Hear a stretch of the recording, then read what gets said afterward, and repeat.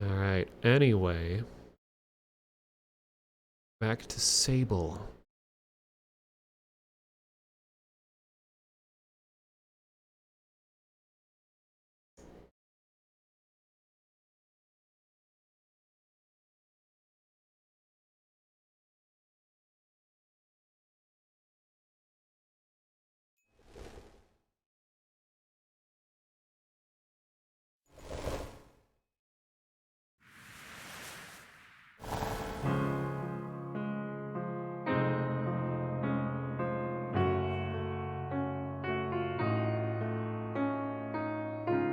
Yeah, it makes a difference to be in a city that embraces its arts community. I can hear many. Oh, I forgot this is loud.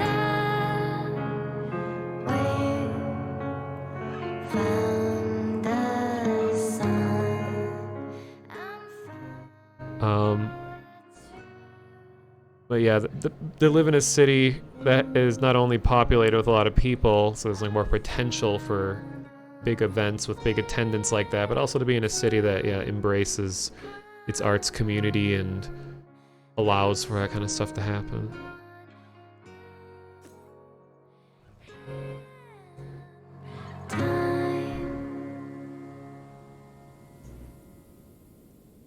So I'm continuing off. If anyone wants to see the other 6-7 hours or that I played of this earlier, I have the VOD on YouTube or it's on Twitch here. I tend to really take my time with stuff like this, so I'm definitely not, rushing to complete the game by any means.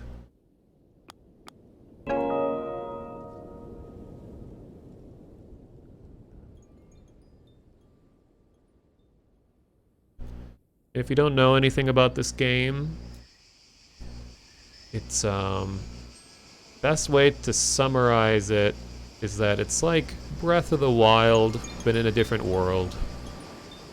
And it's made by a much smaller team, so I don't expect the level of complexity and challenge of Breath of the Wild, but it has just that same beautiful art direction, beautiful music, really vast world where you spend a lot of time just chasing the horizon, whatever interesting things you see.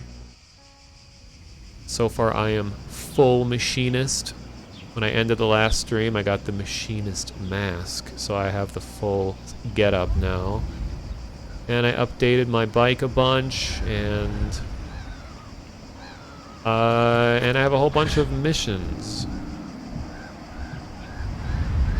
Yeah, you can just wander the game if you want. Yeah, and you can climb everything.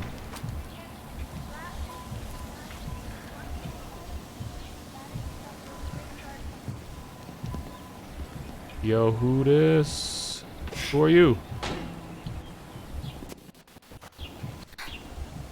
Weird. Okay, trying to remember the controls here. What else do I have? I have a lot of different clothing items.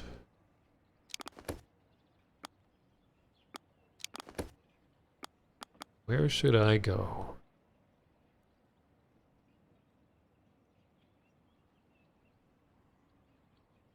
Okay, this is scrap metal person.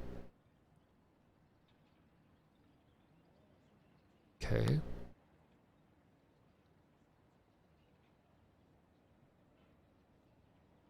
Let's do this. Let's look for a new city. Let's go to Ikria. And I pushed the wrong button.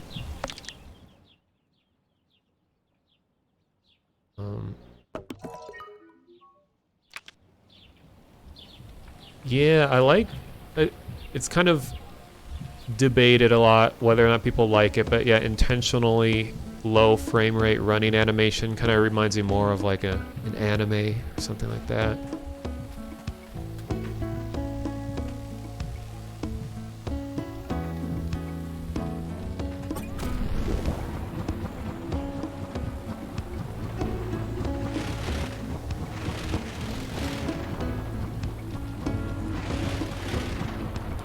My bike currently has beetle upgrades.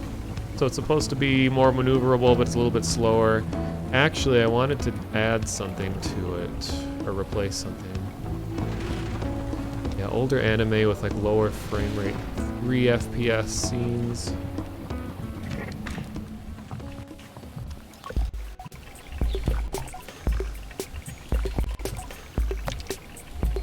I wanted to use this one so I can not sacrifice too much speed. Oh, this is new. Different dyes? Hmm.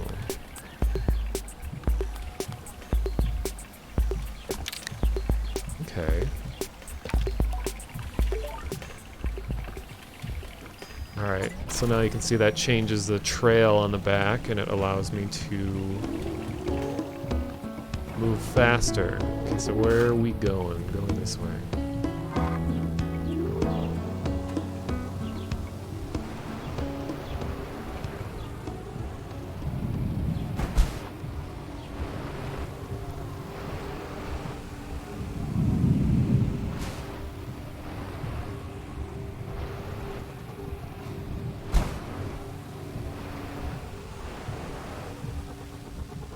There's a game that's coming out in a couple weeks in early access that I'm really interested in streaming.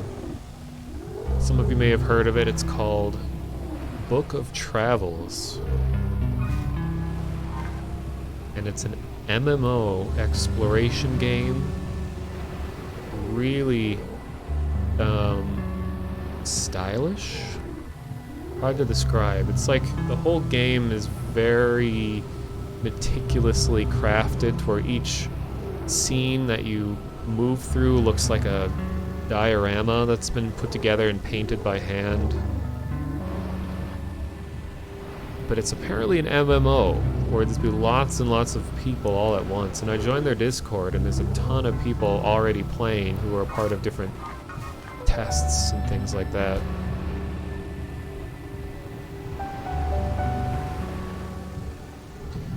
And this game does have some frame rate issues. You'll see that I have a 3060. I have everything as high as it goes, and it'll occasionally stutter.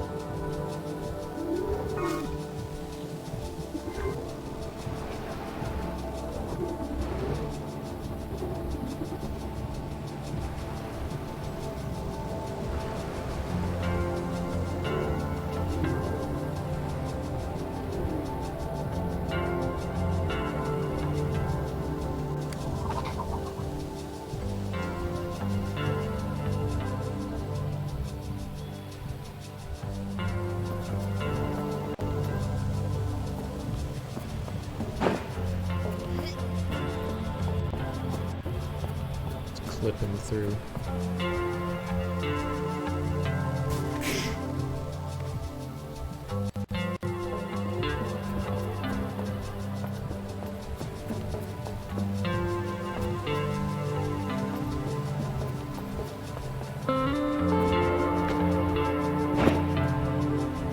Gotta remember, you can climb almost everything.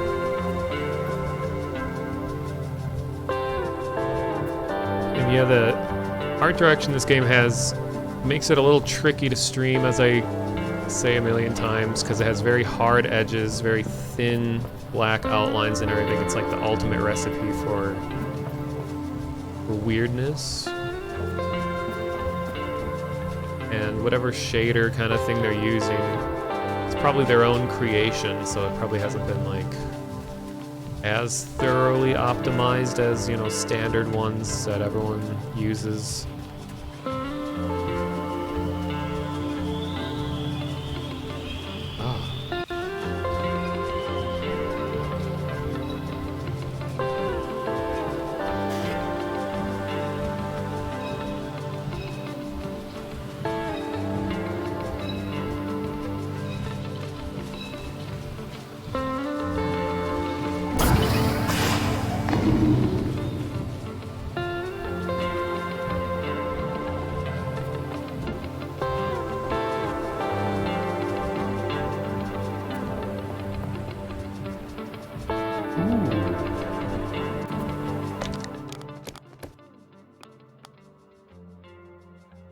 Nice.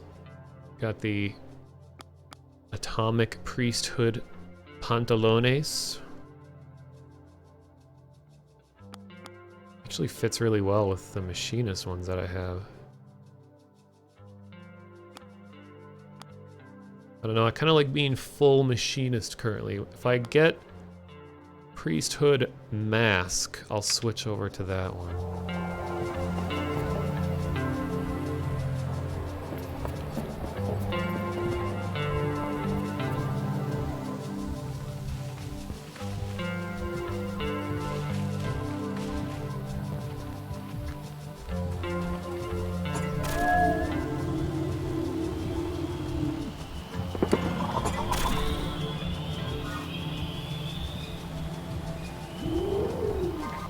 There is some weirdness when it comes to the game. There's a few polish things. Like for some reason it unmarked that quest, even though I didn't do that. So I think when I completed some other one, it decided to unfollow that one.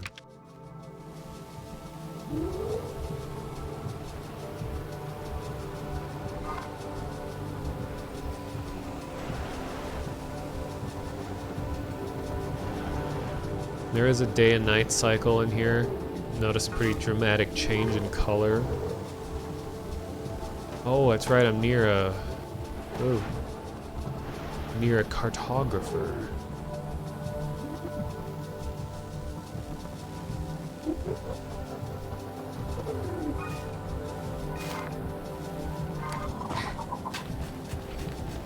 So I fill out the world as yeah, here's the map.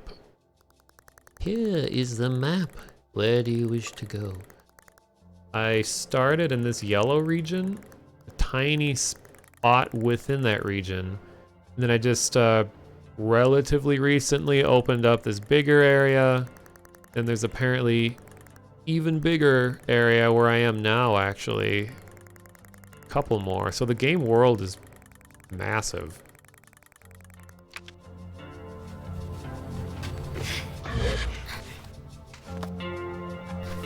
A little bit of weirdness.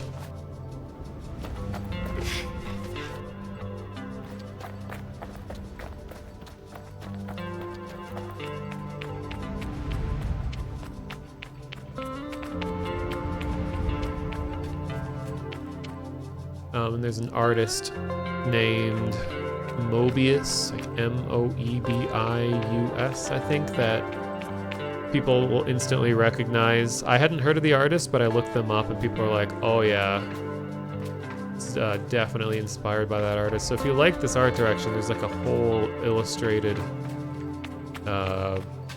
book, I think, with this art style.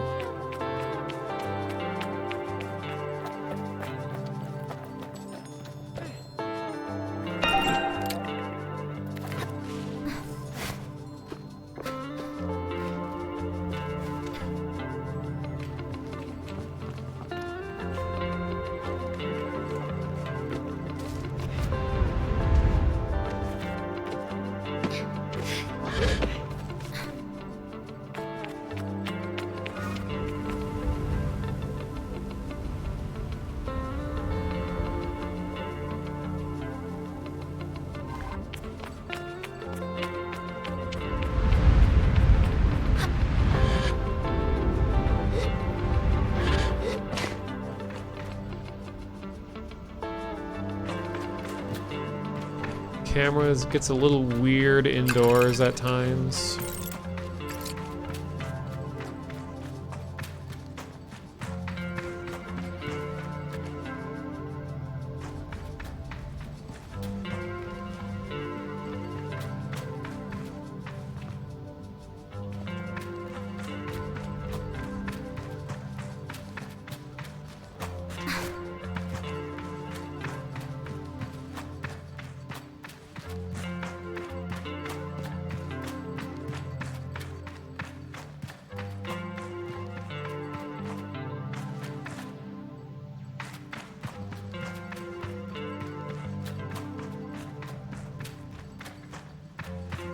Like admiring details.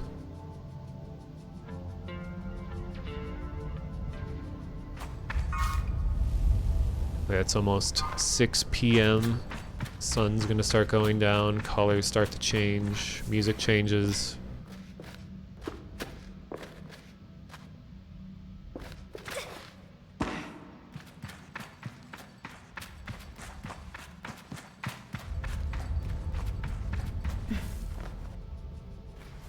Wait, can I grab this through the wall? Nice.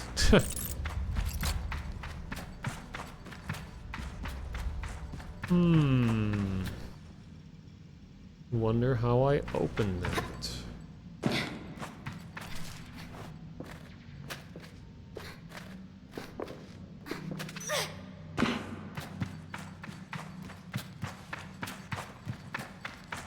Oh, you could just go on the other side for that.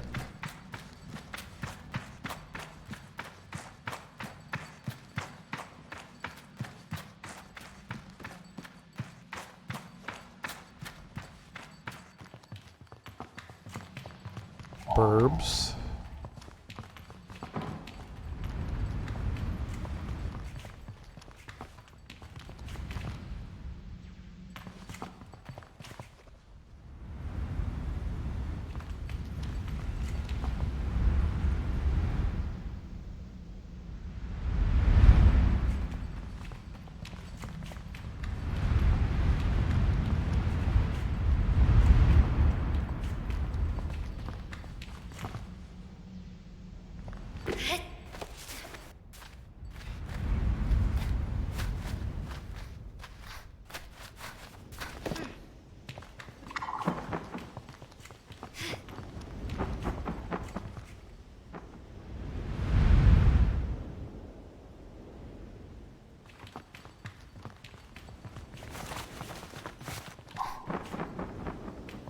Well, you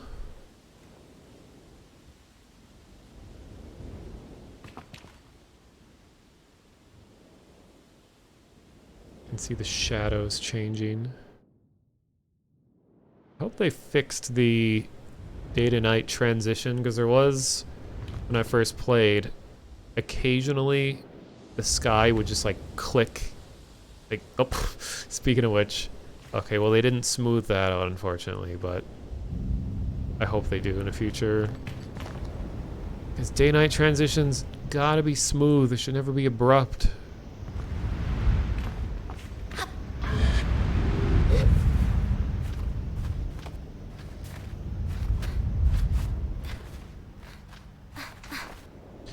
Oh shoot, that reminds me. Last time I was playing this, someone mentioned that there was an upgrade to my stamina that I could have gotten at the city that I started in. I forgot to do that. Hello there, Savage Fam. Welcome.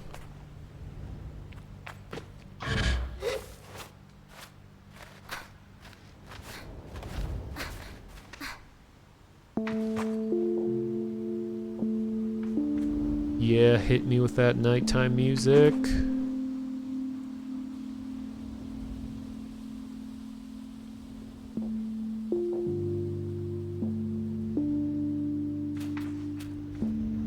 Great, time to have a heart attack.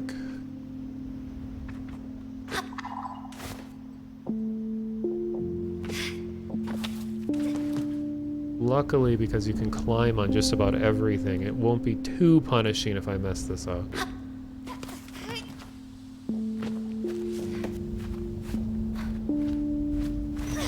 Ooh.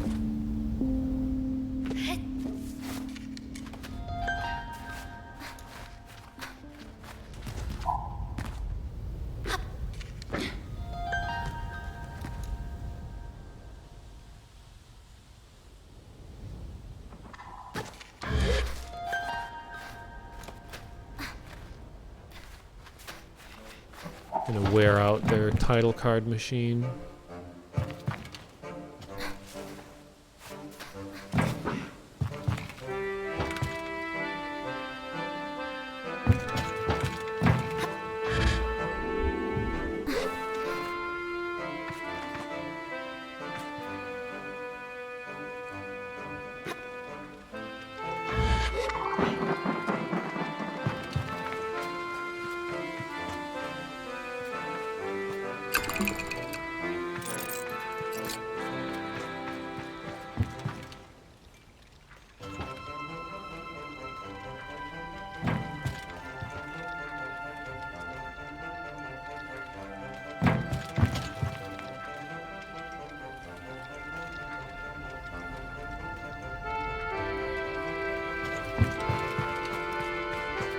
just noticed that up there.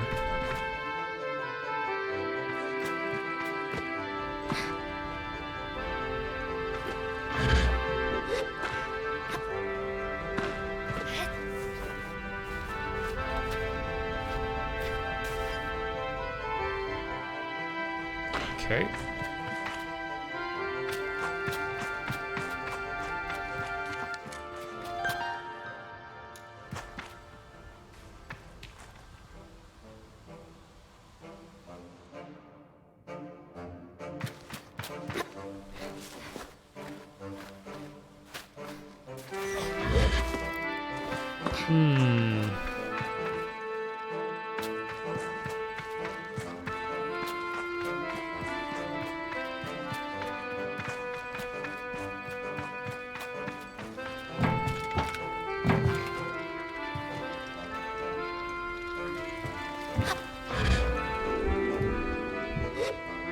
Oh no. Brings me back to here.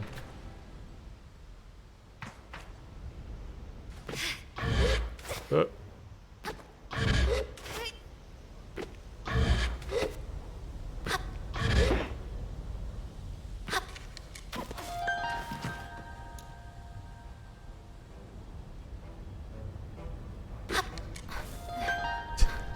Keep triggering that thing over and over again.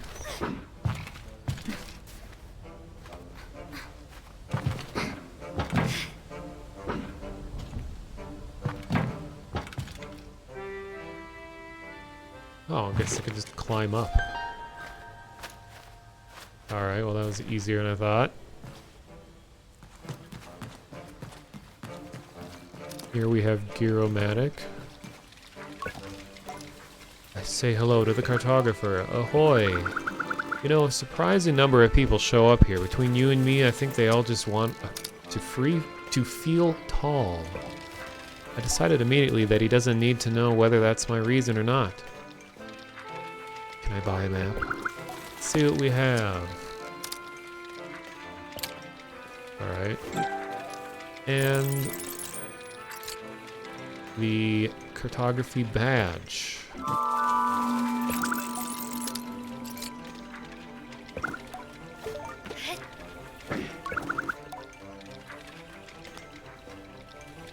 Local points of interest. Cartographers need to give this same information to visitors day in, day out. The city of Acretia is close by. Have you seen it yet? Five Bells Camp isn't too far either, he thinks. The Palm Forest, you gotta get a look in there actually, especially if you like mystery. There's a ruined ship in there that no one's touched for years. Speaking of ruined ships, the Whale is around here as well. You won't find many things older than that. What can I do you for, Glider?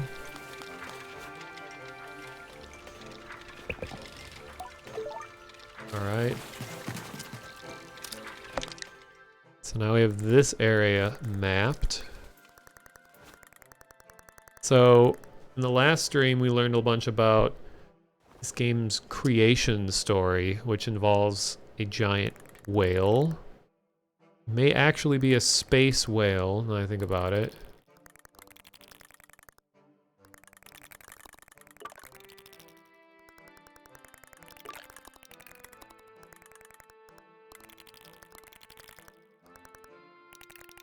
There was a huge skeleton that I saw on the horizon. I'll have to check out at some point.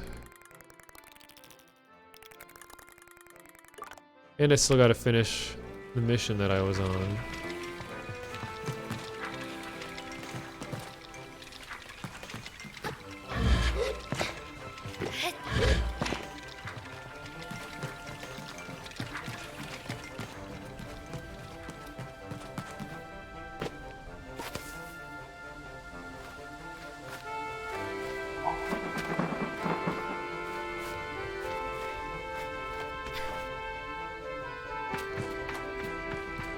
Here's some not Koroks.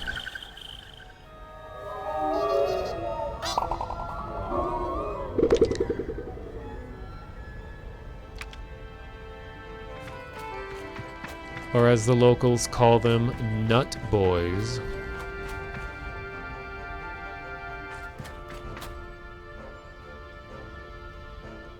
think I can actually get on top of the balloon.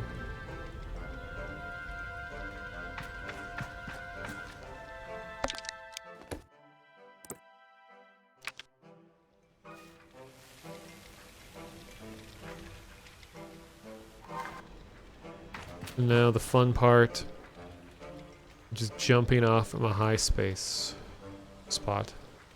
Actually, I haven't looked at this area yet.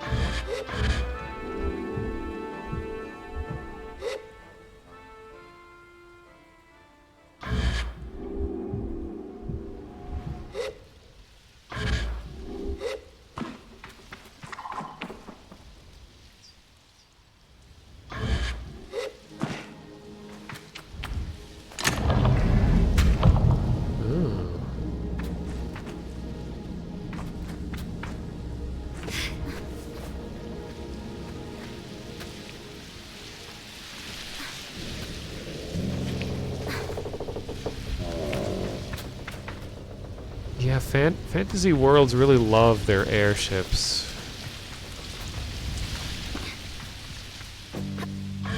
And I guess, you know, blimps, zeppelins, and all of such weren't ever really as big of a thing as people thought they were going to be.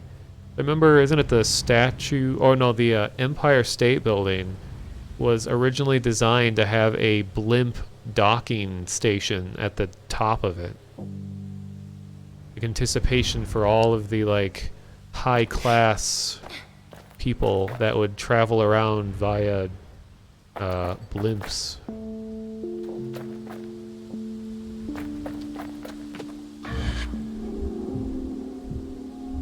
And of course we had the, you know, huge manatee moment in history that probably put a stop to a lot of that. People realize, let's invest in airplanes instead.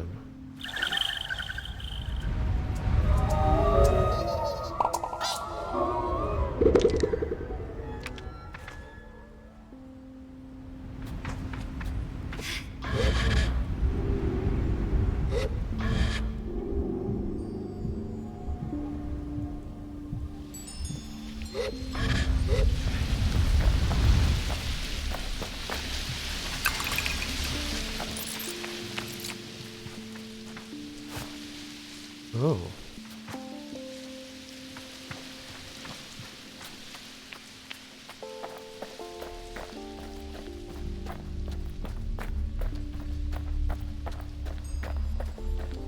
It's been researched into more aerodynamic airships. Yeah, I think with how solar energy is becoming so much more efficient that people are starting to try to use the potential of really lightweight solar-powered aircraft.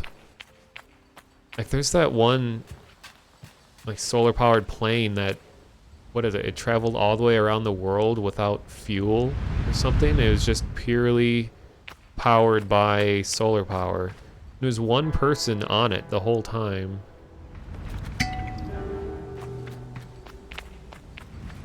But they were there, you know, just to guide the thing.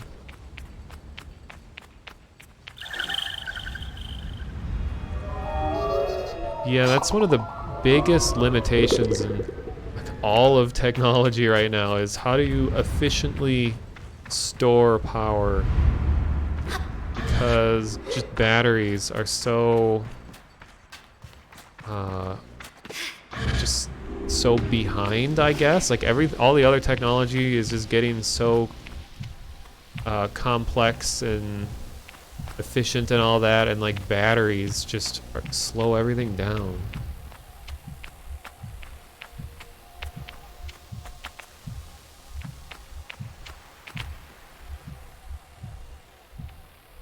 Hello, Bark Bark. So you've acquired a Vidya Bum emote, a very important one.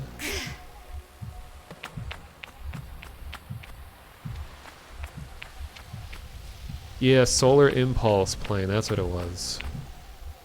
You got to visit it in the hangar during one of its stops. Nice. There was a... God, what was it? Oh, that's not good. Uh-oh. There was a funny moment, and I always have trouble finding the video again, but there was it might have been the Solar Impulse plane, that it has a really, really wide wingspan, and it has lights all along it too. Like, it doesn't really look like any kind of aircraft you would normally see.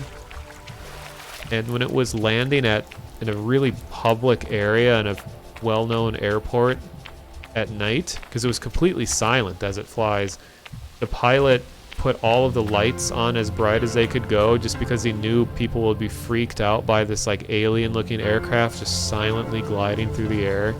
And then sure enough, there was like, 100 911 callings of some like suspicious weird aircraft in the air, and there's like videos online of people reporting UFOs and stuff, and it was just this solar plane that was rolling into, I don't know, somewhere in Florida, I think it was.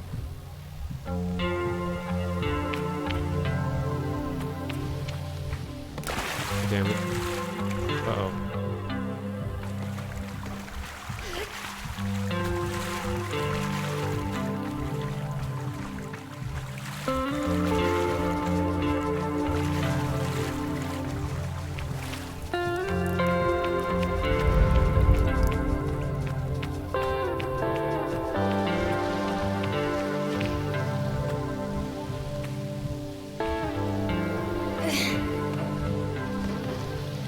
What am I supposed to do here? I can't climb when I have this. I can't throw it very far. I can only throw it straight.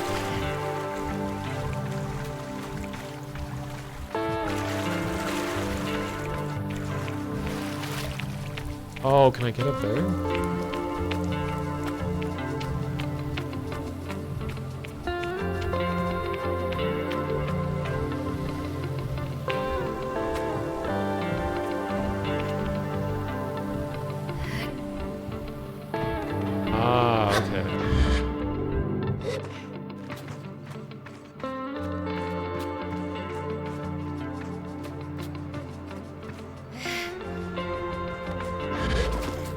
Wow.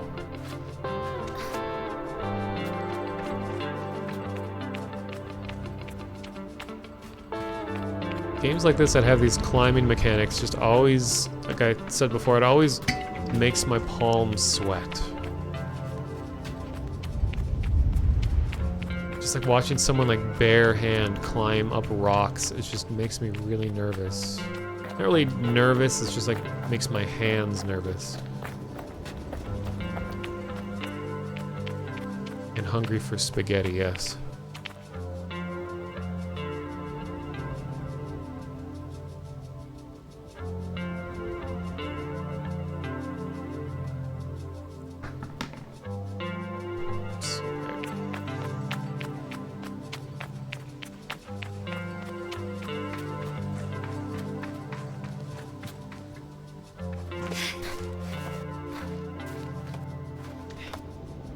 Oh, that was easy. Didn't expect to find that there.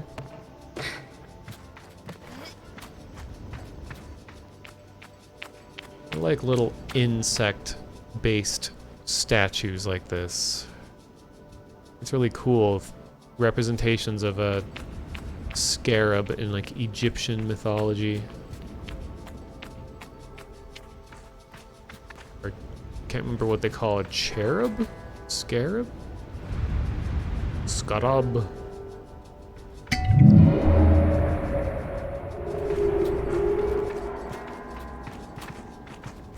What is this gonna be?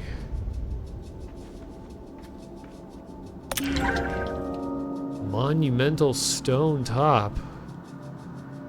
Ooh.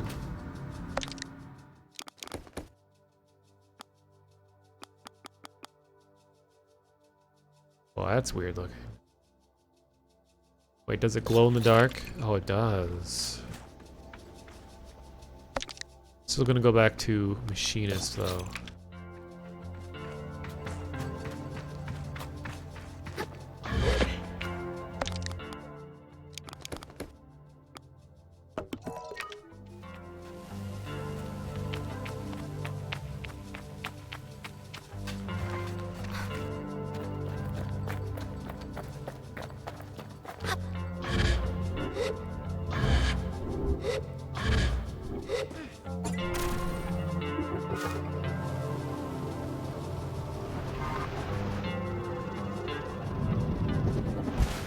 Oh yeah, and just in case, I like to save.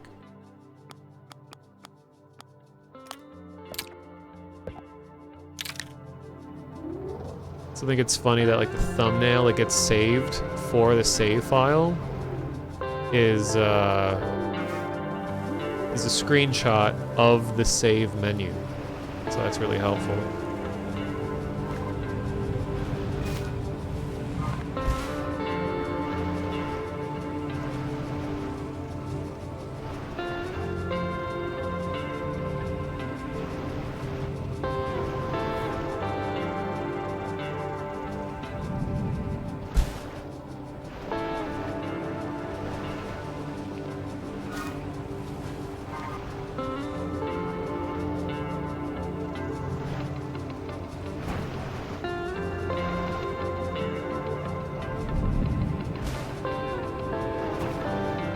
Here's the new city. Acretia.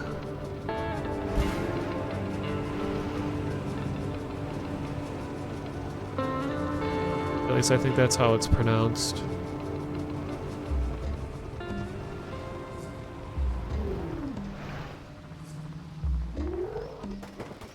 Ow.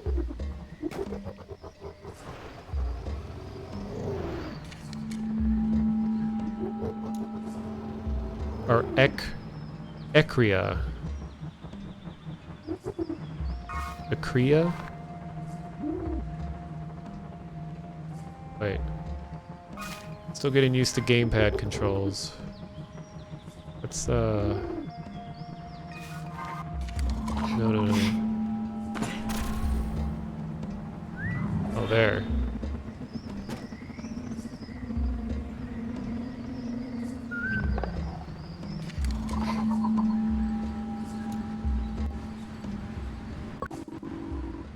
Need something fast, reliable, neither. We've got all sorts of bike parts.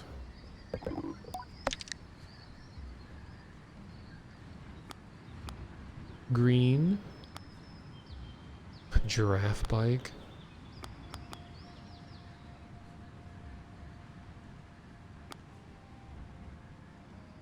Speed, sir.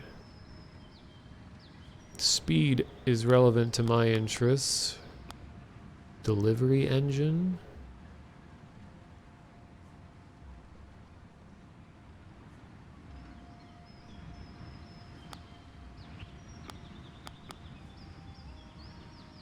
I forgot a space after that period. Immersion ruined. Wait, delivery bike? Wait, so you can attach stuff to the bike? I don't know if that's just cosmetic or if that's actually...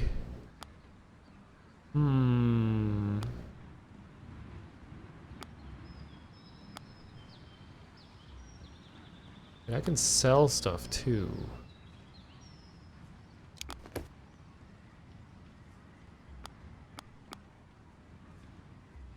Remember, I didn't need any more of these. The Death Stranding reference? Maybe. So I can get 70 bucks from this.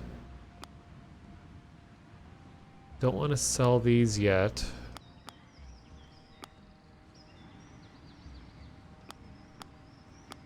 Just sell all these.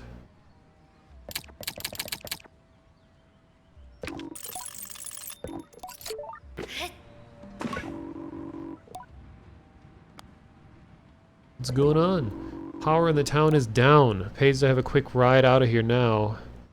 Lots of folks are looking to head out if things don't get back to normal soon. Take care.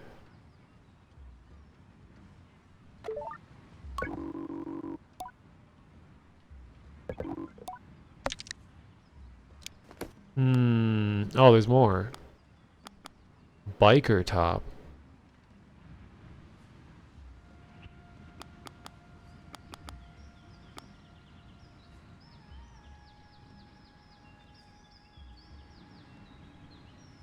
Wonder...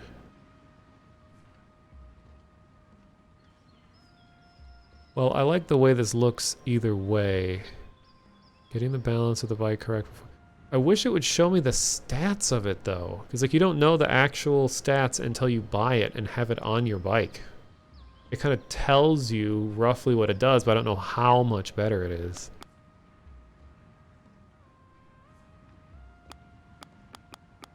Speed or delivery?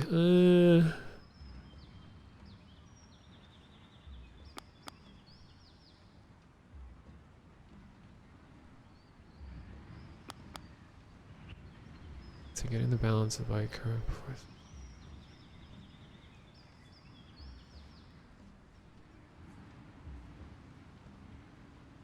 Alright, well even if it doesn't actually give me anything new, I'm just curious to see what it looks like.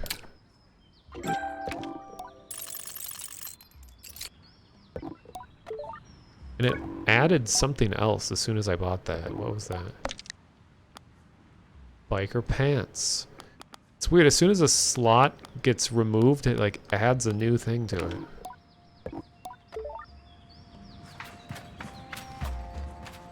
Oh, okay. So this is what the stuff would look like, is on this bike. Well, that's what the back part looks like anyway. Let's see what this... Oh, and I gotta find a mechanic.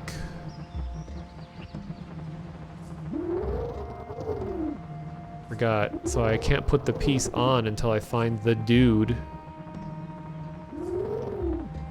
Well, I'll have to find that.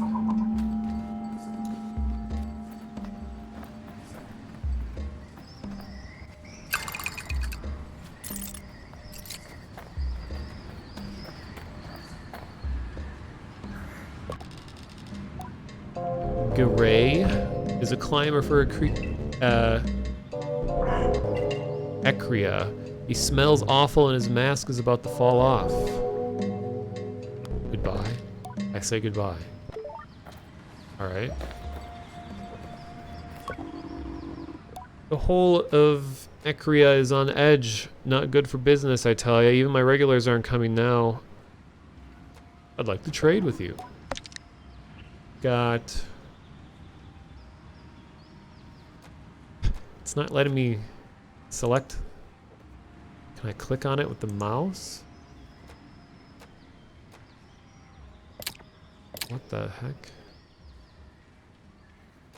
Okay, this seems glitchy.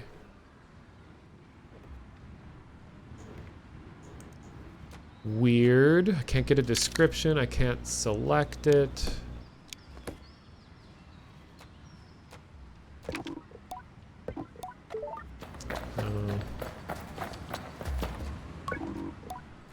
Nomad Yuki. Oh no, what am I gonna do? They've lost power in the town. The merchants have started hiking their prices and now I can't afford my tea. Some more cool bikes.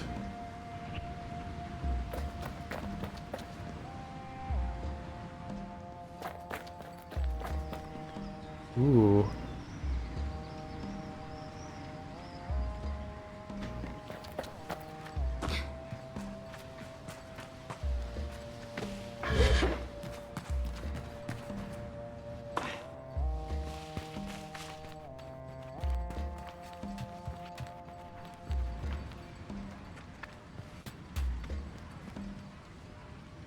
Hello. You look cool.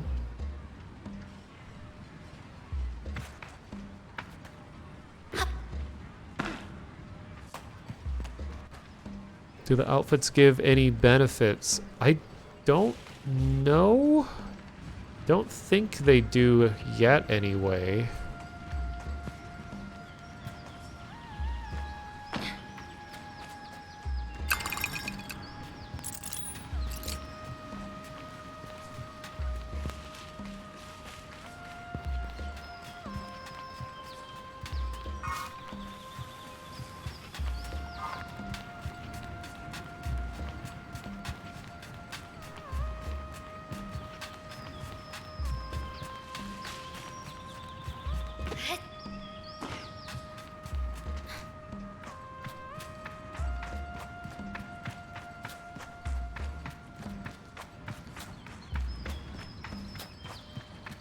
Oh, here's the mechanic, or machinist. Seems frazzled. Hamza is the machinist of Akria. He's busy tidying up the workshop and looks like someone has ransacked the place. What can I do for you, Glider? What happened here?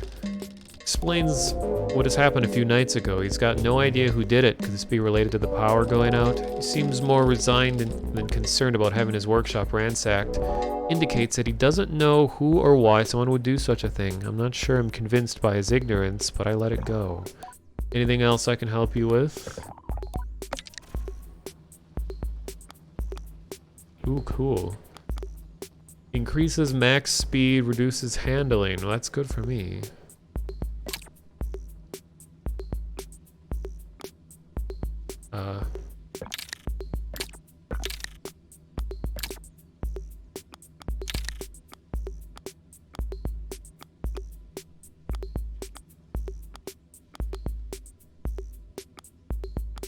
Menu's being a bit buggy.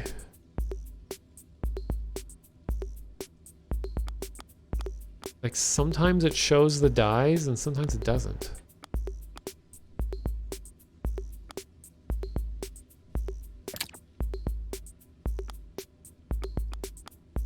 Oh yeah, see, it's letting me change the colors on the right. And there's supposed to be a menu that pops out to show you which dyes you have available. But it's not showing the menu. So I just have to take it for granted that it's there.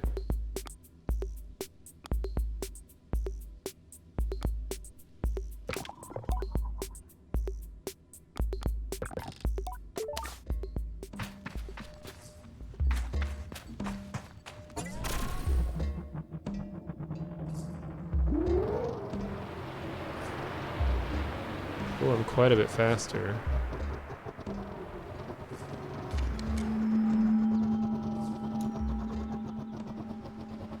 Whoa, that's water. Okay. So this is what it's like being underwater, I guess.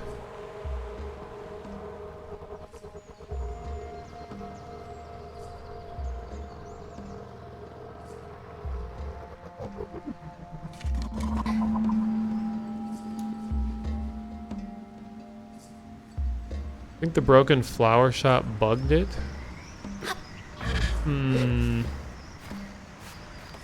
Well, thing was, I was having that dye problem when I first started the game too, like during my last stream, and that was before I did anything with that flower shop.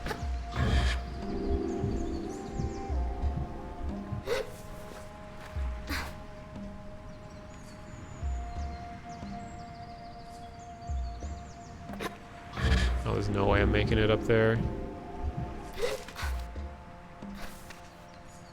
Where's my quest person?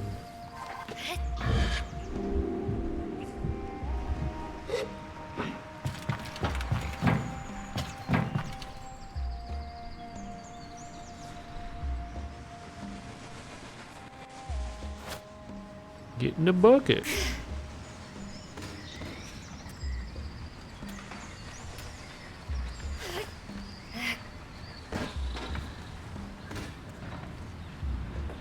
To add those to my bucket list.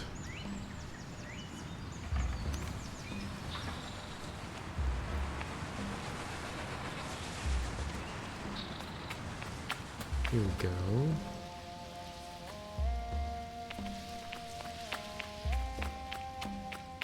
Say something. So I'll just push you away.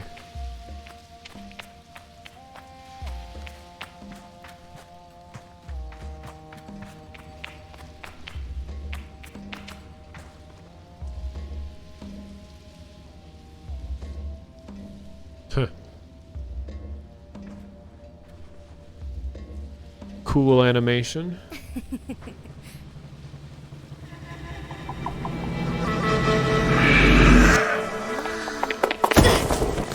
Whoa.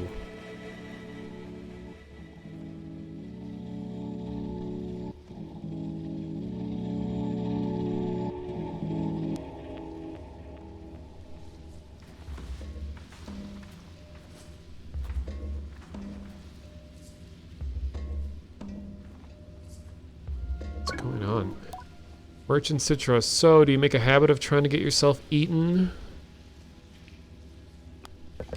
I asked what it was that nearly killed me just now. Well, it's a worm, isn't it?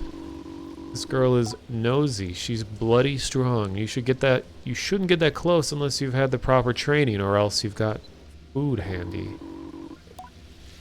But you're a glider, aren't you? So I suppose I can forgive you, or forgive a bit of clumsy worm handling. Her name's Citra. Tell her I'm Sable. She offers a quick compliment to my name, which almost soothes the embarrassment burning through my ears. After that, she's all business. Now, what brought you here? Can I help? I get the sense that if Citra were an animal herself, her fur might have been bristled at my question. It triggers a memory where Jody told me that it can sometimes be a labor in itself to explain how one needs help, and that I ought to try to see where I can be useful before I inquire. But I think I've made enough of an introduction already.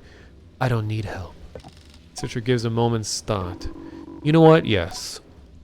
Nosy loves a black desert glowworm as a treat. If you could find her some, we'd both appreciate it.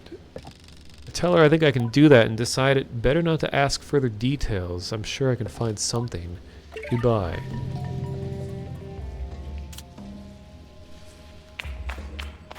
I had no idea that was a living thing. Yeah, unfortunate time for it to get bugged.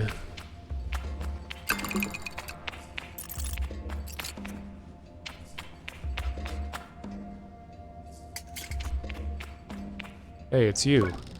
I hear the guard murmuring about pomegranates to himself as I approach. When he notices me, he clams up and stands to attention. Can I help you?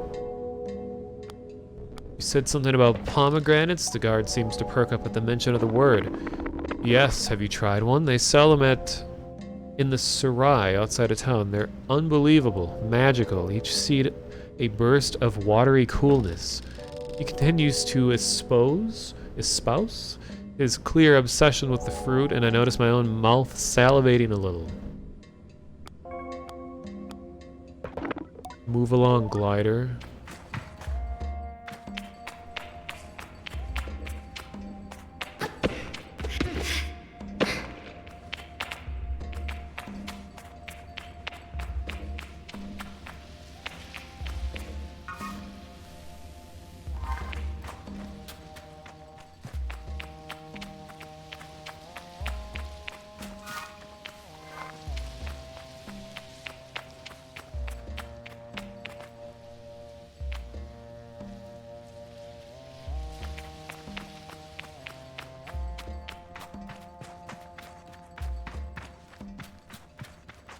All these people standing around, floating things on their backs.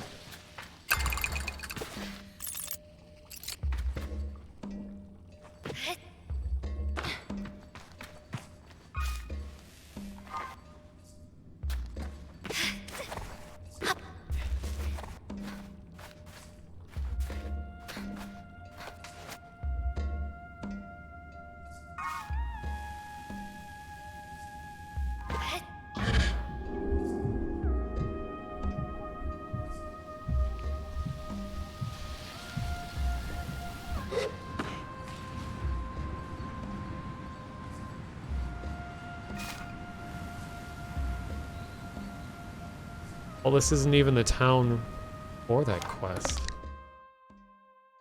Oh, what? Changed it. Okay, gotta go back.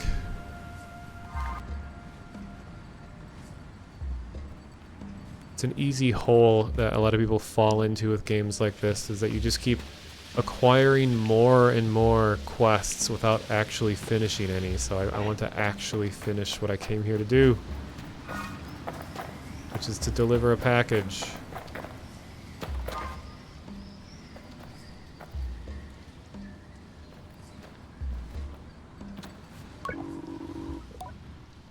You, Glider, my name is Maz. I have a problem and I wonder if you could help, or acquiring a new quest. There's a voice like burnished steel. Despite the softness he tries to inject into his entreaty, the tone of a man more used to orders than requests. I gesture for him to continue. I can at least hear him out. It's my son. He sighs. He's being held by the Ecrine guard. They caught him tampering with the water supply. He puts up a hand to reassure me before I can speak my doubt. He was only trying to tap the supply, not taint it. He aimed to bring us a better source of water, one that could benefit us immensely. Is that really a crime? By Ecrine law, this is illegal, yes, but if we followed Ecrine law, we would all die of thirst, waiting on some functionary to make the slightest effort. He sighs and crosses his arms, taking a step back. It's hard to tell if he's already defeated or just trying to tamp down some rising hope. I won't work to convince you. If it sounds like too much, I understand, but someone needs to stand against this. And for several reasons, it cannot be me. Not this time. Can you help? I'll help. I'm not sure what I expect, but the solemn nod I receive catches me off guard. He steps closer to me and places a hand on my shoulder.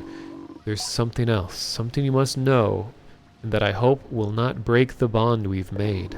Have you ever heard of the Shade of Akria? No, what's that?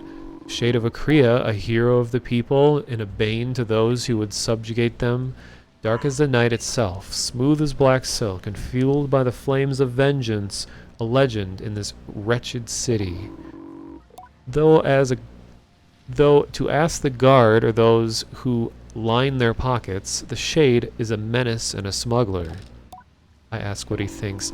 I think he was a man doing his best to right the wrongs of the powerful, but I might be biased. I am the Shade of Akria. I barely have time to look impressed before he adds, and for today, so are you. What? When I retired, I hid the mask of the Shade, but even though the Shade was gone, the rumors, the legend, persisted. A glider could not convince the guards to free my son, but the Shade? Oh, at the mere sight of him, they are liable to give you whatever you want. Naz points to a marking on a nearby wall. You see that? Head to the town gate and look for this symbol. It will lead you to the mask. Collect the mask and return to me. Then we stage the rescue. Farewell. Alright, now we have another quest. Okay, let's go back to the one that I came here for.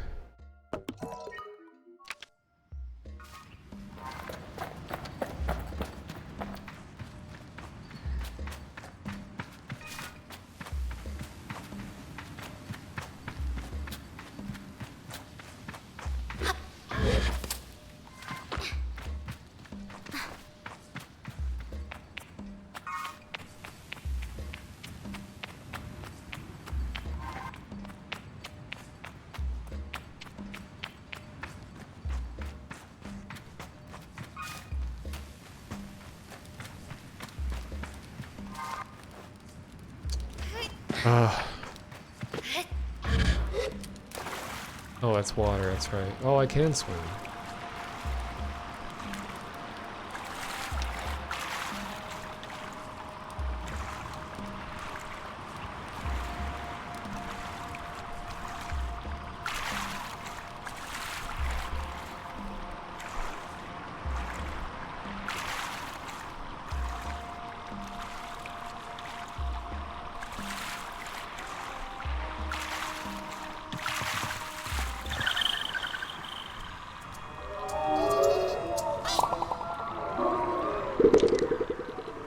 And it is still nighttime, so that's why everything is so, similarly colored. Or saturated.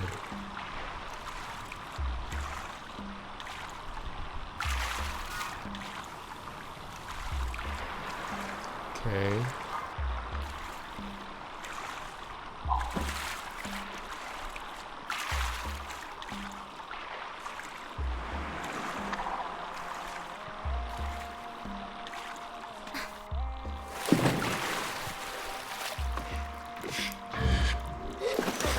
One thing I see video games in... Oh. Wind chime die. Cool. One of the things I see video games struggle with all the time is a transition from water to land. Every game does it a little different. Sometimes it like boosts you up, so you just fly up in the air when you get near the edge, or sometimes your character has an animation to grip the edge. There's like always different approaches, sort of like ladders in games. They vary so much game to game.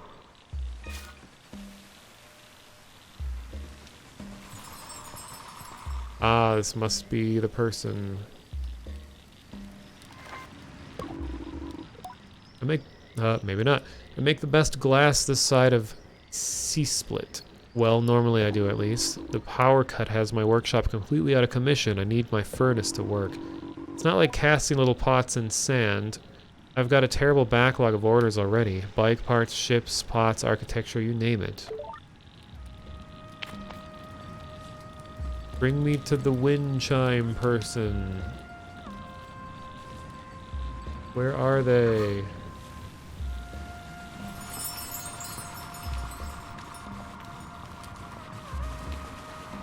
Must be directly above me or below me.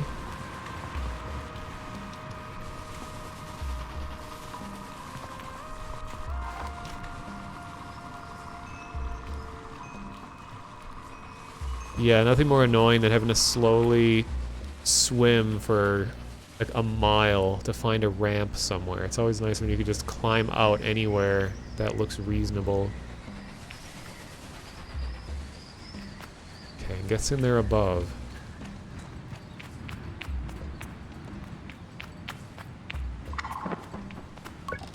The doctor looks concerned and frustrated. This power cut, all of our medical equipment, prosthetic alignment, artificial wombs, it's all going to run out of power very soon if the energy doesn't come back. Those useless guards and machinists. Hey, I'm dressed like one, but I can't do anything related to them.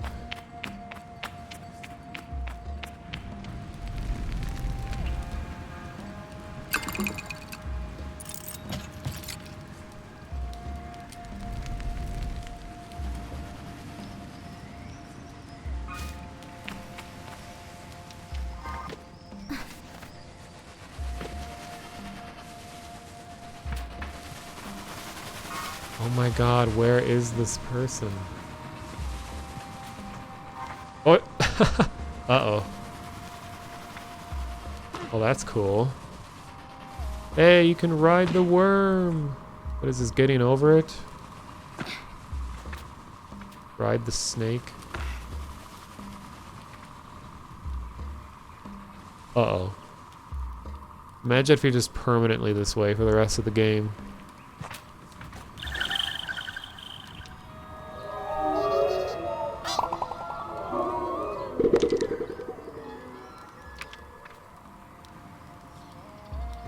Well, I'm as high up as you can get in this area. So they must be below me, because watch. I go this way, then it snaps to the other side.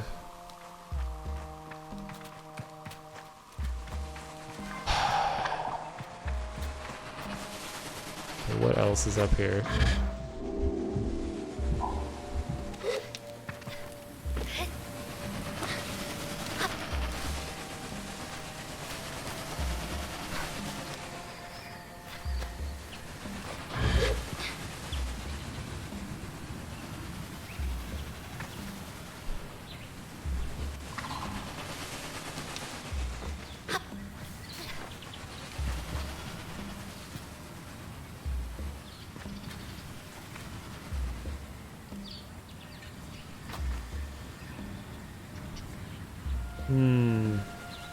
Another worm.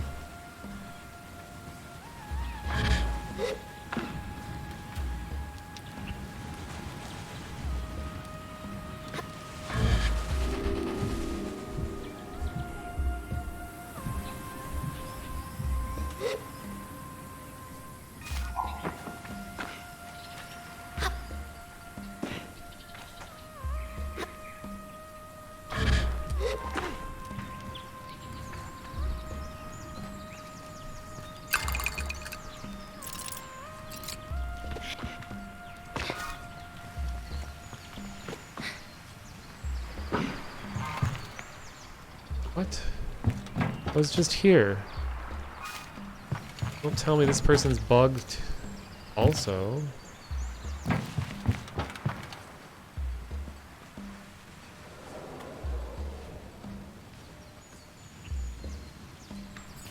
I don't think it varies in like the time of day. I feel like they're supposed to be right here. Because this is the wind chime spot. Clearly, because you hear the sound of wind chimes when you walk in and you see them there. And it looks like they're supposed to be standing right here.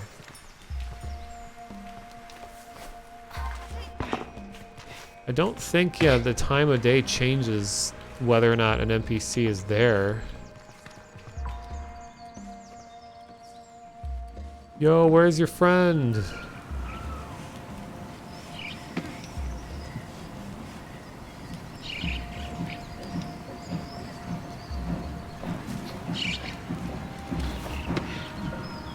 It's almost daytime anyway.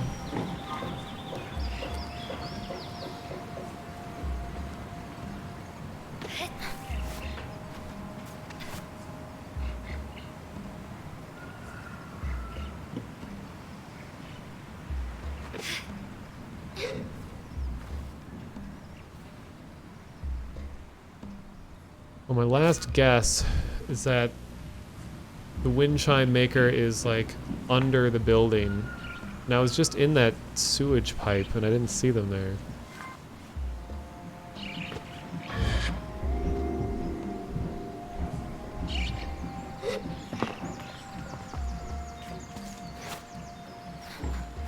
See if I can take a look underground.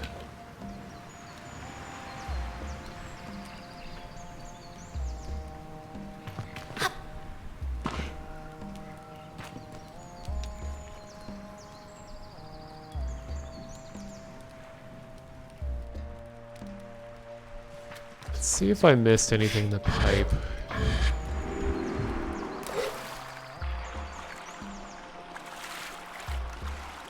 Doesn't look like it.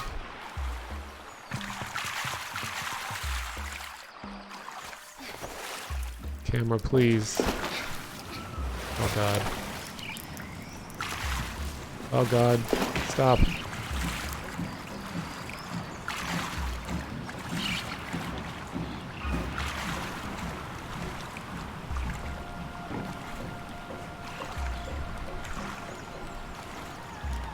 No, I think I should move on to another quest. I don't think I can find this person. Wait. No, it's blocked off. Oh.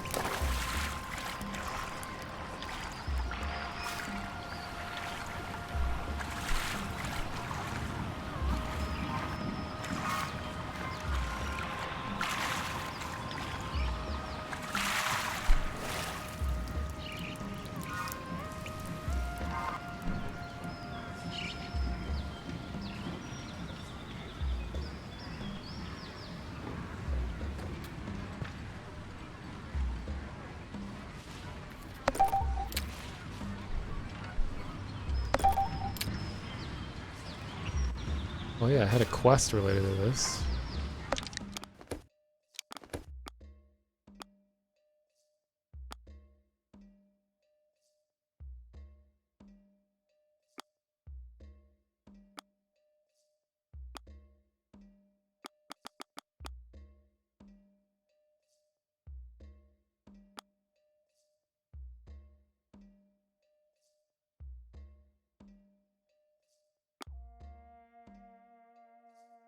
Hmm.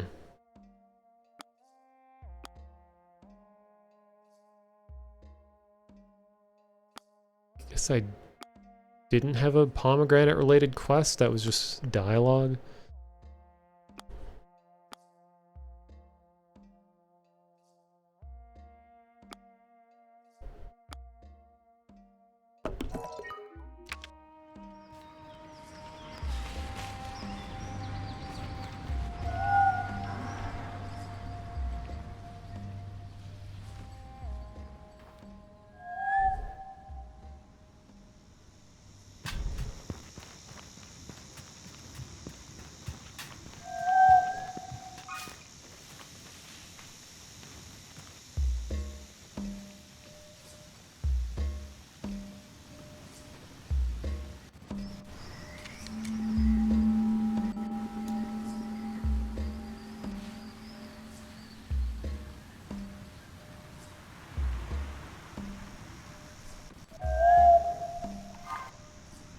My bike isn't cooperating.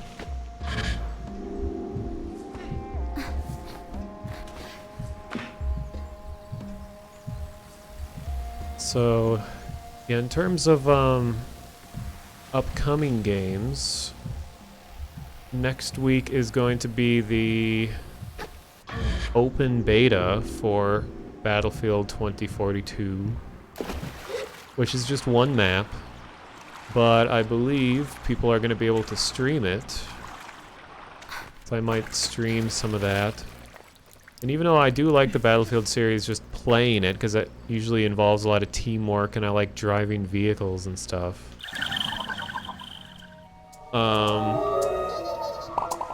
One of my biggest interests in the series, though, are the Easter eggs, and it's very doubtful to be anything in the open beta, but it's always fun to just like admire the details of all of it. So I might stream some of the open beta next week to take a look at the maps in more detail if I can. And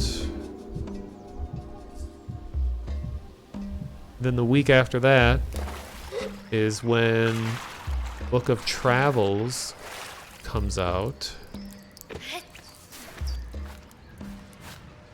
And the embargo on that lifts at like noon on a Sunday.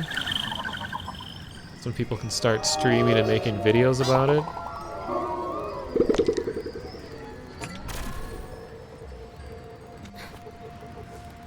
That game is so unusual. I really don't know what to expect. I mean, I've watched a lot of videos of it, but it's just weird enough that just I don't know, just wandering around is one of the fun parts.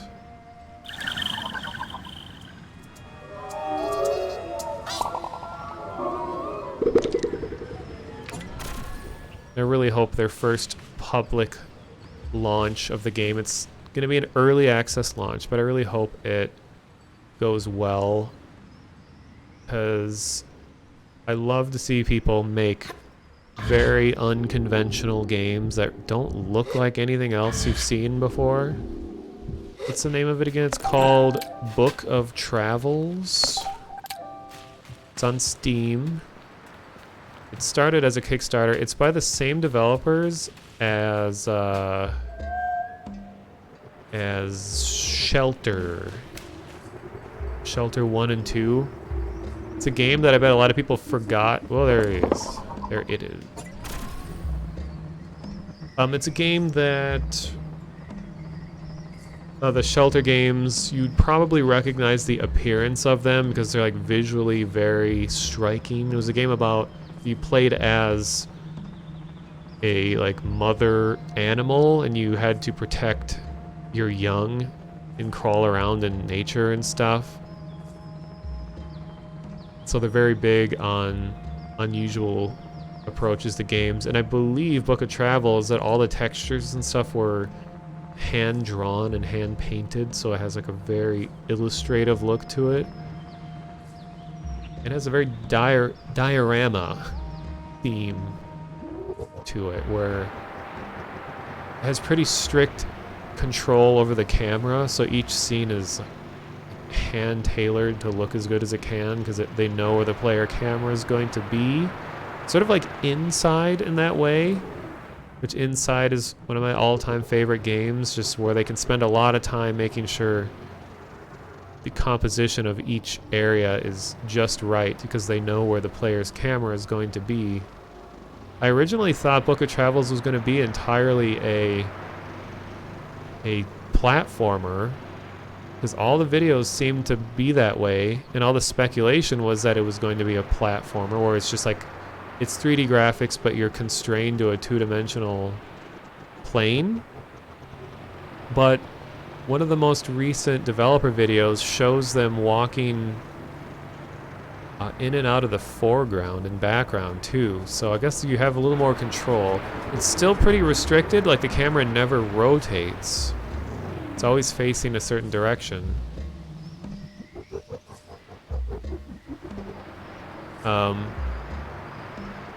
but you can at least go in and out of stuff. So what is this building? Can I get in here?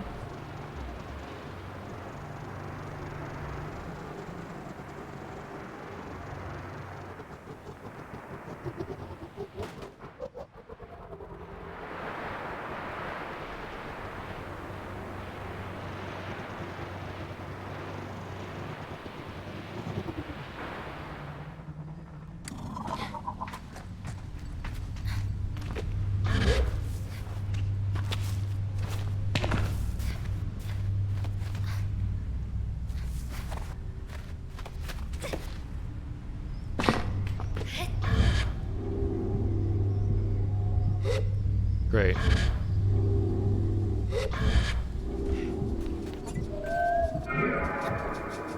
Wrong way!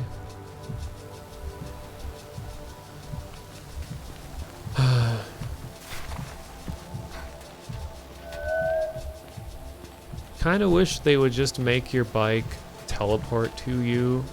I mean, it's cool and all to be like, oh yeah, it actually has to navigate its way over to you, but that's like asking for pathing problems.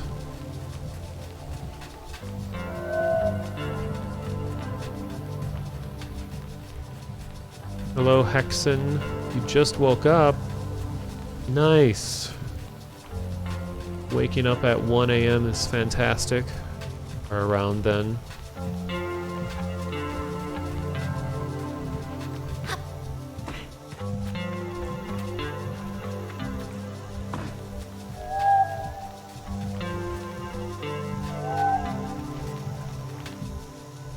Swear to God, the bike better be able to get down from there. I don't want to go all the way back up.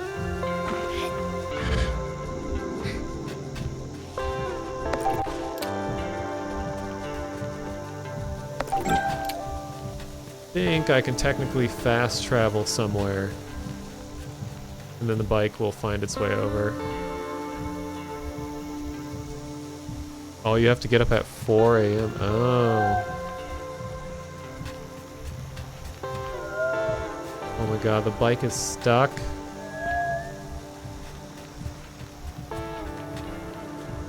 You know what? I'm just gonna fast travel.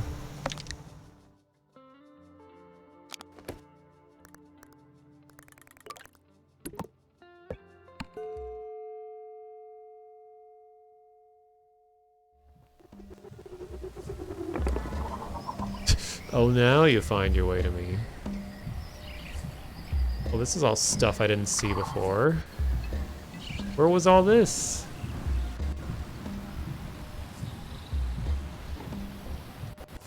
Okay. Well, I'm glad I fast traveled.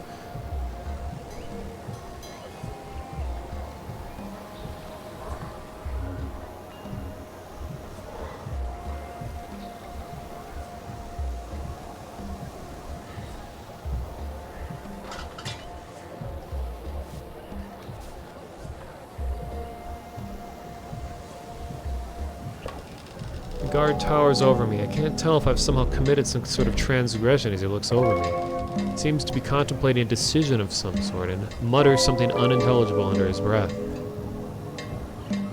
Who are you? He responds sharply.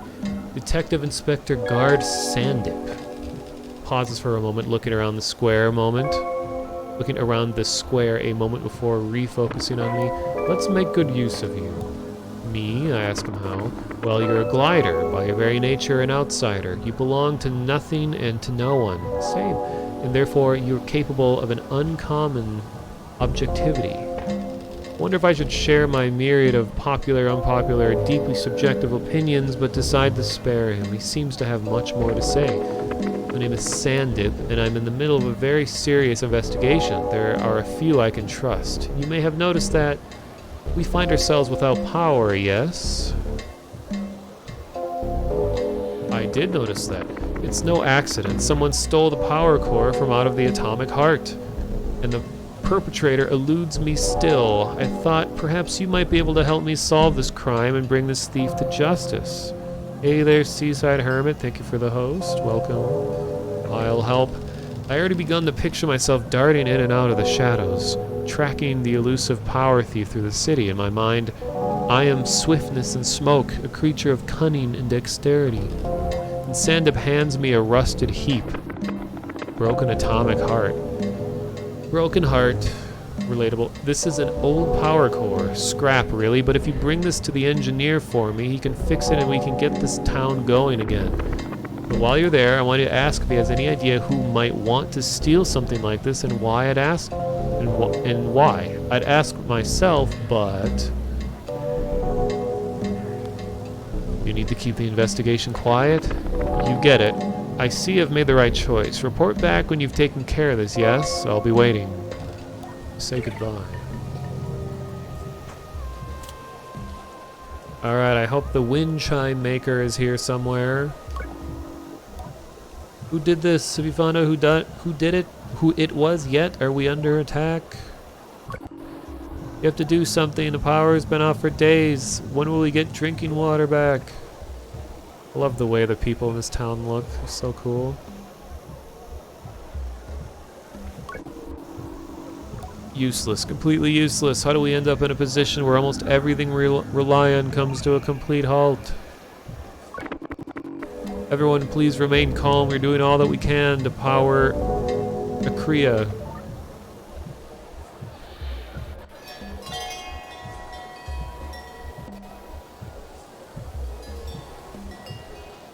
Alright. We're gonna go back to the machinist.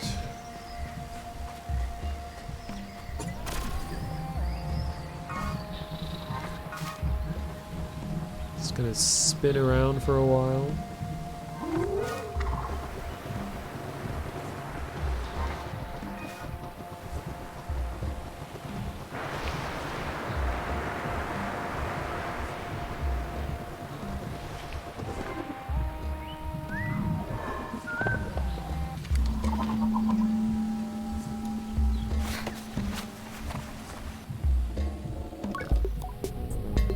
What can I do for you, glider?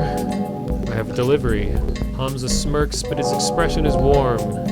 Oh, his music is loud. They've got you running errands, eh? I like to keep busy. Oh, I can relate to that. If I don't keep working, eventually I'm gonna have to think about some of the things knocking around in this old little brain of mine. Nobody needs that, least of all me. I'll drop this thing off with Sandip when it's good and ready. Anything else I can help you with? I have questions about the power cut. Any idea why someone might have taken the core? He crosses his arms and looks down, thinking on it. Power is the lifeblood of everything we do as machinists, and our work exists to uplift the past and secure the future. Power supports and machines are bound to the people.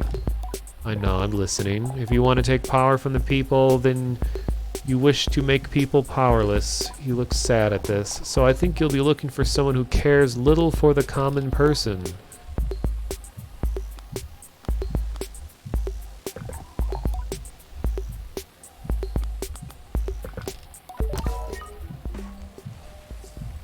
Okay, well, who cares little for the common person?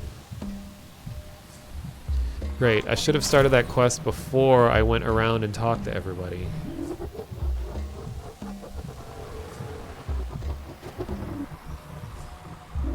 Oh god. It's already nighttime?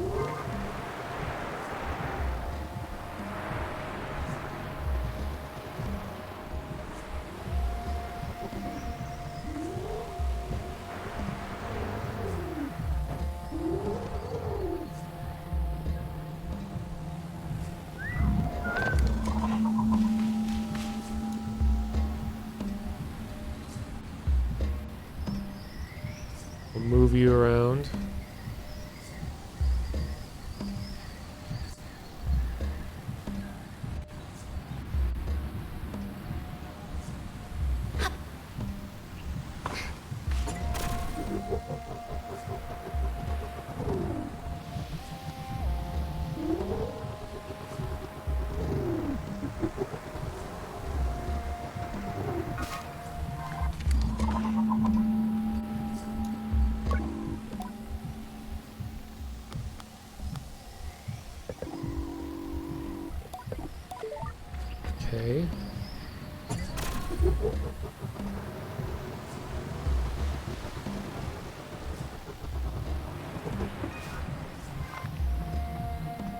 I want to go into the water again. I wish you would just float on top of the water instead of sinking.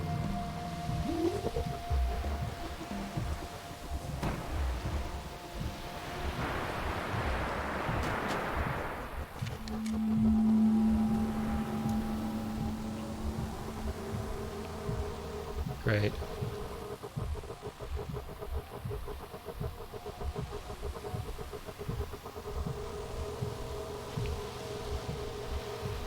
For some reason it reminds me there's some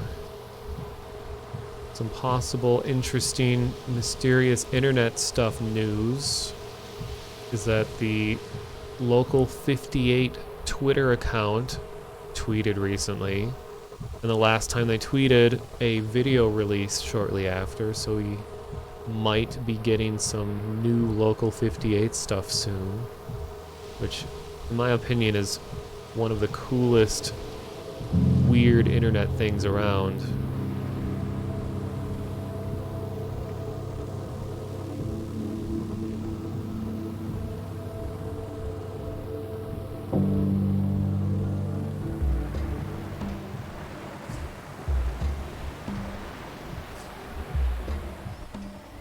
Did I really just do a full lap? Oh my god.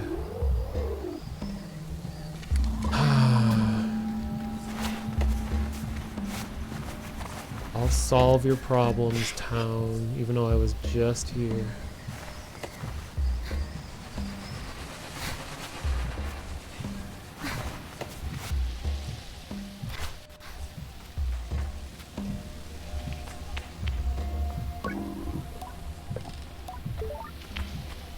Need to binge on Local 58. It's always fun. There is apparently an actual order, or a theoretical order that they all go in. And it's not just by when they're made either. It's like Nexpo did a video on it, on like the possible underlying themes of Local 58. So that could be a way to go through them again, is to kind of be reminded of a theoretical overarching story behind them all.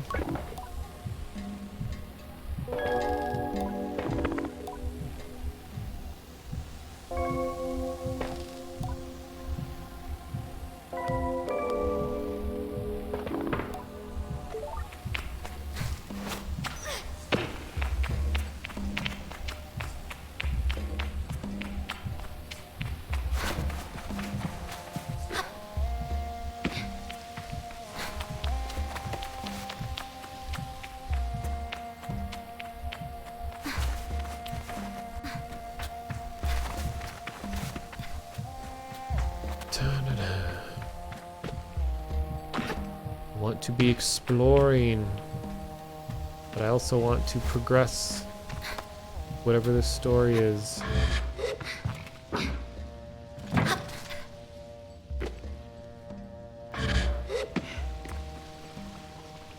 Yeah, I like your helmet.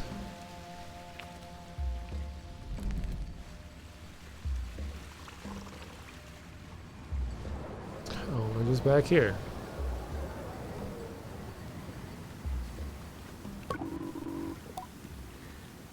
Quite like it when the power is off. There's a sense of peacefulness to it. Guilty.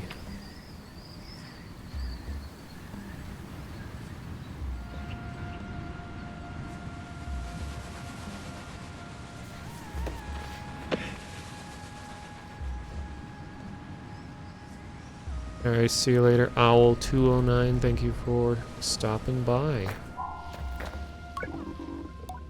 Any cuts to spare, anything would be appreciated, Glider. Offer 10. Thank you kindly.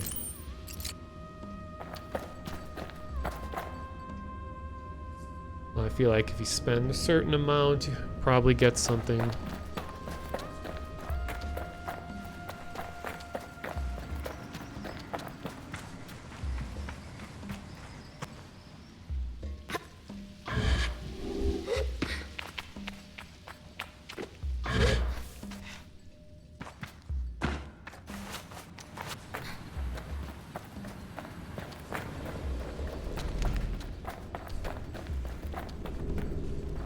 Hello there, static gremlin. Welcome.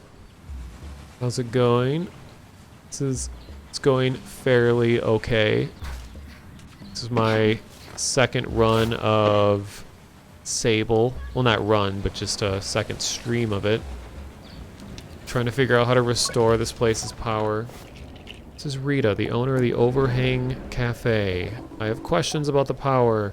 I don't think I'll be of much help to your investigation. Any idea why someone might have taken out the core? Whatever the reason, it's been terrible for business. Where were you when the power went out? Same place I am every day here in the cafe. Who do you think did it? There's people coming and going every day in this town. Could be anyone.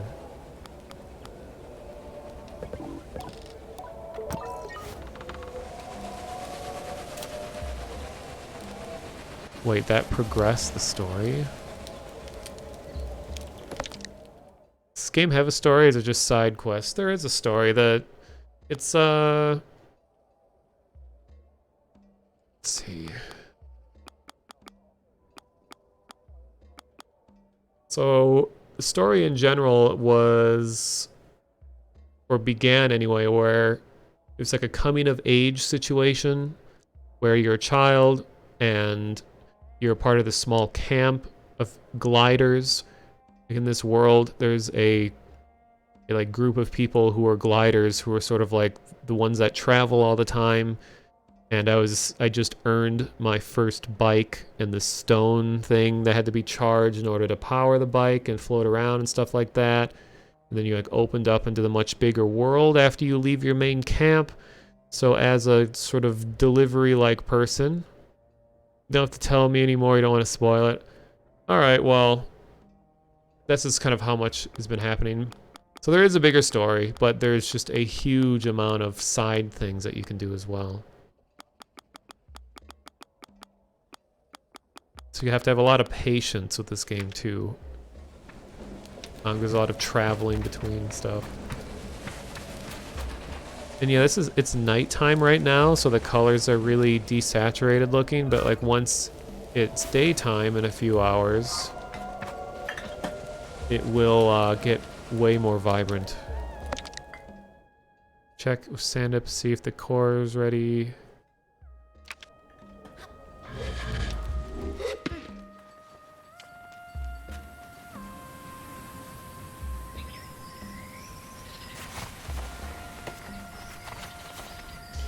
Yeah, no problem. The game has a great soundtrack as well.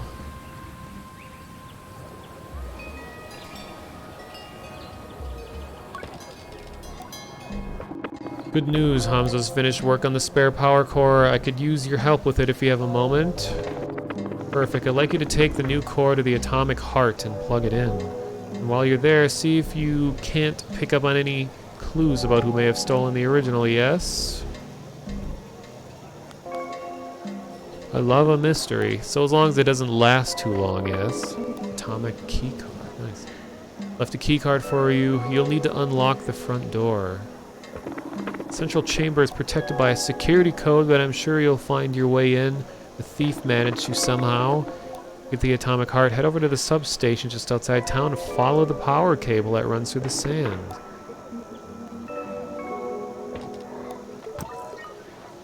Alright, sounds cool.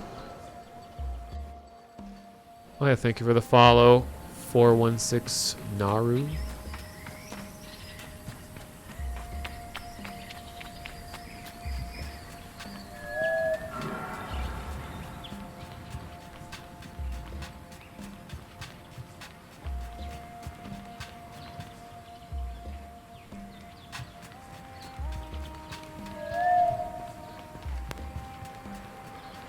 Lose my bike again. There it is.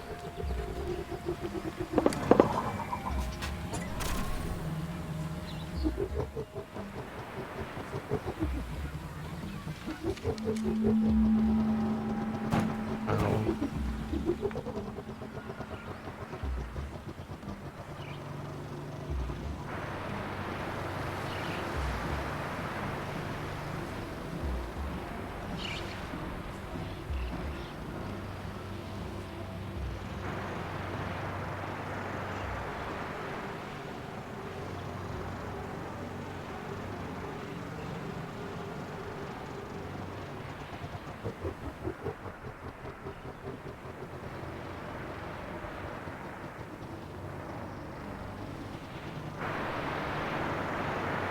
I like how massive this cable is.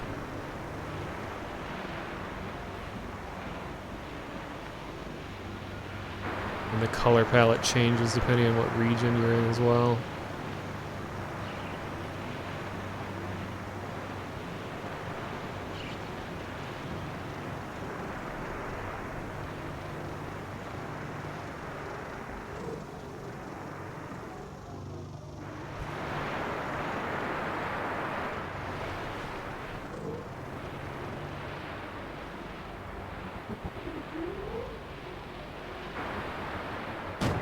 Ow.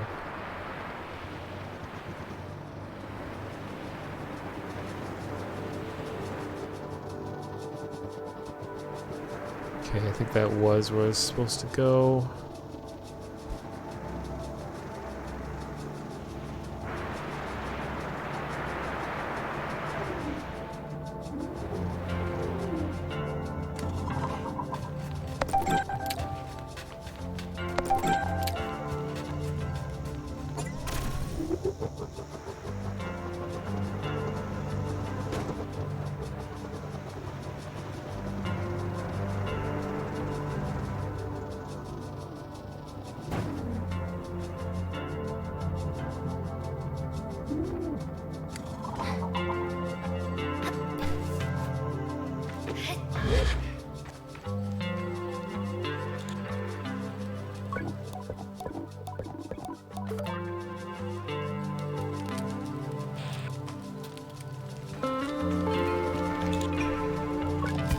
I can feel the nervous energy behind his mask.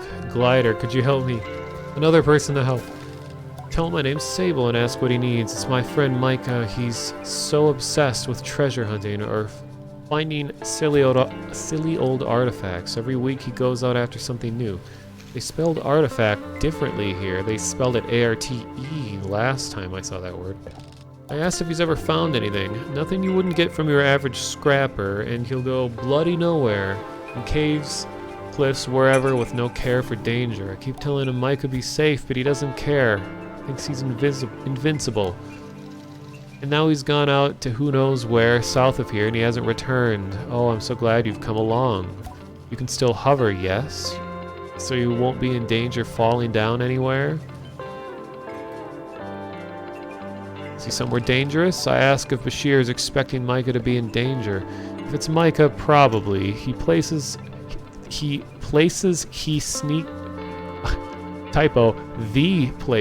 sneaks off to are usually ruins. The older the better, half crumbling and covered in dust. Tends to be places where you take one false step and really get hurt. Micah says that's where the best treasure's at.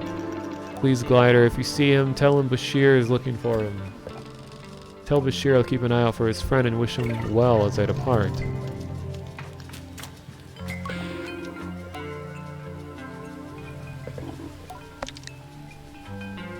Nothing.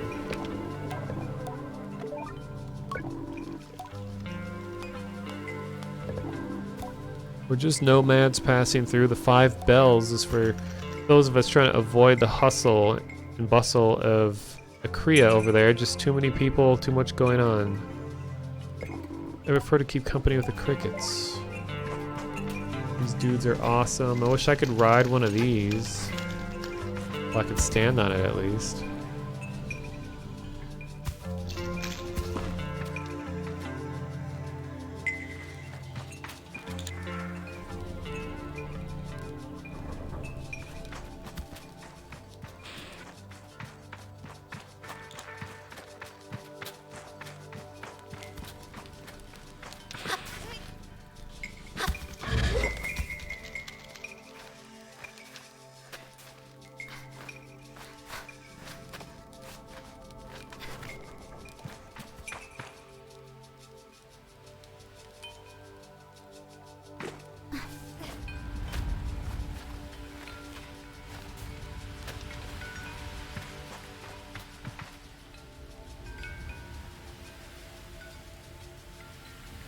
Love how you can see the city in the distance like that.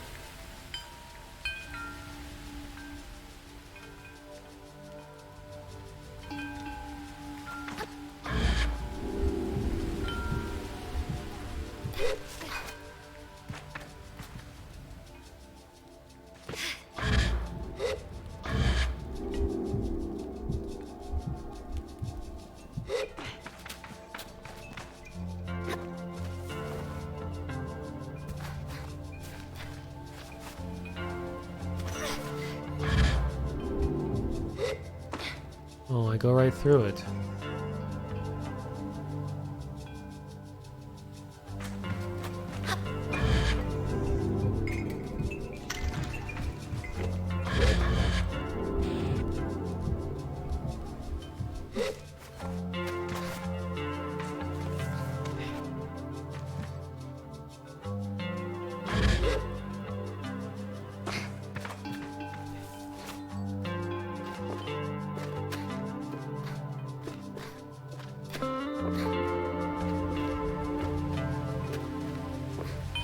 This is not for honor. Oh wait, no, it is for honor. And for you. Yeah, the bell is intangible. Perfect.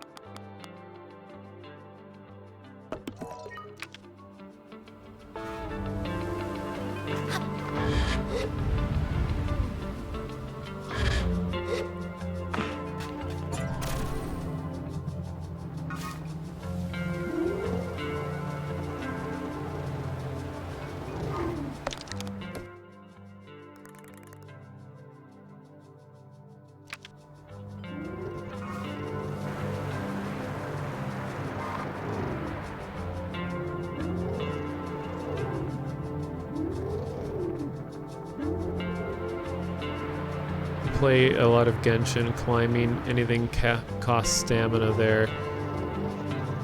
Climbing anything except ladders here costs stamina, I've noticed.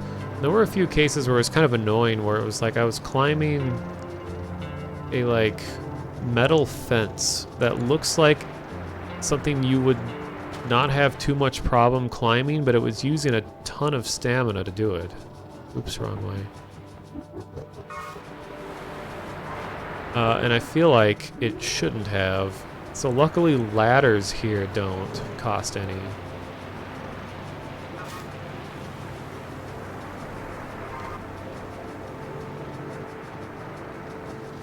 And also like when you're climbing on vines, I feel like it should allow you to climb faster or something.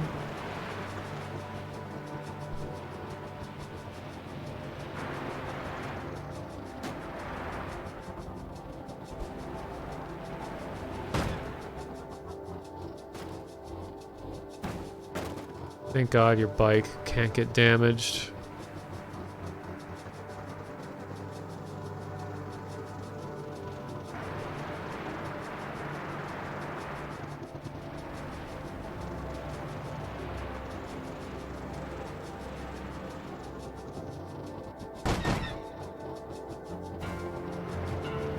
Yeah, different surfaces had different values, that would be great.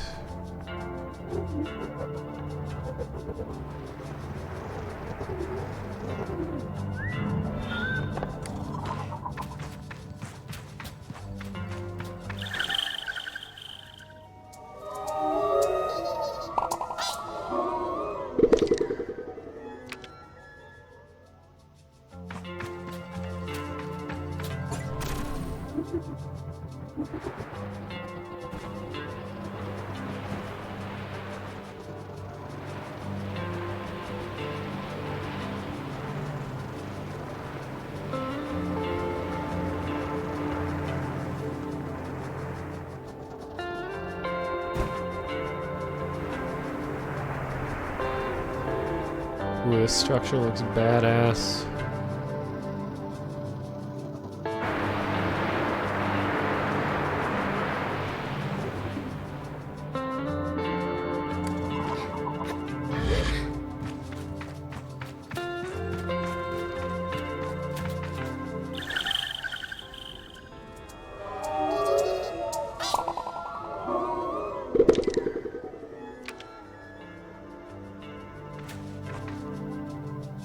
thumbnail image here.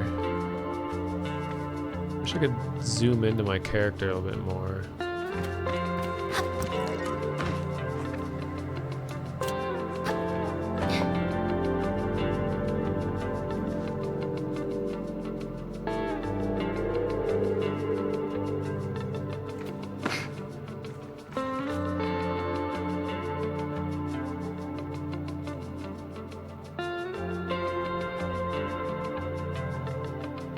Maybe something like this.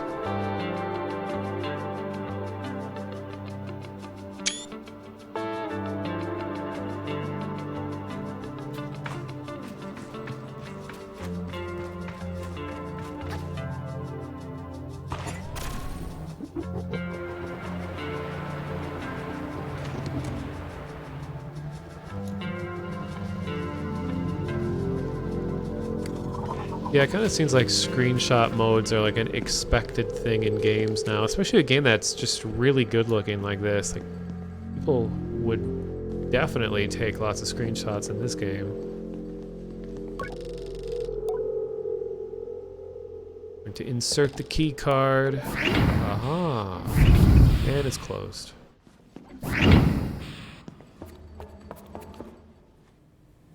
Palette swap.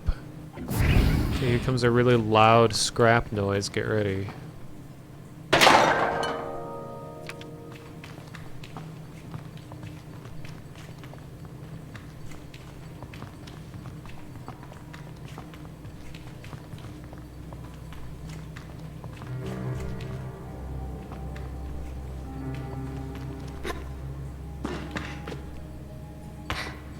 Don't want worms, I want money.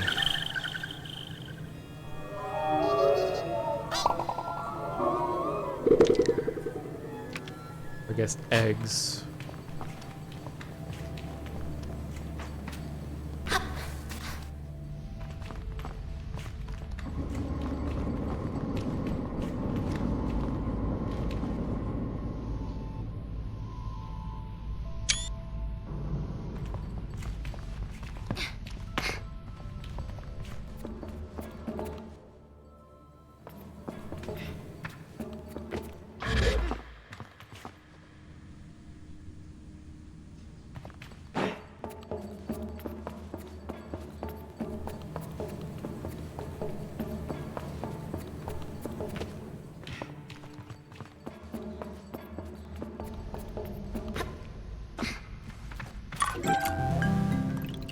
Ooh.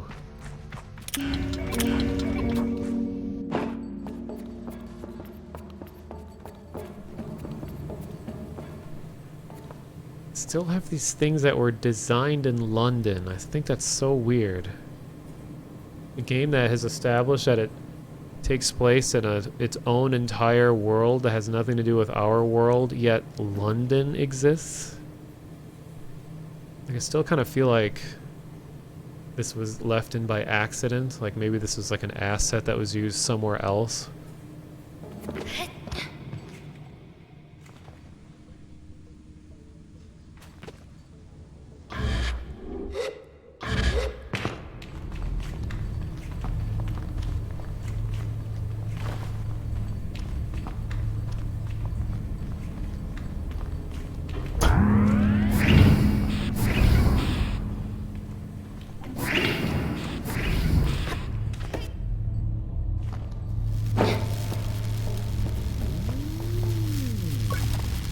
Clump of feathers on the floor. Try to picture the bird large and powerful enough to carry away the power core and decide that it is one suspect I can absolutely rule out, though I would very much like to see it.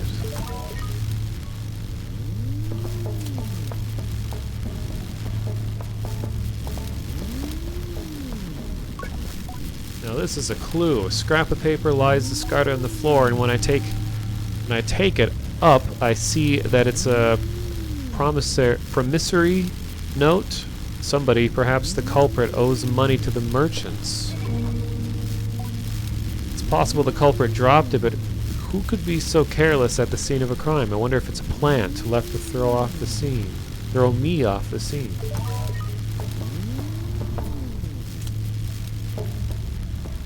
Alright, here we go. Sparks shoot out from the wires around the socket, but the damage to the empty socket itself is non-existent as far as I can tell. Empty socket. The culprit took good care in removing the core. It makes sense. If I were to steal something so valuable, I would be delicate too. But why the torn up cables? It looks almost staged to me. Install the new core. I slot the new core into the socket. The sound is satisfying.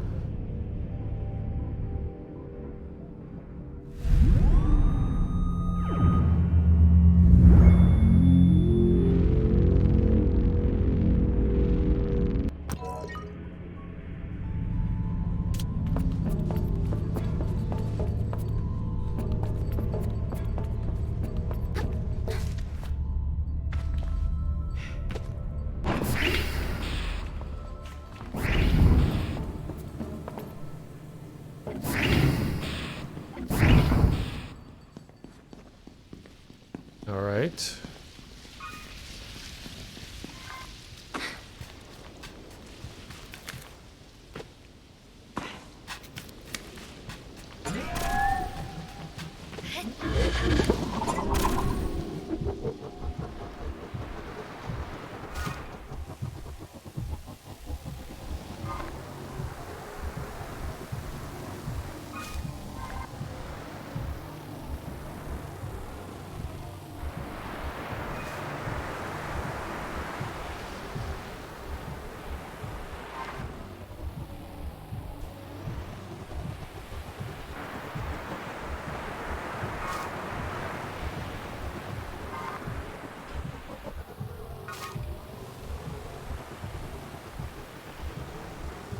Oh yeah, there's another game that was interesting to me. I requested a key for it. I don't know if I'll get it, but it's called Industria. And it's like a first-person game that has a very kind of like a... It's hard to describe. It's similar world to Half-Life 2. Sort of a East Europe, Soviet era place, but it's very has technologically advanced elements to it, and I think it's like a horror game? I don't know. It is a first-person shoot game, but it looked really good. So, I mean, if I get a key for it, chances of streaming it is really high. Otherwise, it's like 25 bucks. We'll see. Called Industria. Industria.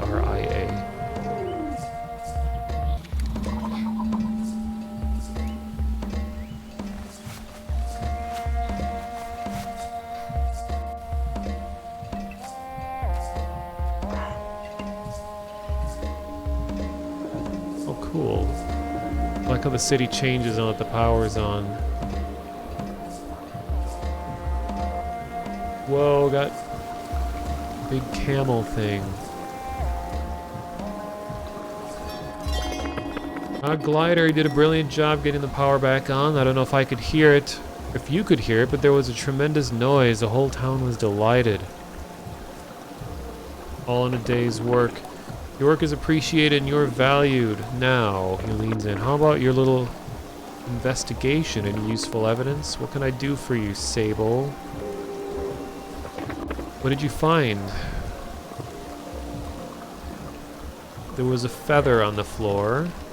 Tell him about the feather I saw on the floor of the heart and suggest that the culprit may have left it behind. I say it might have been an accident, and then I pause a moment with some drama and whisper that it could also be a calling card. Sandip crosses his arms, nodding furiously. What did you find when you searched the heart? Found a note? I tell him that I found a note on the floor and that it listed the debts owed to the merchants. Was this left there on purpose, I wonder aloud? Or did the foolish culprit drop it by accident? Sandip steeples his fingers with interest. There was no damage to the socket. I explained that the socket for the core was in perfect condition, flawless, even the one such as myself who decidedly not an expert. I posit that whoever removed the core knew what they were doing and didn't want to damage it. Sandip seems to like the sound of this.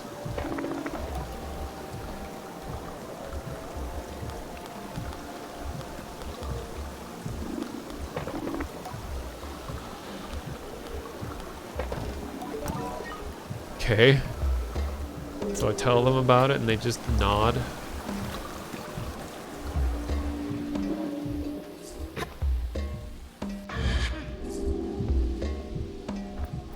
Alright, maybe with the power on I can talk to that one person again that was invisible.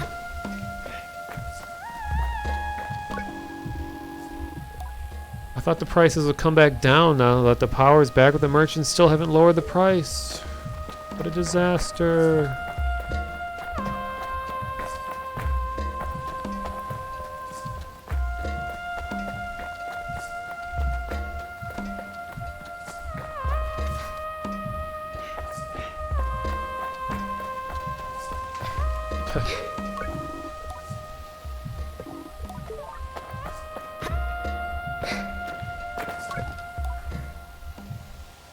Garay grunts hello. I have some questions about the power cut. He scratches himself and spits on the ground before giving a shrug. Any idea why someone might want the core? It is not the worst or most pungent smell, not rot or bile or anything so pointedly awful. No, Garay's smell is like old dust tinged with stale oil and ground into the fabric of old garments or buried under fingernails. Clings to him, and I turn away just a little as he answers me. Heard about a big sale going on down in the Sarai recently. Not sure what, but it caused a stir, let's say. Whatever it is, it's long gone by now. He shrugs, and I press him a little further, asking if he had any idea who the seller was. As far as I heard, it was some machinist with a mushroom habit. Not sure how true that is, but let's say it's come up a few times. Machinist Hamza? Could this machinist be Hamza? I added to my list of suspects. I could ask more questions. Where were you? Cafe. I crossed my arms mostly out of impatience, but it seems to work on Garay somehow. Alright, I got a little scrap, or got in a little scrap. Is that what you want to hear? Nothing to do with anything, probably not your business. But sure, had a fight, power went out, broke it up. Keep my arms crossed. End of story, I got nothing else.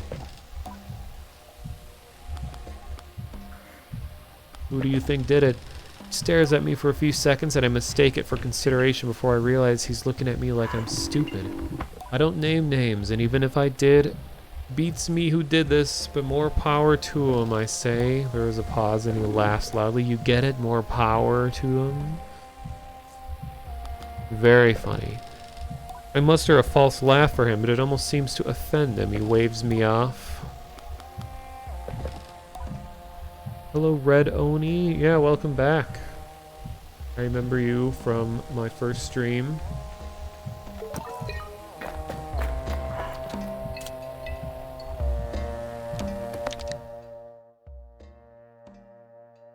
I'm ready to make an accusation. I can speak the Sandip.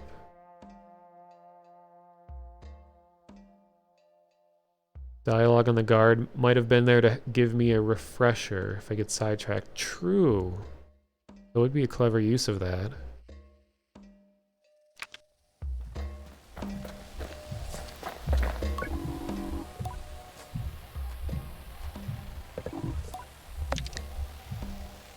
The glitch fruit.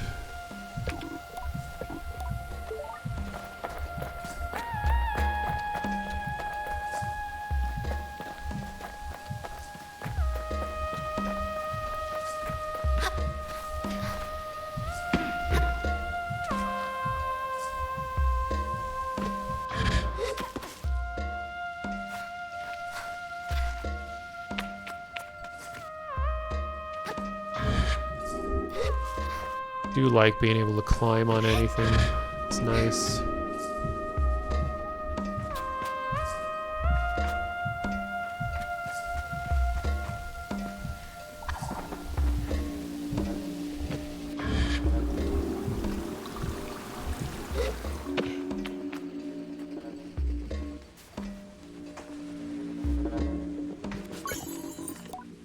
Welcome to Kalia's Clothing. How can I help you today? We got pants. And I can't select them. Because the game seems to not like it when there's only one item. I can't click on it with my mouse either.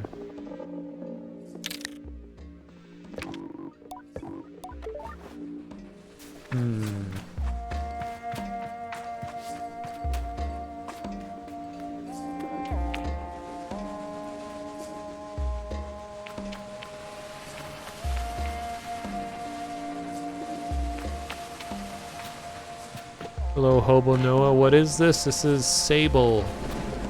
Think Breath of the Wild, but made by a much smaller team, a different visual style, in sort of an old futuristic world, one worn down with time.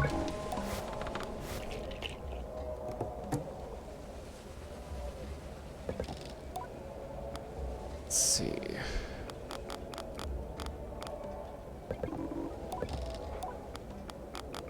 Uh-oh.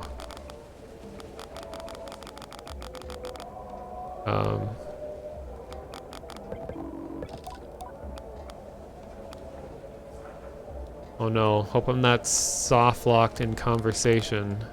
This happens in real life. Okay. I have to use the mouse to navigate the options. It was Gray in your cafe when the power went out. Rita shakes her head, which makes the answer a surprise. Oh yes, he was definitely here. Getting into his usual trouble, showing up drunk, barking an insult at some poor patron, and before I know it, I've got to break up another fist fight. This seals it. Garay's got an alibi. I thank her for the information and apologize for the inconvenience. Oh, it's not a problem, but if you see that old fool around, you tell him he owes me for the broken glass. Yeah, with the controller, the dialogue gets stuck, but if I use my mouse, I can use the invisible cursor to eventually get over. No. Okay. Good, we didn't soft lock. Speaking of which, I should save.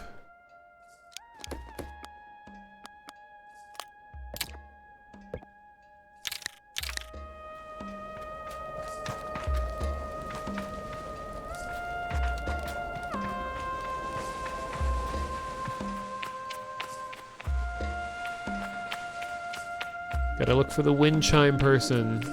They're supposed to be right here. Oh, look, someone's here! Oh, yay. Oh, that's an awesome helmet. The helmet itself is made of ceramic, like, wind chime pieces. That's incredible. Oh, you have the husks that Aoife promised me. Here's a little something for your trouble. Farewell. That's it? Well, that's nice, I guess. It does auto-save, but usually only during key moments. So, I don't know, I feel better manually saving just in case.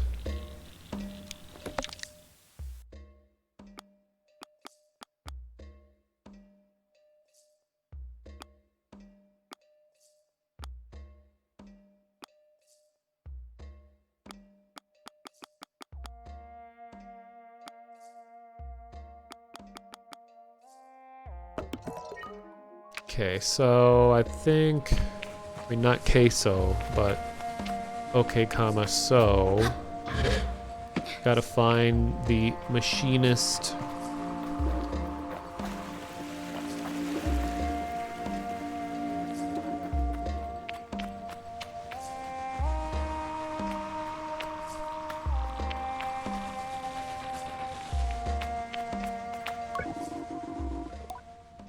Look at the swirling pools of water, the glistening surface of liquid dancing and reflecting the light, inspiring. I can't tell if he's talking to me or himself. I leave him be. Sizel's always said artists were an odd sort. That they are. I wouldn't have it any other way.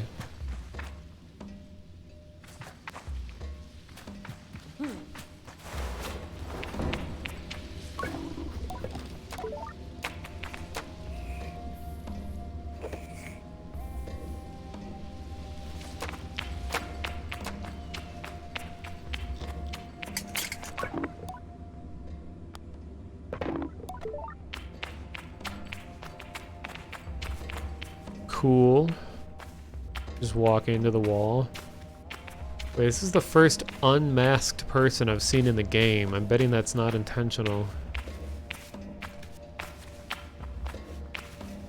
Considering their behavior.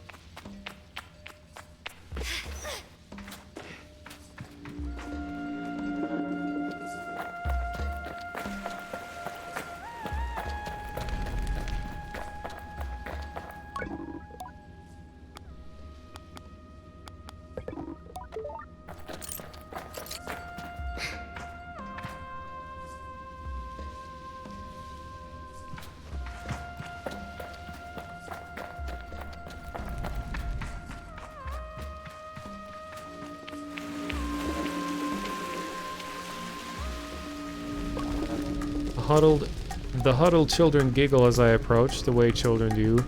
Never quite sure whether they are entertained, nervous, or mocking. I decide to not let myself feel judged. You're a glider? How did you know? I saw your bike. We can tell by your clothes. Wait, I'm wearing entirely machinist clothes. I'm wearing none of my glider clothes. How would you know? I'm psychic.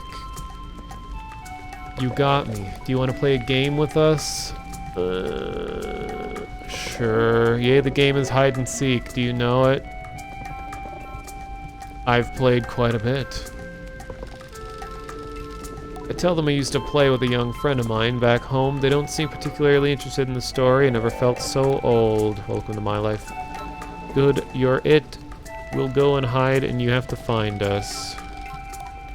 I tell them to wait once I, the great worldly wise glider, cunningly track them down. How can I tell them if I don't know their names? Don't be so sure you'll find us. This is our town, remember? Anyway, I'm Paula. I'm Jeff. I'm Nez.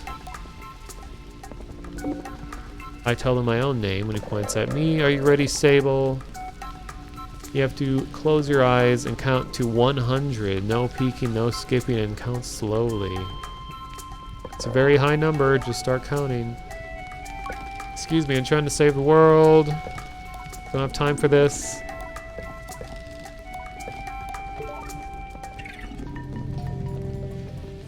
Trying to get someone sent to prison right now, alright?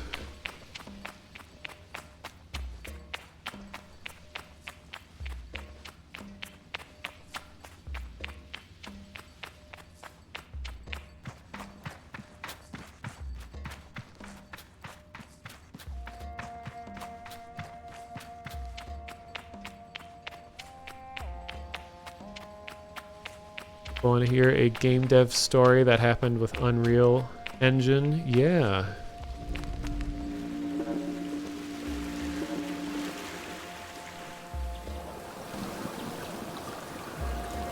Okay, I'm gonna talk to the suspected guy, see what they have to say, and then I'll accuse them.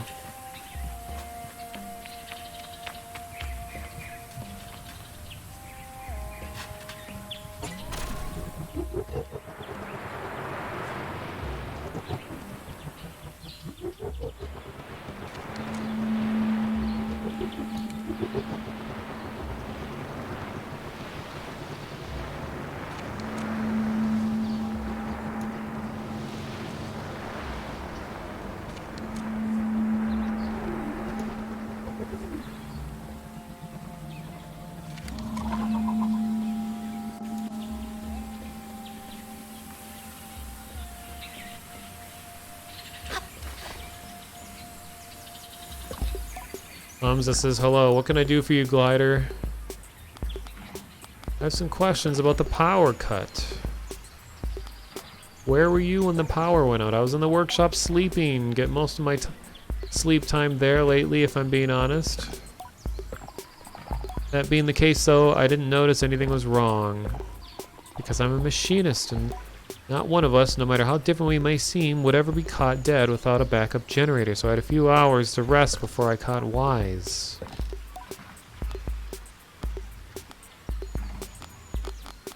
Oh my god, game is glitching out again. I have to use the mouse.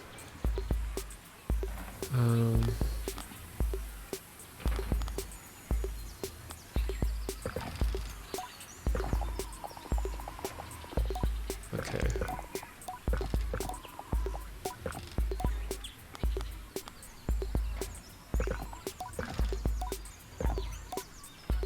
Thinks Iria the merchant is the guilty party. Lowers his voice to a low rumble. Iria and her ilk run this town. The markets are their locus of control. They've got their claws in the food stocks. Now imagine, if you will, what happens when the power goes down. All of a sudden, folks are stockpiling food, and Iria and her lot are hiking up the prices, and there's not a damn thing any of us can do about it. You should look into Iria. You'll find her weaving her web of corruption from above the beetle market across the bridge. You'll have to persuade her guard to let you pass, though. Ah. Interesting. See, I could have gotten Hamza in trouble, who is a fellow machinist, but now I'm looking further into it so I can get a merchant in trouble instead. See, so you're making animations, so very...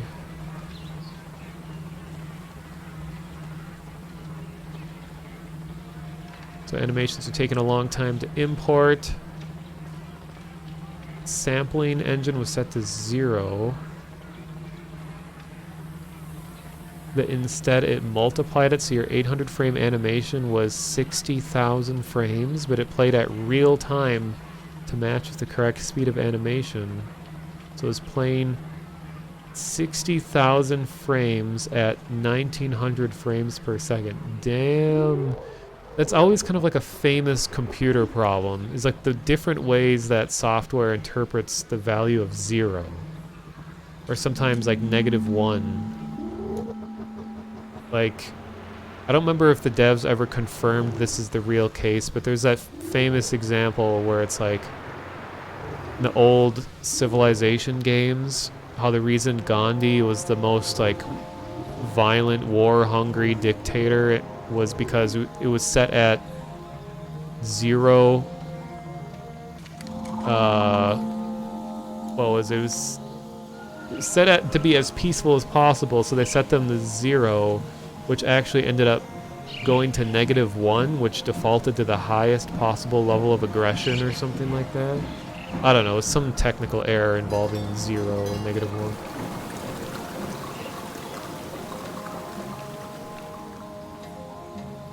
They confirmed it was an urban legend until Civ 5 where they built it in. Oh, okay. It seemed too good to be true of a story.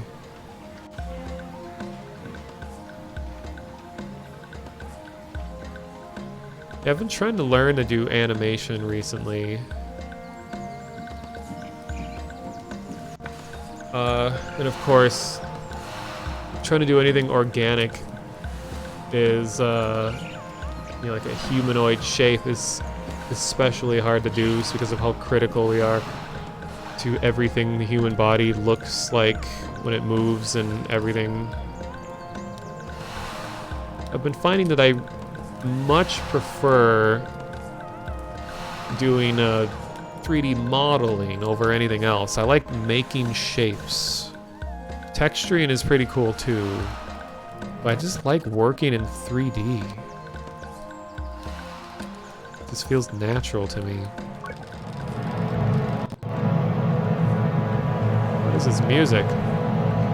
He looks too busy to interrupt. Watching him work is mesmerizing. Loud! Sands in different parts of the world form in different colors with the glass. Jeez.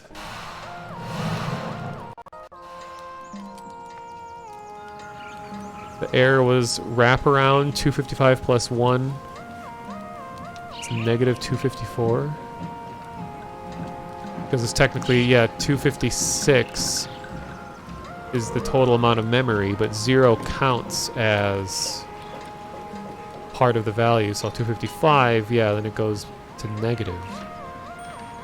You're training to be an animator and rigger. So you're one of the rare kinds who enjoys doing rigging. It's like, I like rigging stuff when I don't have a certain deadline. So I'm trying to do like weight painting and things like that, and it's just like, and I'm starting to get a hang of it, but it's so frustrating when you can't get it just right. I mean, I'm using Blender for everything. Like, I started learning modeling long ago, like 2001, when I was like 13, and using a program called Milkshape for modding Half-Life 1. But then I moved on to 3D Studio Max, and then a little bit of Maya, and then now Blender, of course, because it's just like free, and it's on lots of computers, and I actually like the workflow of Blender. Even though I'm not a big shortcuts person, I really like being able to just push the space bar and type what I'm looking for. And plus, yeah, like all my muscle memory is completely attuned to Blender, so like the switch to a different software would be pretty difficult for me. But like with any craft, I think it's nice how if you just learn a general skill, like the conceptual part of modeling things in 3D, that you can really go to any software, and a lot of that translates to it, especially since they're all influenced by one another now.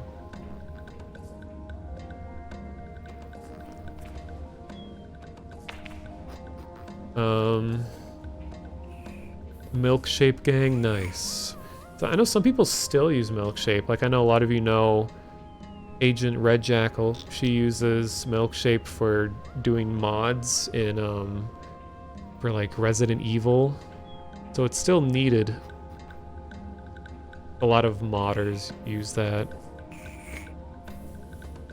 The way I always heard the Gandhi situation was his default aggro was 0, so if anything happened to set his aggro any lower, it would reset to the highest. Oh. So 0 to -1 would in turn put it to maximum value, which is 255. Right.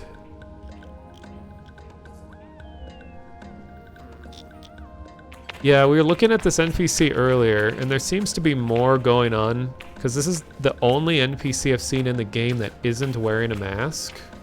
Like, that's part of the aesthetic here, is everyone has a mask on. You never see any faces. And clearly other things are going wrong with this character, so I think this person is not supposed to exist. See, now we need to make the Sable iceberg. And the Akria wall walker would be like way deep down. This like maskless, menacing individual only shows up at 2 in the morning in your own time zone. I wonder if anyone's made a Sable iceberg yet. I doubt it, because this game's it's not even a week old, I don't think. Alright, pomegranate time. Can I help you? I need to speak to Iria. Iria is a very important person. If I'm gonna let bothersome glider interrupt her day, it better be worth my while. Offer a pomegranate. The guard seems delighted. Oh, Rohana, this is beautiful. He snatches the pomegranate greedily from my hands and indicates that I can pass. Move along. Well, that was easy. I love the character design here. Like, the guard looks awesome.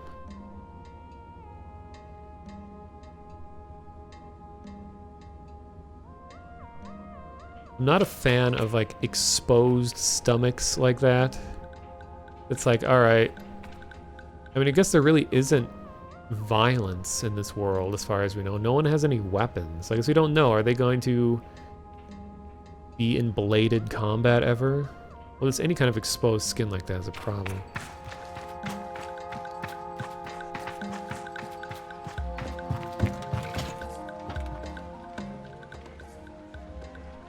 Alright, someone's going to jail. Why is there a child here?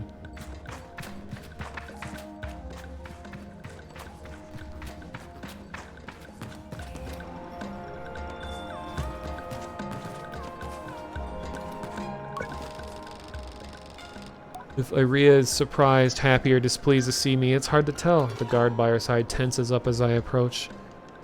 But Iria signals to them and they relax. My presence is permitted for now. So you got past Giannis. Was it a pomegranate or just good old-fashioned cuts? It doesn't really matter, I suppose. Well, you're here now. Yes? You're going to jail! Oh, game, please!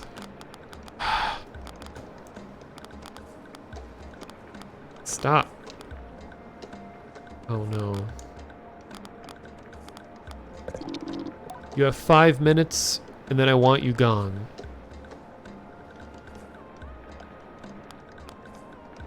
Where were you when the power went out? I can feel her eyes narrow on me, and imagine the drag of her tongue across her upper teeth. She dislikes me very much. I will ignore the implications of that question, friend, but I was here in the market. Ask around if you'd like. Any of the guards will vouch for me. Any idea why someone might have taken the core? Deeply irritated sigh at the beginning of her speech, and it comes like the hiss of a viper. 2 reasons I can imagine. 1, because they've something to gain from bringing the town to its knees. Now a sharp, annoyed inhale. 2, because power cores fetch a substantial price in illegal markets. Could be one of those, could be both, I don't know. Who do you think did it? It'll be some lowlife from the Sarai, probably that climber fellow Gray.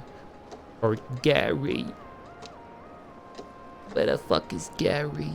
They say he's, you know, one to speak to when a job needs doing, though he's not exactly what I'd call discreet. A fellow like that, he won't be the brains behind it, but if there were a scummy little nobody, he's the person I'd hire to get the work done. I'm told you can find him under the bridge outside the town gate. We talked to them already. I could ask more questions. Oh god.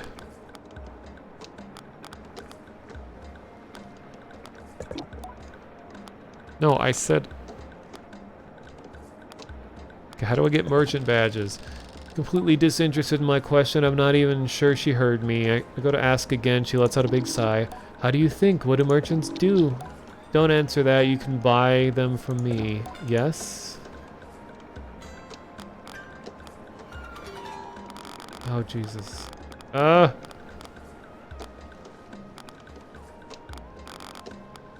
Stop. There.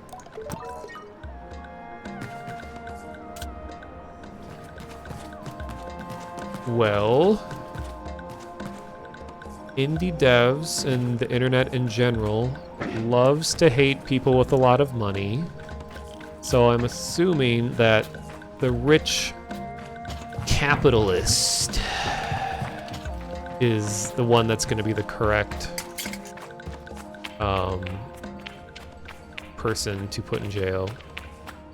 So I'm going to accuse them, and we talked to Gary earlier, and they were fighting someone in the cafe at the time of the theft, and the person that worked there vouched for Gary, and it seemed to be good, as in he didn't do anything.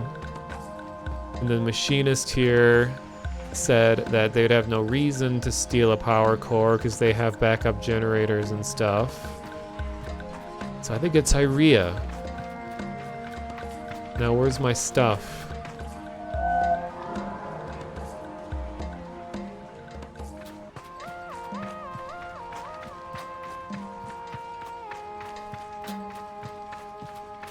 Also, I'm not trying to defend rich people. Clearly, there's a lot of corruption. The more money you have, the more ways you can be despicable.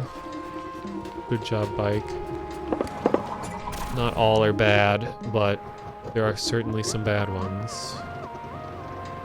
But it just is such a becoming a cliche these days.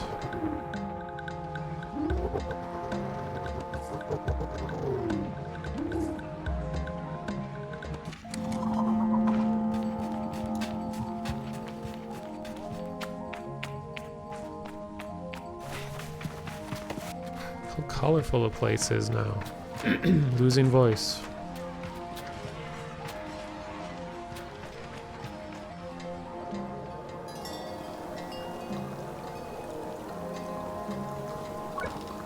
Sandip says hello. Review suspects. Machinist Hamza. Merchant Iria. Climber Gary.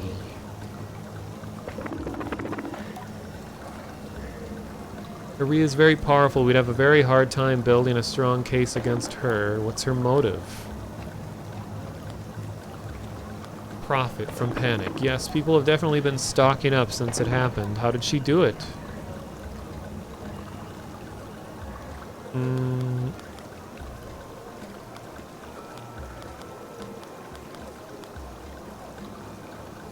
She got someone else to do it? Well, I can't imagine her doing it herself, and she has an alibi. What do you...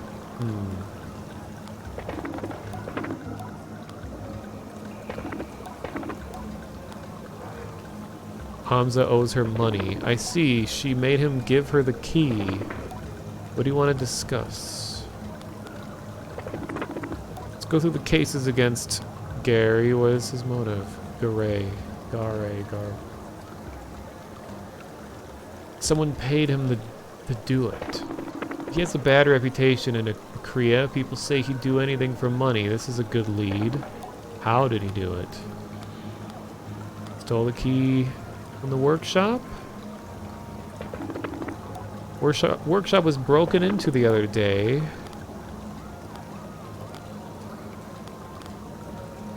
It was a group?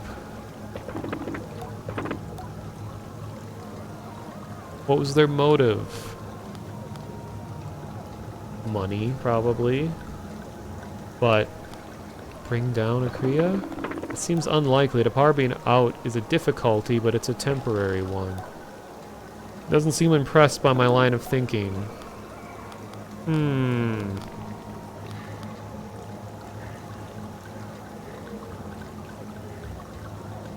Yeah, that water does look like analog static, kind of.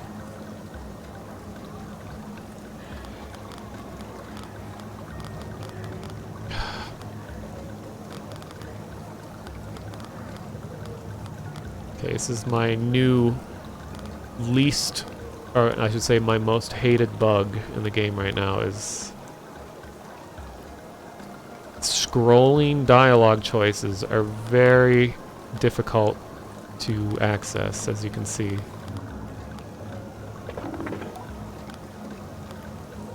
Can I just accuse someone? Let's just say Aria. I'm excited to explain how Aria benefited by rigging the markets after power was lost in the town, how she exploited the power cut to create scarcity and to raise prices in people's desperation. My excitement is curtailed by the way Sandip sighs halfway through my expectation. I explained that I don't think Aria herself did the crime, and he looks even more resigned. My case seems to be falling apart. It's a tricky situation. I can't arrest Aria. That's not how things work in Akria. Even if you had some kind of indisputable evidence, which you don't, this isn't going anywhere. I feel deflated. Did I miss something, or was this always a fool's errand? Thanks for your help anyway, Glider. Maybe it's best you don't tell anyone about our little discovery here. Guard badge? One last thing for your troubles. Take care. Wait. So guards have feathers. A feather was found at the scene of the crime. A merchant-related document was found at the scene of the crime also. Merchants work directly with, or guards work directly with Aria.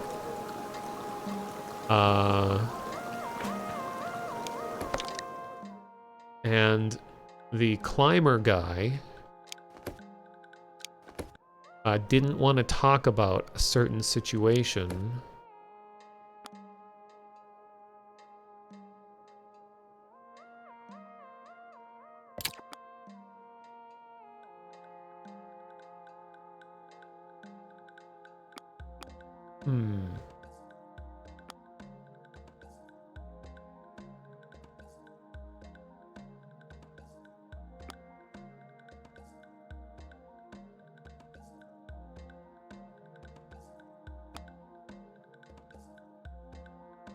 A merchant that leads illicit black market operations. Her office is above the beetle market in Akria. It's not easy to be granted an audience with her, but her guard is known to be susceptible to monetary incentive.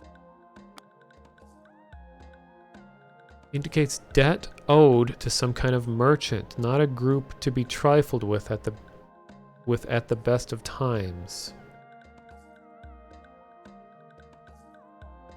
Wait, so all three could be guilty? So, machinist, because they said the core was disassembled with precision, and the machinists are experts on this. And the machinist probably did the task because they had debt to the merchant. But then how does the climber get involved? Let's see. I feel like the slimy climber dude is a red herring.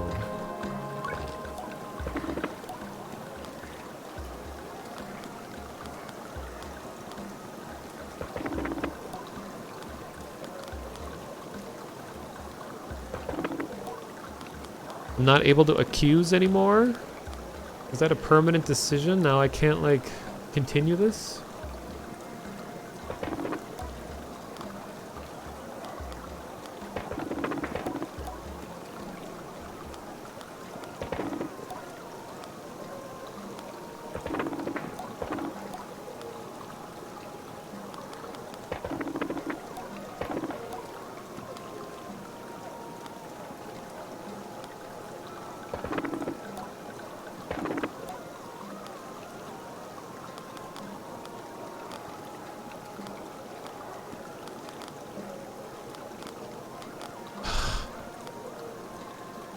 Come on.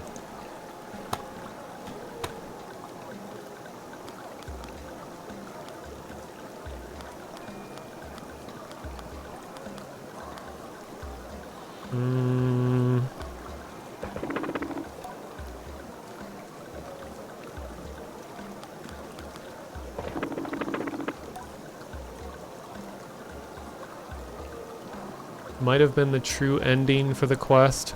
I did get an achievement right when I made that choice.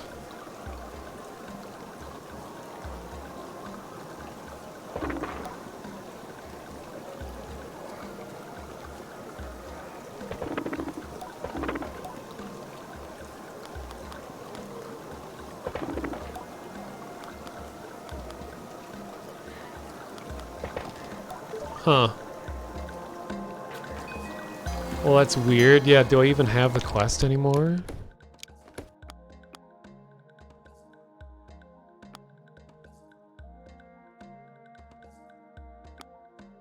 God, I don't feel like doing anything else in this town. I could do the hide and seek thing, but I could do the snake thing.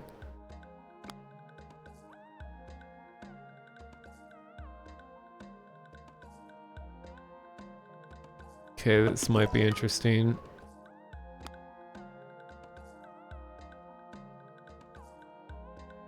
Or receive.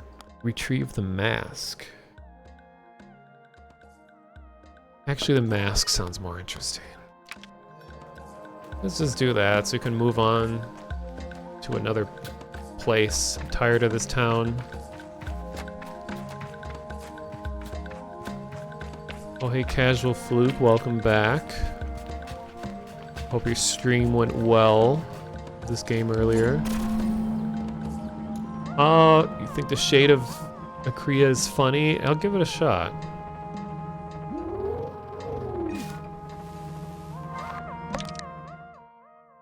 Retrieve the mask. Head to the town gate, look for the mark.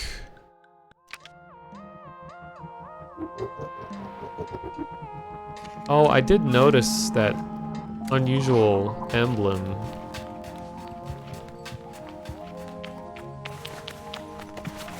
I thought it might have just been decoration. That circle with the dots. Then there was another one. I think out in the water.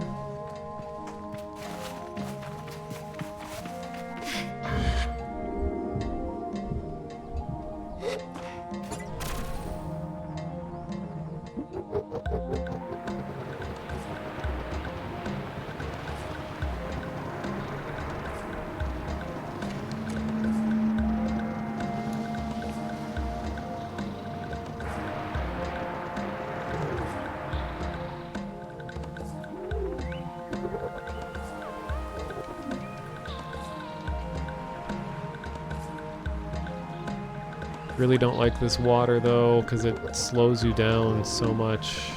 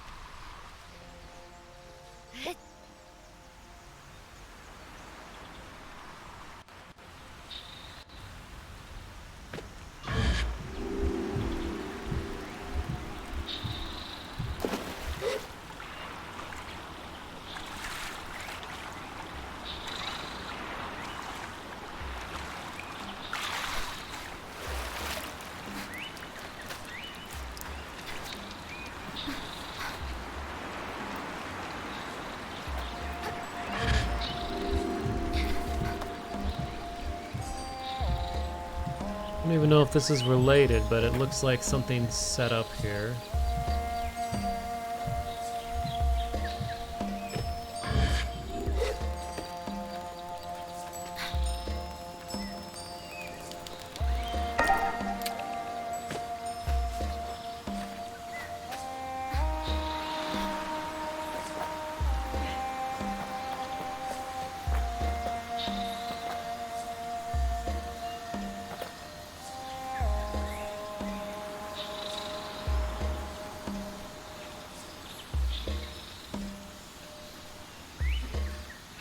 Do I want a hint? Does it take place within the city, this quest?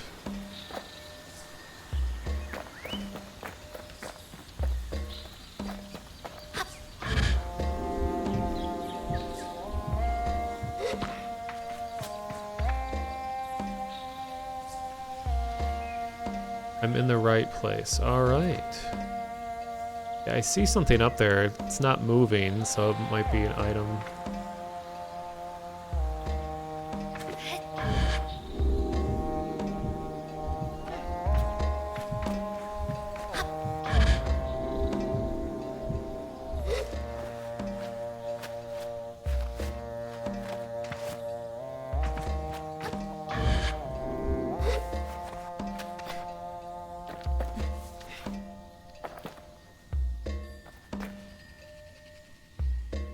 Can't tell if that's a mask. Oh, it's a flower? What? Okay, well that's probably needed for something else.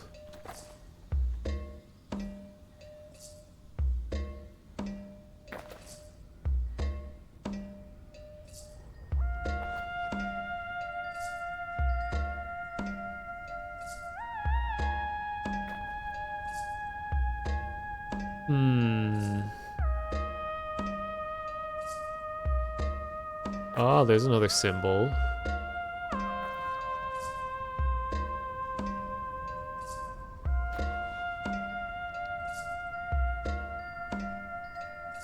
Guess I'll go down that way.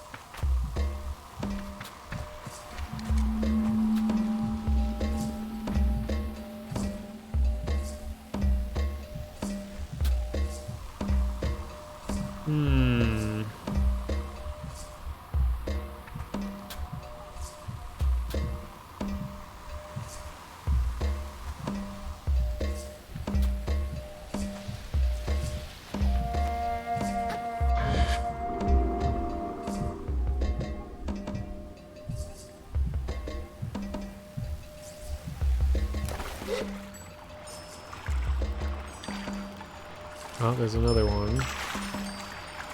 Ah, here we go. So I wasn't imagining things. Yay. Well, that's a cool looking mask. When I wear it, I feel transformed into something closer to a spirit. I don't feel human anymore. Same.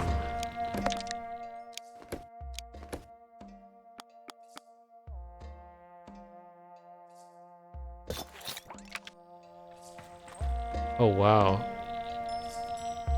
They even look around. It's awesome.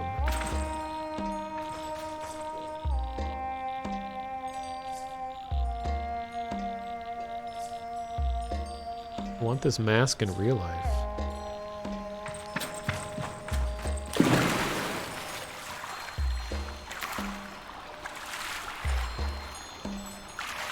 Actually, wait, I can just do this. Not that.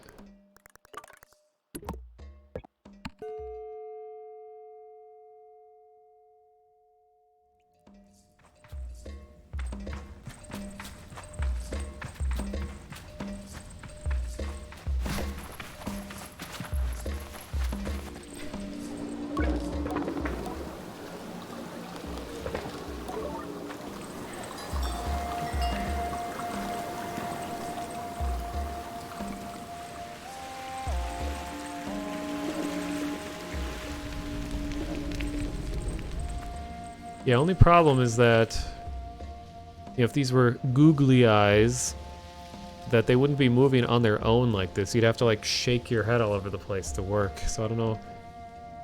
You'd have to like make some kind of mechanical device to do this. Or yeah, like you said, like LED screens.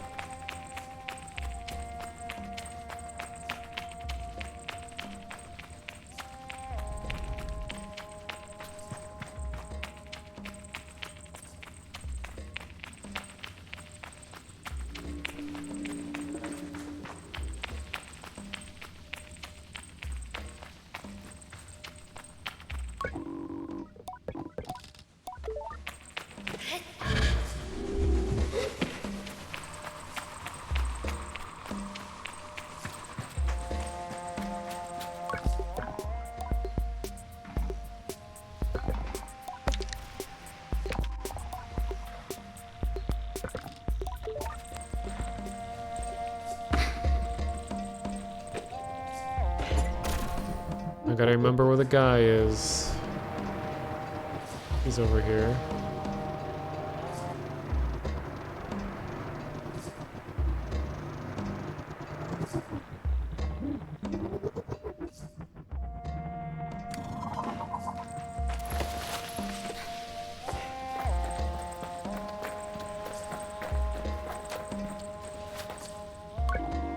It's been a long time since I saw that old thing. When you wear the mask of the shade, there is no greater ally than darkness and dread.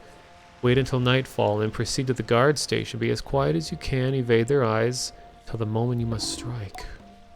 Then, when the time is right, he hisses the last bit, dripping with venom. Show them the shade. I shiver. Are you ready to do this, glider? Alright. Well, then let's begin.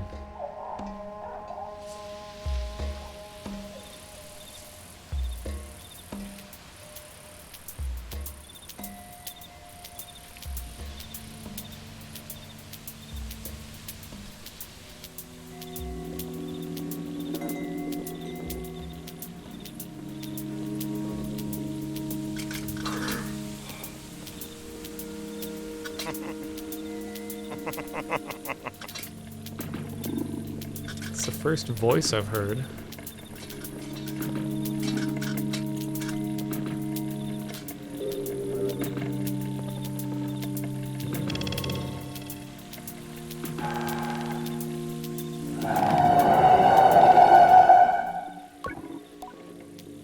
You know, I was thinking, oh no, it's one of these. No, this one's interesting. Doubtful, but I don't know. Tell me anyway. Listening to you is marginally better than the wind. Keep listening. Thank you. Oh, they're guards talking to each other, I guess? Thank you. I was thinking about how I've seen plenty of Namur plants, but I've never really thought about what's inside them, you know? What's inside a Namur plant? It's glowing. Yes, obviously, I know it's glowing, but why? What causes the light? I don't know, glowing stuff. Why do you think about these things? What's the point? I don't know. What do you think about? Normal things, boring things, more like. The guard laughs in the silence. Time to make myself known.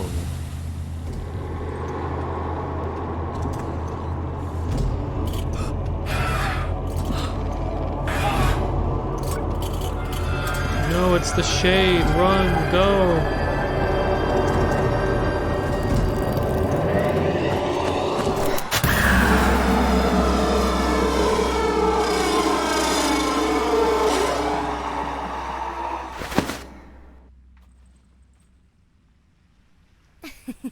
Okay.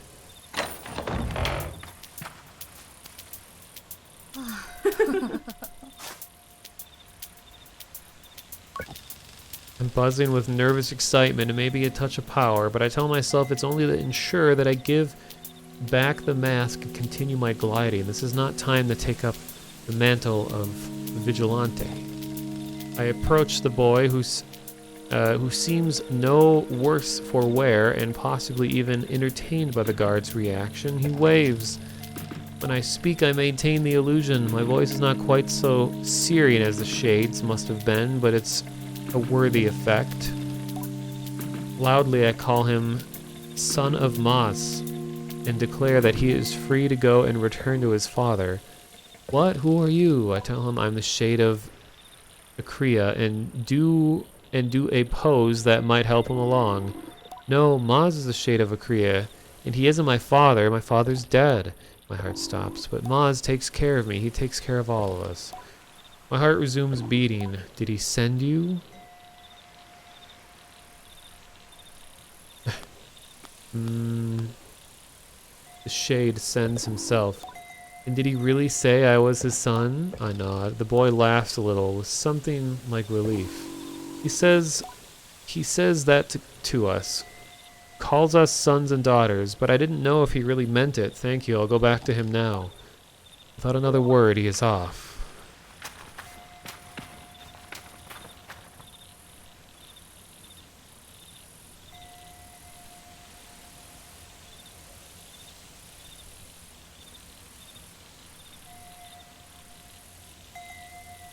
That was nice.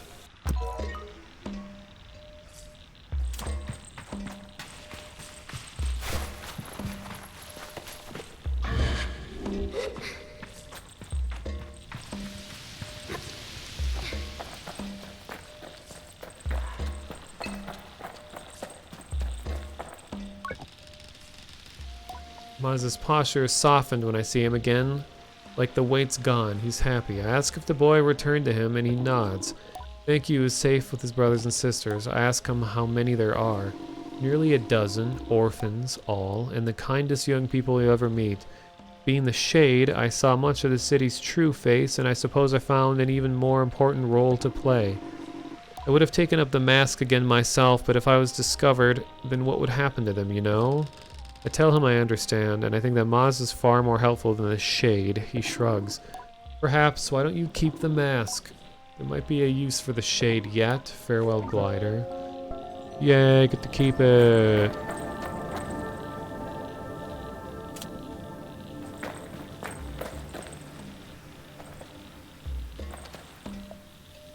There we go.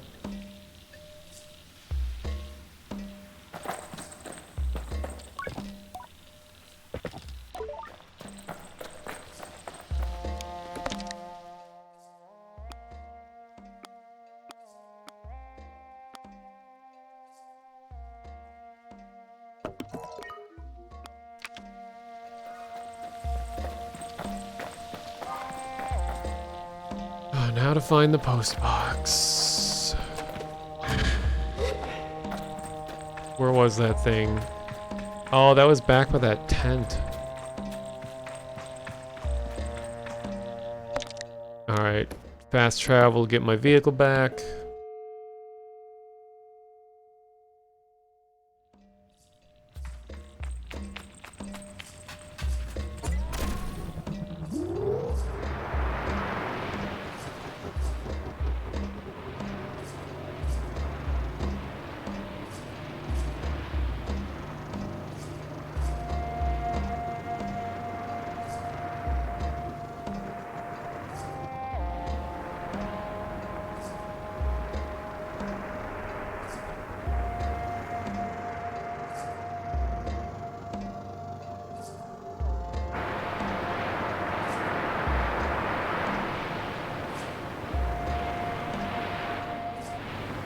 Ooh.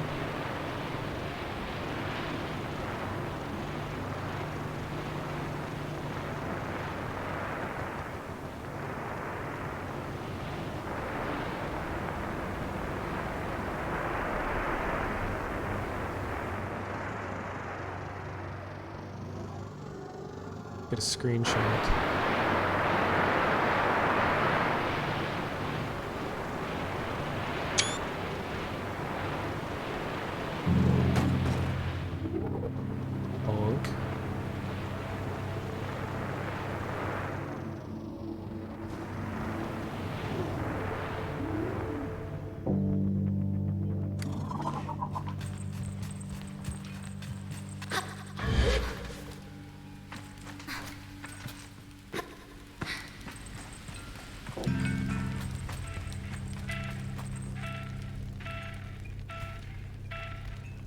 Oh, it plays music when there's a new message?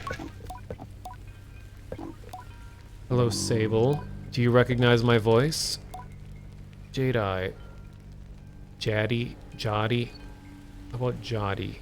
The very sound of her reaches into my chest and curls warmly, cozily around my heart. I'm only kidding with you. One never forgets the voice that first assigned them chores, I hope you've been enjoying your gliding and seeing the world at your pace. I expect you've been good and well behaved on your travels. I hope you've also tried being a little bad. Not rude or unkind, but I hope you've bent a few rules and known the small joys of sneaky little secrets. Perhaps I have bent some rules once or twice, or possibly just felt like I have, which I think is probably the best part of being a little bad anyway. I'll be brief, Sable, because even though my heart could pour itself out for hours, I don't want you standing out there too long. We've returned to the Awir, all of us.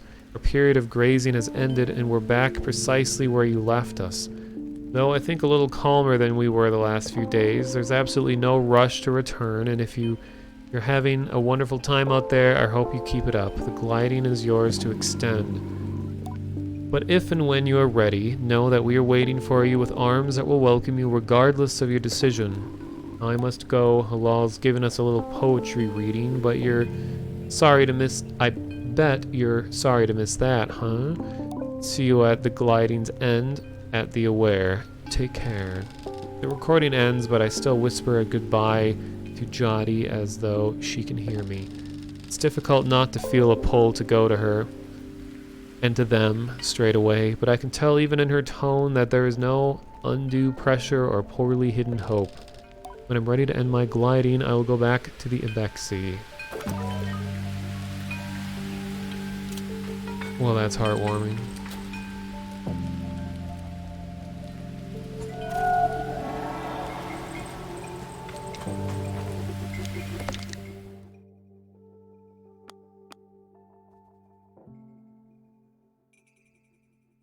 Ready to end my gliding? Huh.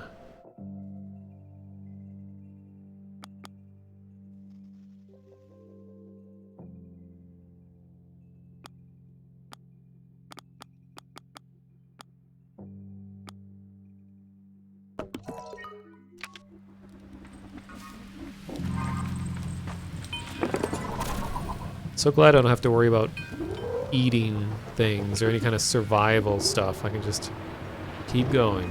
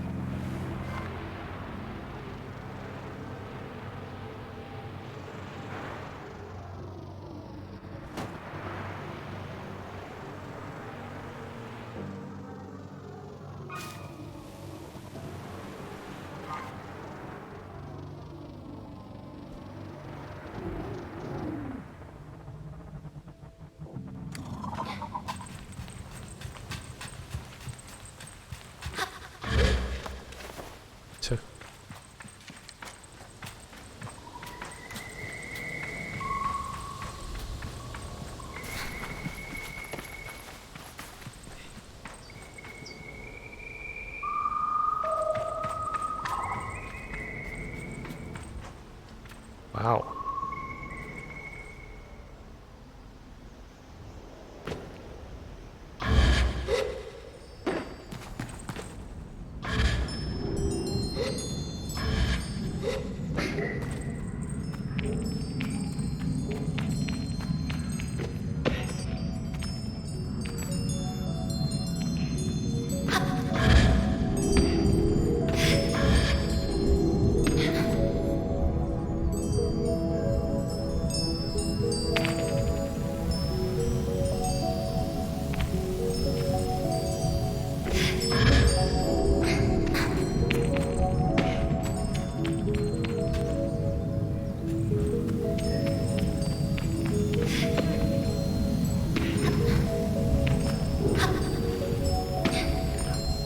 Why can I not grab this?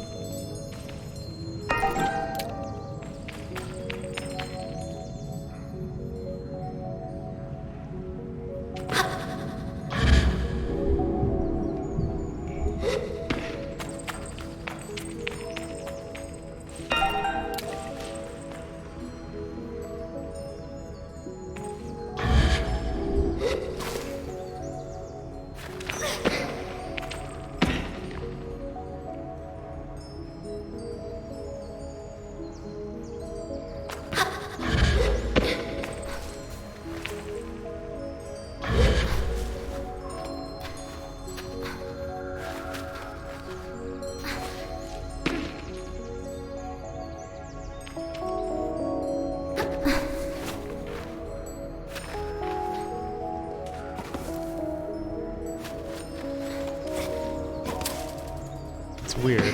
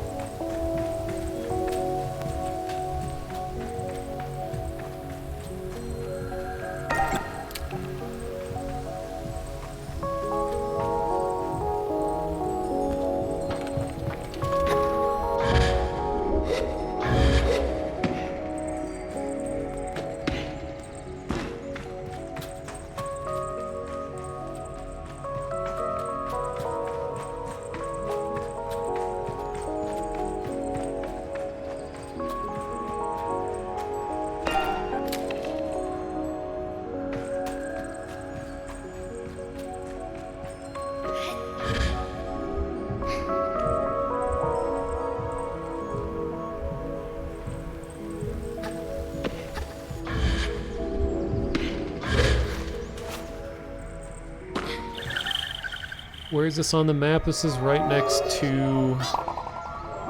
Okay, when you follow the big power tube that comes out of the Akria city, you'll get to the little area that has all the bells. And then it's kind of close to the place that has all the bells. I think it was... I guess I could just open the map and show you.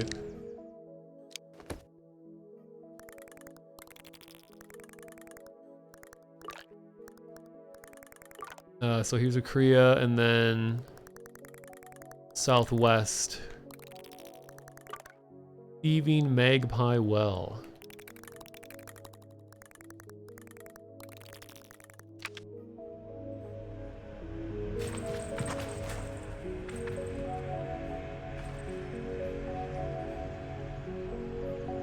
Just gonna get a drink of water real quick. You all can stare at this.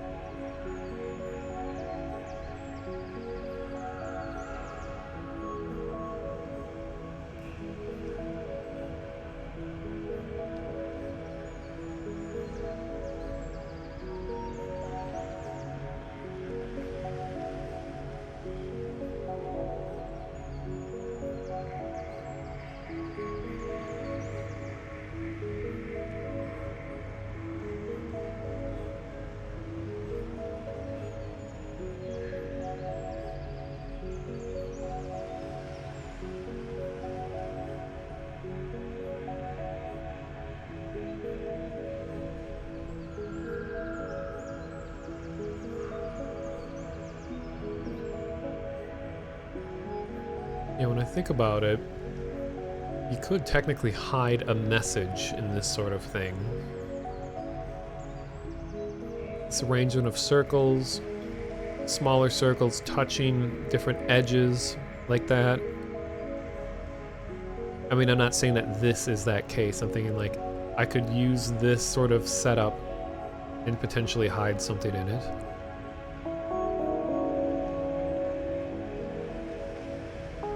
You could even use sort of an arrangement of like a clock, an analog clock with 12 possible positions, and then it would correlate to a number. Each time the pupil touches the side of the eye, it's designating that number, and then possibly adding up all the numbers of each edge it touches. And then when it moves to the middle of the eye, that means that it's about to repeat that number, so you don't keep counting. So it's just a matter of counting what numbers each eye has, and then those numbers can correlate to letters. You know, 1 through 26, which which could spell out a word. Oh, it's possible.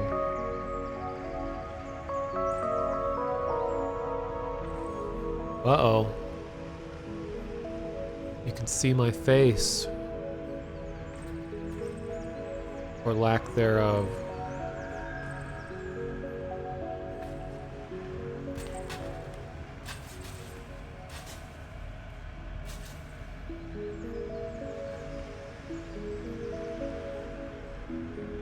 I have a nose. Actually, oh man. Okay, think of the nose as being a mouth. That little, like, triangle shape, or whatever, that little bend. And then the two eyes at the bottom of the mask there are my actual eyes. They're just really wide and have, like, a tiny face.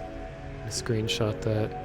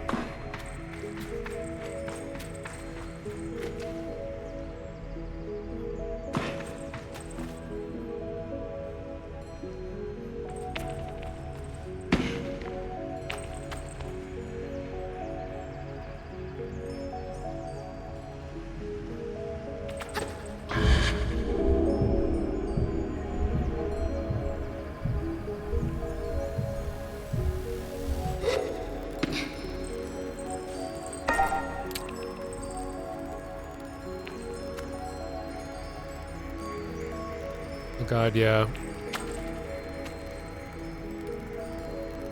And the mouth opens up, yeah, and it's like a moray eel inside. No, you may be injured and in need of help, but I'm here to collect bugs, alright?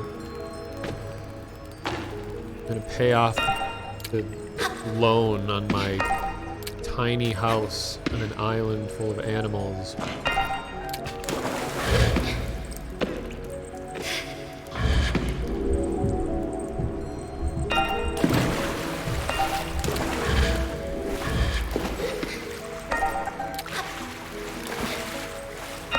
Make a fortune.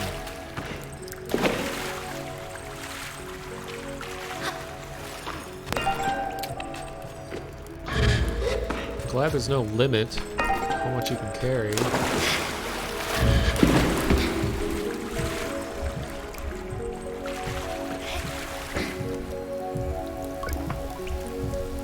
Please help.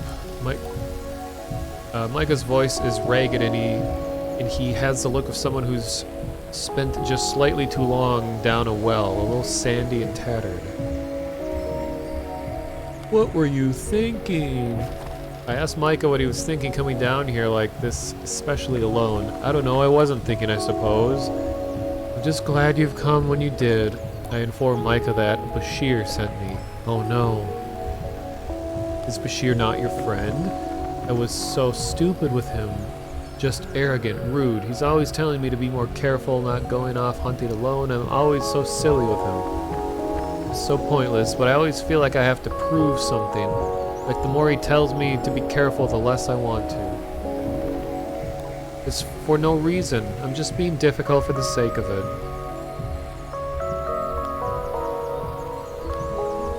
Let's just get you out of here. Tell Micah we can't dwell on this right now and ask if he can walk. No, not enough to make my way out of here, at least. That's why I dragged myself over here thinking I might use the crane, but I can't access the controls. I wonder out loud if I could access the controls, and Micah digs around in his pockets till he finds what he's looking for, a key. He holds it up. Found this key, it should let you in. From there, you can use the crane. I'm sorry, I can't help more. I feel so useless. Thank you, Sable. You're very kind. I never told the person my name. How do they know my name's Sable? I tell him it's no matter and that he isn't useless, and then I take the key and go. For some reason, like, when you're talking to some characters, the music gets really loud.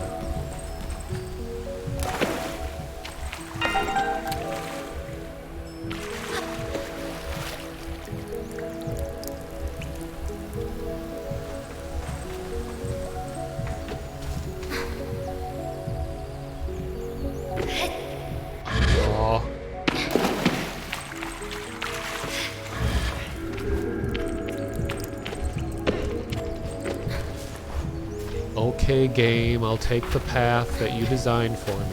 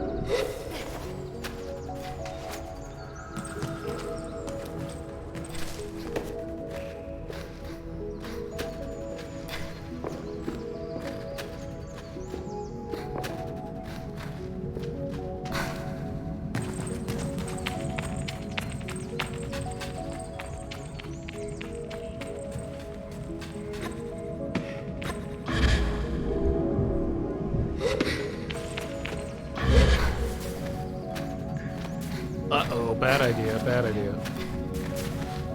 Oh no.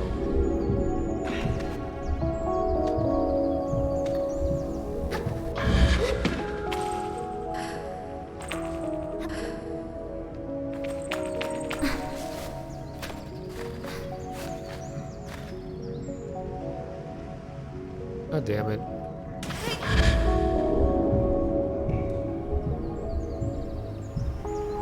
That's what I get for trying to be creative.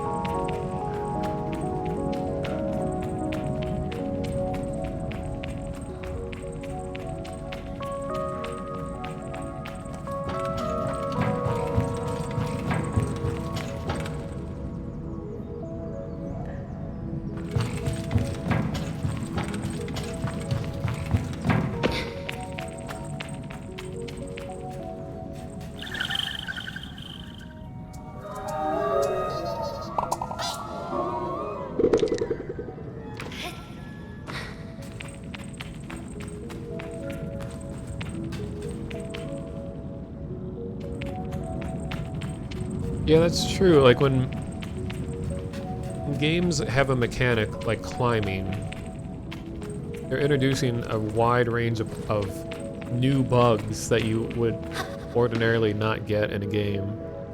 So it is interesting to see what sort of bugs you can get.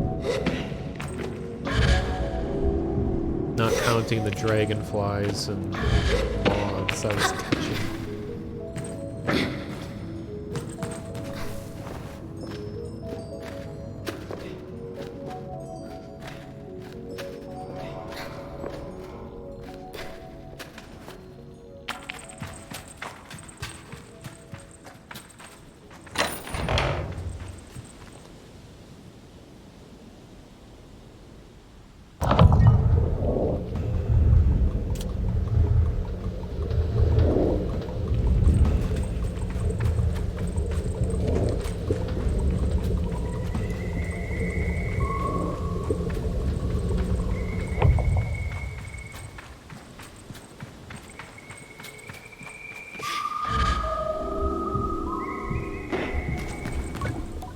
Sable, how can I ever thank you?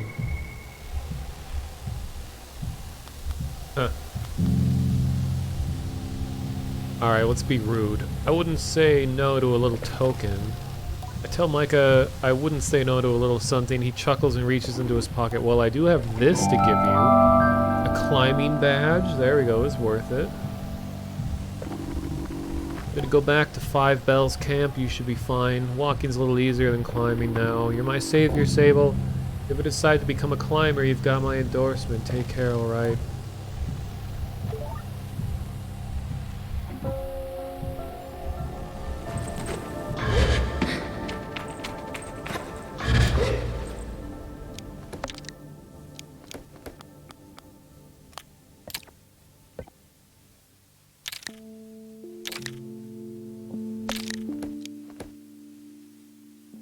Now what do we do?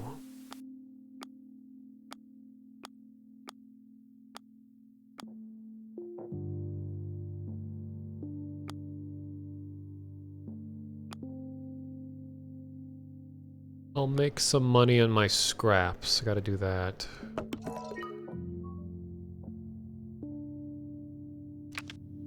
See if the crane platform might be hiding something.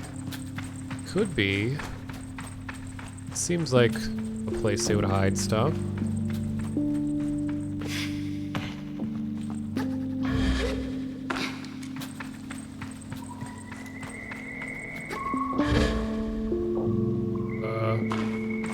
Ooh, game didn't like that. Ooh, I like this kind of Rhodes sounding keyboard. Oh, hell yeah.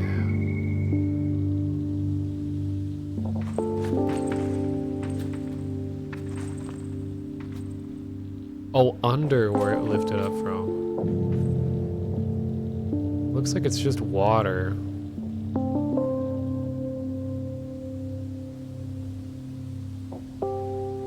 God, this song though.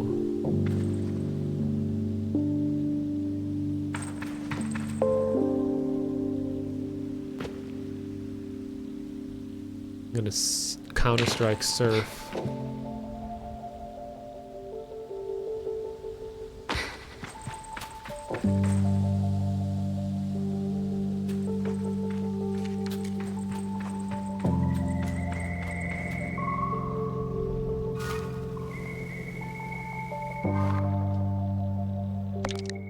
Hope this doesn't interrupt the music if I fast travel.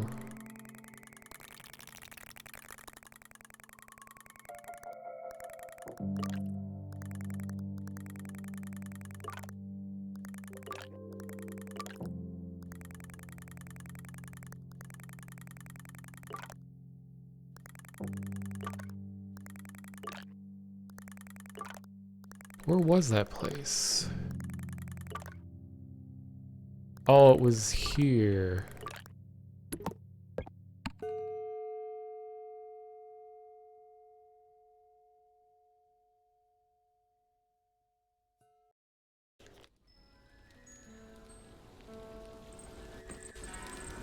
My frame rate has returned.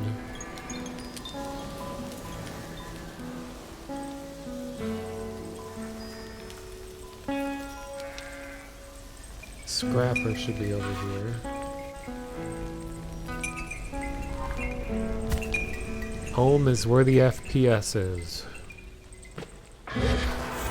Yeah, we did lose the song, sadly.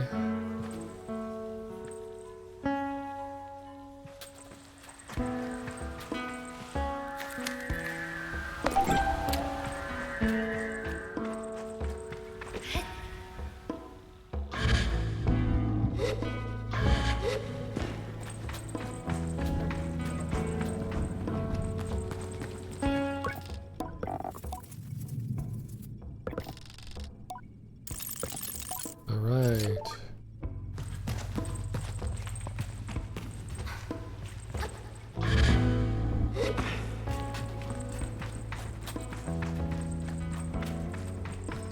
It's a cool looking thing over there. What is that? Northeast? I haven't been there yet either.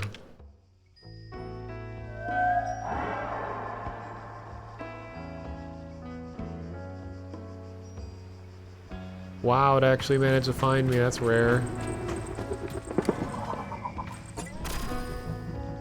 Oh, there was apparently in this city a place where I can upgrade my stamina? Remember somebody telling me last time? I don't remember where.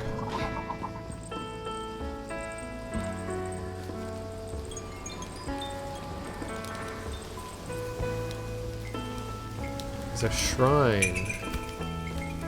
But you wouldn't download more stamina. So it's not in the city, it's like on the outer edges somewhere.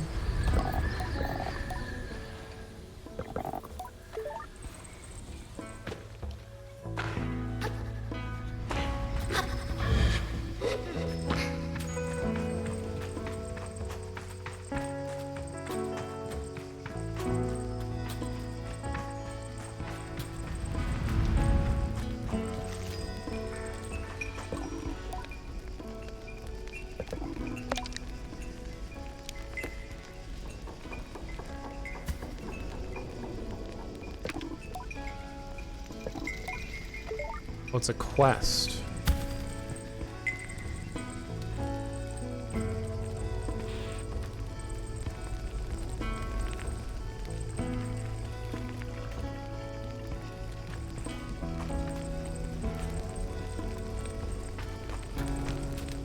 Don't think I have any more badges. I know I got the climbing one, but I don't think I have 3. Oh my god.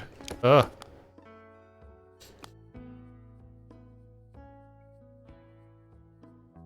Only have 3 of the machinist.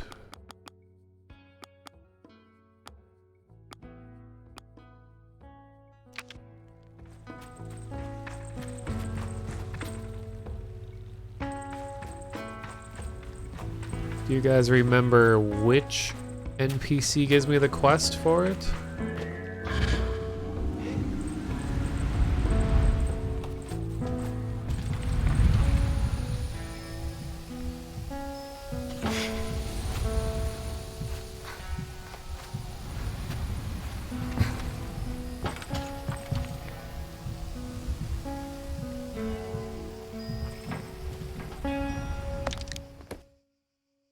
Quests I have: view from the bridge. Oh. Southwest of Burnt Oak Station. Maybe this is it? This is the hide and seek with the kids. This is the snake thing at Akria. Gather. Oh yeah, this is from Bone Marrow Station. That one I couldn't figure out and I gave up on. End my gliding. Scrap metal.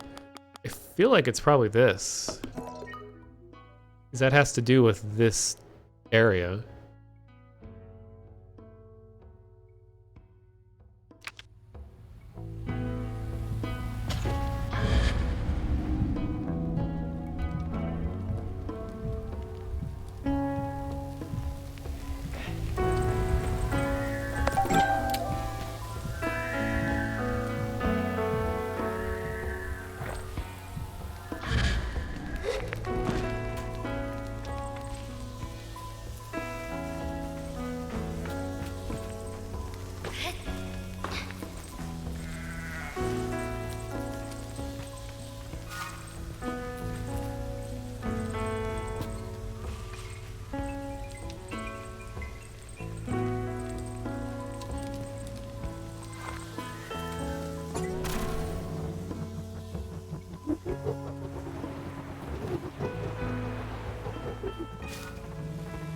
So that said to go, of course it disabled it again.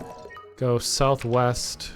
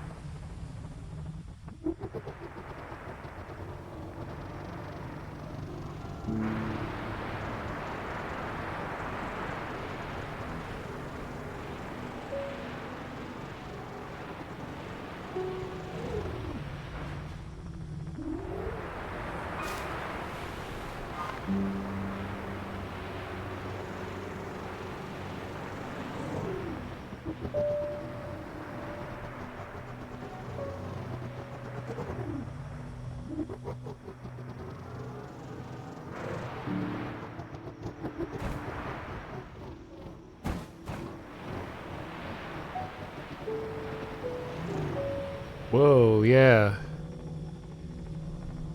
That looks like a shrine. Huge one.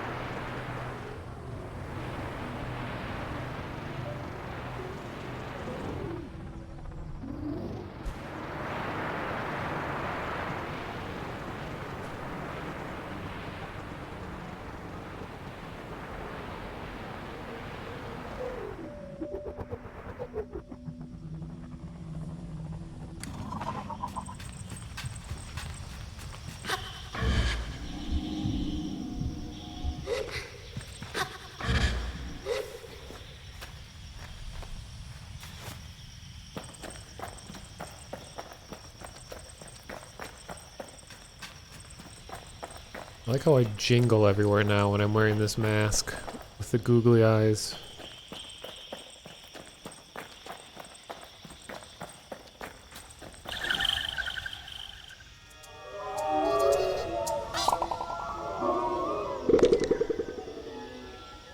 Hey, thank you for the raid, Vidyabum. Welcome everybody. Oh, just in time for the sunrise. You guys can choose to look at my new face or the sun and admire the beauty that this game has. I saw Vidyabum was playing the X-Files game, which is endless entertainment. You guys should definitely check out Vidyabum's channel. He plays a lot of spooky horror stuff. Lots of small indie games and watches cryptid related things on YouTube and all that. So while we're staring at this, at my face or the sun, I'm going to grab a drink of water real quick. I'll be right back.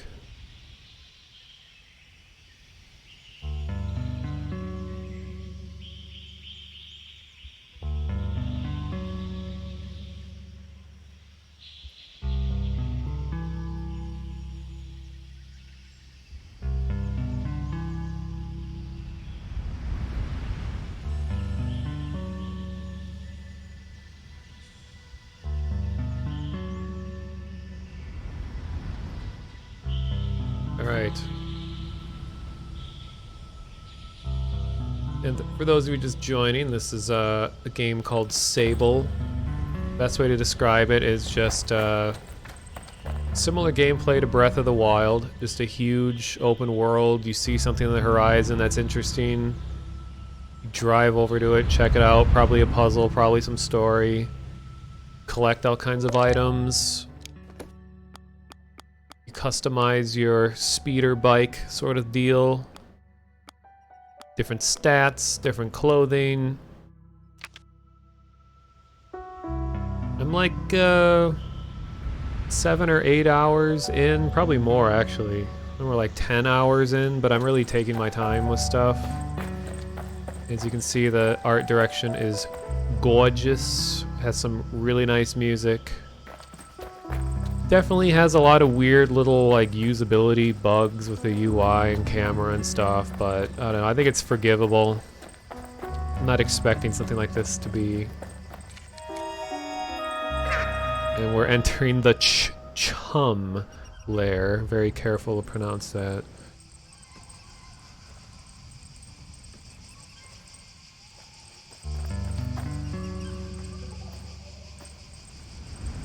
This is made by 2 people? I don't know, maybe.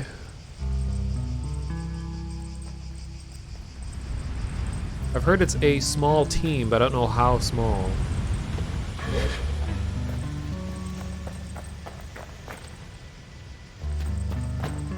Yeah, and you can climb just about anything. But there's stamina. You better not be lacking it.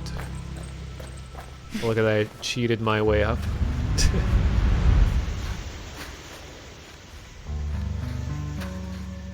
No!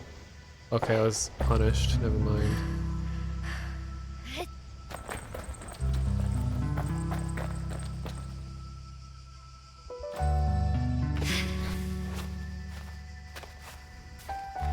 Yeah, we're gonna go solve some plankton-related business at the chum bucket.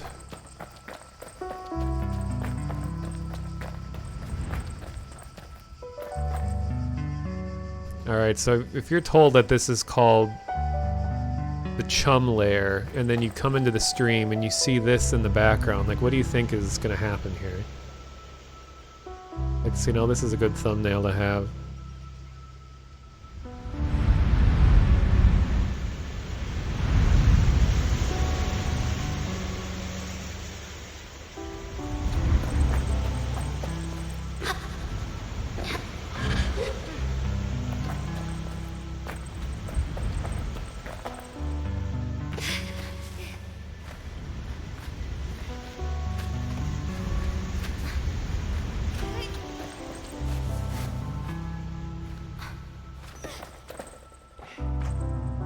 Little jank.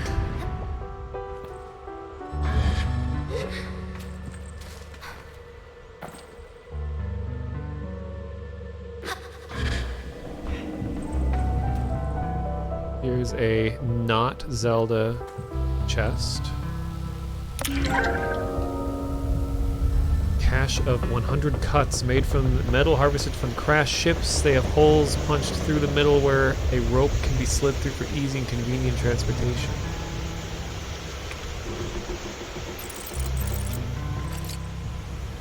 Music, or the ambient sound sometimes just suddenly gets really loud. Yeah, cuts are the currency here.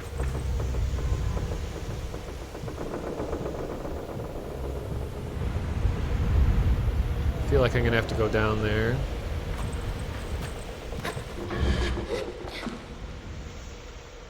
But I did see a not Korok over here.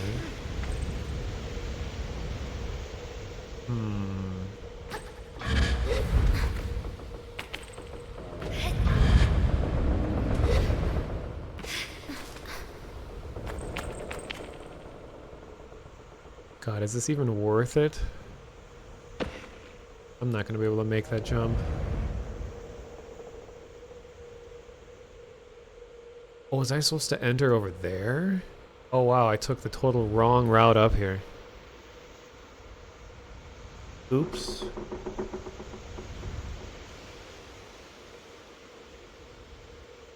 Well, I'll check that on my way back.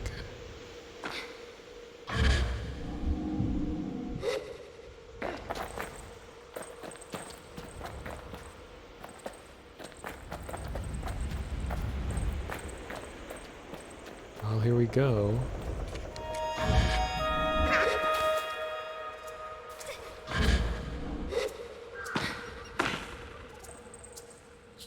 Wait, am I actually doing this in, like, exactly backwards? Because I feel like if they didn't want you to enter from the top, they would have made it more difficult?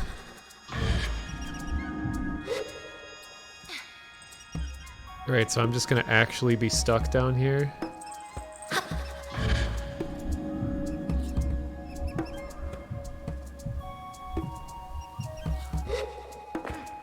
Okay, let's pretend like I came from this way.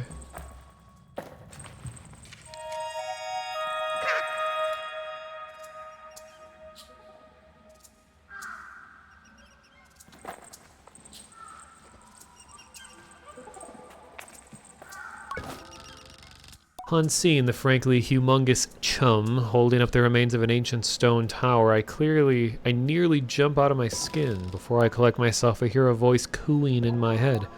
Hello there, wanderer. Please don't be frightened. Giant chum oh my god, game. A giant chum cocks its head at me and chirps.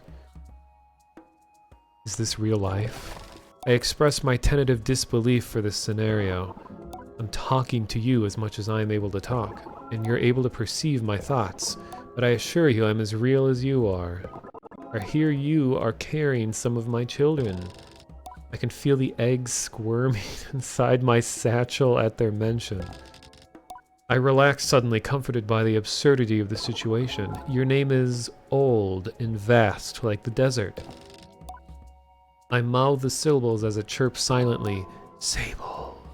How beautiful. I don't have a name as such, but I am the queen of the chums. You may call me Queen Chum or Chum Queen as you prefer.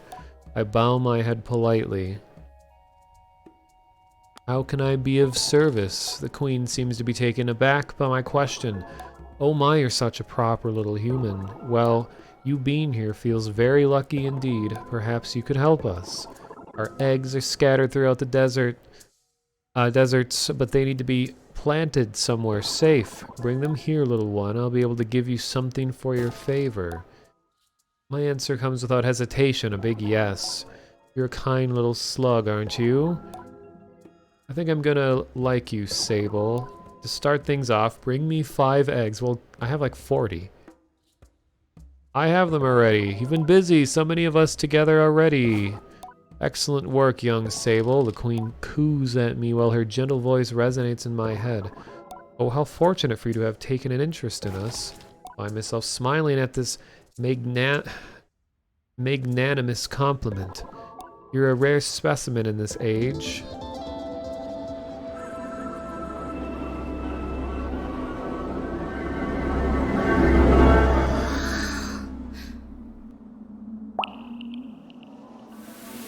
Oh god. Just got chummed on. Oh, it was a tear, alright.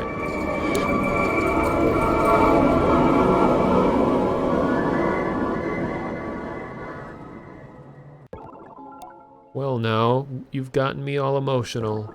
Lucky for you, the tears of a chum carry great power, but I suggest you keep that information to yourself. I nod solemnly, sparing her any elaboration on her suggestion. Tear feels like a gift. I feel stronger, more resilient. Bring me 15 eggs next. Well, what do you know? I probably have more. Young Sable, so kind of you to visit again. You've helped us become quite a little collective. Her imagined voice is like a cool towel on the back of my neck.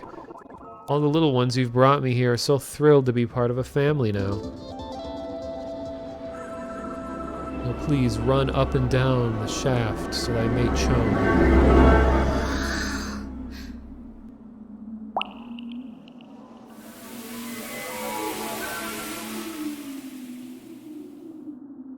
Yeah, it looked like meter is increasing.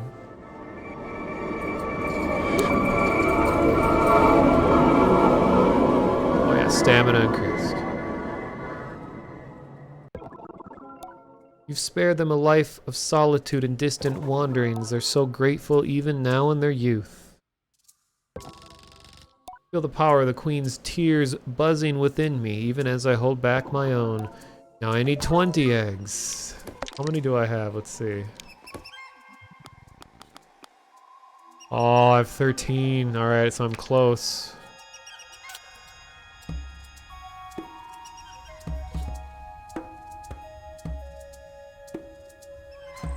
Alright. Well, that is certainly great.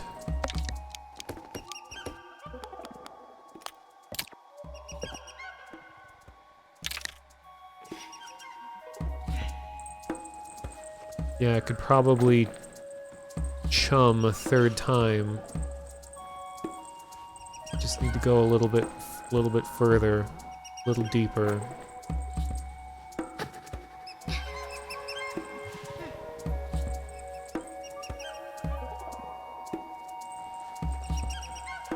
I'm guessing these doors don't open until I progress further.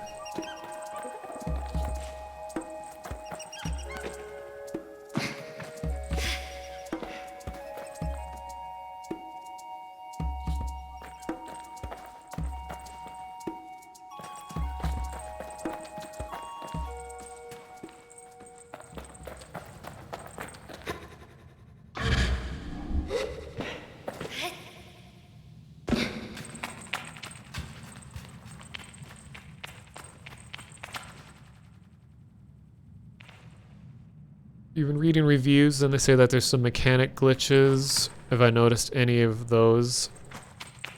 I haven't had any, like, game-breaking problems. I've heard from people that it's possible to get your bike, like, seriously stuck somewhere, but you can fast travel to get your bike back, so it doesn't destroy the game. There was a case where a quest was leading me to a spot for an NPC that wasn't there.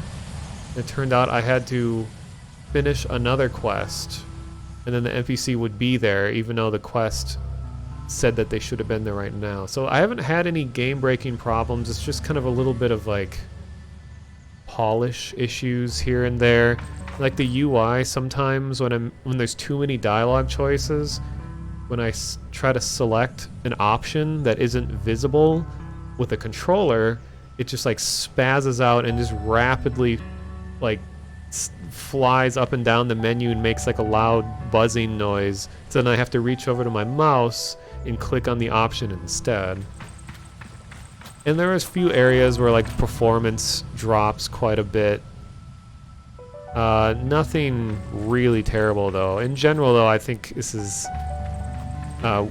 worth the money, especially if you are someone who enjoys just really good looking and sounding games. I mean, you have to be pretty patient. There's a lot of just traveling and wandering. Oh yeah, I have a whole extra ring of stamina now. Nice.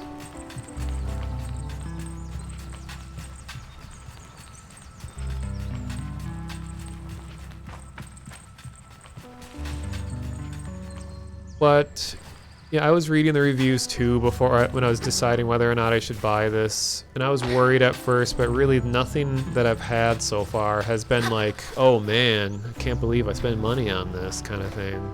Like, I've really enjoyed the purchase so far. And see, the climbing is pretty good. It's satisfying. You know, it does a little bit of weirdness sometimes, but it's not like... doesn't destroy the game for me.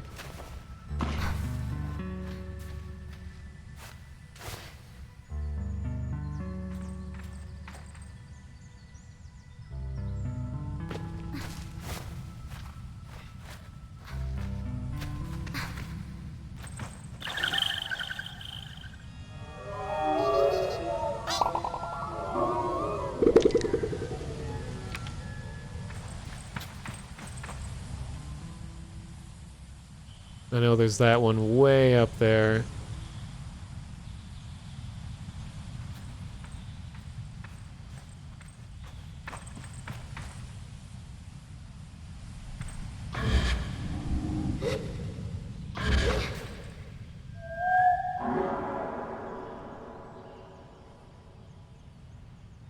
Come hither, my steed. Ow.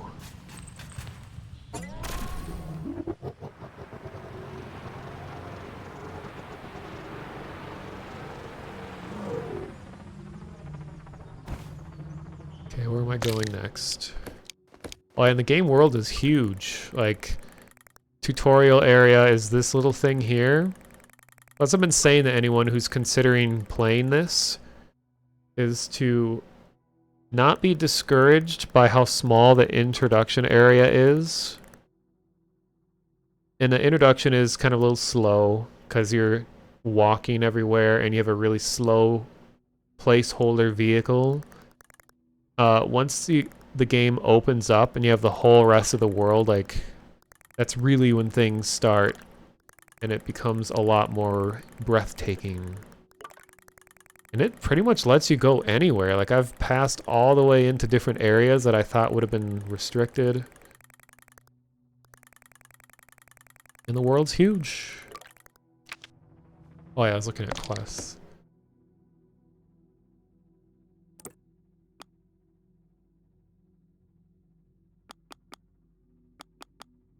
Let's continue this. At the Bridge of the Betrayed. It's southwest of Burnt Oak Station. Oh, that's where I was normally going. Or I was going originally. Southeast of Burnt Oak.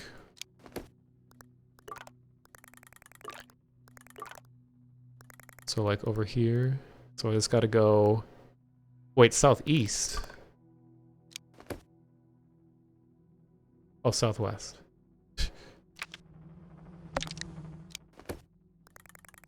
So, north.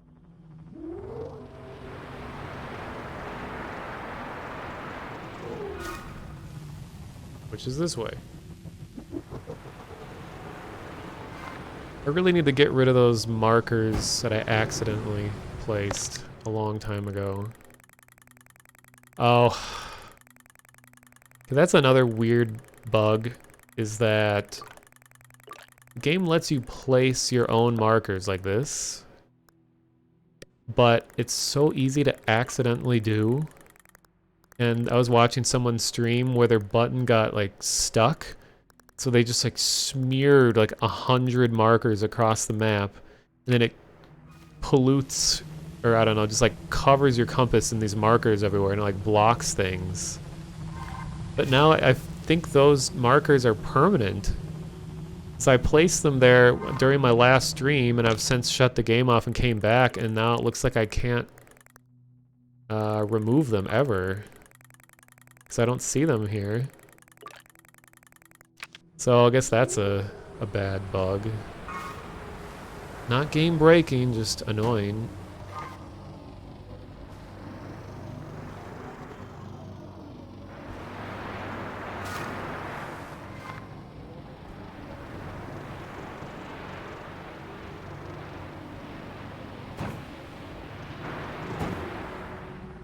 So possible the ones left are mission markers?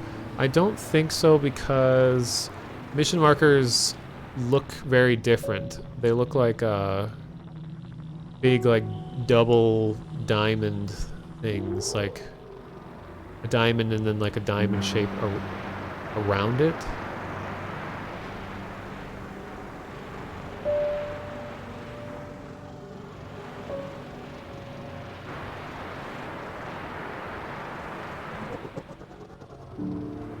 Okay, I'm looking for a bridge.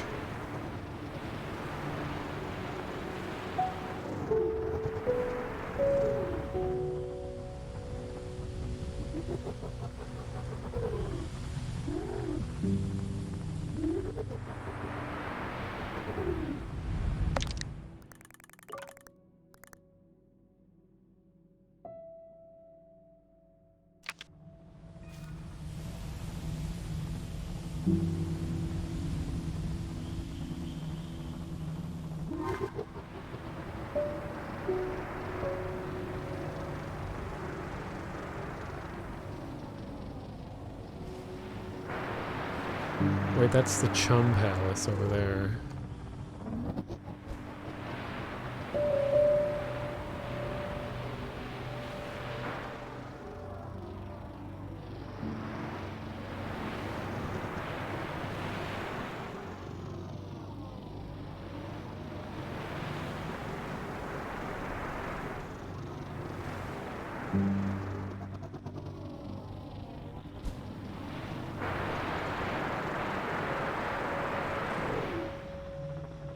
It's kind of weird that this mission isn't marking anything for me. In the Northern Badlands, I don't know what the names of the regions are.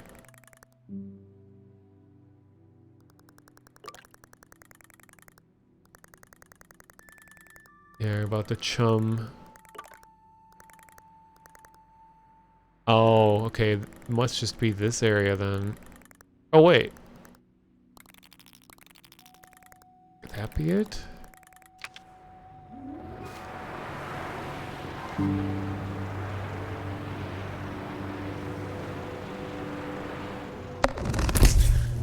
Whoa.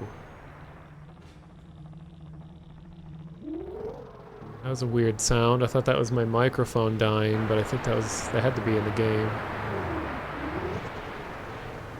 It's like when you pass into a new region, it makes strange noises.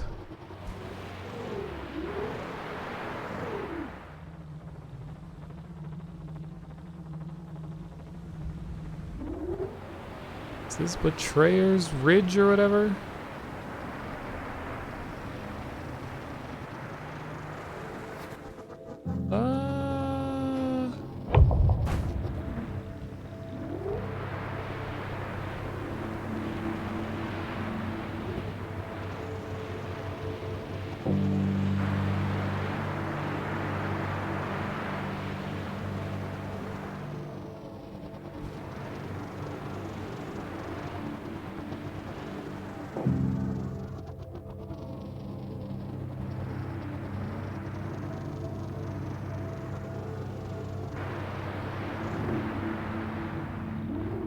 Well, let's just see what the title card I get for going up here.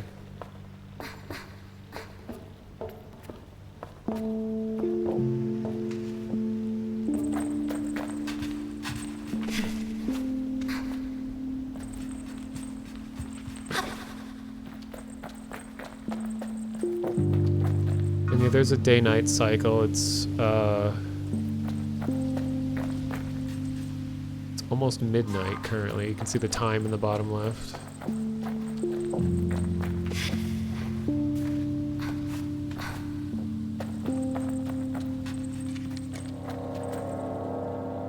Ball frond connection? Okay, that is not what I'm looking for. But like most of this game, it's about the things you do when you're on your way to the main thing you were trying to do.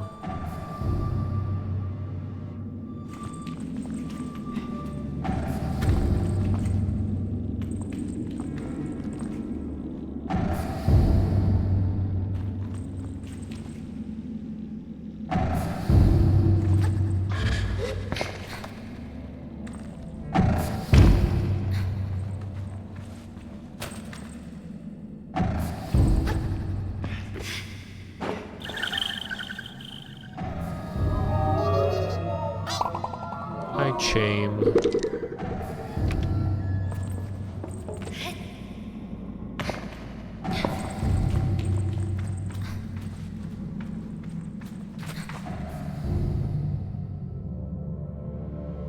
I love the way this place looks.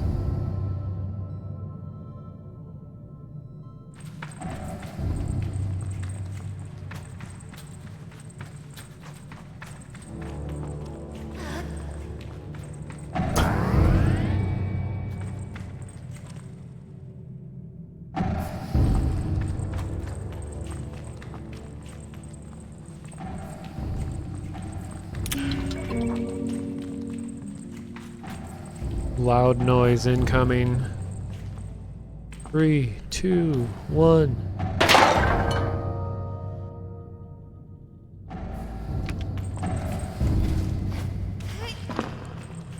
Yeah, it does look like the inside of the sandcrawler. Right.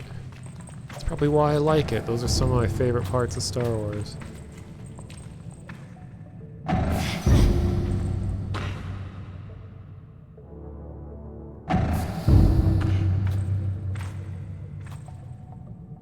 Color change? Oh, geez. Wow.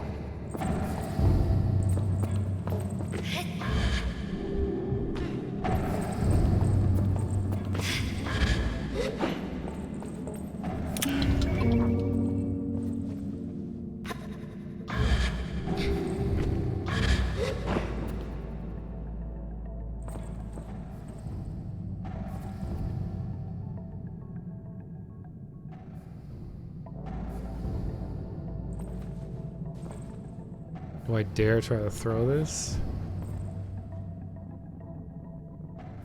Yeah, Tatooine is my favorite planet. I love worn out future technology.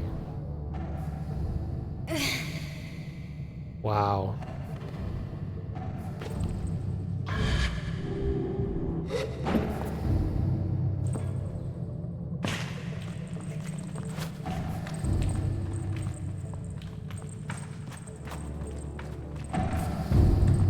As it clips through my body.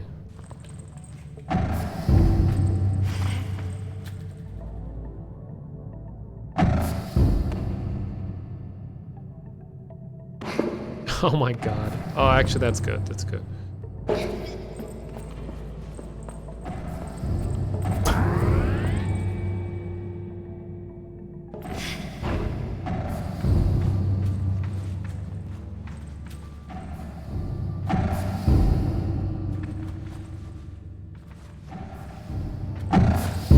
You can see the camera gets a little annoying in closed-in spaces.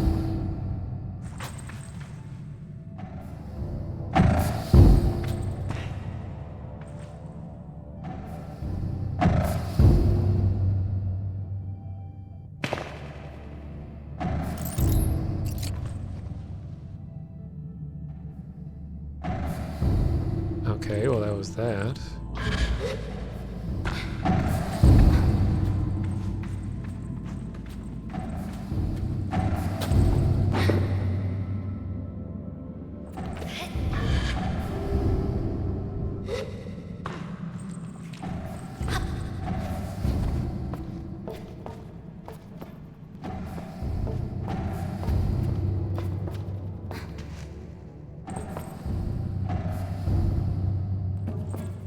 Putting you in the mood to watch your despecialized Blu-rays. Nice.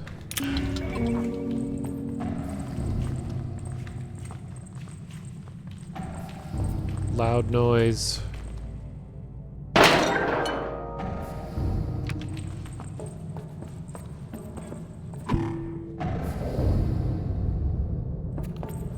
Oh, that's what I was supposed to use?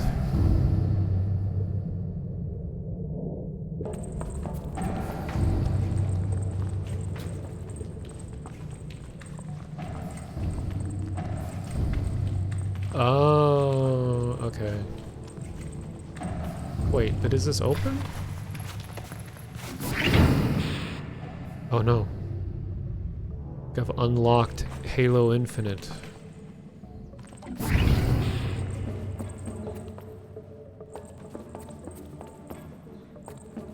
Tough decision. Do I go down the left staircase or the right? I have no reason to choose one over the other. I always choose left. Oh, I could have jumped down the middle, that's true.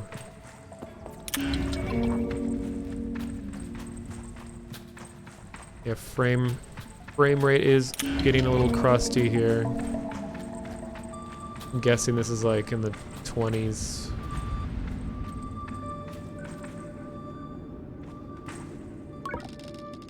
I encounter a strange luminous figure. It greets me before I have a chance to be frightened.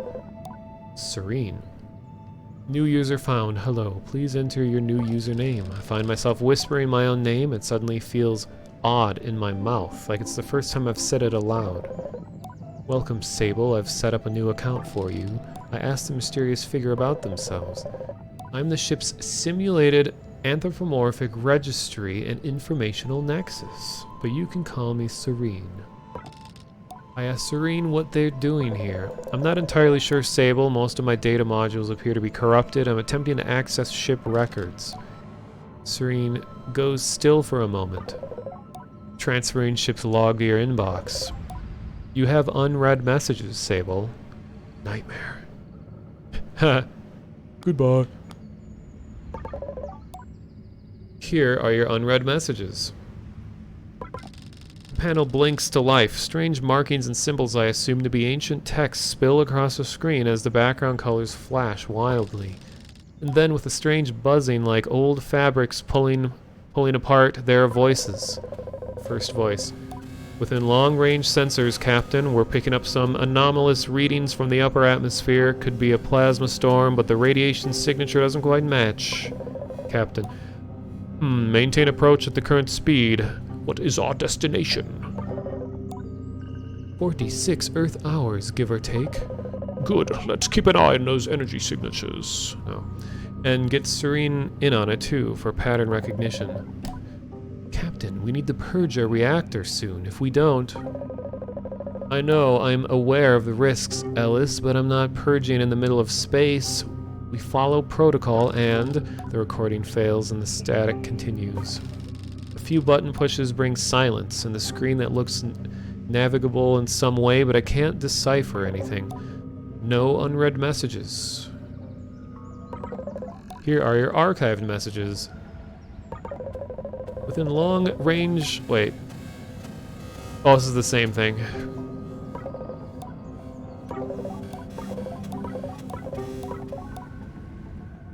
Alright.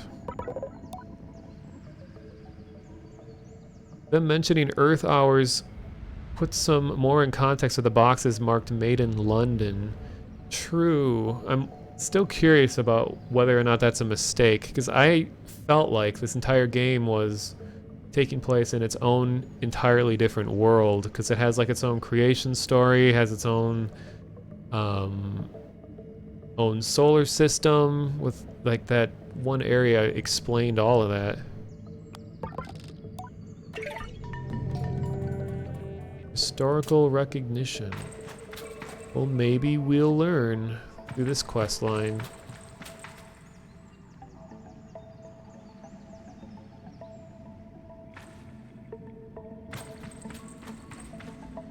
Burnt Oak Station is an actual station in London. Really? What about Bone Marrow Station, or whatever the other one was?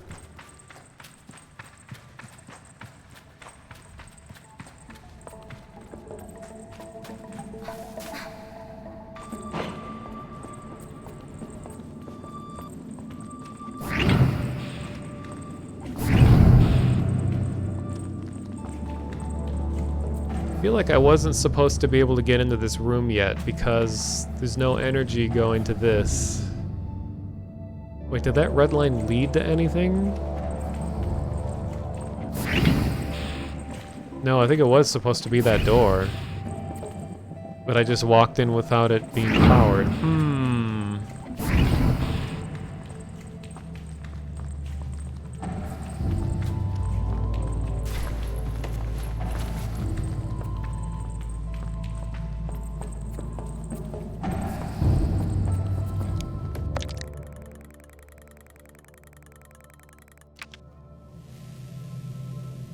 Look for more terminals.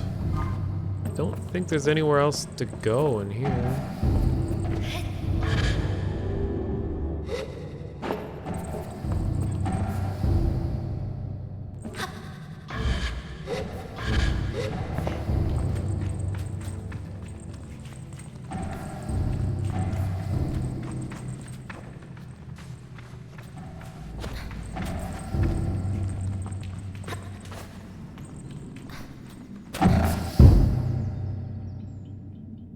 Oh, okay, thank you.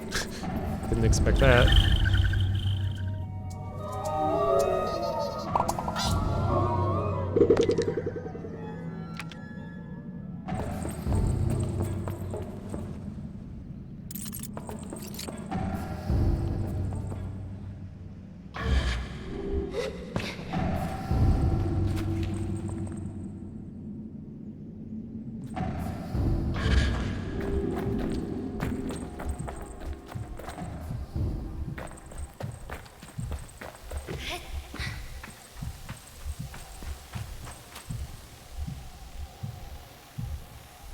I think that was everything. Am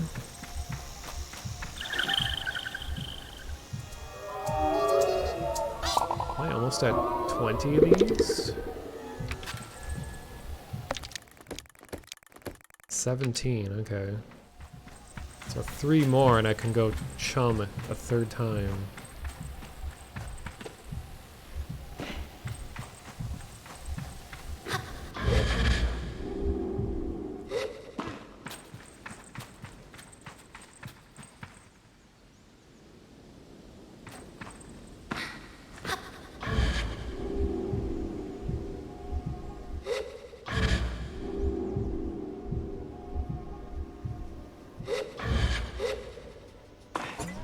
Be satisfying if you could just land directly into your bike.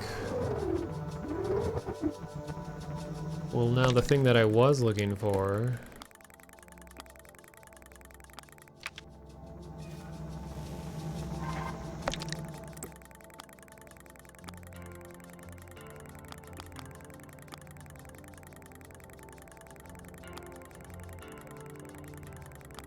Wondering if the in-game volume was maxed with Windows volume turned down. I haven't touched, like, the game in Windows is at full volume. And I have all the music and sound effects here at the default. I mean, most of the time it seems fine. It's just like when there'll be times in indoor areas where it'll get way louder. Or if I'm talking to a character that has special music that plays, that music will be like double the volume for some reason.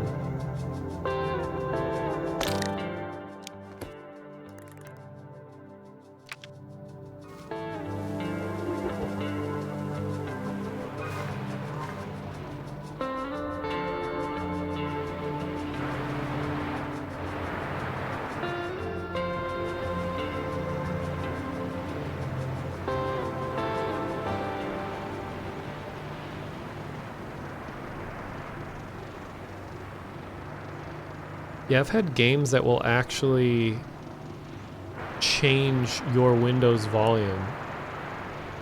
It's really weird.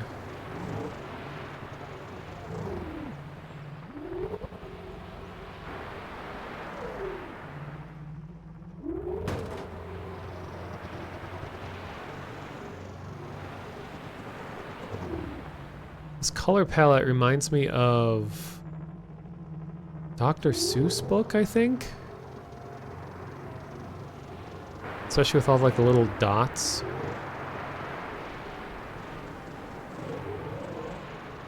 Like, did the Lorax have something that looked like this? Oh, that looks like a bridge. That's where I'm supposed to go.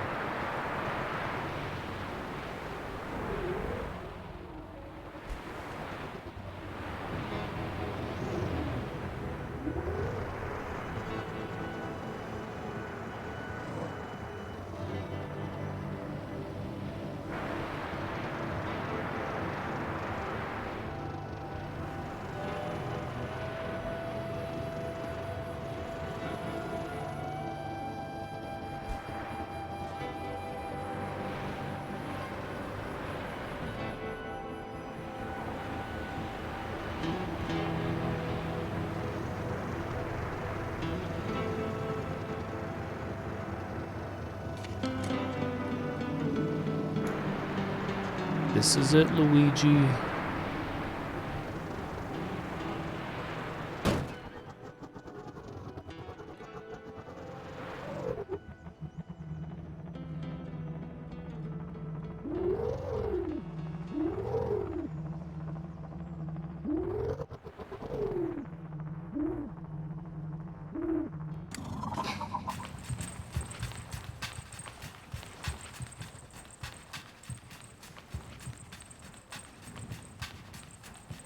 Running in this area sounds kind of like a lo-fi drum beat.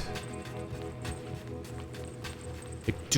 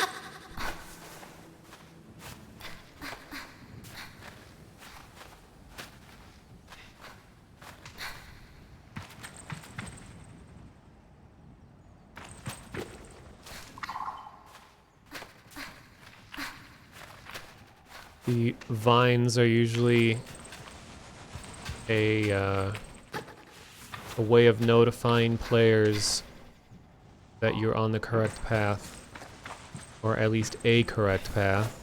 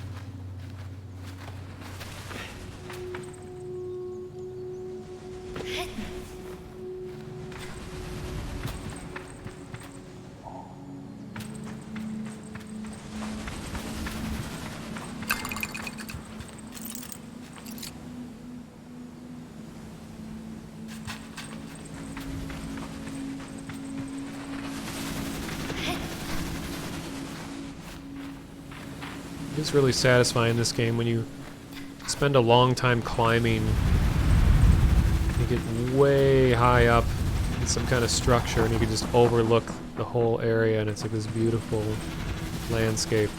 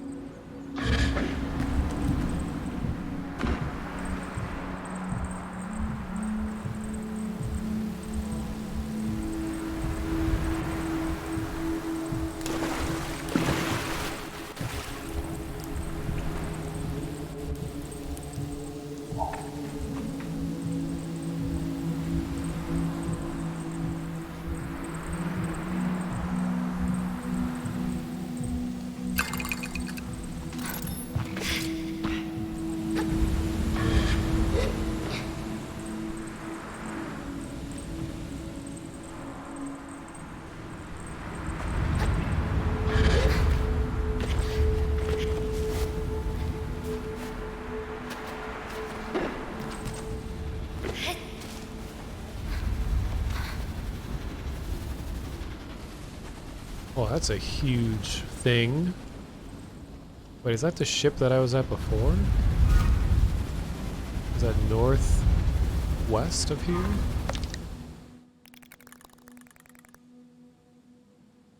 No, that's something else.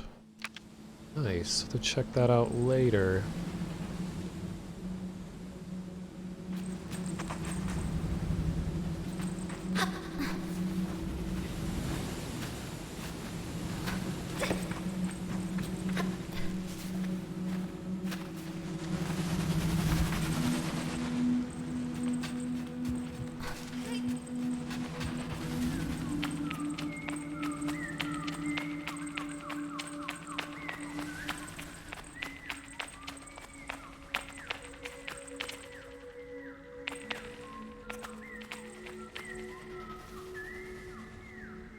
Oh man, worm. Oh, and I need one more where I can go chum. Awesome statues over there.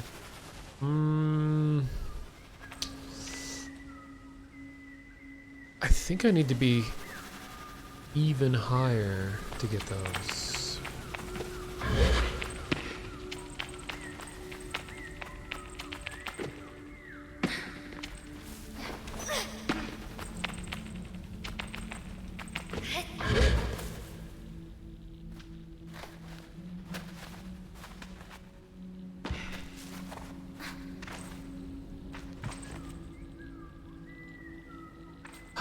I'll do it.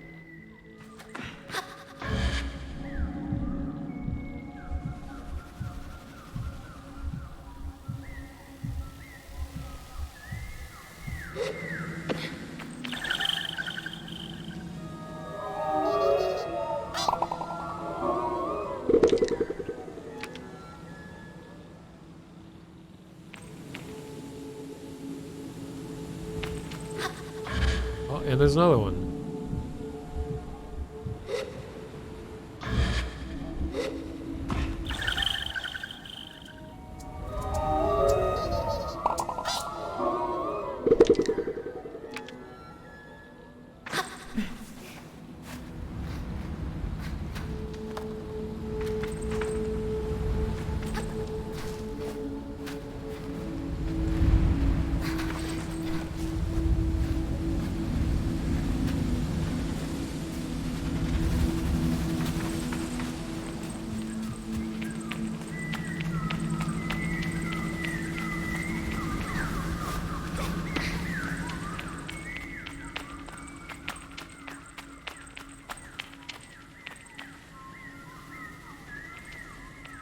It's a mosaic of chum.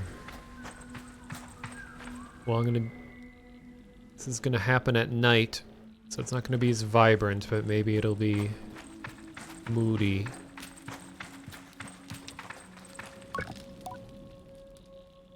Elisabeth greets me. Ah, you decided to join me.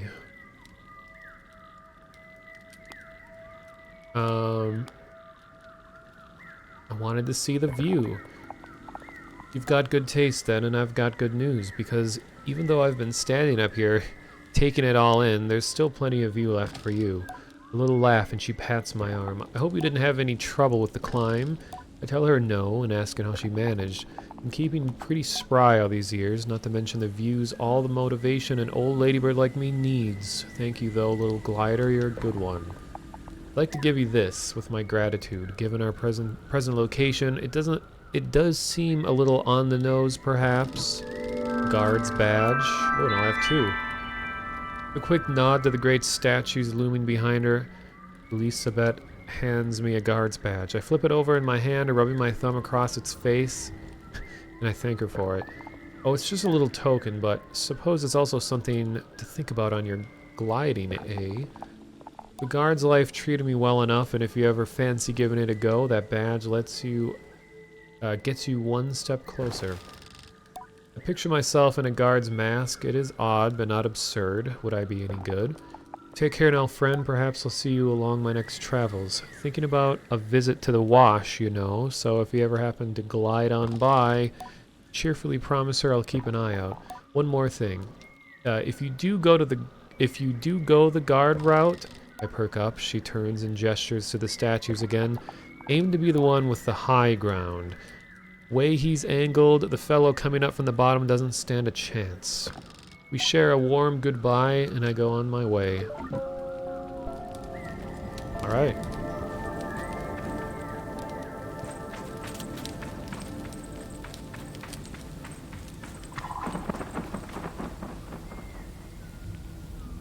Well, time to climb. First, I need to fall with style.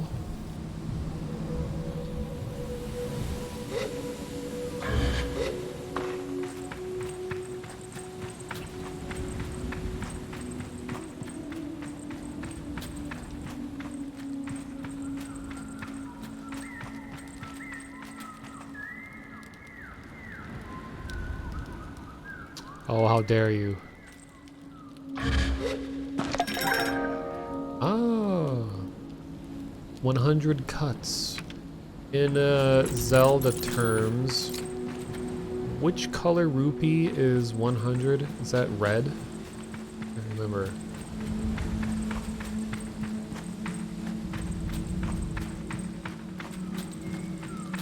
Silver? Oh.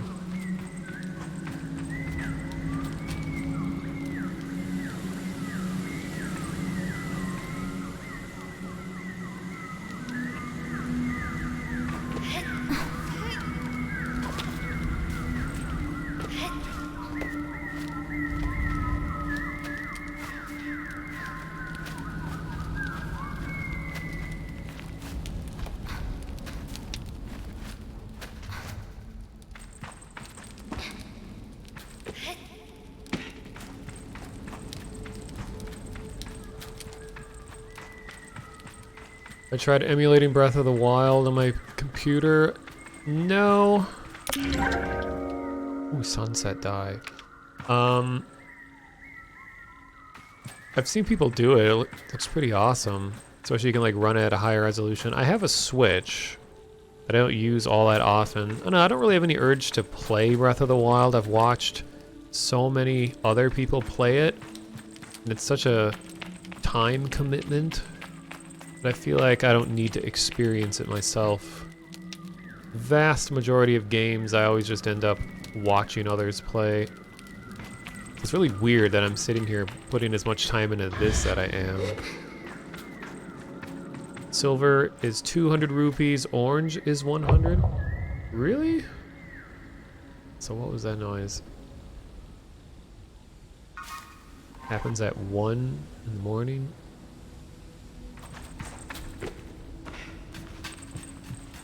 I also think like the color value of the different rupees and stuff, doesn't that change per game? Or at least since Zelda 1, hasn't it changed or something like that? But I remember hearing that.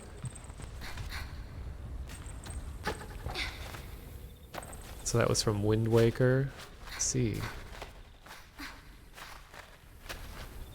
Huh, this material is harder to climb. Oh, but I found a spot.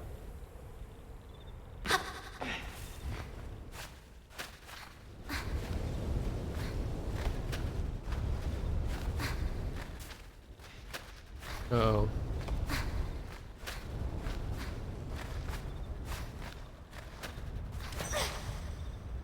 Oh, rip. Ah.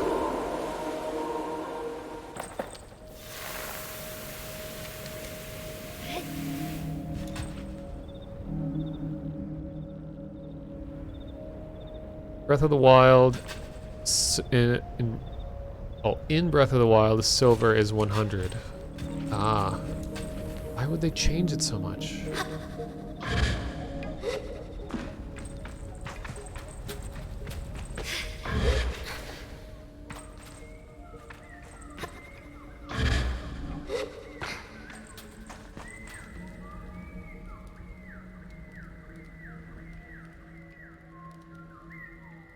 Don't think there's any reason to climb the statues. Seems like more trouble than it's worth. It's awesome that you can get right up close like this.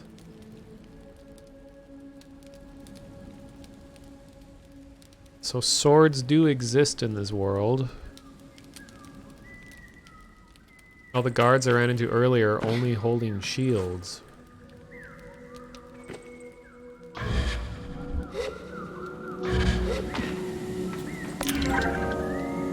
Bouldering pantalones.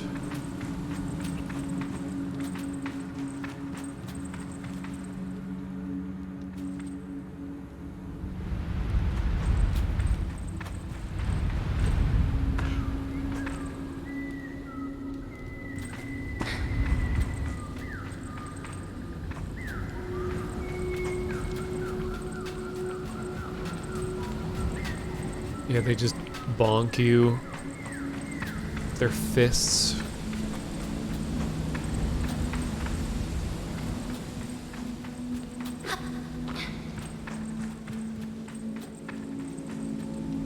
Now it lets me talk.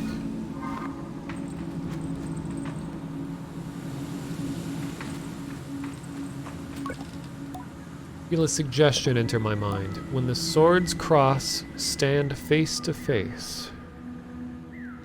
Okay.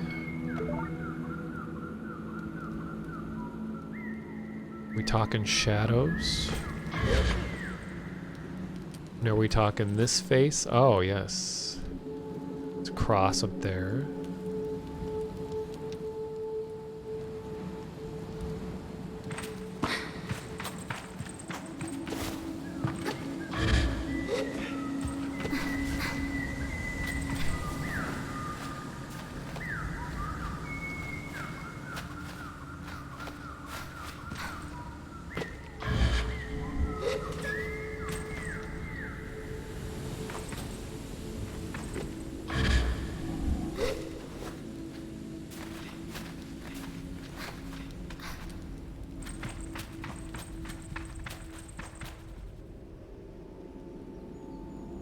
Hmm. 'Cause there has been a light-oriented puzzle before where a certain time of day you had to wait for a certain time of day for something to happen. The only swords we have here are the statues.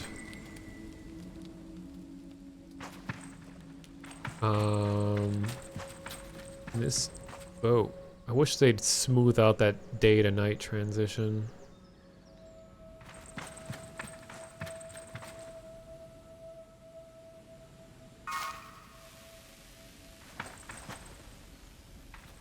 I wonder if the sun rises in the east in this universe, this solar system. Where's the sun?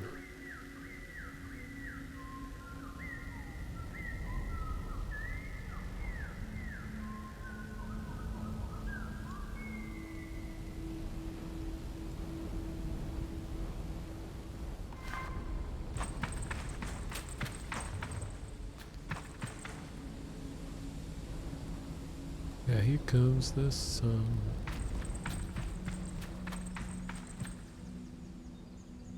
I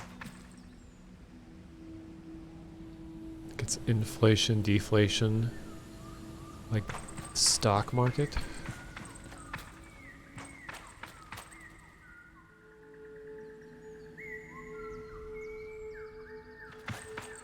Oh. Okay, it's rising in the northeast. Which I guess is accurate. To, you know, Earth.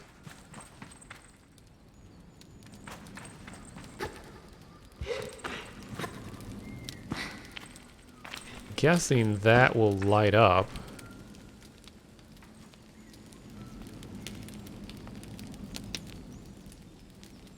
I don't see the statues. Oh, wait, they are casting shadows.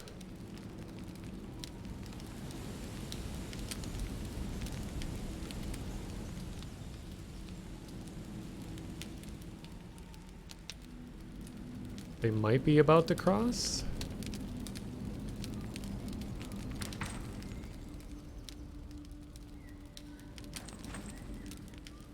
I can see both of the swords.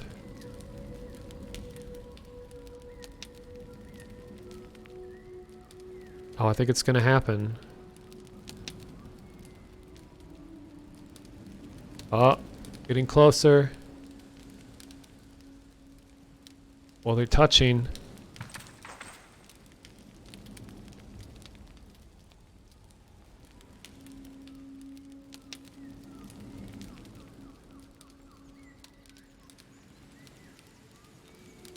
Technically crossing.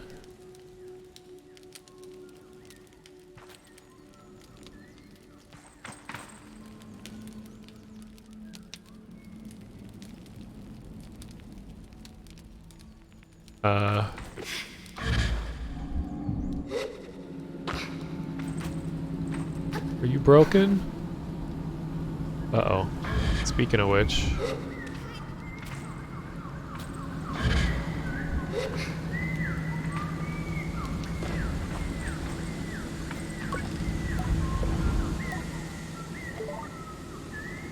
Well, this is the only face.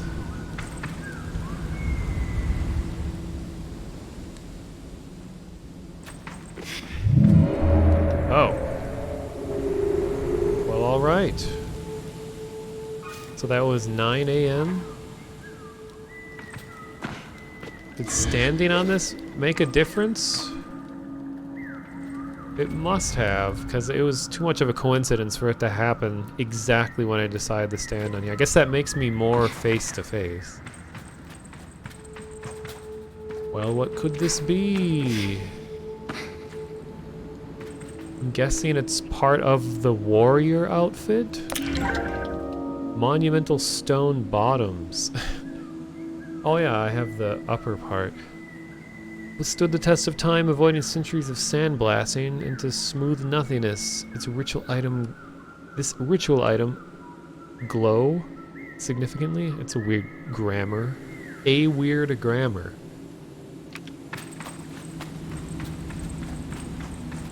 So I have the other part of that outfit.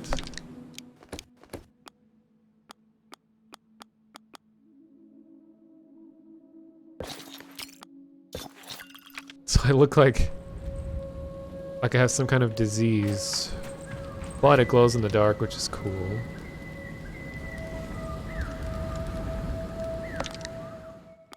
Hoping I can get the mask for this set.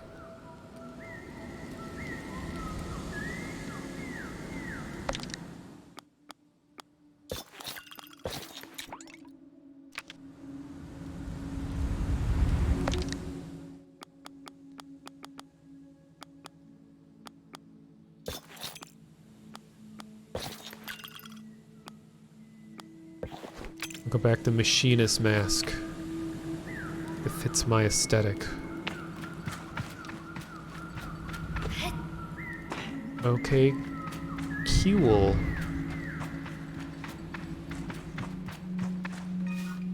This definitely looks like the cover of a Dr. Seuss book. I can't figure out what it is. It's not a Lorax, it's like... Oh, the places you'll go, maybe?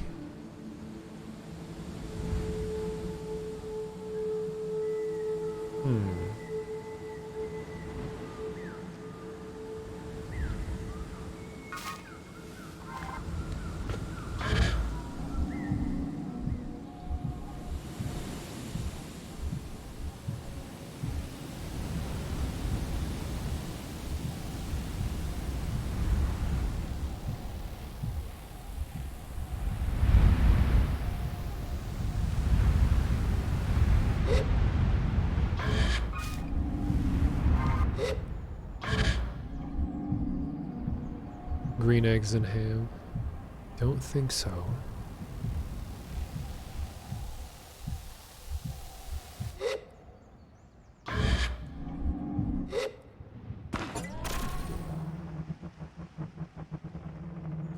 Okay.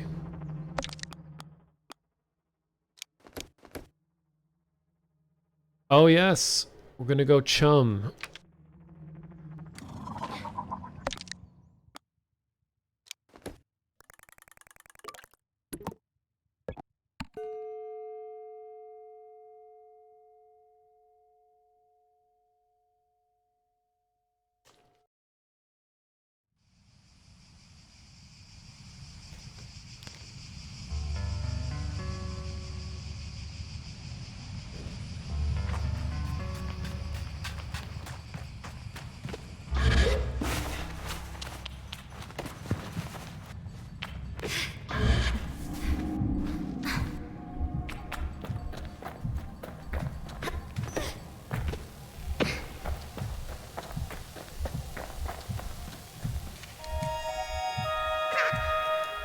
At the Chum Palace. Alright.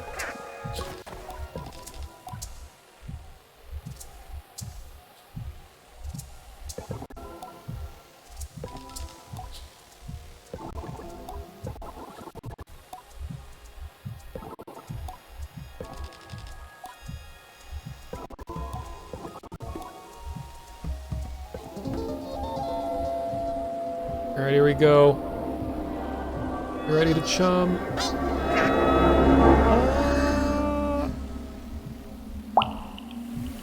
A chain.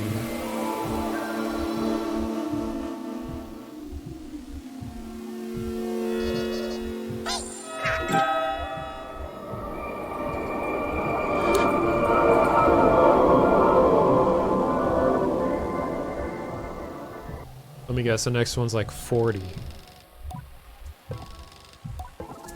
Oh, 20 more.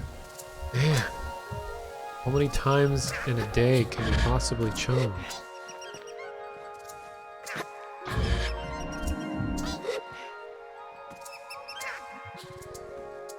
It's like when you jump into a pool in the winter.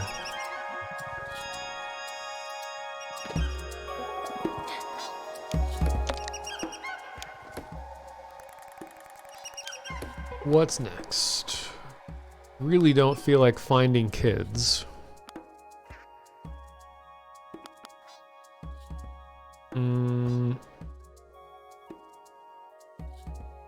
More terminals? I don't think that gave me a marker even.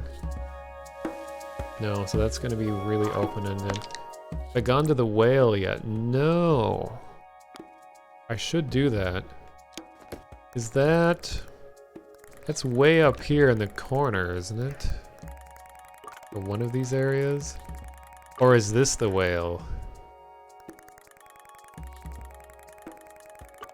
I think it's near Akria. Yeah, to the red thing is the whale.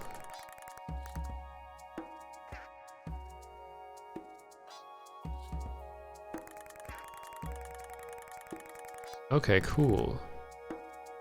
Well, to turn it into more of an adventure.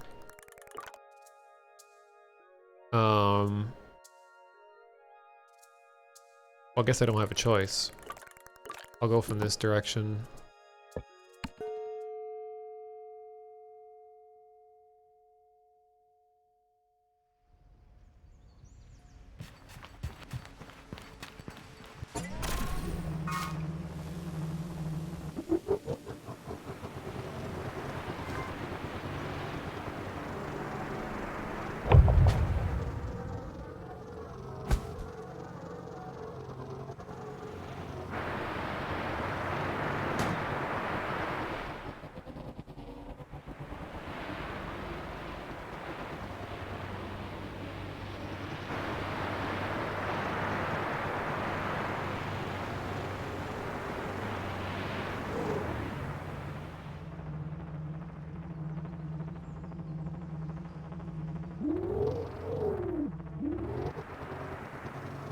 Ooh, looks cool. I love how the details slowly come in as you get closer.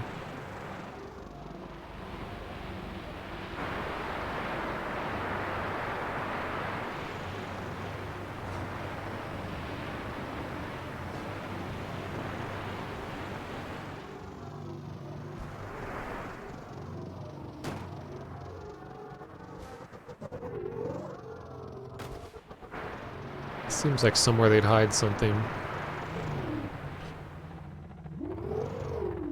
No?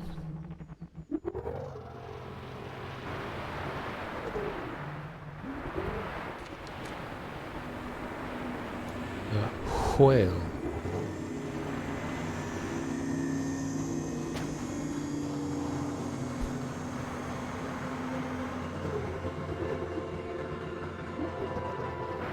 Check out the perimeter before going in.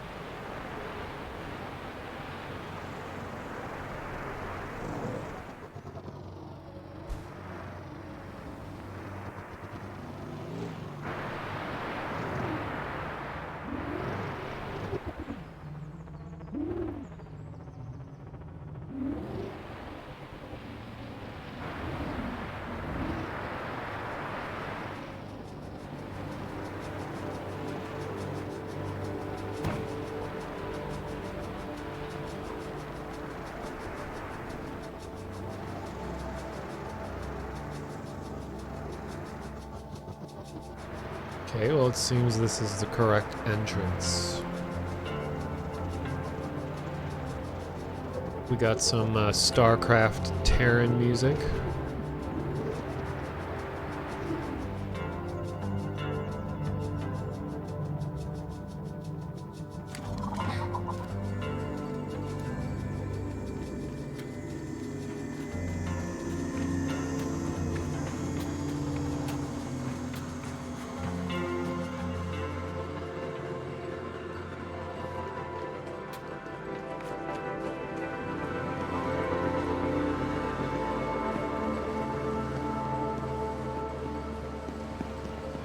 It's a song about a whale. No! A song about being happy. That's right.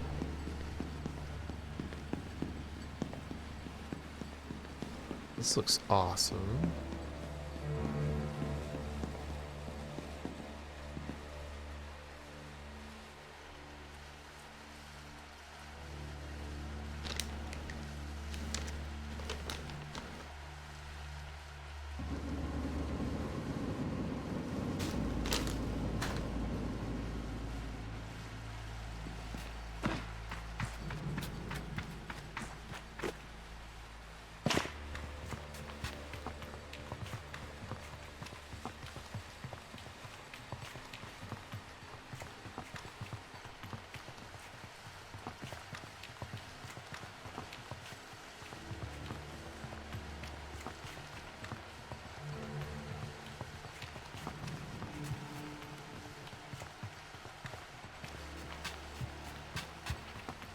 Yeah.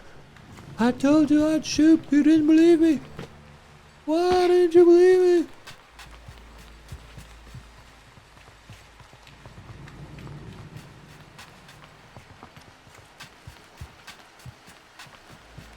Damn. This is so cool.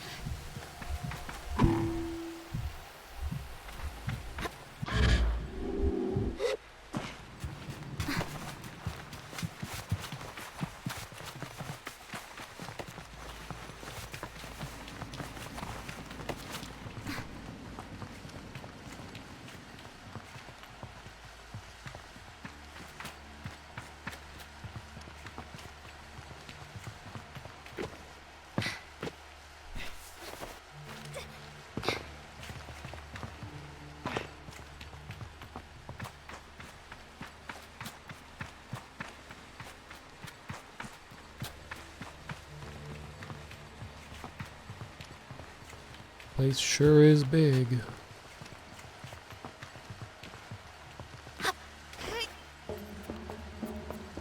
I wish it had its own ambient sound. I mean, I hear something really quiet playing, but I kind of wish they had like a special theme for this area.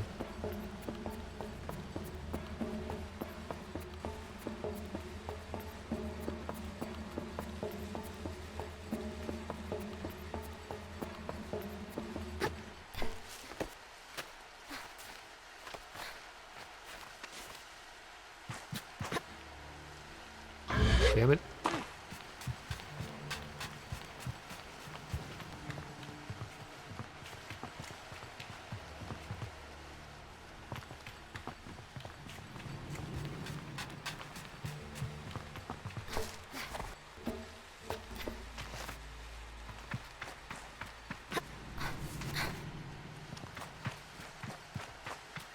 Loud noise incoming. So wake everybody up.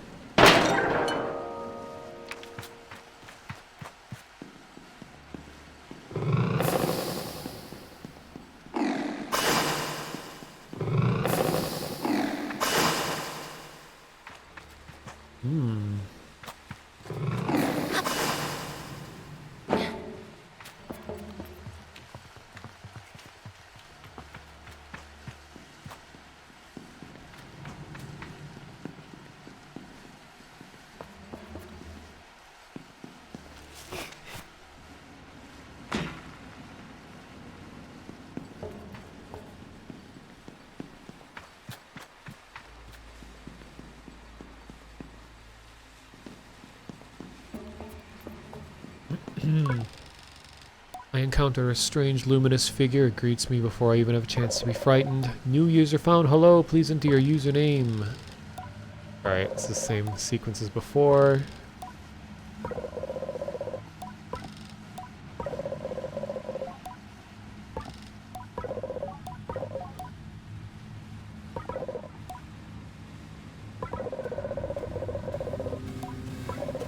the same recording as before.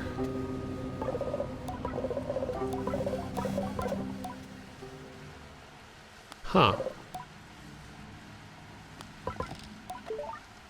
I thought there would be something new. Why else come over here?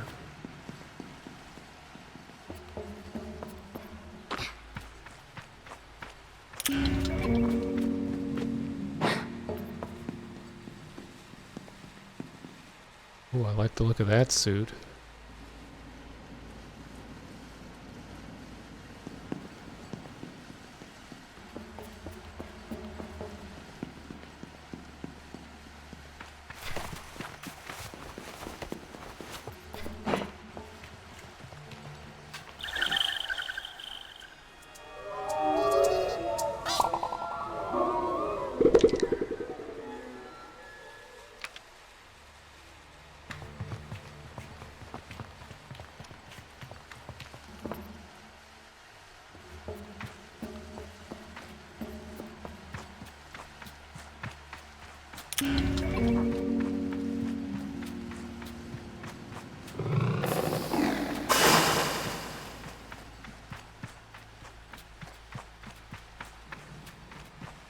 Loud noise.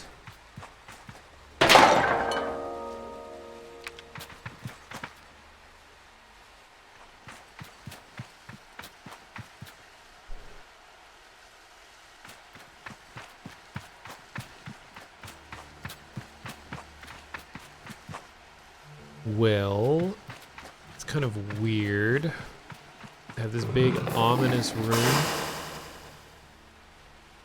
Just repeat the same message that I got earlier. Guess maybe I was probably supposed to come here first.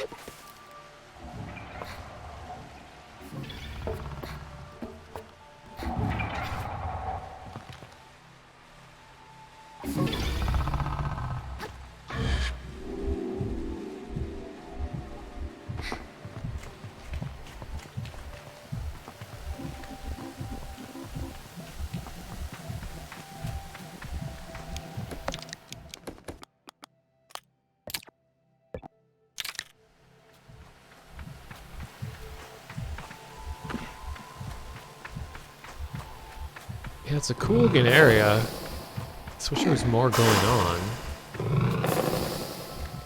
Oh, this is cool.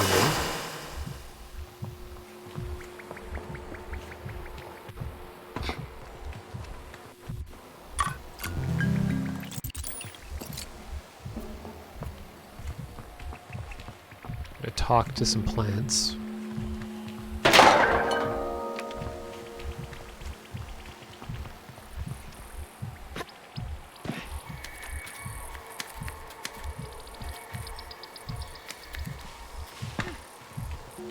This happened before, where I'll see text option icon thing above plants, and I can't do anything with it. I feel like a mission, it probably eventually directs me to here, but I don't have it yet or something.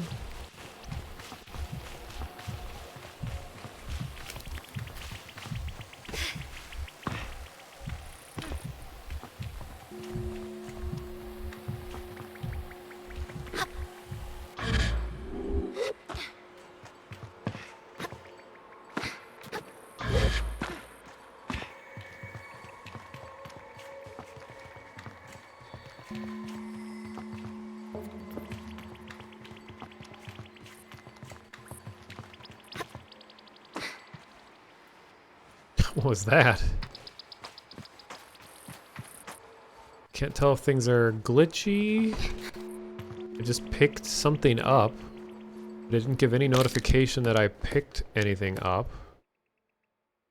I don't see anything that I don't recognize here.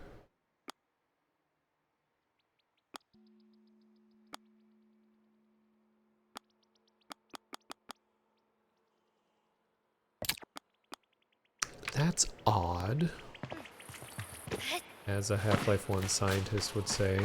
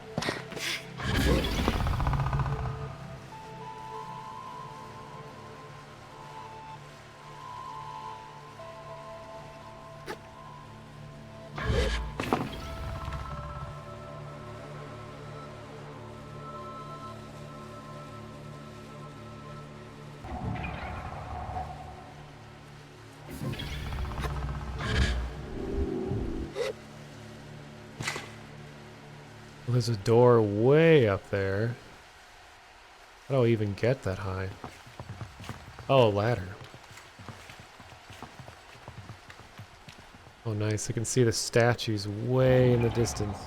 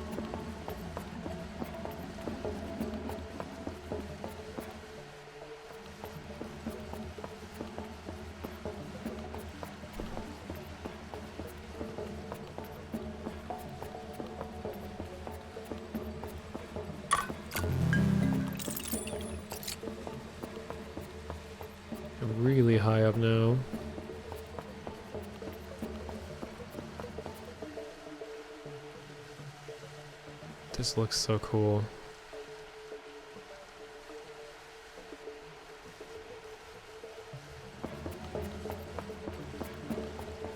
Oh, this door is blocked? Went all this way for that?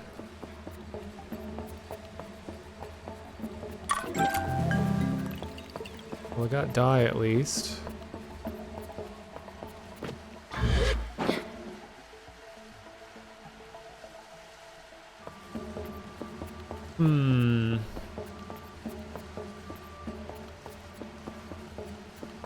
I think this is kind of what Breath of the Wild spoils everyone with, is that there's just so many things to do between here and there. I like this exploration, because I like just the way everything looks and sounds, but it's like a lot of effort with not a whole lot of reward, so you kind of have to just have the view be the reward. Which for a lot of people probably isn't enough.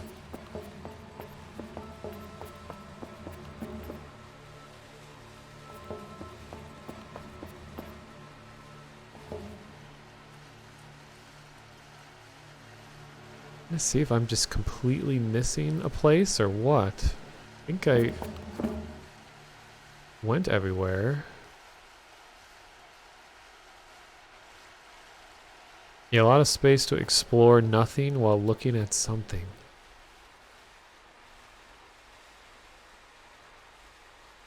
This place is supposed to be like a historically significant area.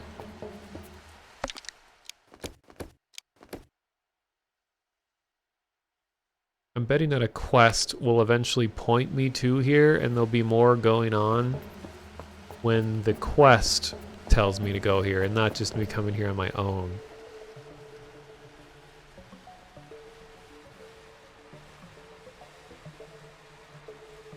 Cool. Have a good night, Static Gremlin. Thanks for the conversation and watching.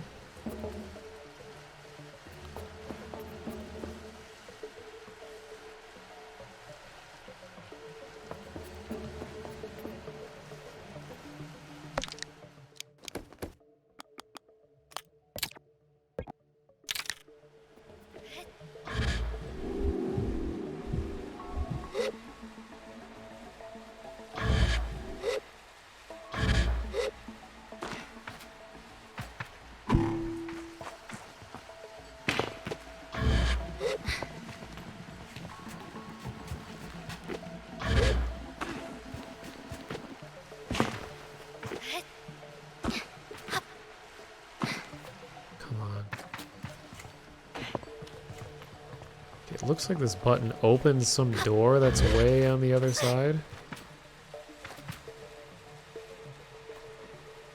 I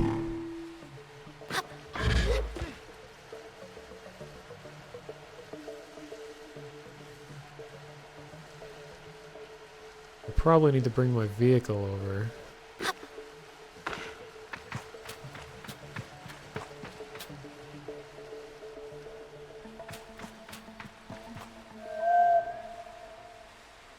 Which it's hopelessly far away right now. So I'll do this.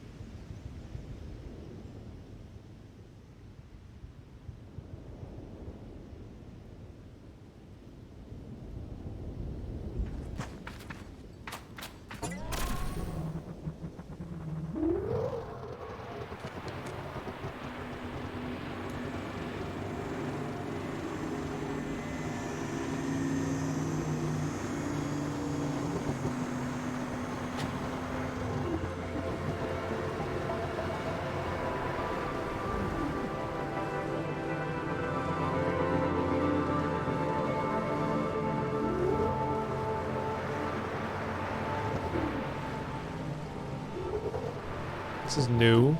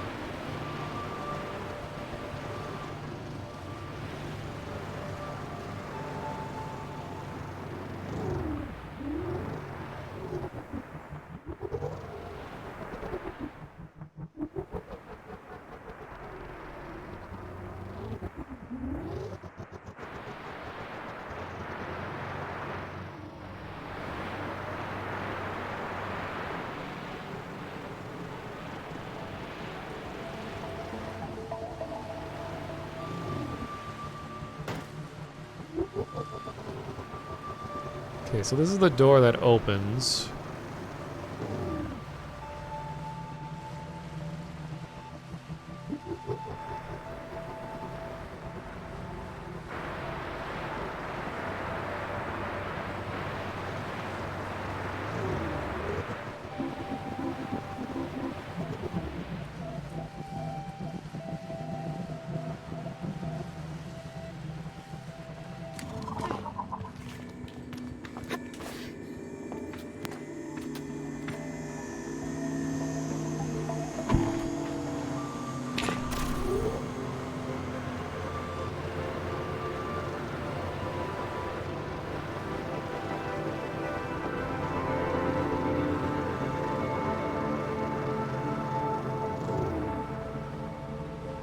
Now watch as I'm permanently stuck here.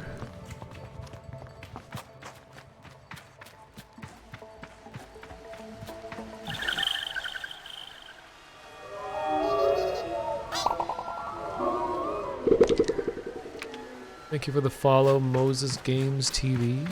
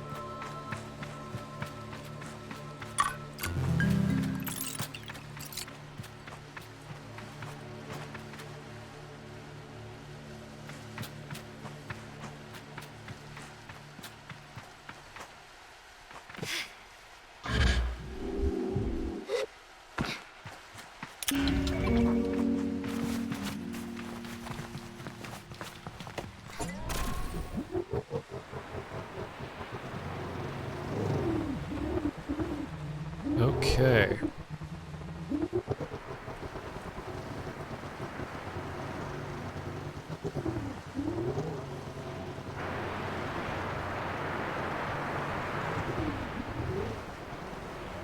Well, maybe a quest will have me back here eventually.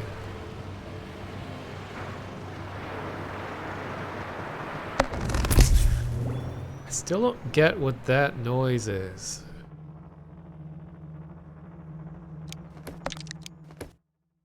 It's so strange.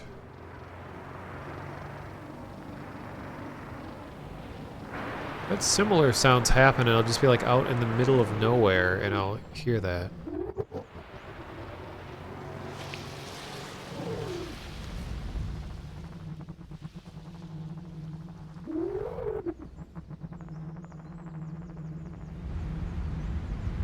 Where do I go now?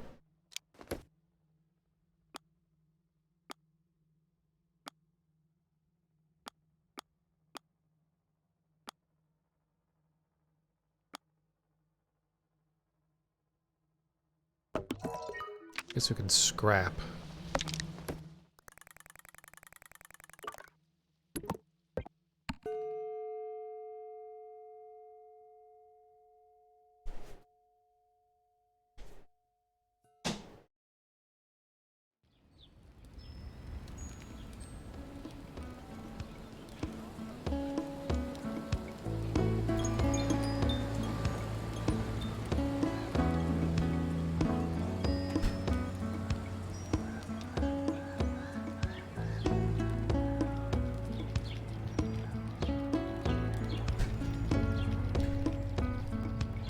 I'm gonna drink real quick.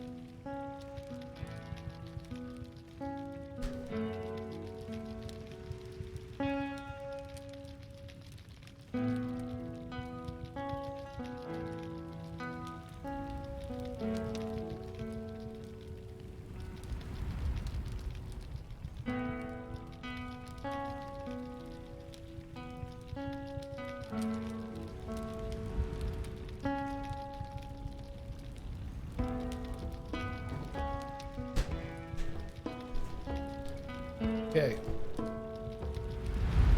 Watch that day-night cycle with the unfortunate sudden jump to purple.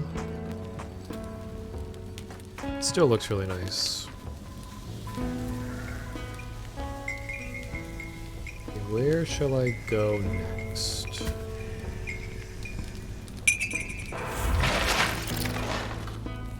What was that?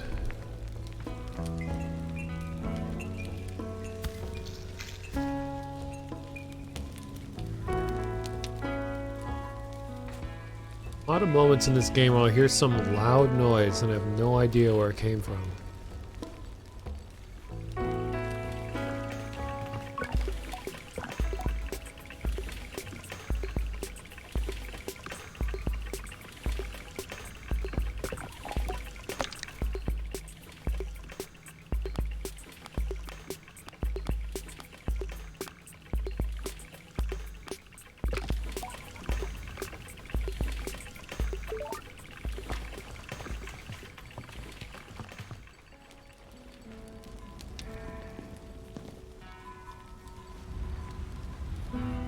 Don't think I've been over to that.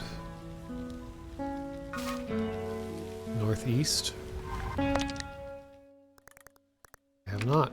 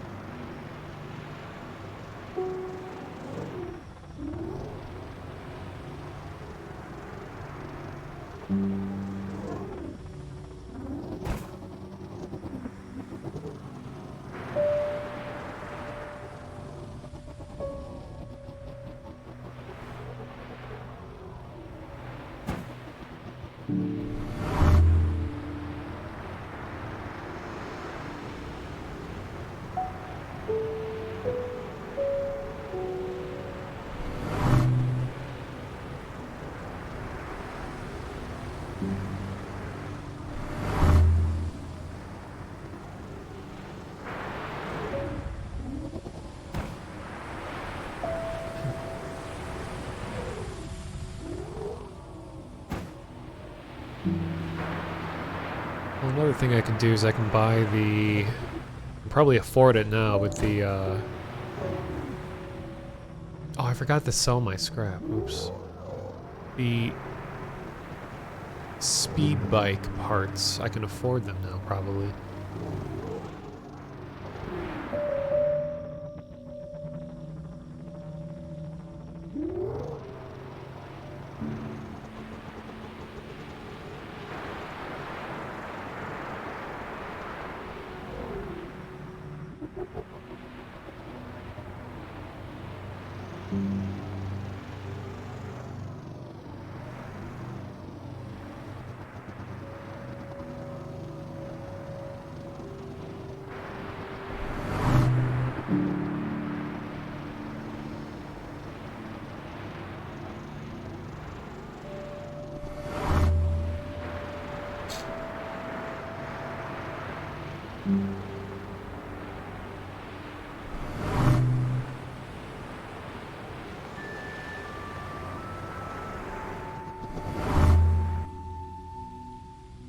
Ooh.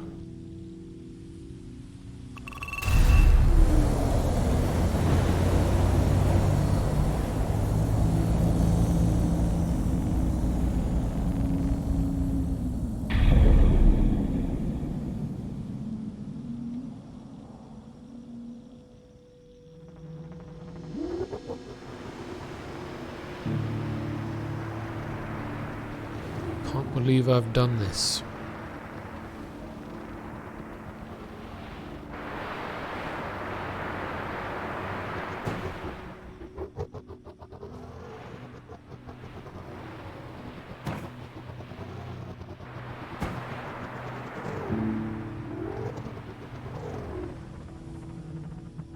Interesting. It's like this ship had a title originally and it wore away.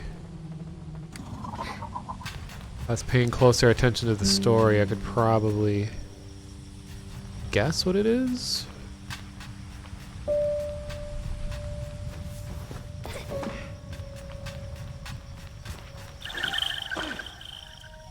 It threw me.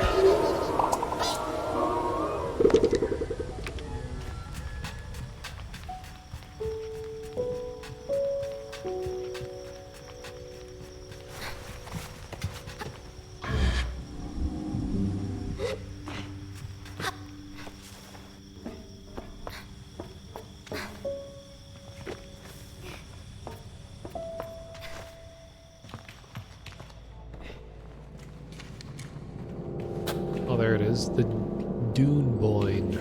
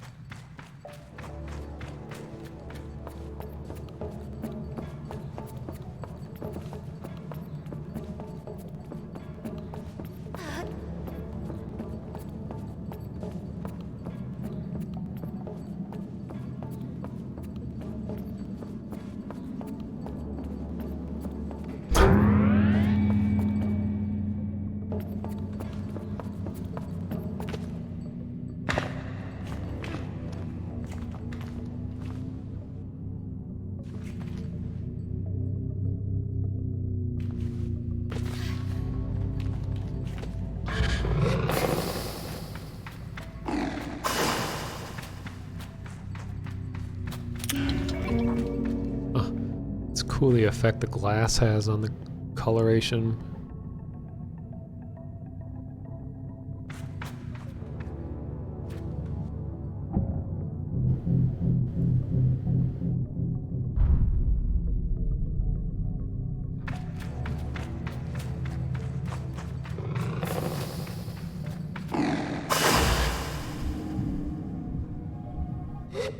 Damn it.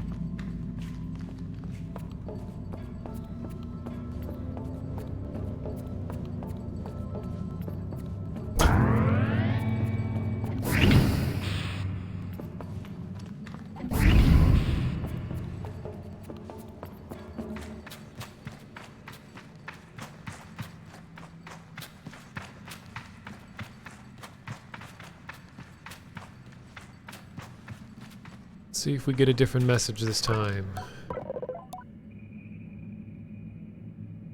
Unread messages.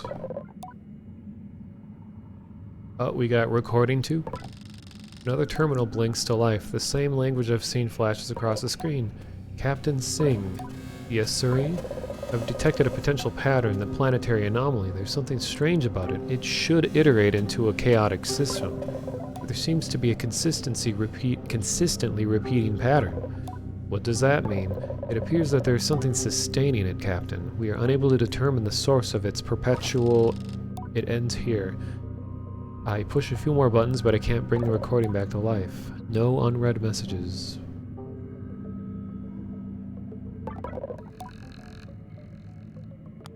See that again.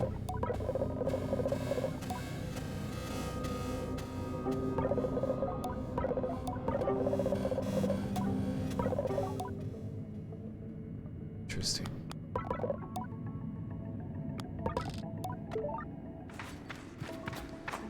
Gotta be a reason why there's so many crashed ships in this world. I know in that one room we learned a lot about the story, the creation of this place. Talked about this giant, foreboding, pyramid-shaped thing. It was essentially the... what do they call it? I think they called it the anomaly or something. I don't remember. But the protagonist was very afraid of it. So I feel like at some point we may visit that area.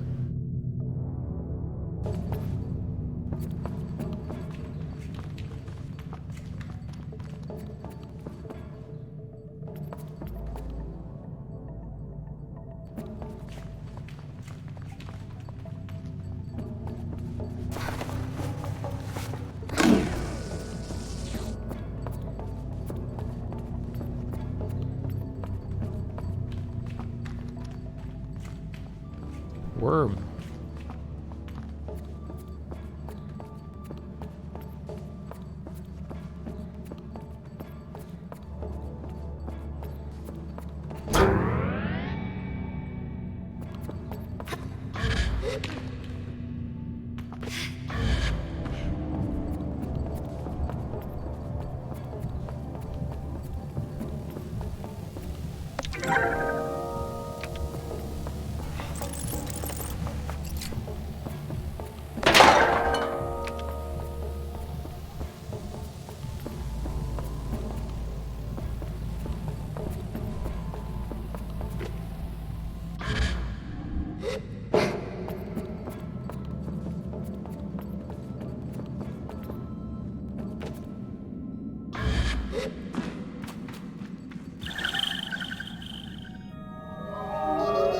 Things seem to be askew.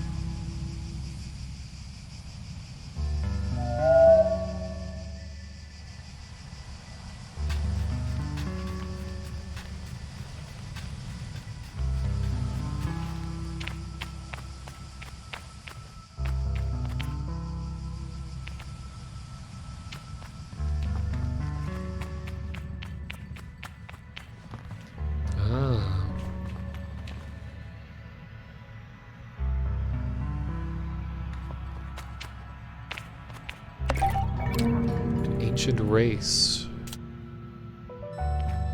Is that?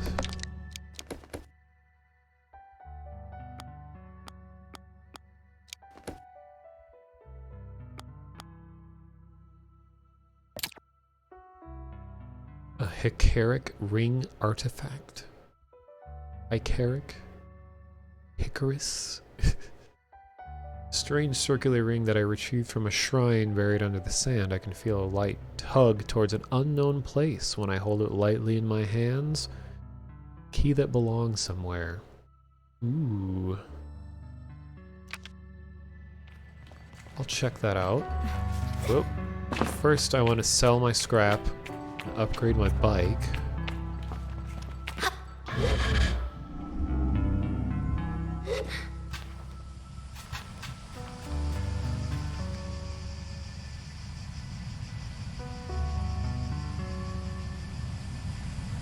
So beautiful.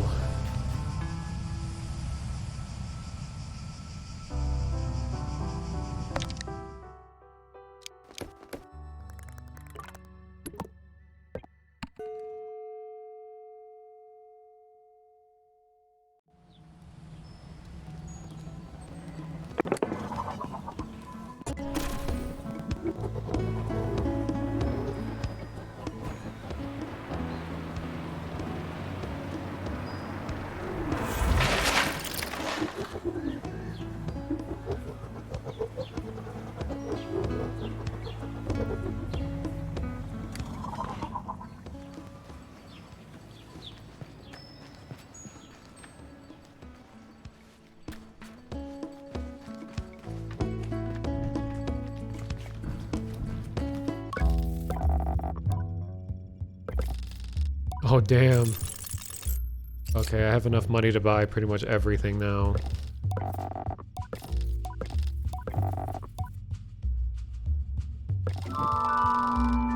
Scrapper badge. Sweet.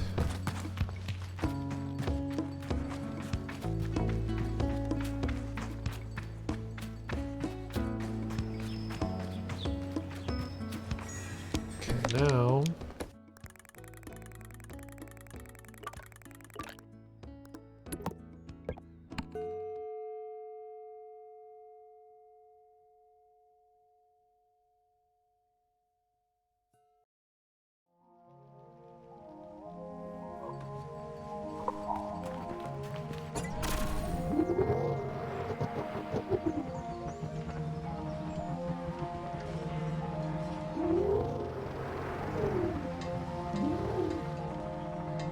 Wait, the kid is back in jail?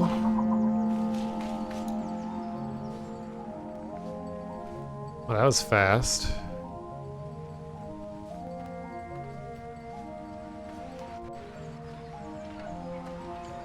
I like that painting.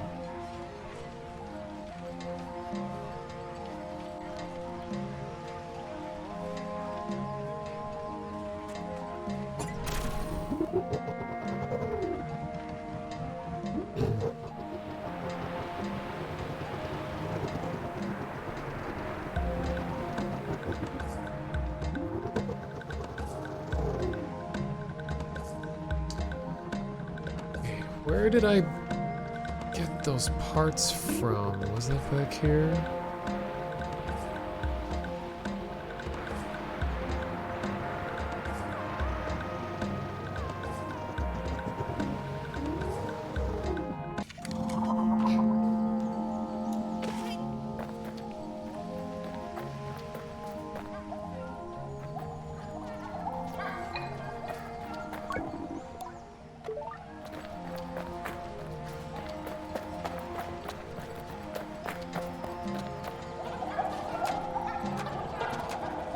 Chickens.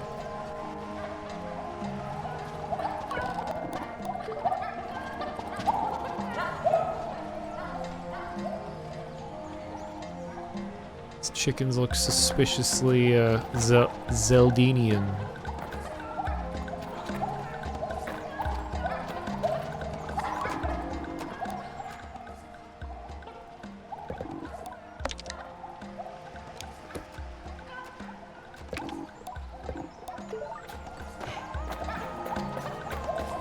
Where is the trader?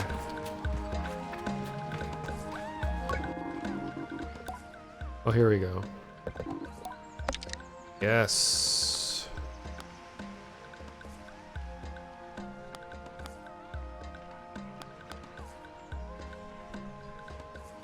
It's gonna cost 900.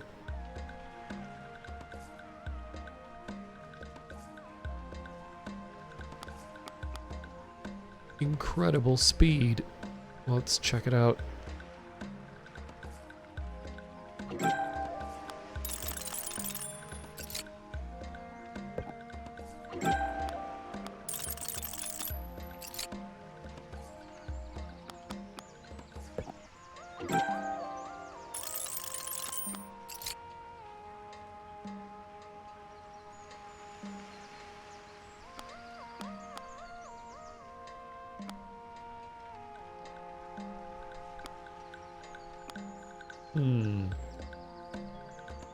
Might as well grab these two.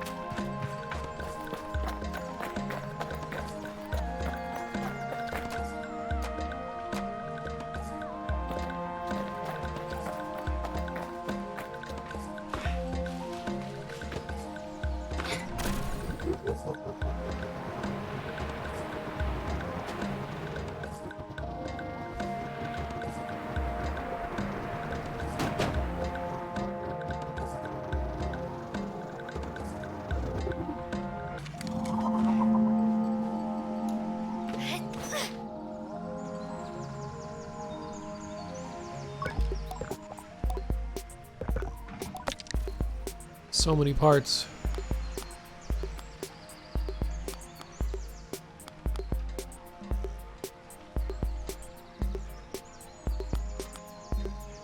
Yes.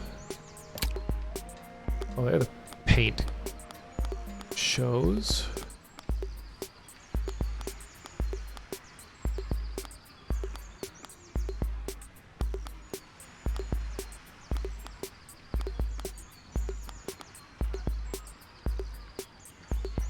try it with this color palette.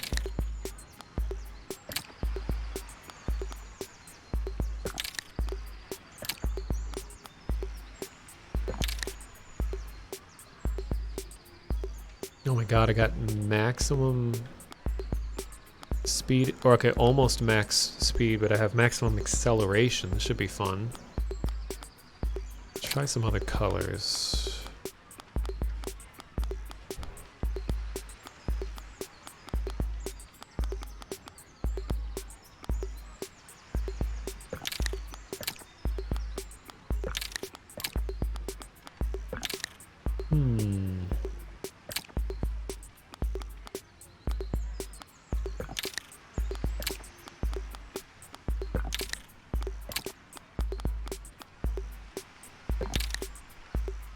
Go with typical monotonous color choice.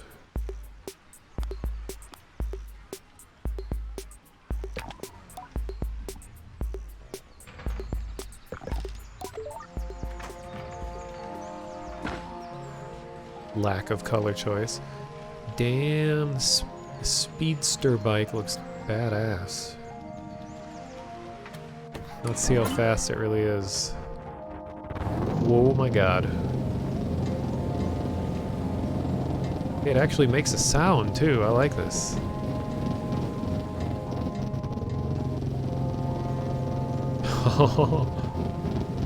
This is awesome.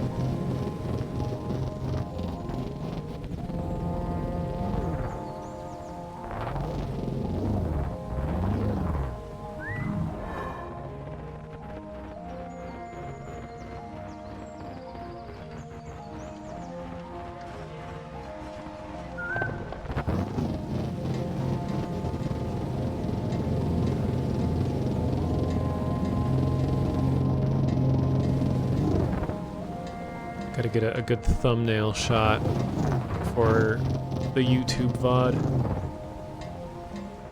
Oh, thank you for the follow, Ujkul. Or Huyukul.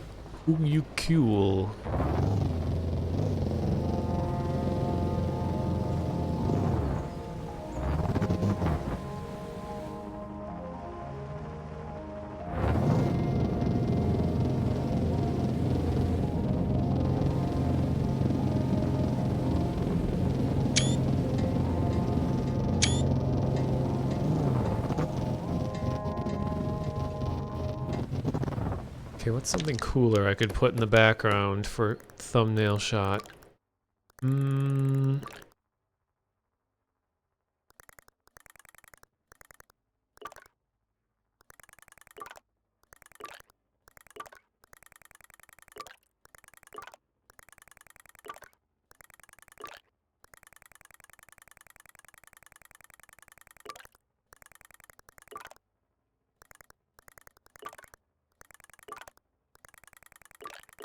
So the atomic heart was awesome looking. Let me get a shot over there.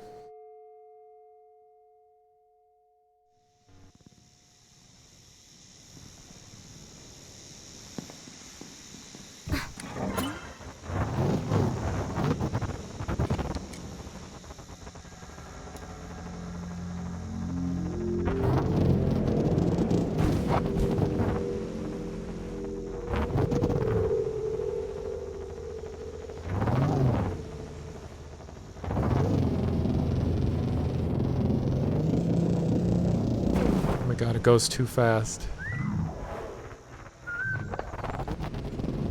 So I want to get the smoke in the shot too. Oh no, don't go nighttime yet. I need this to be vibrant.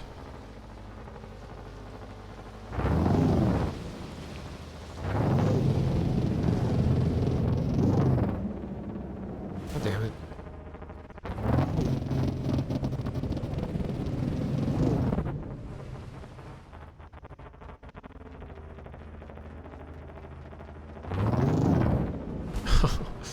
Crying out loud.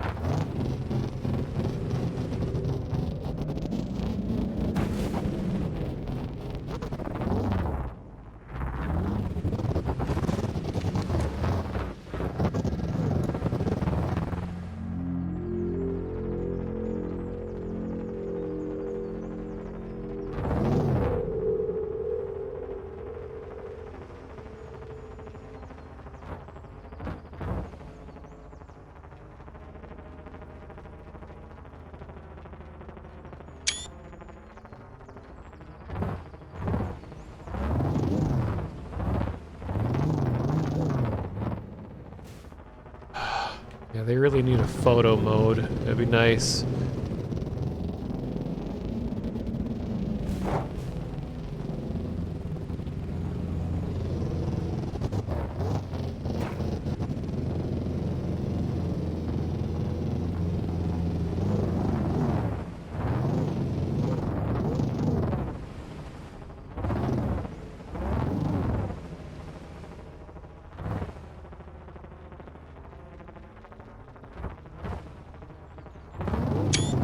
Oh, that was terrible.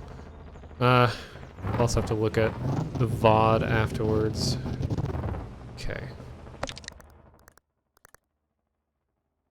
Still got maybe 1 more hour in me, so let's get some more stuff done.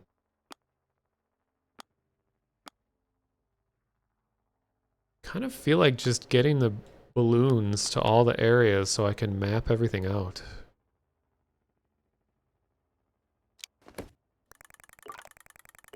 Like, I haven't gotten the Badlands one yet.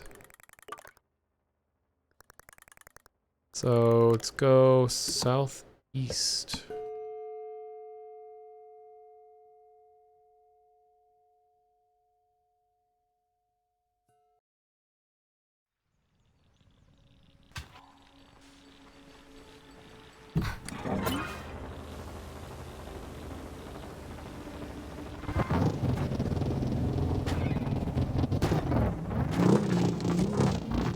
Oh my god.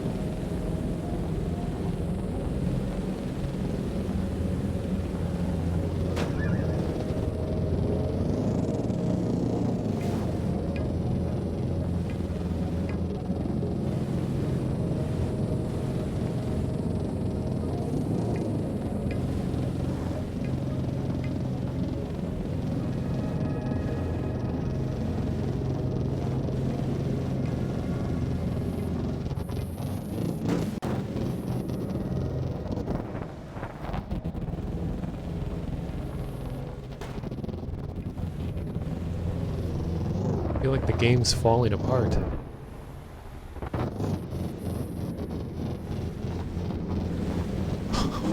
Oh my god, I could just scale mountains now with this thing.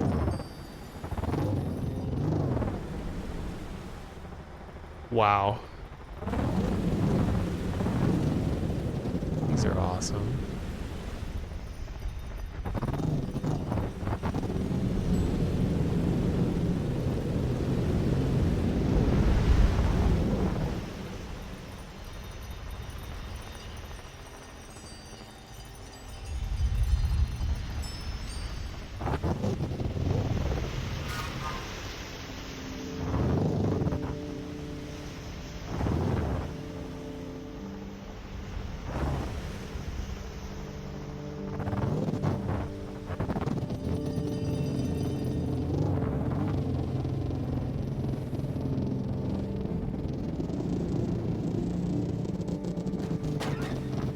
Good thing these can't break.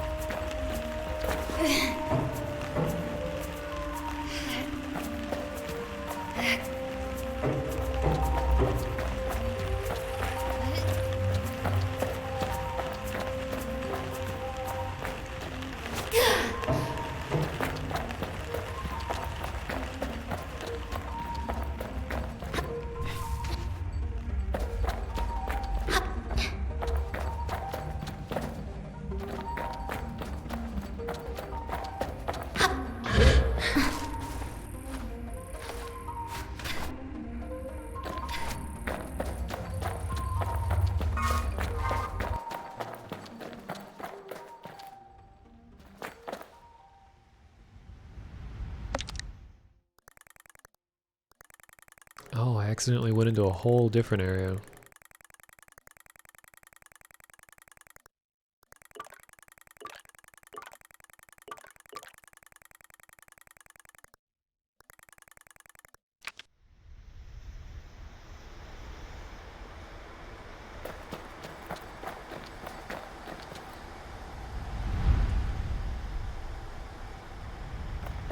Wish I could see it during the day.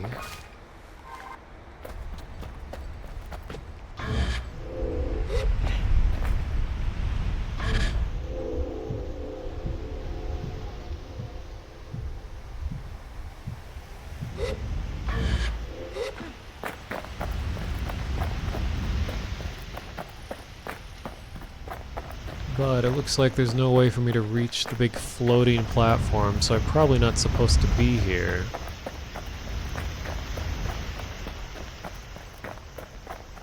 You can kind of see the game without the shader on it. See, unoutlined polygons.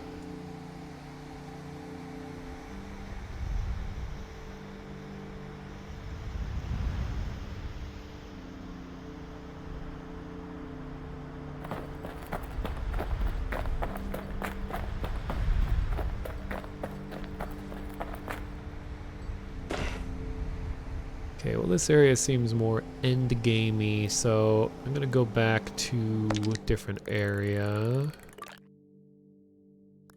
gonna keep going south over here.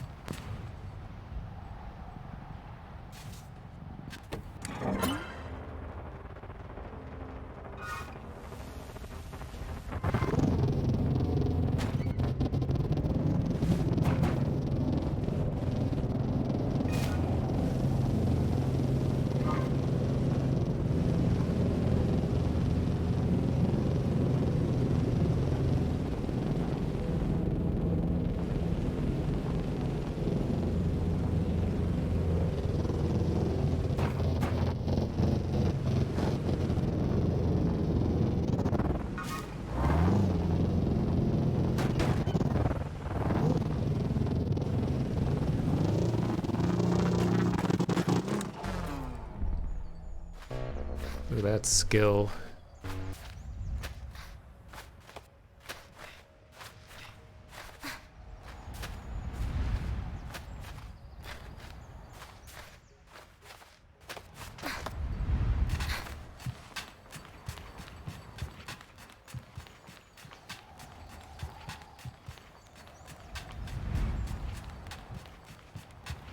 What is that?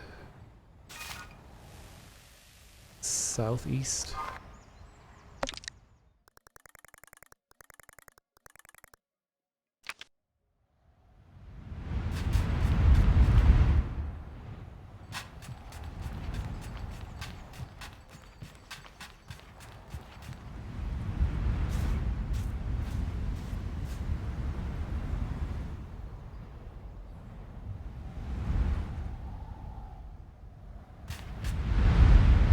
Really want to find is the balloon though. At northwest.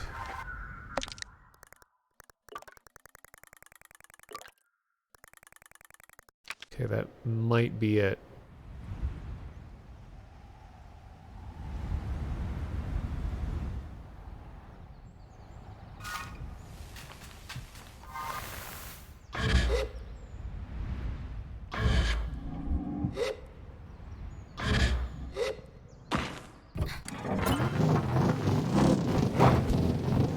Thing's out of control.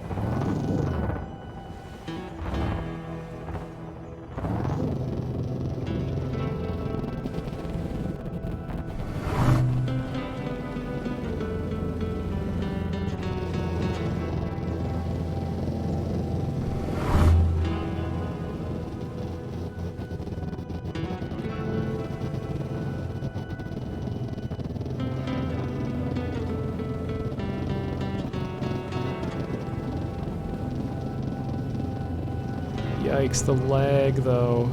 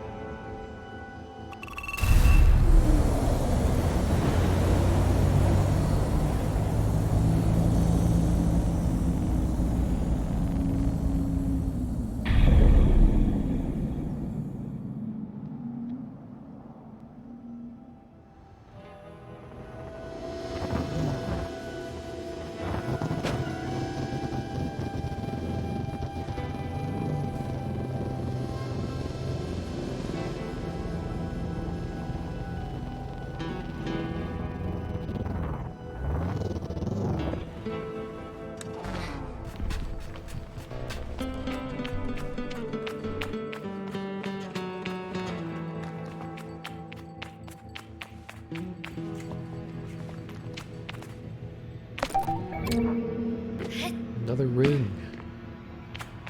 So I gotta use the first one.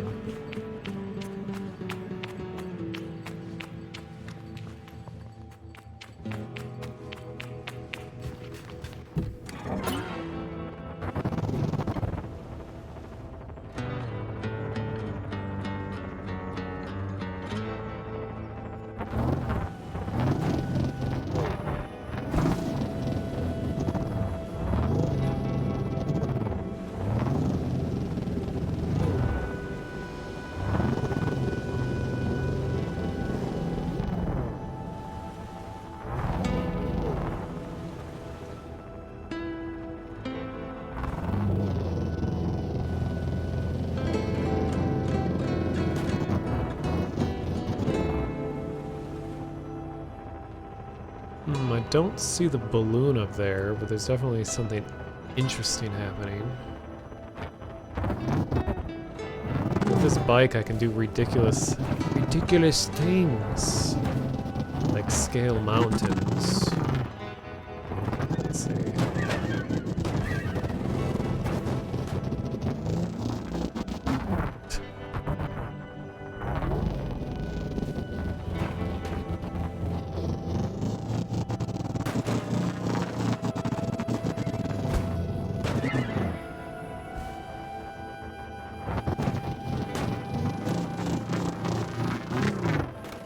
I guess not all the way.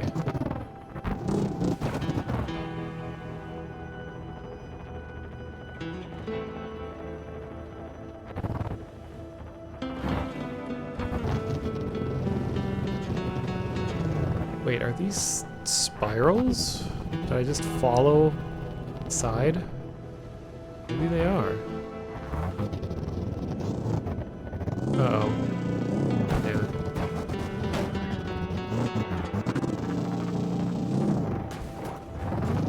This bike gets a little hard to control.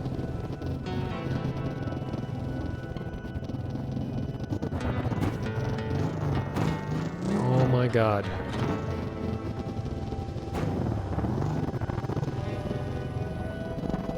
Okay, maybe they're not spirals. That would have been cool though.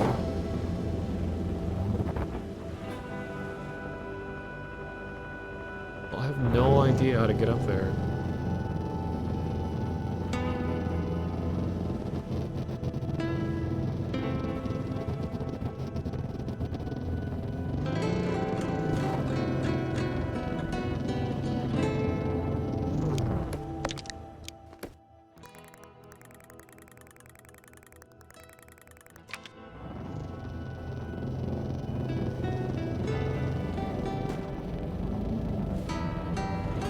The lol bike.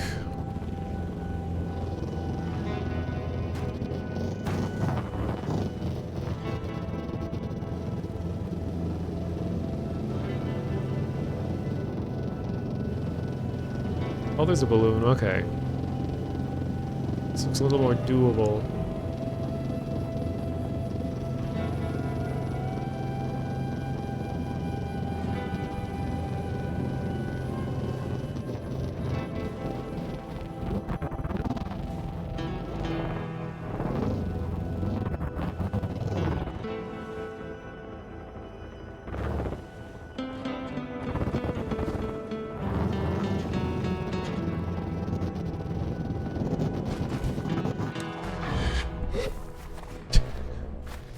Did a Super Mario World Yoshi jump.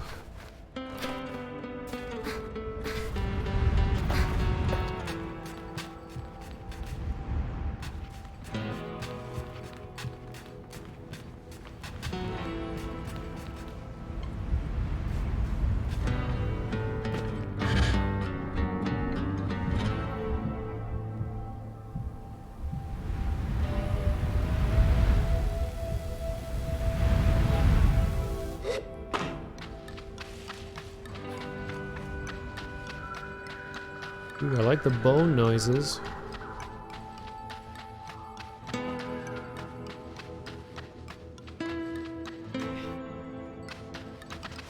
Very xylophonic.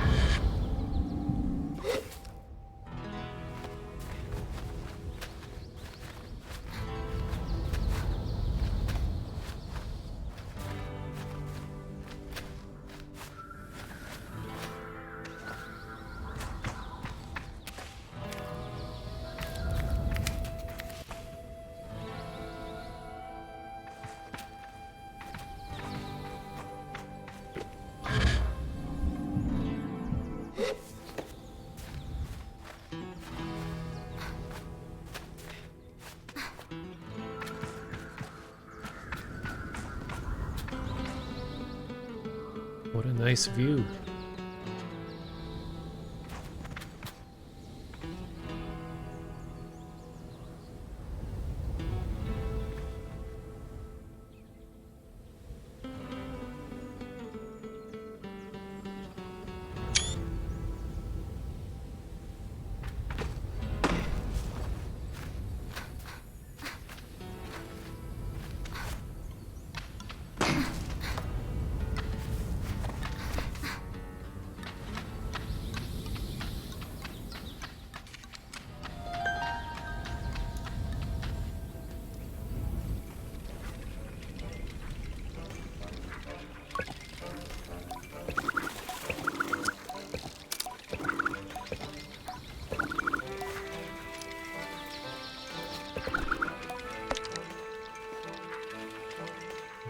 everything you got.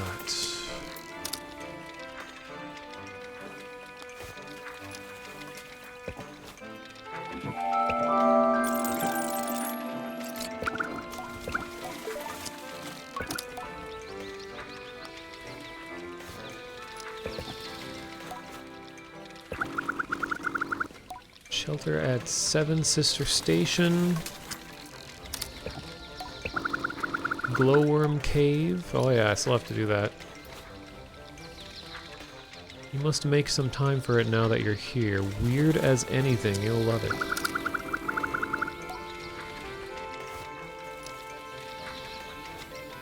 Crystal Plateau. Lots of lightning.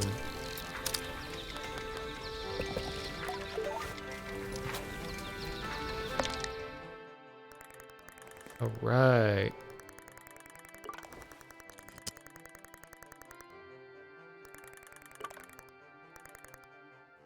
Still makes me wonder what they would put at like the southernmost tip of the world.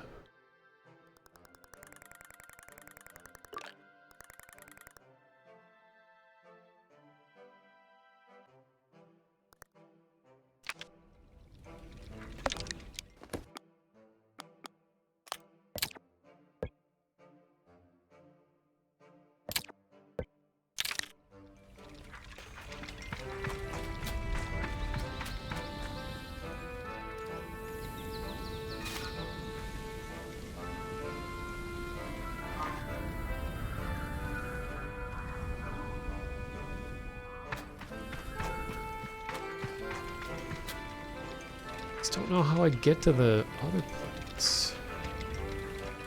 Get there from here, I guess?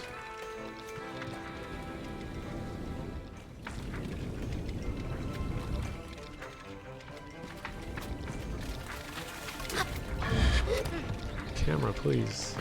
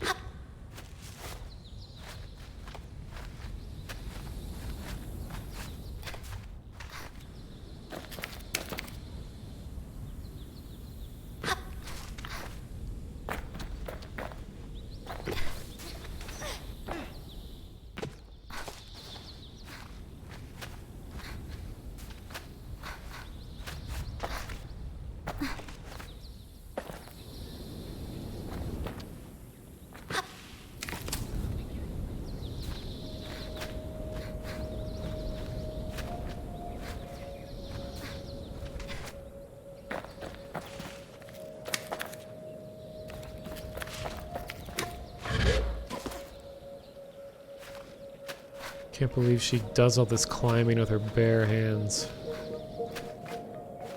Must not have any fingernails anymore after all this. Whoa.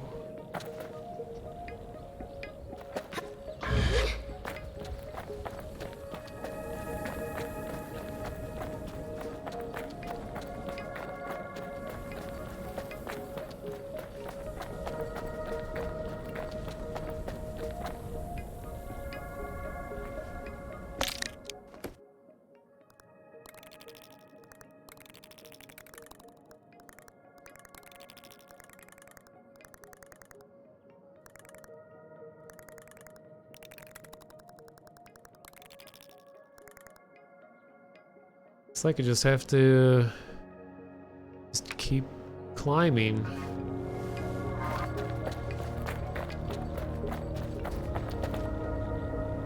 Quite an ordeal to get all the way over there.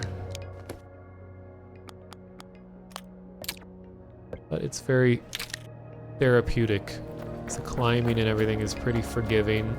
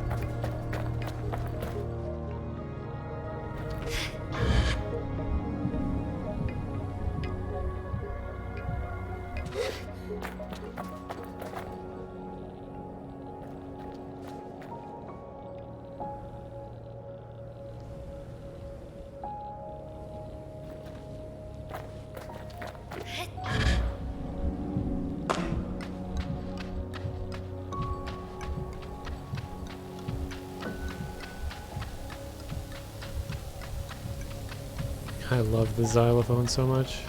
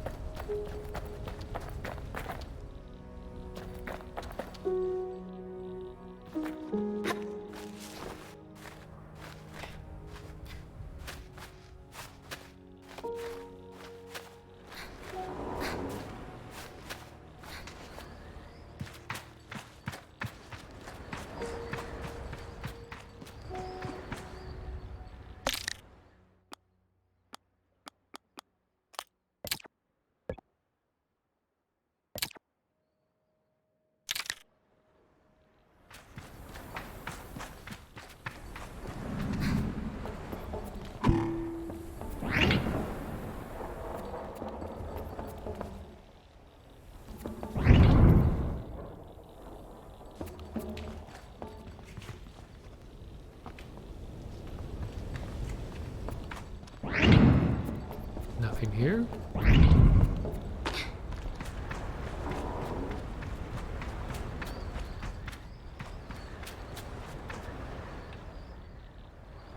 Probably like, you weren't actually supposed to get up here. This is all for decoration.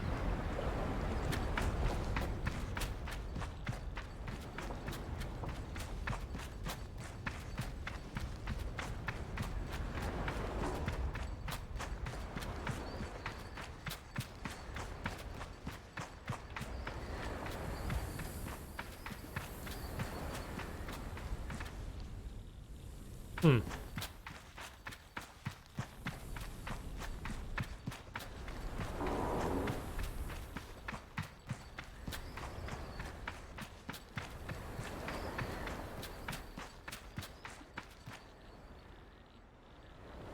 Now, how do I get over there? Oh, I see some kind of aircraft over there, too.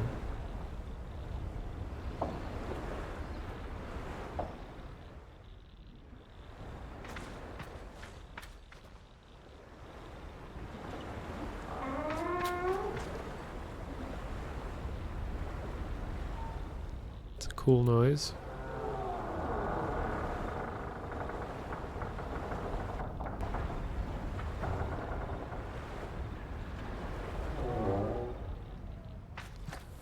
Guess I'll just float over there. Here we go.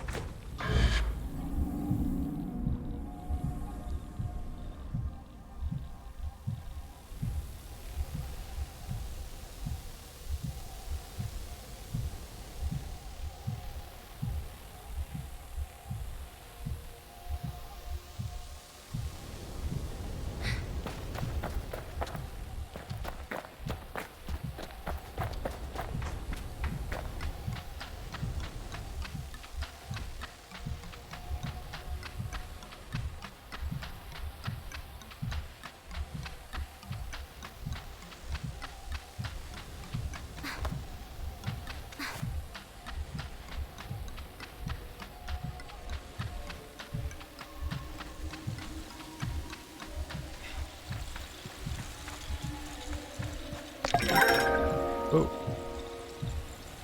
The Iris. Iris? Split toe make missteps at great heights less likely. Grips on the soles make exploration easier on foot. Is this where the bird people live?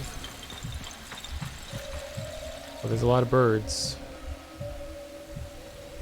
Kind of looks nest-like.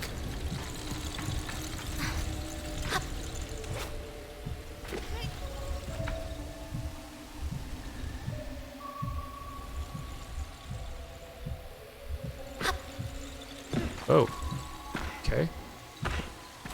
Don't want to fall through the world.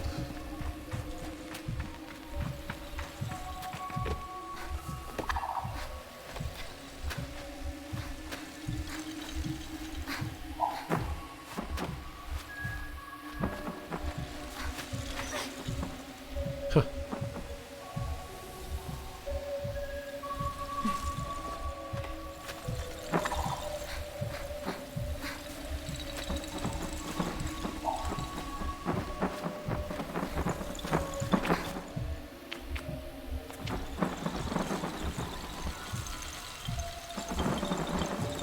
Sorry, birds.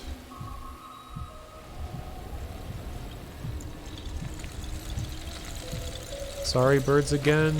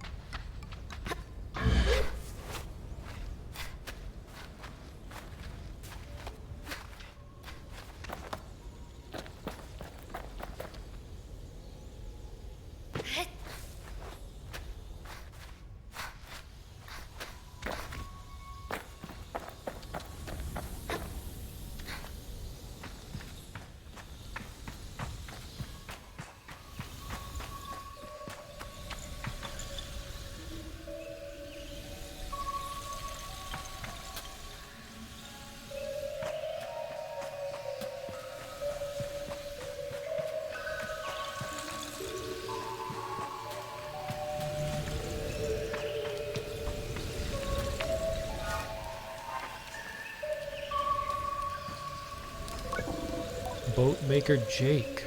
Hey there, how can I help you today? Let's trade.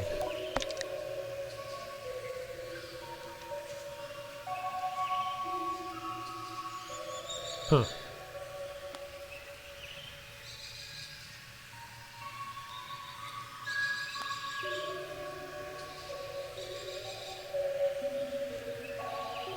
I was hoping it'd be like aircraft parts. You see Umi around, say hello. It's nice to see someone else up here. What is this place? It's an ancient Icaric ruin. We found it a few years ago and have been trying to get it back to life since. Cool, right? After we got the bird towers up and running, I spent a long time figuring out how to farm and engineer those big bones you see across the chales. That's how we navigate the rocks, ferry ourselves around. If you have a bike, I've got some interesting parts to sell. You see Umi around, say hello, it's nice. Okay.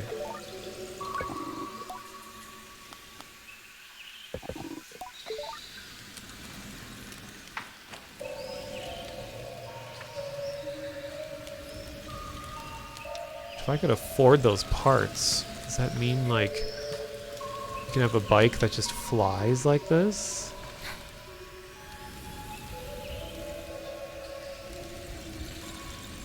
I don't know, I feel like that's too big of a gameplay change for them to just have it like casually up here. I'm guessing it's just decoration. Doesn't actually allow you to fly.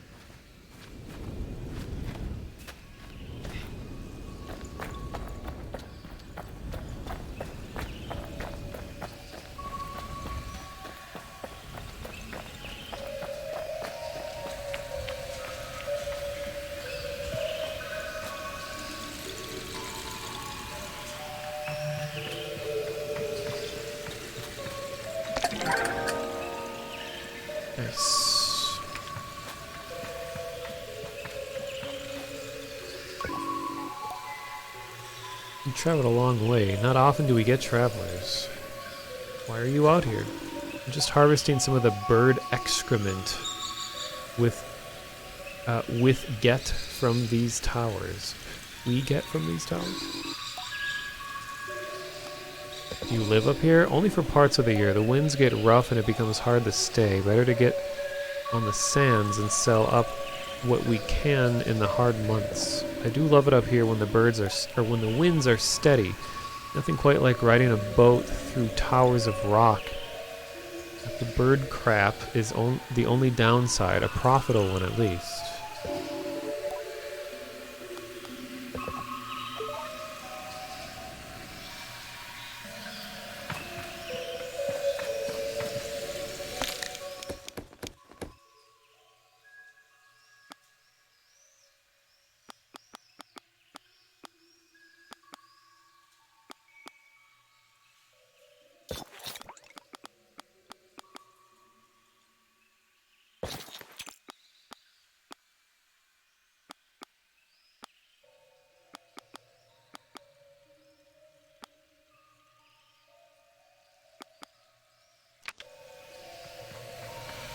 Outfit's pretty cool.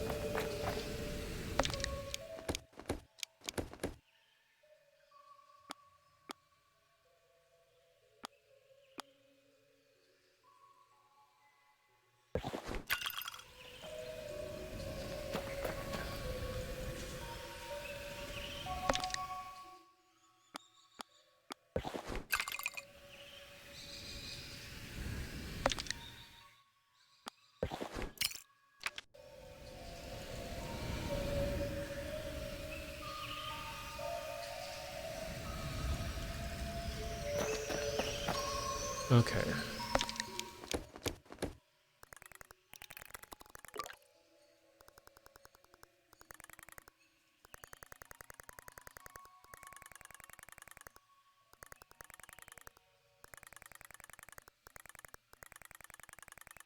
Well, as long as I'm here, I'm curious what's going on all the way in the south.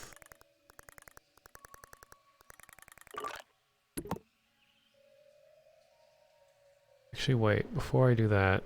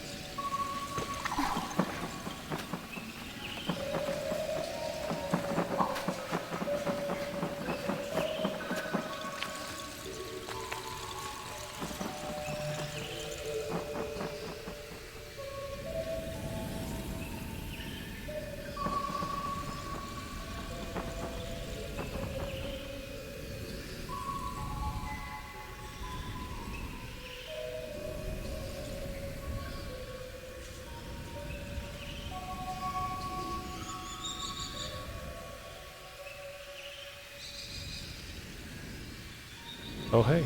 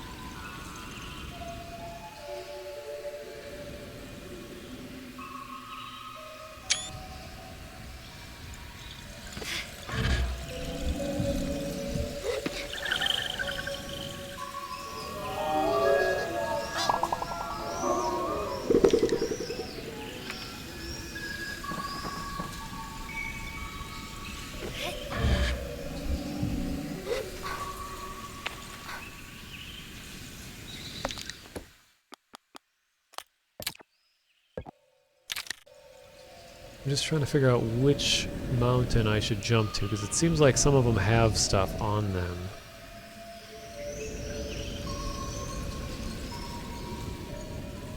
Guess this one?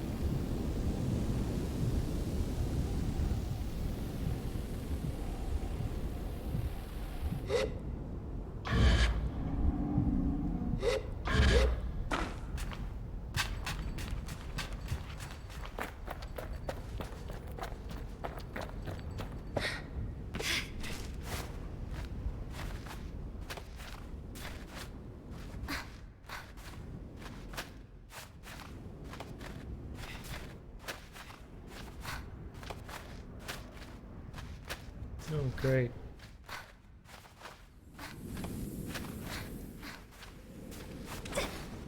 Oh, please.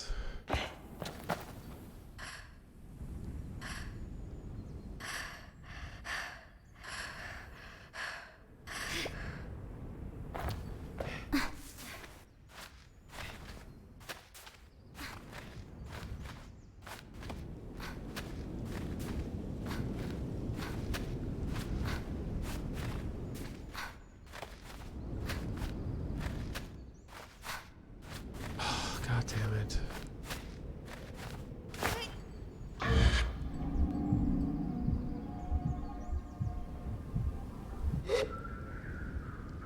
I don't think they want you on these mountains.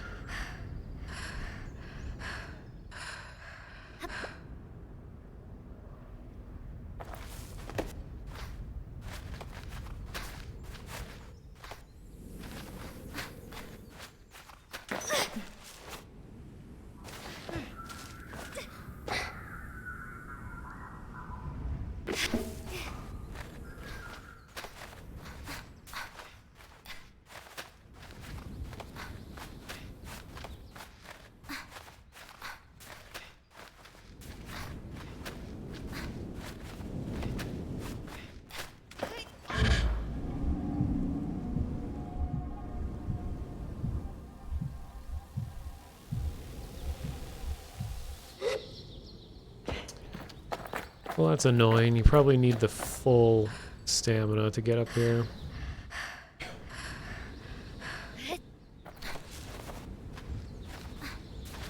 Oh wait, this seems a lot shallower.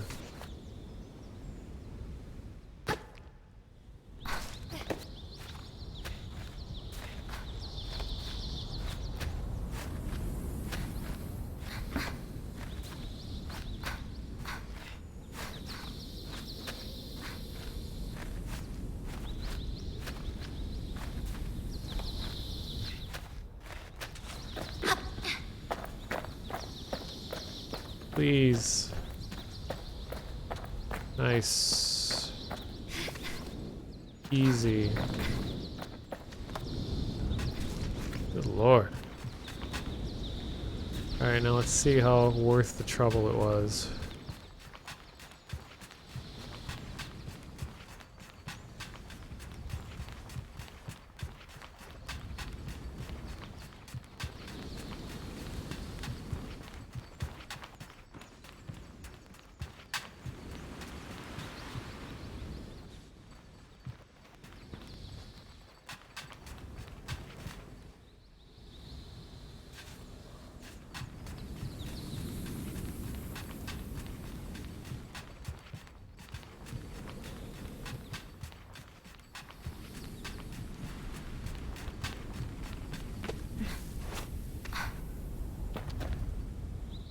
Well, that wasn't worth it.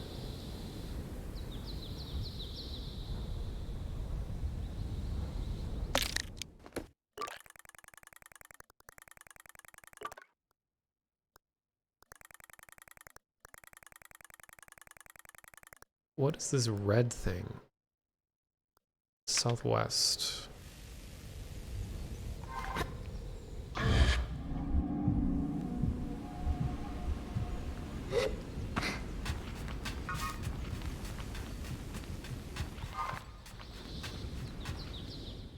Oh, it's that tower.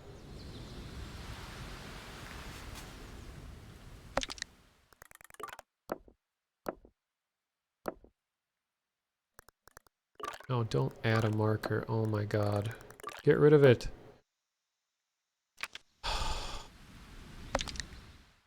It's the worst thing. No. Remove.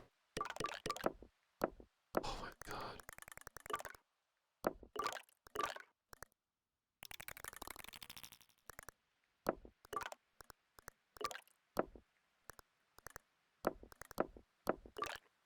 Man, these markers are terrible. I hate them.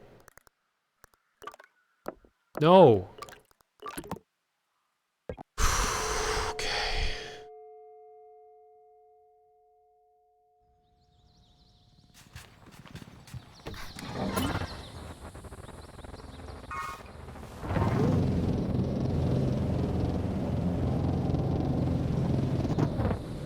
Wait a minute. I think there's another way to get rid of them. That one thing, one feature that I never use. What button is it even? I forgot you can sit down.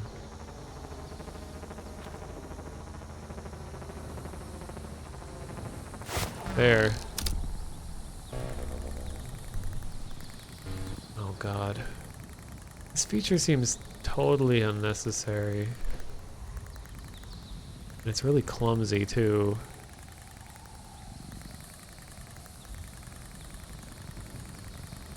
Okay, screw it, I don't care. I just have more markers that I can't get rid of.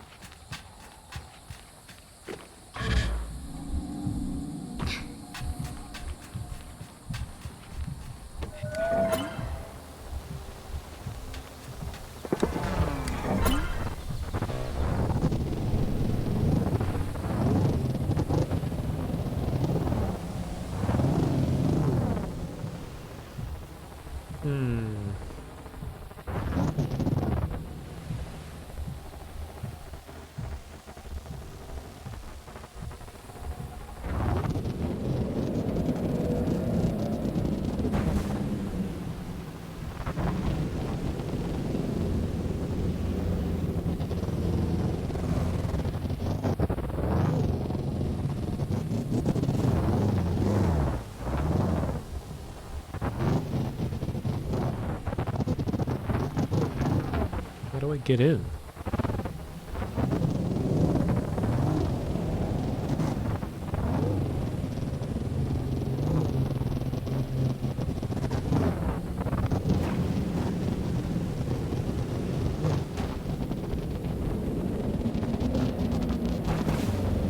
Oh, here we go.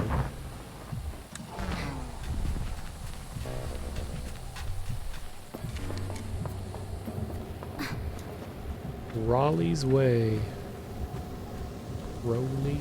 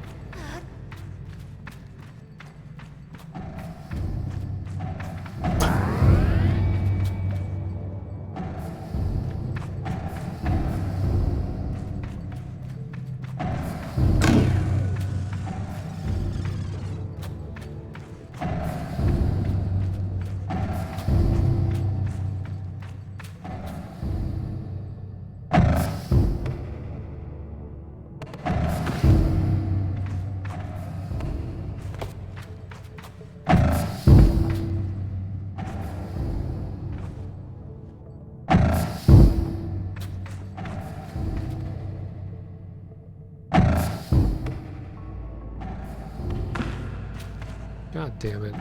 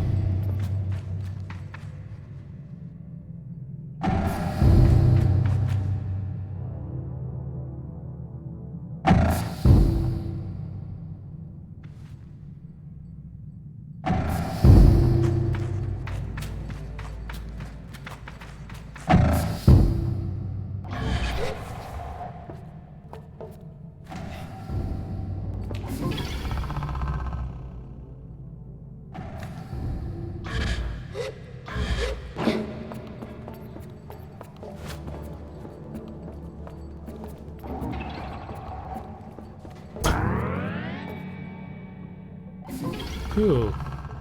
Well, that was a good puzzle. It was by far the most involved one in the whole game so far.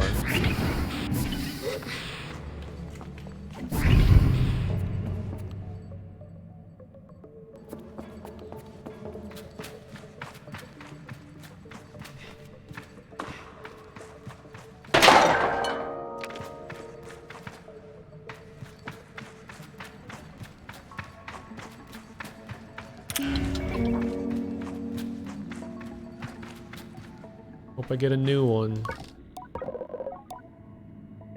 Security clearance has been updated. Please proceed to the whale to authenticate. I knew I was gonna get sent back. And we got a new one. Come on, Sing, you know what we're up against. We purge our engines out here. We've got nothing for the terraformers. We need to land now. Cram it, Deacon. Wow. Look, every day the radiation's getting worse. I can't keep selling this BS to the crew. And no, I'm not landing on that planet either. We're not landing anywhere until we know more about these atmospheric anomalies. There may be life signs on the surface, but that doesn't mean they're hospitable. We do need this stuff off the ship, Deacon. Mission be damned. That planet is the whole reason we're here. If we don't get these terraformers up and functional, we came out here for nothing. How's that gonna look? If we go back without completing our objective, you can forget a promotion. You'll be sent to some outworld rock to monitor a relay station, Captain. There's a bit of tense silence after the emphasis on Captain, and I feel as though I'm listening to something I shouldn't. The one called Sing speaks again. Okay, just once we get within range of the planet, we give Serene 2 more days to figure out what's causing the disturbance. But I want to fly through it if we don't know what it is. We may not have a choice. Attaboy, Sing. I knew you'd make the right call. Now come on, sit down and have a drink with me. Get the hell out of my room, Deacon. There's some silence, some shuffling, and a faint hiss of air. Then it's just a lonely voice of the captain again. I wonder how long ago this was. Serene, override privacy protocol on Finance Officer Deacon. I want you to keep an eye on him. Yes, Captain. And then, nothing. Interesting. Hello, Key 41, welcome.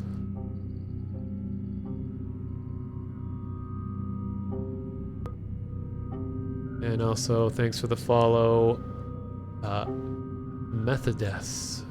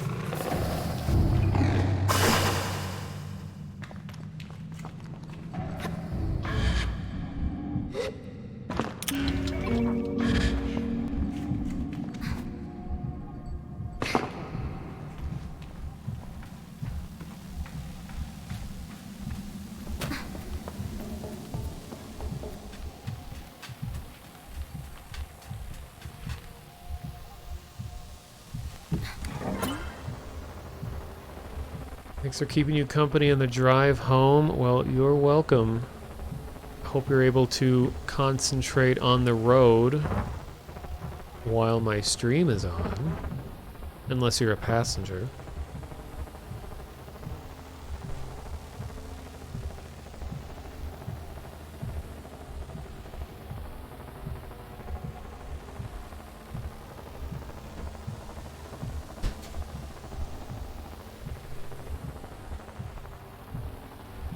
Okay, well, I wanted to keep heading south to see if they have anything at the end of the world.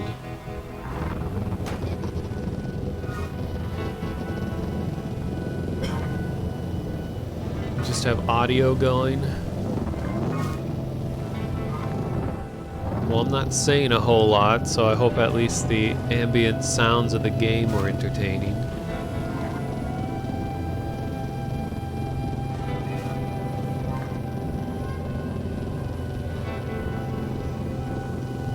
The later in the night / earlier in the morning it gets, it's usually just quieter for everyone. For me and the viewers, and the 100 people that are probably asleep.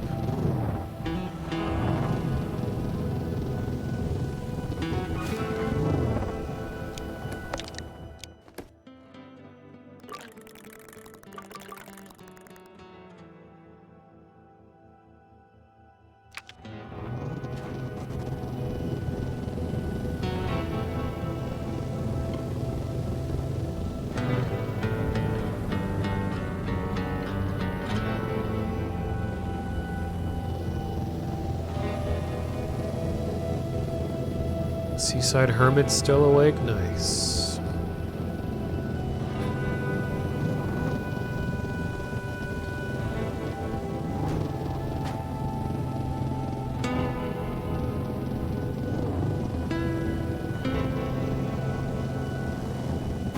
He's what the edge of the world looks like as I go tumbling wildly through the air.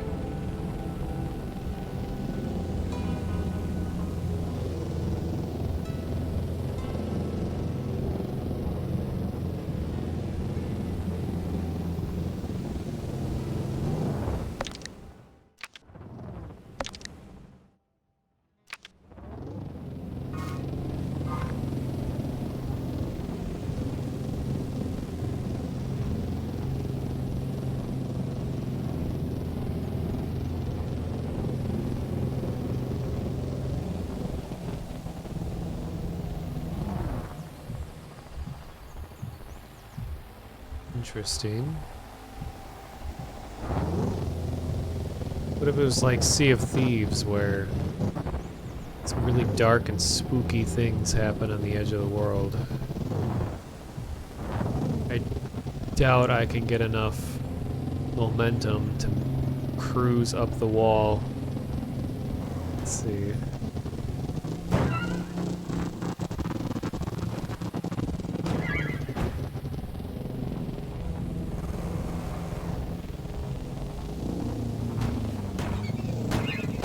Wow.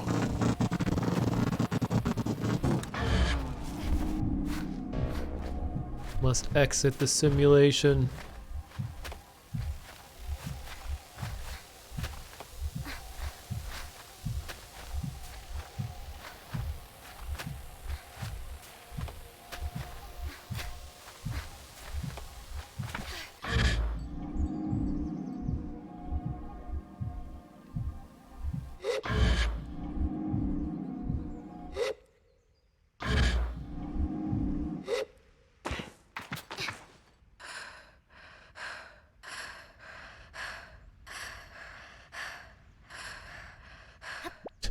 Two people breathing.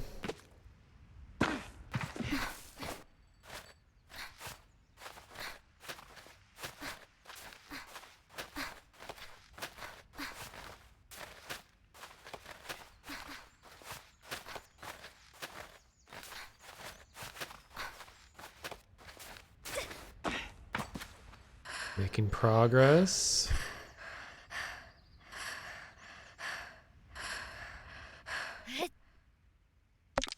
I'm like trying to escape the world.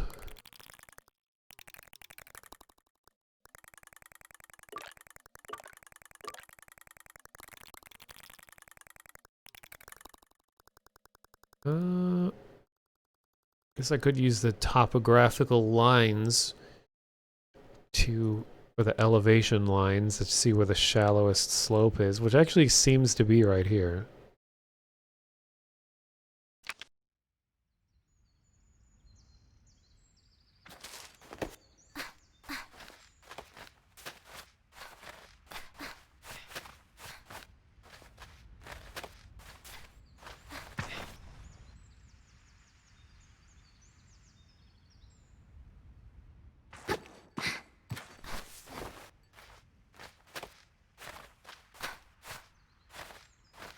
Wait, go back down. Ooh, I can see over, kind of.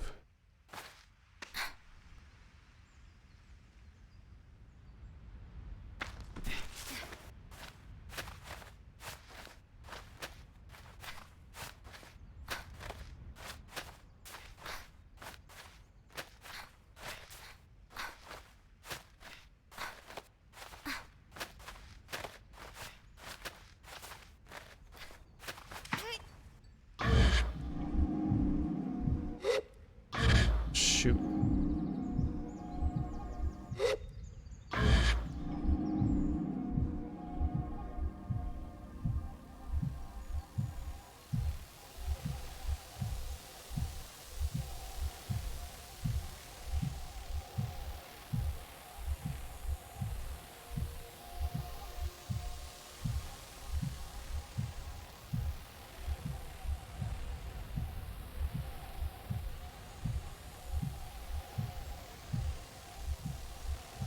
Well, darn.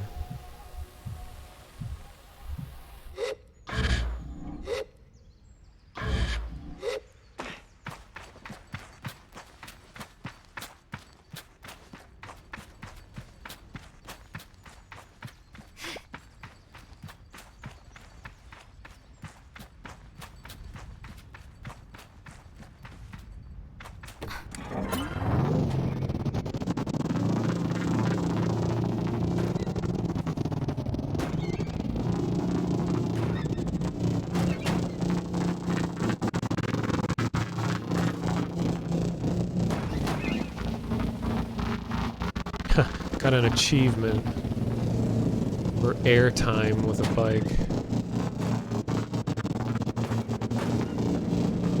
Oh my god. I kind of feel like I could make it. Get just the right angle.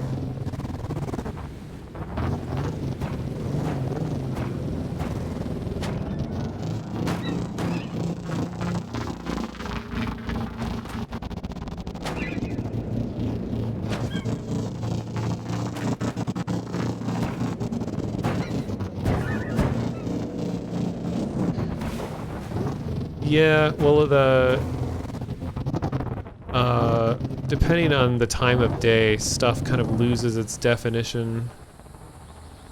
It's hard to tell where you can and can't grab.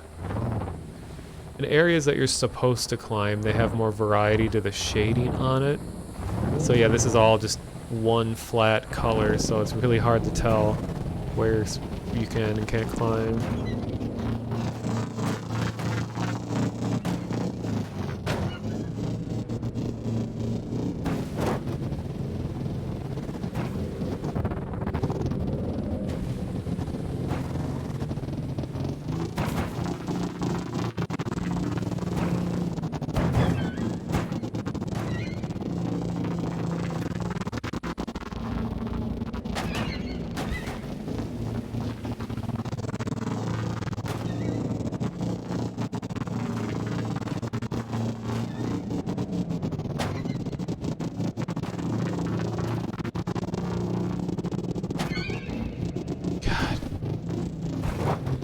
I don't know if it's probably a waste of time. It's probably just an invisible wall up there anyway.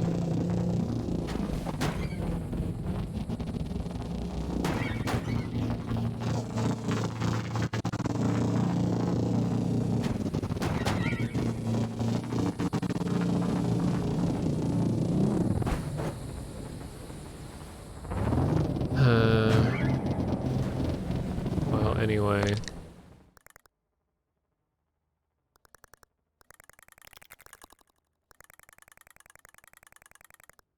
I was gonna see what these keys are for that I've been getting.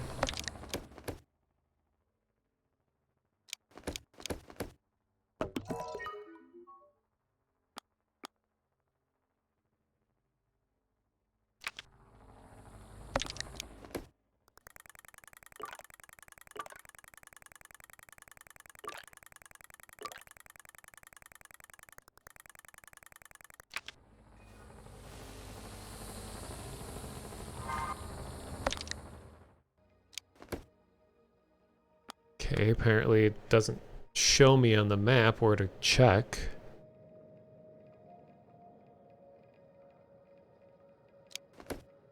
Keys look like this.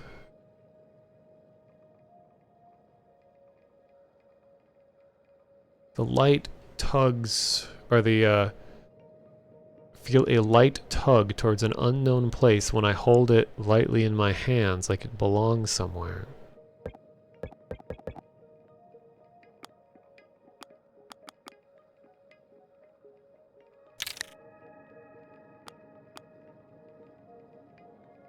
Oh, I can get the cartographer mask.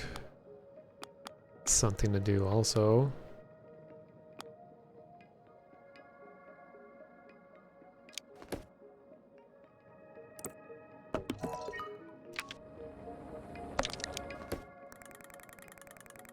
God, it's gonna bother me. I have these stupid...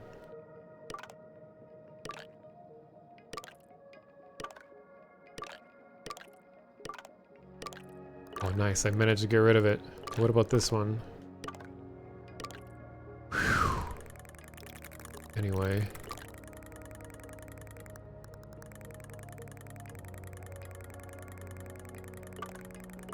Yeah, I have no idea what to do with those rings, or those keys. So, what I'll do instead is turn in scrap, before I forget, over here.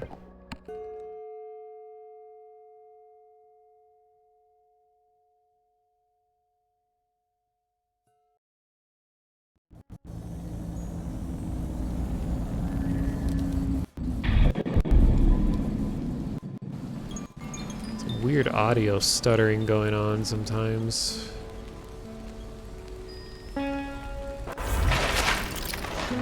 There's always that weird noise when I come here too. I don't know what that is.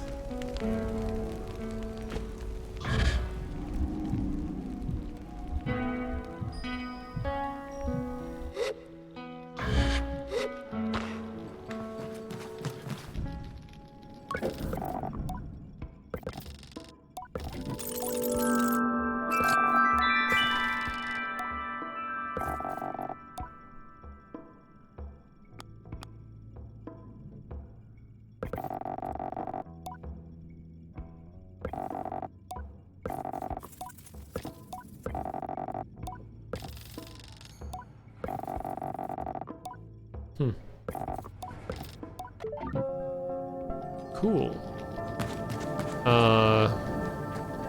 Basically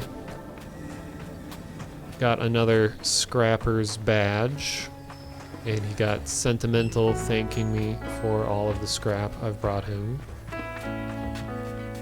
saying that I can eventually get the mask.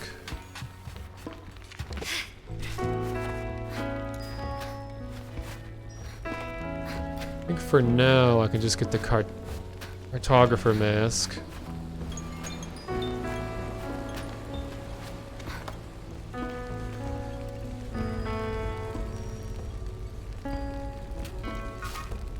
It's almost midnight in game.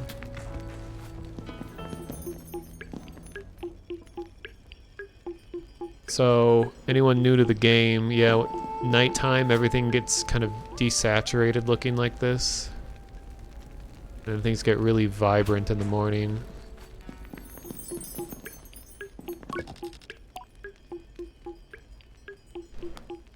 Oh, I can also get the scrapper mask? Huh. I thought I only had two. Alright, well let's get cartographer first. I'm gonna stick my arm into this person's face hole.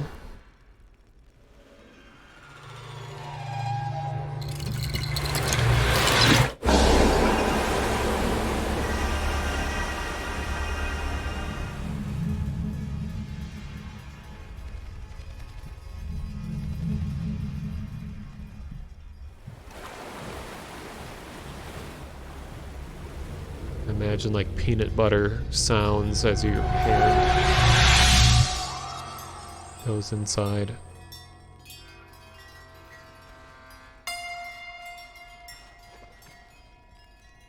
Which are more like macaroni and cheese stirring noises. Also, the cartographer's mask looks so ridiculous. It's hilarious.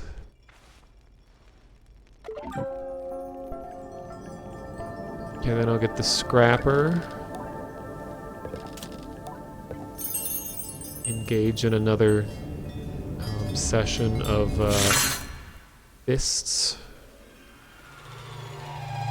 Fistine.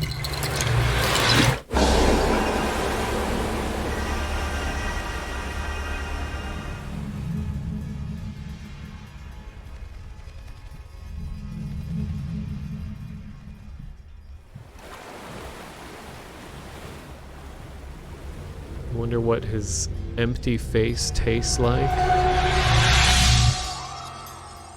These are good questions brought up.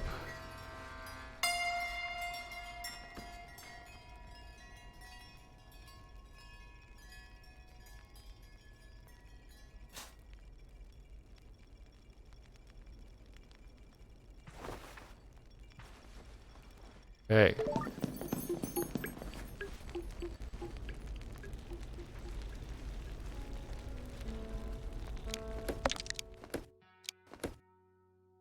So that's what the cartographer mask looks like.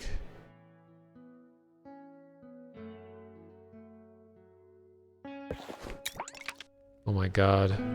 Oh, it's animated too. Amazing. I'll have to look at these again during the day. Nice.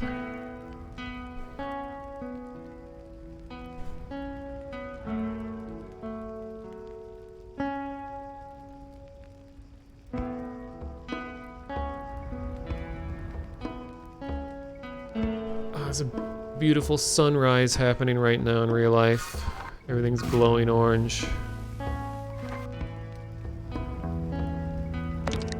And then scrapper mask.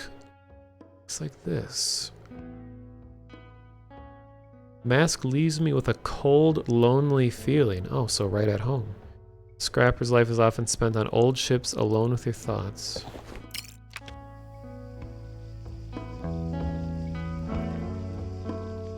I think this one would look better with... Let's see.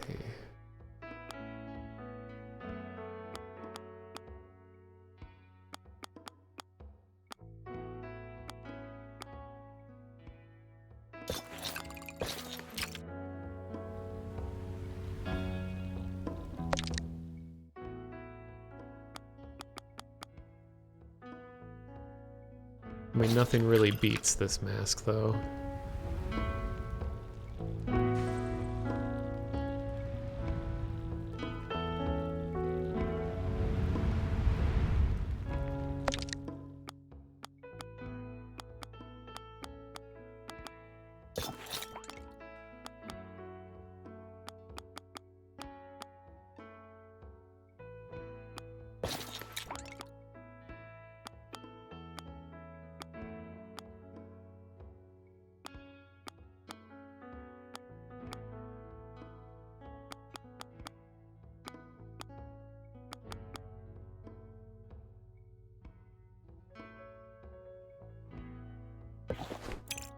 Yeah, it's the ADHD mask.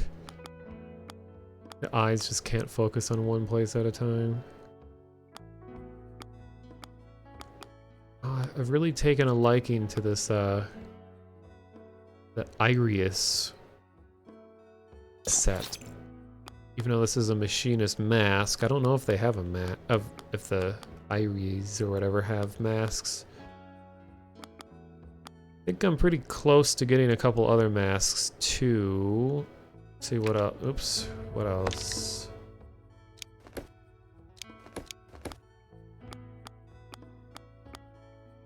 One away from getting the guard mask and also the climber. The climber one just turns your face into like a chameleon. Like big bulgy eyes. And the guard one is like a knight's helmet. Cool. Oh yeah, I can kind of see what it looks like there. This is what the climber mask looks like.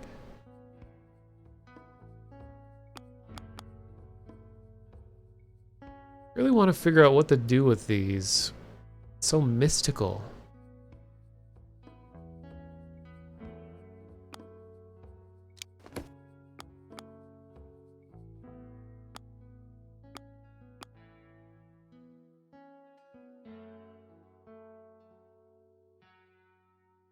Could go back to the whale, check out more of this. I already unlocked everything in the whale, so it should be really easy to get there, in and out.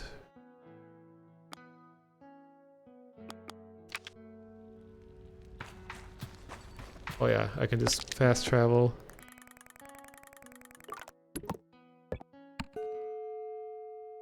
I like that transition. Even though it is bright and annoying, I like that real subtle just dung. It's really awesome graphic.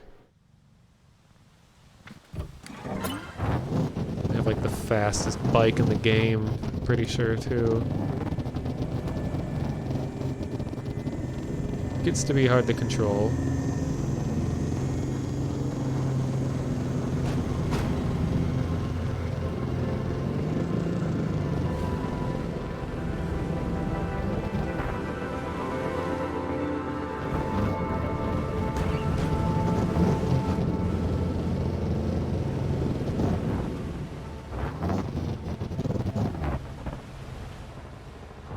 Get better depth perception with more eyes? Probably not. I think you'd get better peripheral vision. So I, like spiders, have a lot of eyes. Because they can see like all around them, but they're really bad at seeing distance. Like they can only see like a few feet in front of them, but they can see, have a much wider field of view.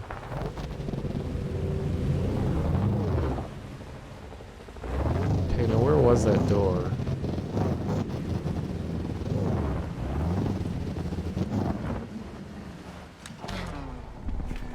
There was a thing I thought was gonna catch on.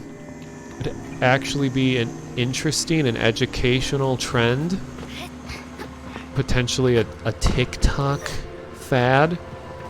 I don't think it's nearly as douchey and reckless as it would need to be a TikTok fad, but anyway, I would call it the spider challenge.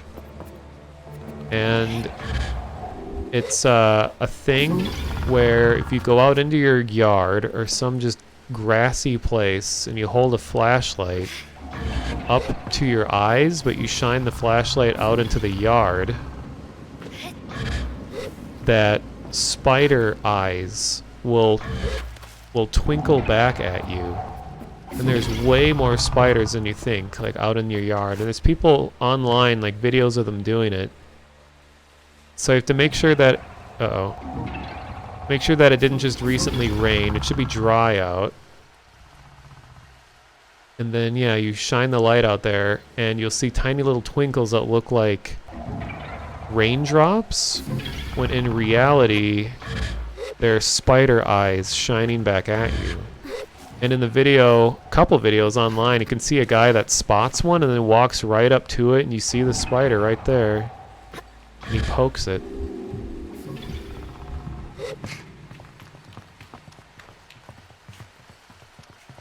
So it'd be cool to see the youths of the world going out and discovering spiders in their backyard.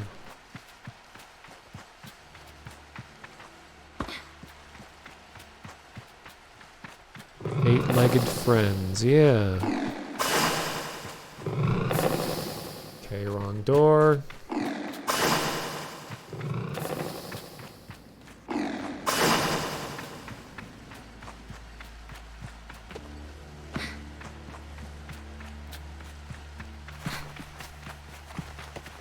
Oh, I forgot I already turned on the shortcut, so I didn't have to do that whole other part. I just have to eat a bunch of snakes. You know what I mean? Like this.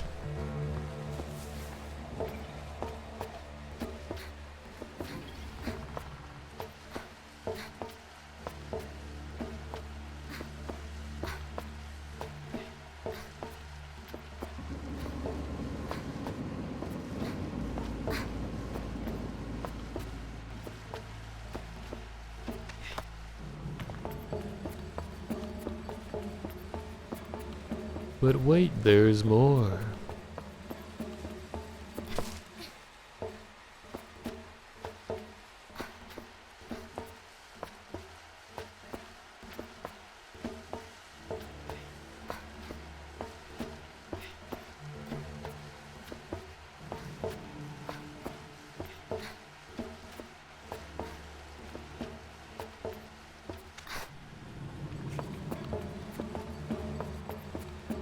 Oh wait, this is a blocked door. Which door goes into the room?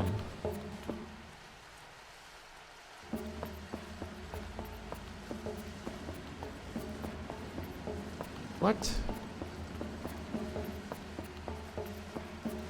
Yeah, this door doesn't open, I'm pretty sure.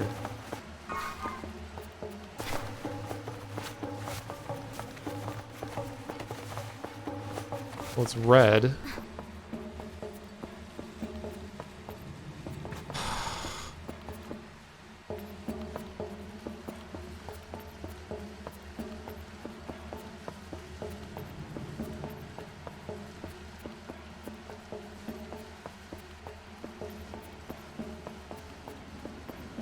Oh, is it the glass room down there?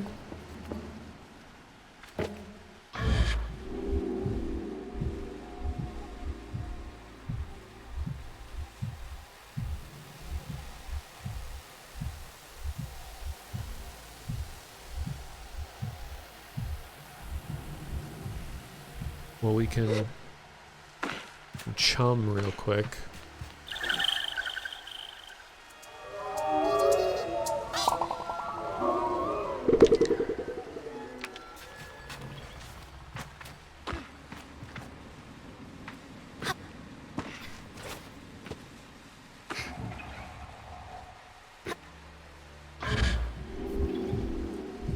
Oh, I think it's one room down. Okay, this is probably the botany room. Oh no, wait. Yeah, it is.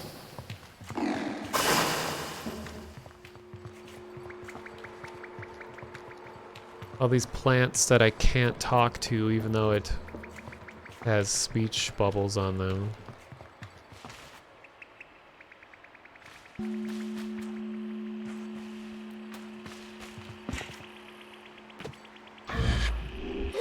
Okay, so it is just one room down.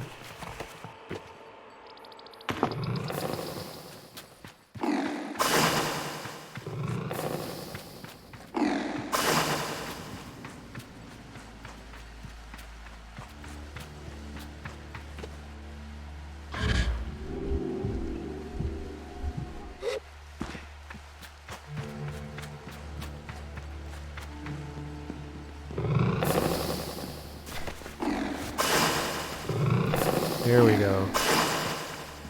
Oh.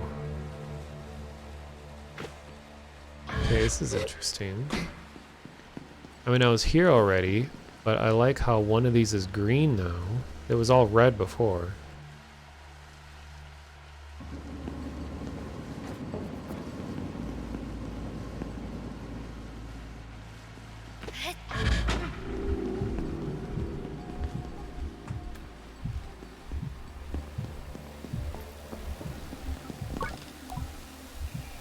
Hello, Serene. Thank you for your help recovering my data modules. I've updated your security clearance, granted first level access. Ooh, I can get the really badass looking suit?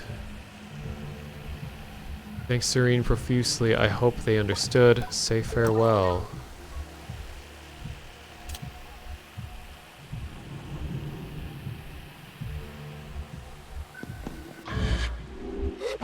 Oh my god. Yo. Whale ship mask.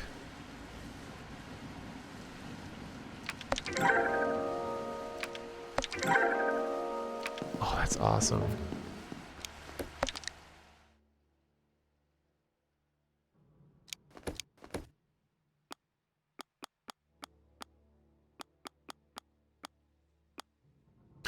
It's just like a... You never got that? Well, apparently you can do these serene things out of order. So I went and found a bunch of other ones, and it eventually led me back to here. I was here earlier, and it just repeated stuff. But now that it directed me to go here, it rewarded me.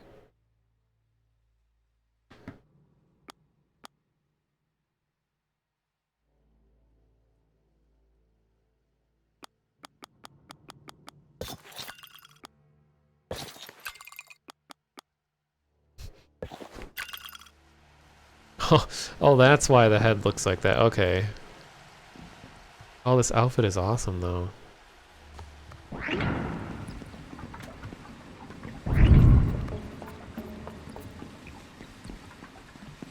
Yeah, I'm gonna have to look forward to this one.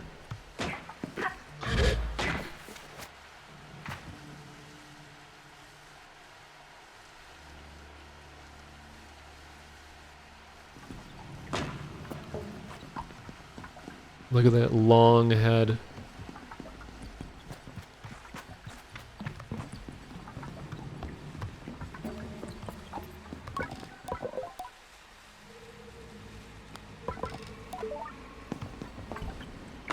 Really curious about this now. I wonder if this is related to the keys that I have? The ring-shaped keys?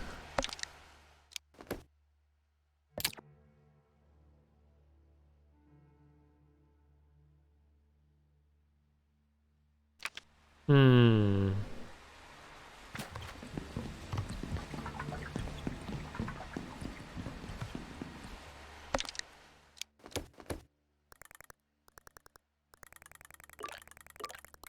I need to look out for more of these. Small maroon dots, I guess you would call that. Red. Because that's... Oh, that's not going to help over here, because that's where you get those keys from. I haven't been to the northeastern corner at all. I have no idea what that area even looks like.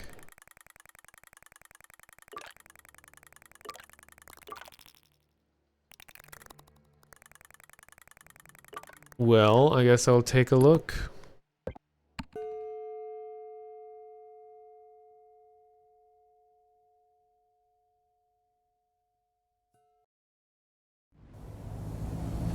Oh yeah, here's the true colors of this suit.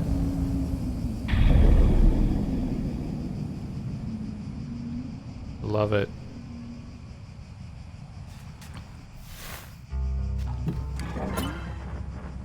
I'm gonna have to recolor my bike to kind of fit that color scheme now.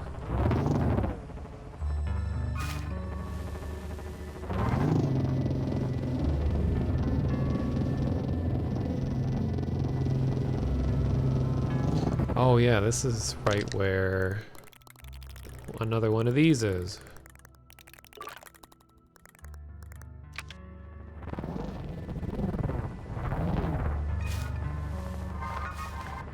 Do I prefer to stay blind about the Hycaric rings? Let's see. I don't want it 100% spoiled. I guess my question is it an optional thing? Or will I eventually come across all of it if I just keep playing normally? If that makes sense.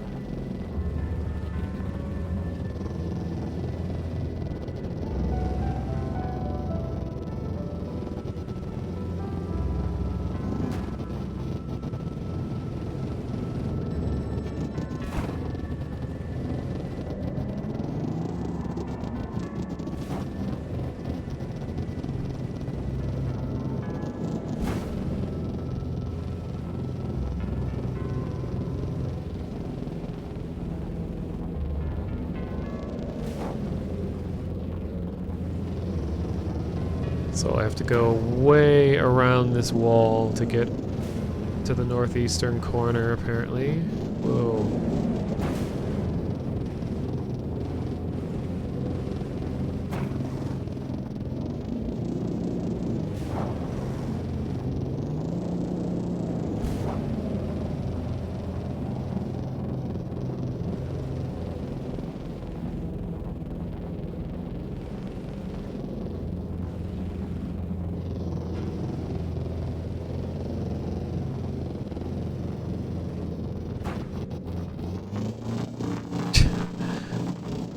Physics are a bit odd.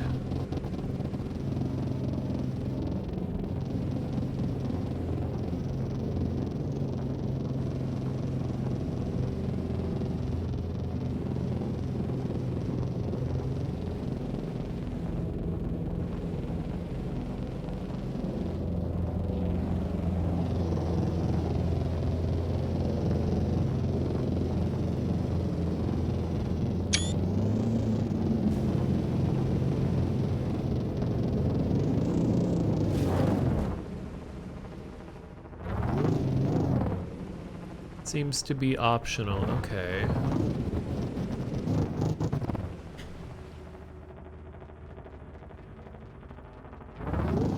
I mean, have you completed everything with them? Like, do you know what they're for? Or are you, like, still searching, or...?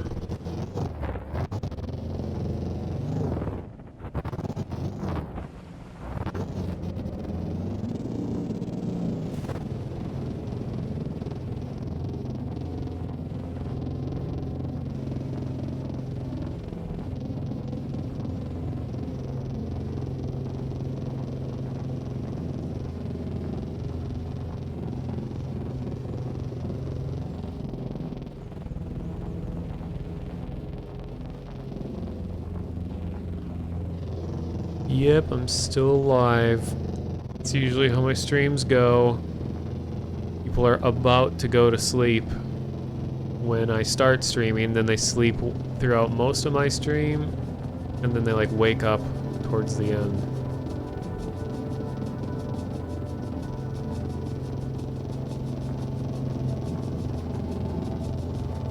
Oh, you just did a Google search, you haven't played it yourself? I see, okay.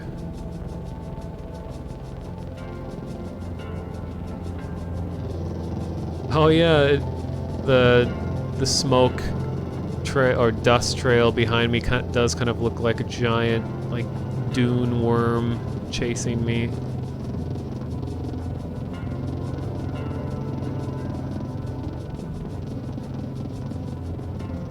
Some cool stuff up ahead.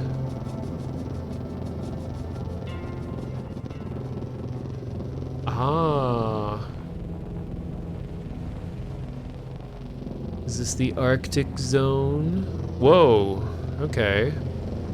Holy crap, this is the whole city.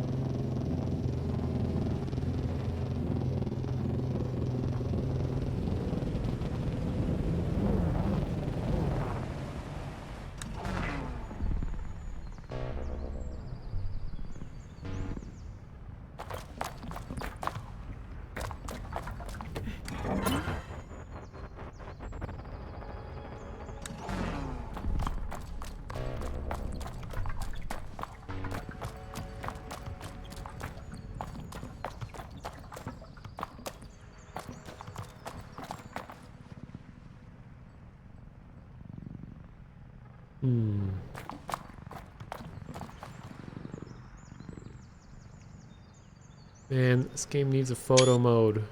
I can frame things easier.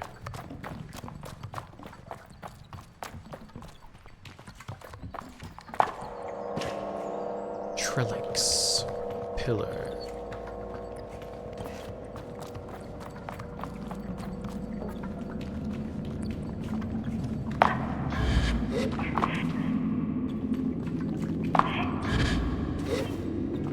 Oh nice, her voice is actually muffled like it's in a helmet. Very good attention to detail.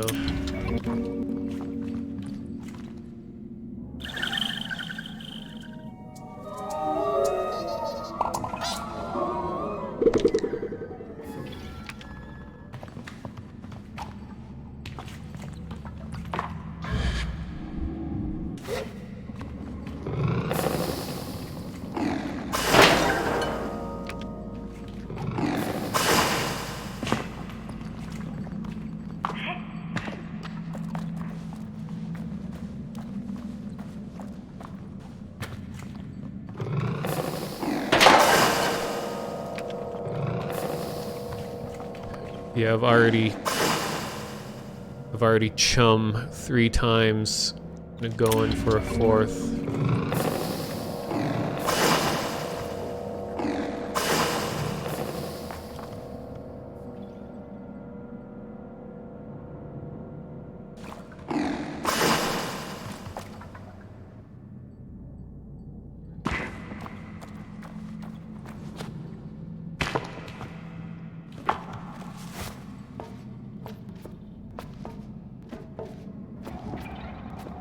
Yeah, I like the animations like that. I wish they was more consistent. Because it's like... not all the animations are that way. Like, see, when the character is just sitting idle, they move smoothly. But then, when I run, it goes back to the choppier animation. And then when you have a cape, the character... the cape itself doesn't move choppily. It's like only running. So I wish they kind of would have gone in harder with all of it more consistently.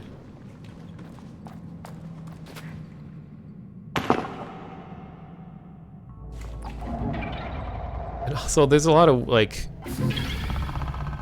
post-processing color palette changes that are a little weird.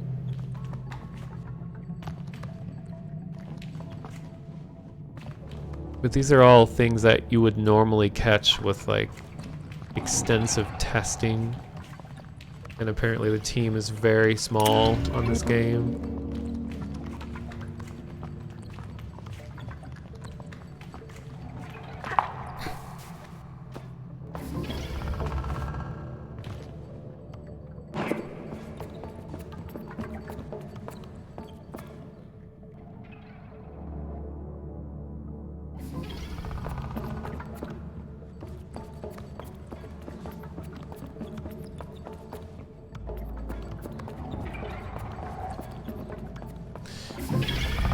Yeah, there's like 100 people on the team, but they're all very small. They're all like under 4 feet tall. That's what I meant by small team.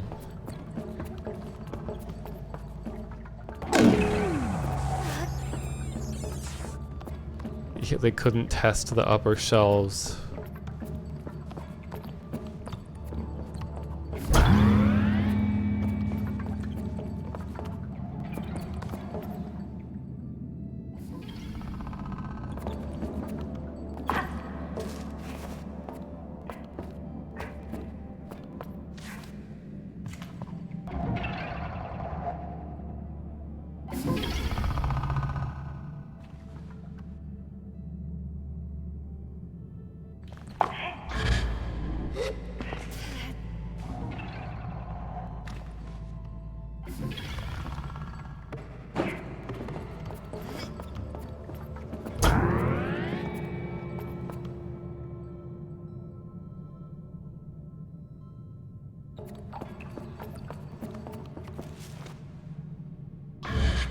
Oops.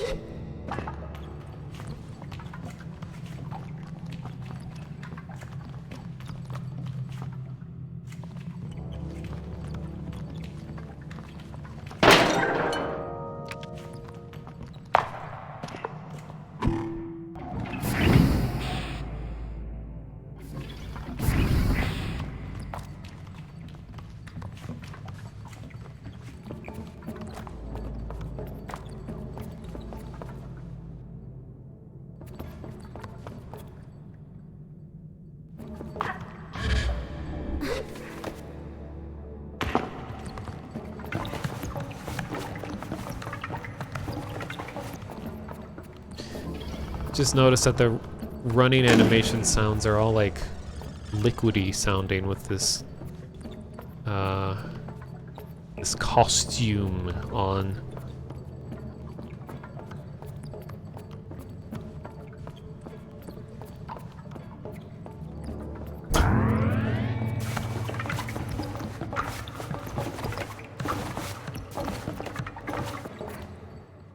I think it's supposed to be like the helmet is full of water or something. Yeah, I'm like a fetus inside a womb.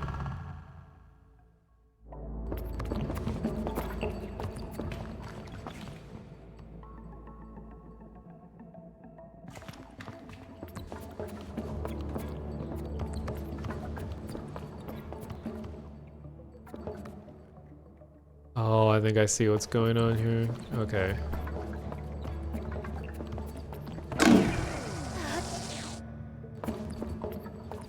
Yeah, I mentally clapped for you, Dana Scully in chat.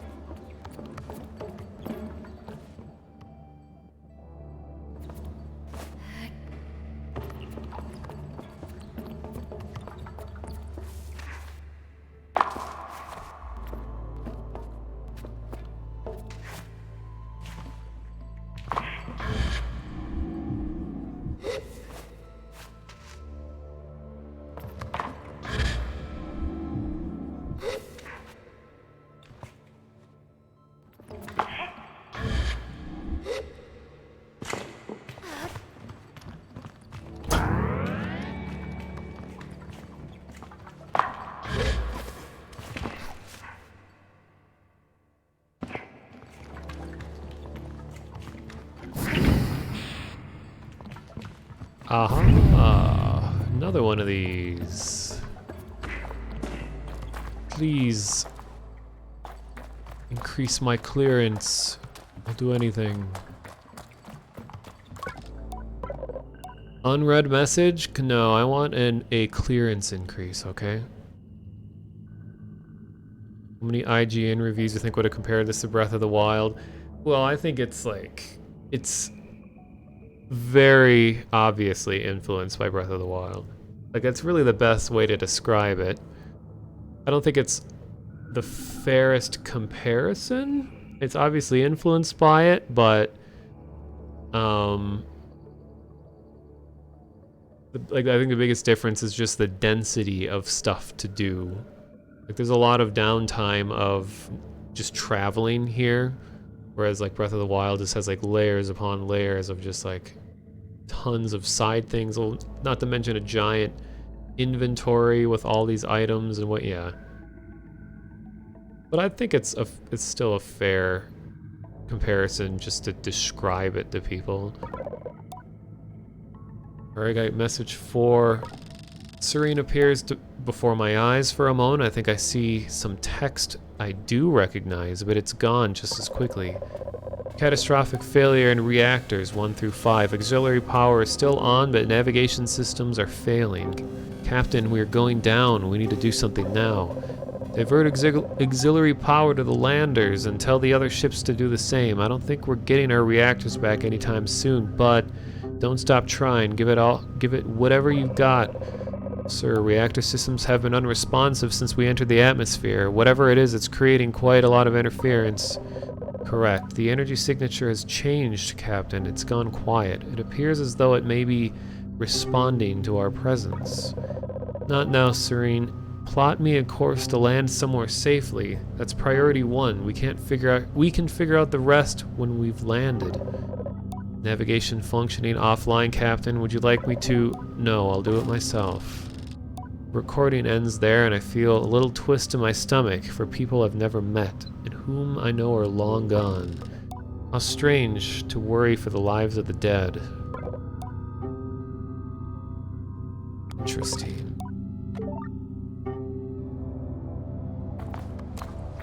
I don't know if it's misinterpreting the plot, but so like everything on this planet so far has been very alien. Like everything is culture created, well, alien to us as people on Earth. Like everything is it's all like native to this solar system. They seem to have all come out of a similar species or something, and they just spread out that way.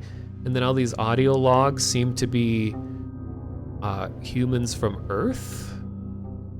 So it kind of seems like what's happening here is that way in the future, Earthlings traveled way out and discovered another solar system and crash landed here and started a whole new line of humanity in this solar system, which has its own planets and sun and weird backstories, and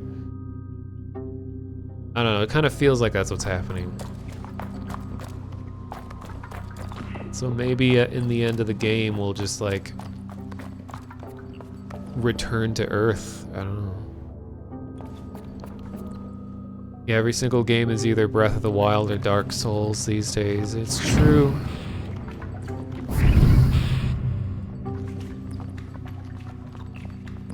When are we gonna have the Breath of the Wild of Dark Souls, or the Dark Souls of Breath of the Wild?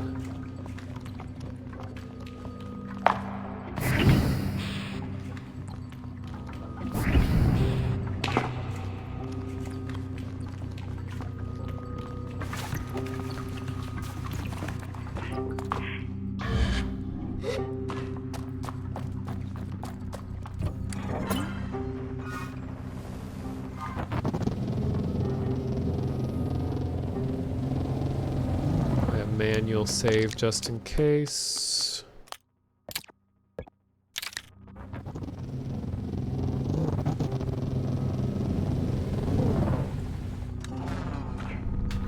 Gonna chum real quick.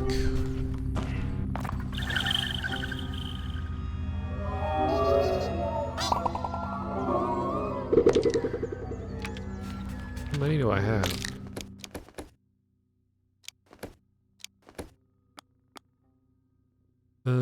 15, wow. It's closer to the next upgrade than I thought. Just need 5 more.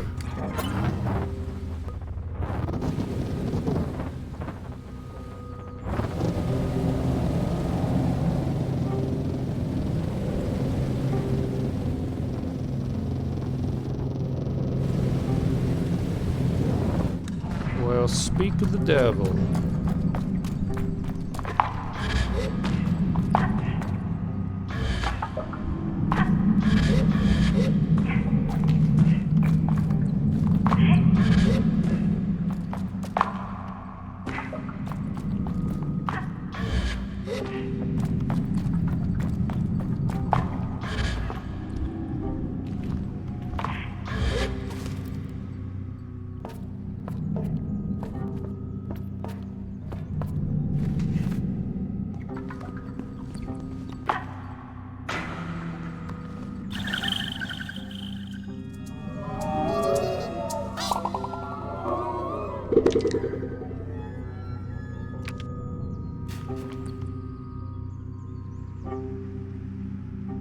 Really like this area so far, though.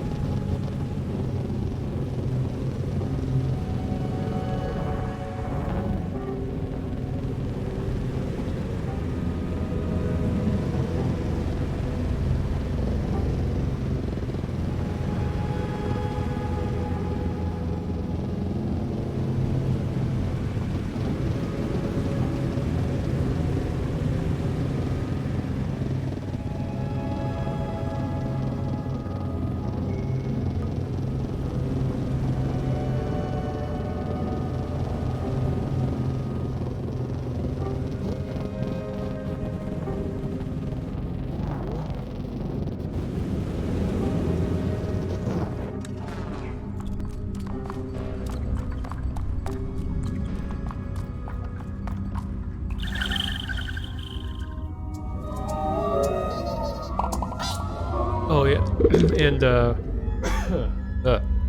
another thing that supports my theory is the fact that all these boxes say they were made in London. It's like supplies that was brought from Earth and left here. I wasn't sure if that was accidentally left in the game, but I've seen that asset so many times now, it's gotta be intentional.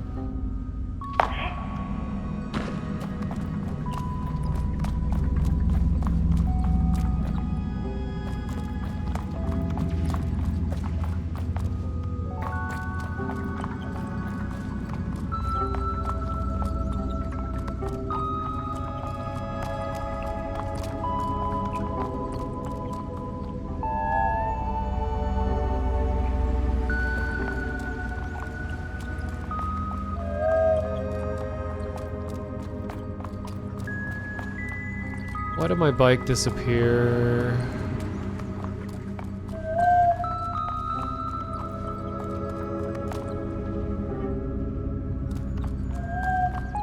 God damn it. Okay, whatever.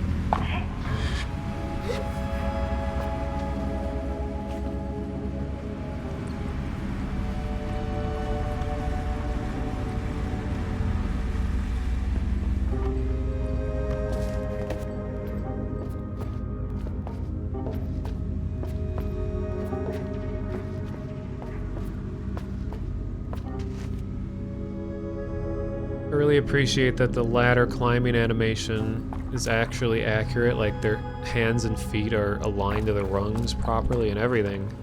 It's rare that you see video games do that.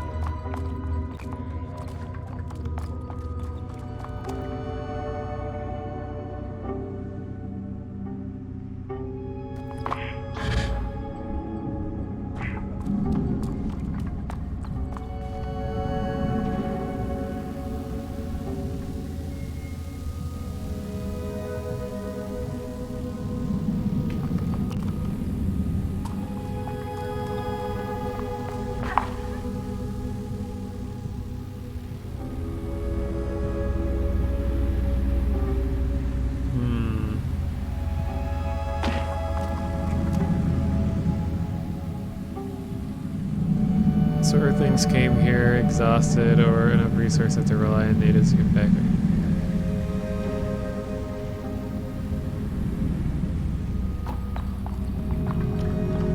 I think it's more, this is just my guess, I think it's more that I think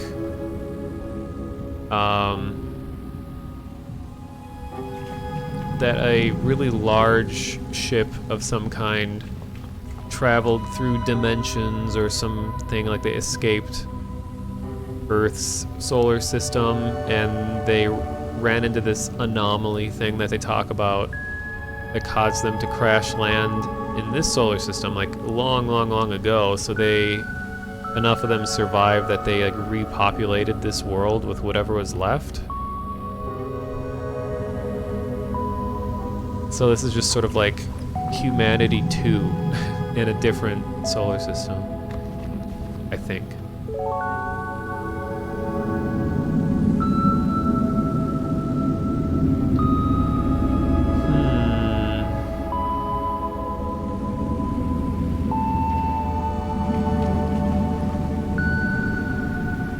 Don't know how to get up there.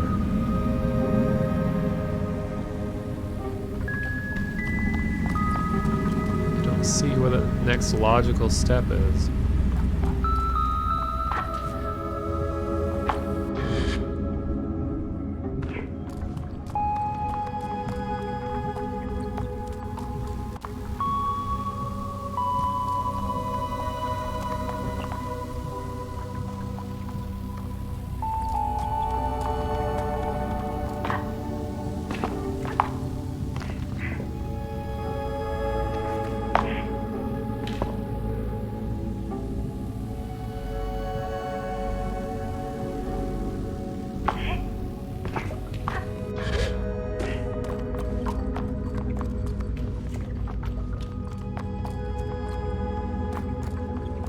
Yeah, one thing's for sure, that people in this planet love to chum.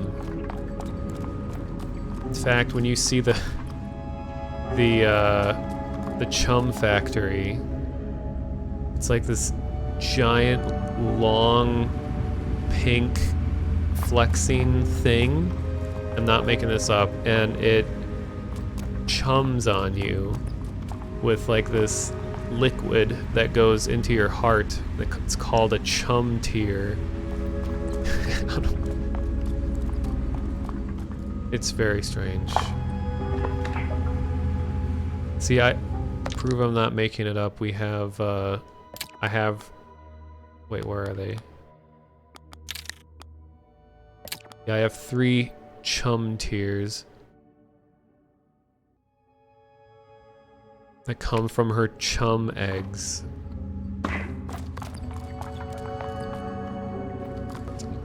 Well, where do I go?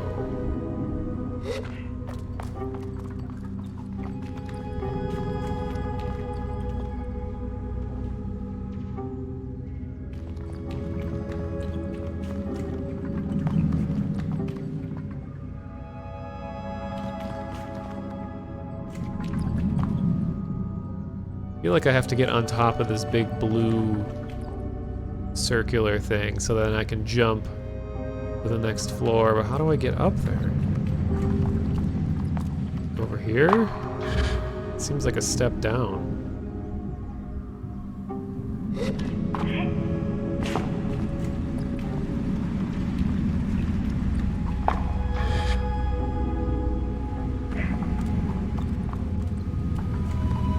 Oh, this is right, alright.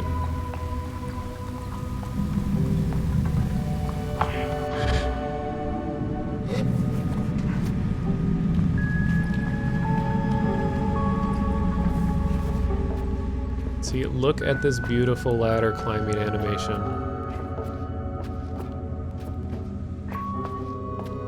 It was slightly off, but it's way more effort than most games put into it. Speaking of chum.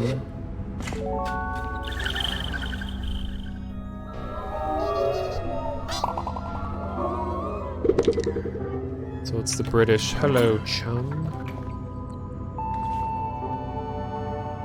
I'm not a gnolf.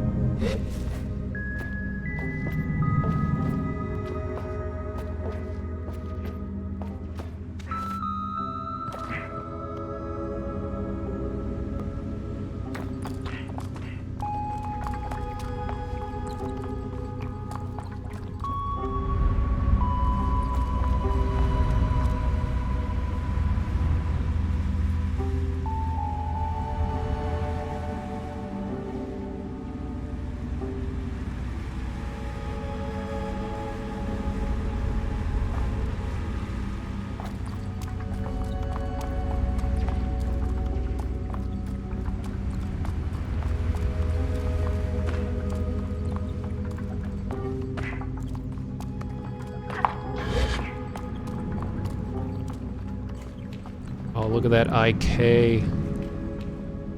Yeah.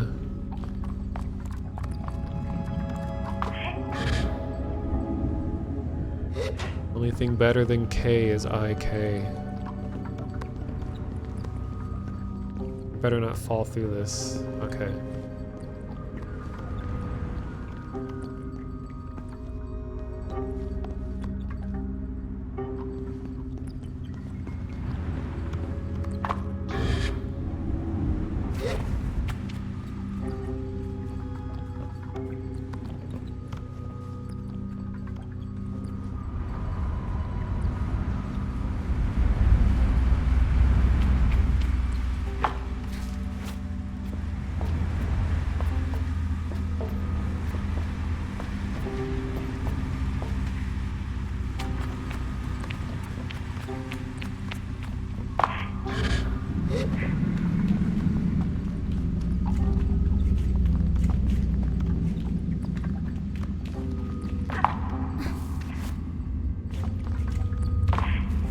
climbing is very satisfying in this game. I know a lot of the reviews say that it's janky and prone to bugging out. I mean, I've had a few glitches, but nothing game-breaking. Overall, it's been really pleasant. Surprisingly pleasant. And I've been able to solve puzzles and stuff just by really tricky climbing, too. It didn't seem like it was the intended way, so it's that much more satisfying to be like, oh yeah, I found my own path and it worked. Almost, oh, we are there. Here we have Gear-O-Matic.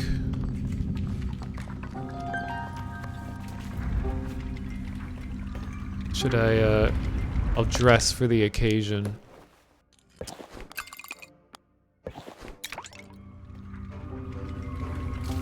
It's like, are you mocking me? Surprised you didn't hurt yourself getting all the way up here. Guess you're stronger than you look. What do you mean, than I look? I mean, you look a little small, sort of silly, but if you got all the way up here, you must have more muscle than it seems. Well, I suppose I have my answer. Can I buy a map? Brilliant, have a look at my wares. Oh yeah, thanks for stopping by, Methodist.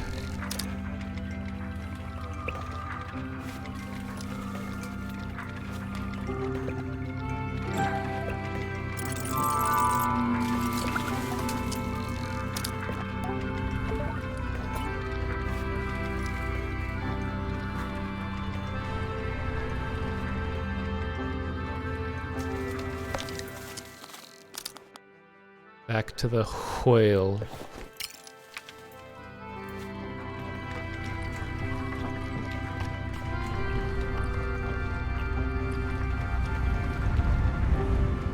Is that some kind of portal over there?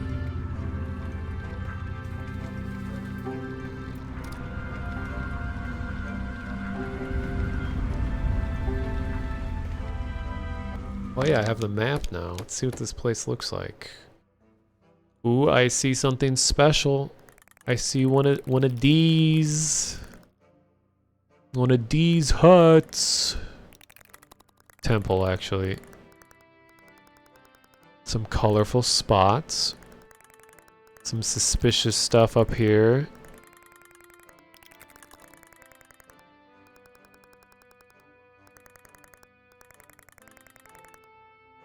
Well, I'm gonna be boring and go straight for this before I forget about it.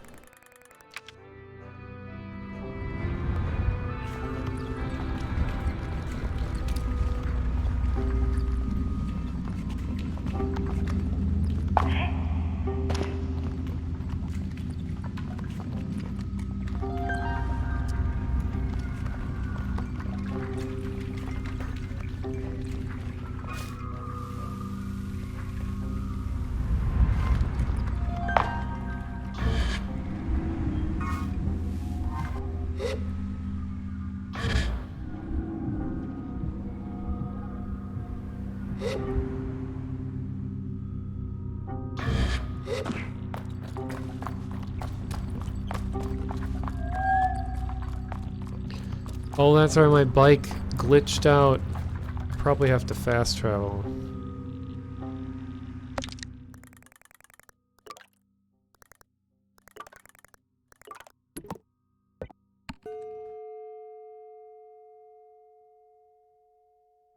And I'm back.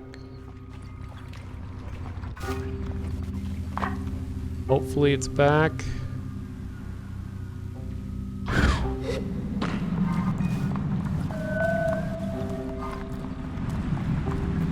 Bike, please.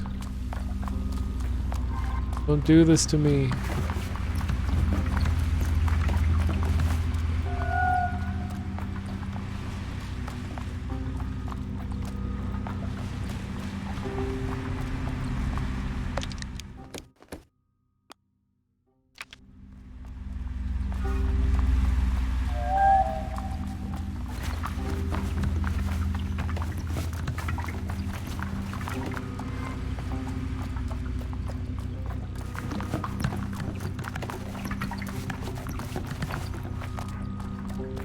Oh, it is there. Why aren't you chumming when I call you? Such a sassy bike, just ignores when I call it. This is like the hotshot bike too. So maybe that makes sense that it has an ego.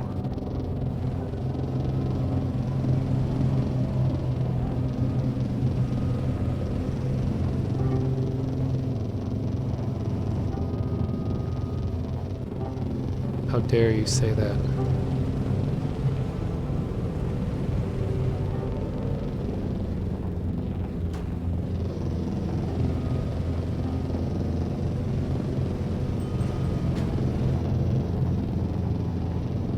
I know.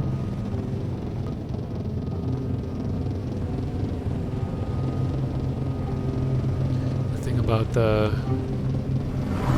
keeps warning me about losing my bike. It's like it knows. It's weird that that alert comes up so often.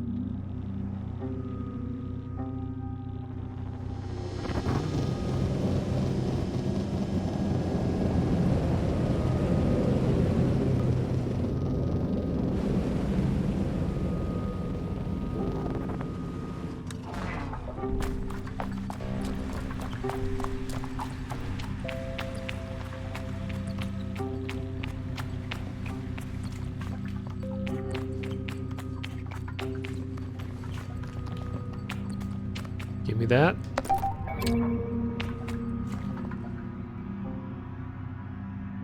Still don't know what to do with them.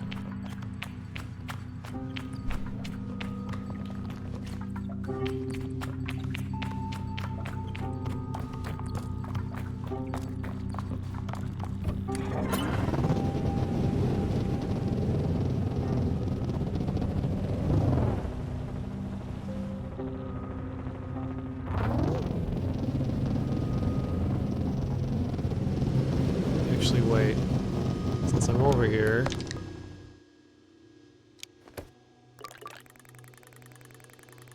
Let's see if... Oh.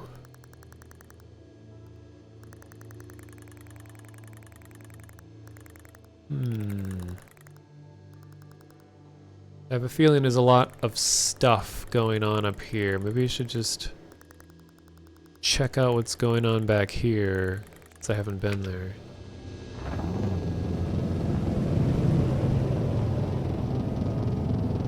Trying to wind down the stream and going on at 9 hours.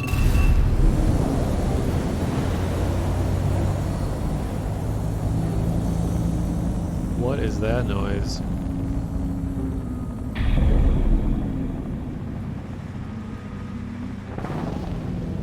I've heard that a few times. I've no idea where it's coming from.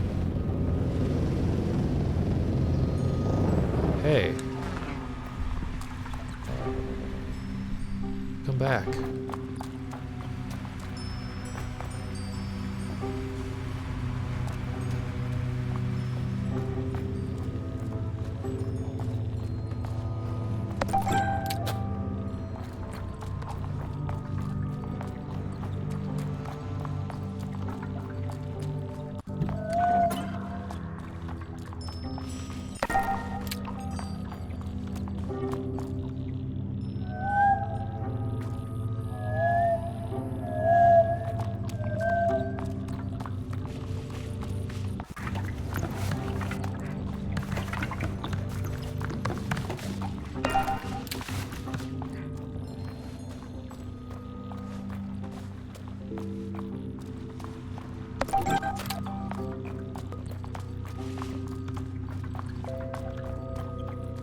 I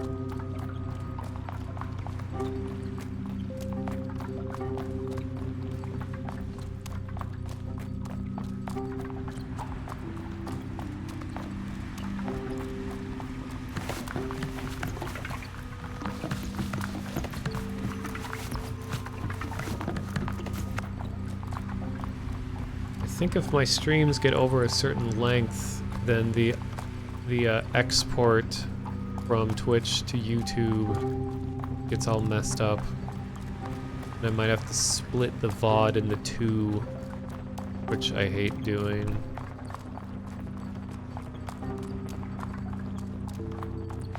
Because in order for me to make it a lot easier to just throw VODs onto YouTube, is that I just use the auto export thing and I don't do an offline recording. Because I hate the idea of just accumulating like terabytes and terabytes of streams. I'd rather just keep it all on the cloud.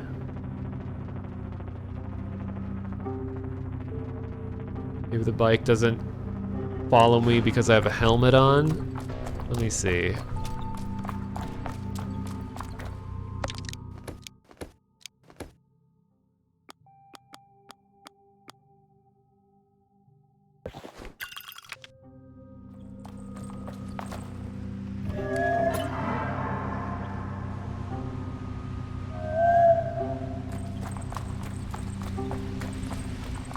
Well, a little different is that it made the response noise, because usually the sound it makes when it is going to follow you, but it didn't.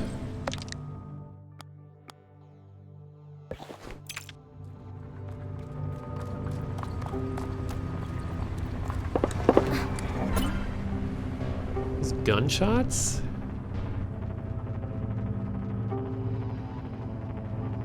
Hearing all kinds of new noises.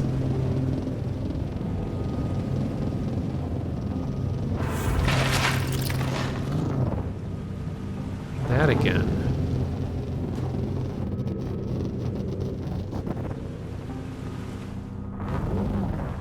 The hell? It's like a glitch.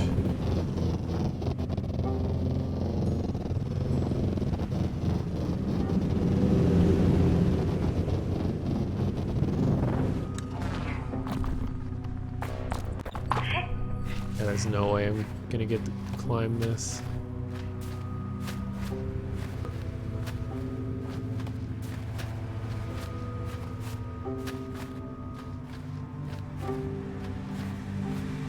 No.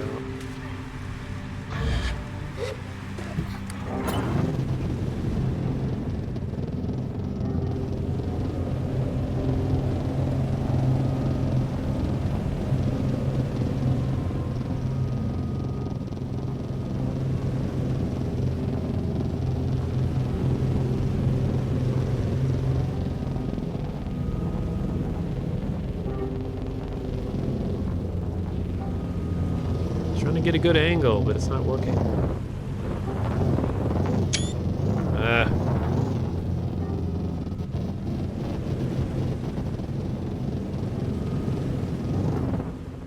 These floating crabs.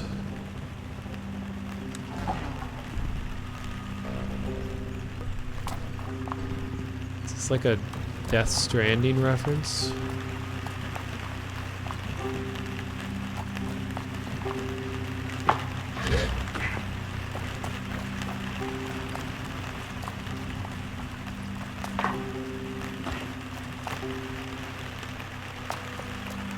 Doesn't look intentional.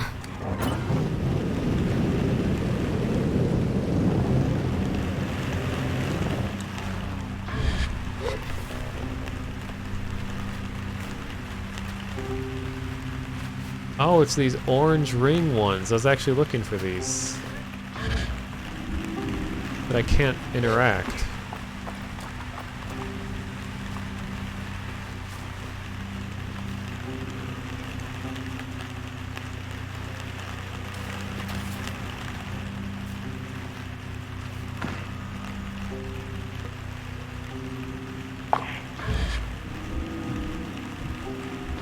weird.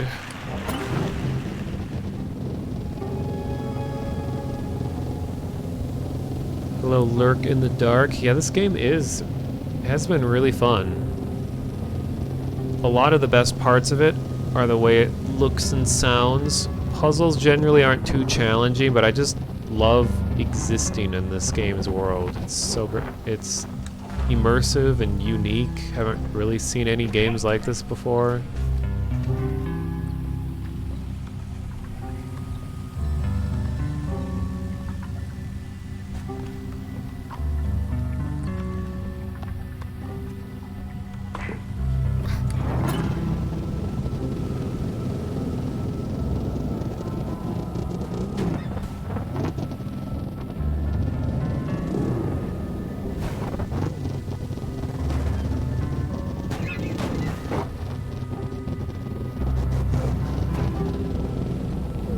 Music from two different regions playing at the same time. There are some glitches. Oh god.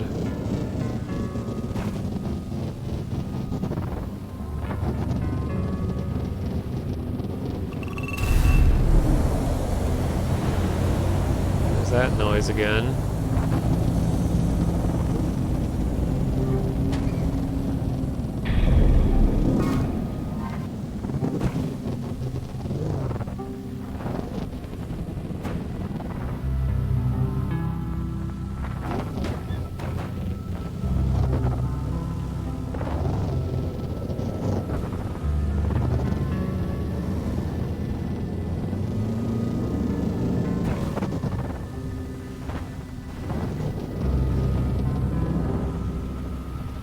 Uh-oh. Refund. Actually, I shouldn't mess with that. Don't want to have it permanently glitch anything.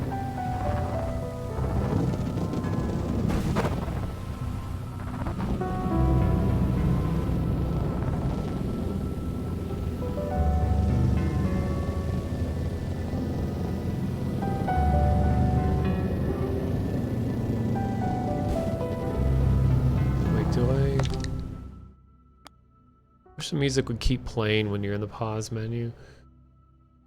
Or this menu anyway. Oh, I need 2 more chum.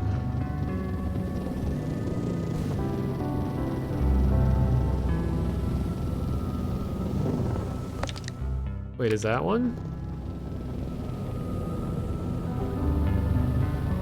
No, it's just a butterfly.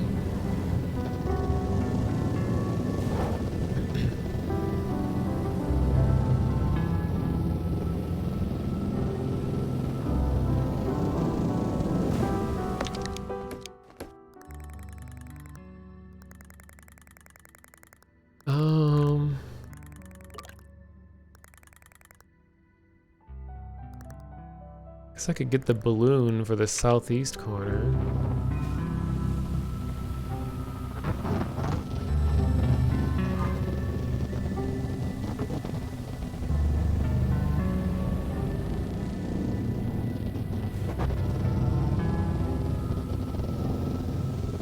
Time for a substantial frame rate drop in this area.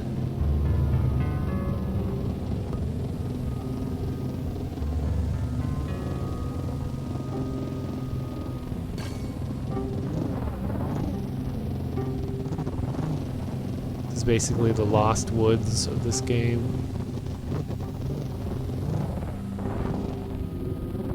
Complete with frame rate drop.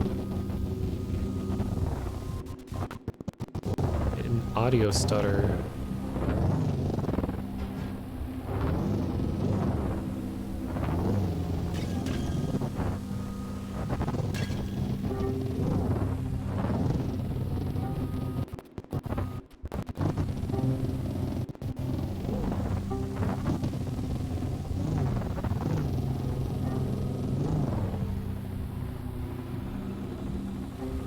Never completed the quest that goes on in here.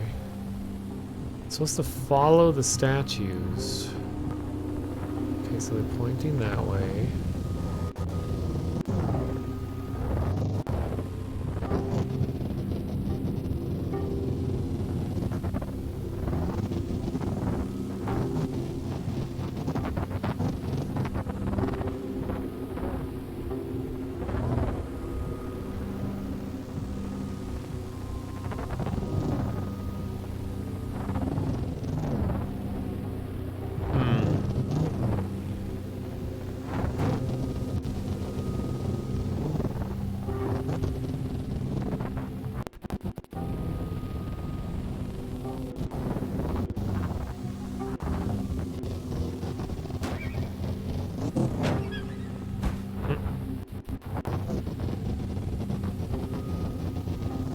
Hmm.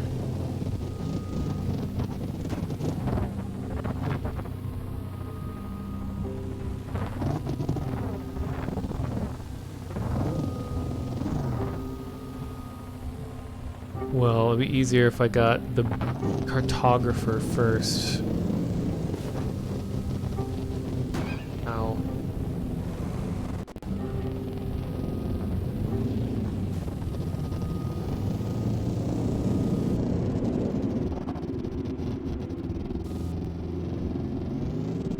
Normally the bike driving isn't as wacky as it looks for me here.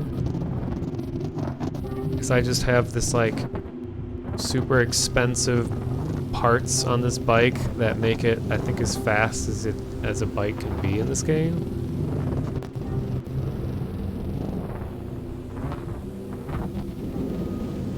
So it's really out of control.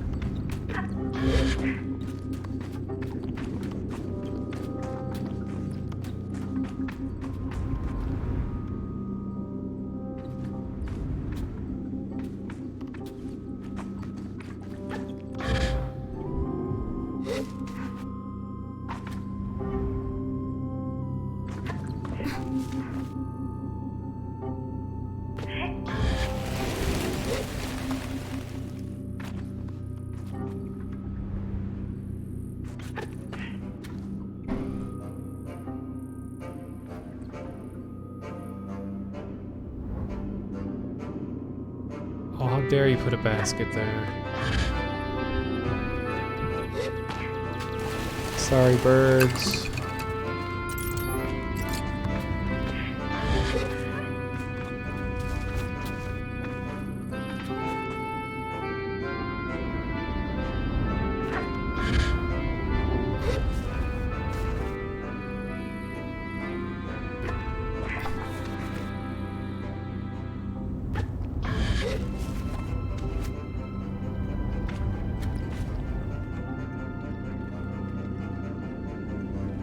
To check that platform out when I come back.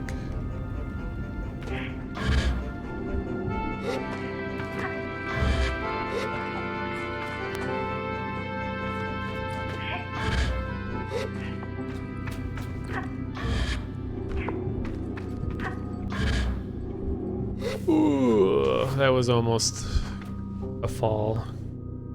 Yeah, the game is really forgiving in general, and it definitely played a big part in keeping me interested in it, that it doesn't punish you too bad for missing jumps and stuff. Oh god. Ooh.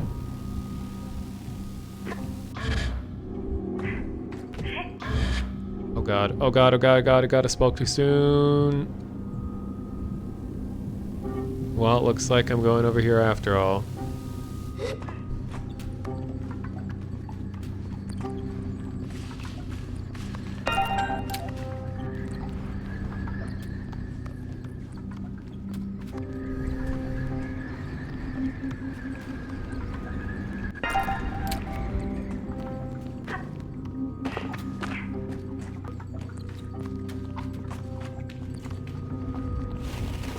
Ah, at least I can chum.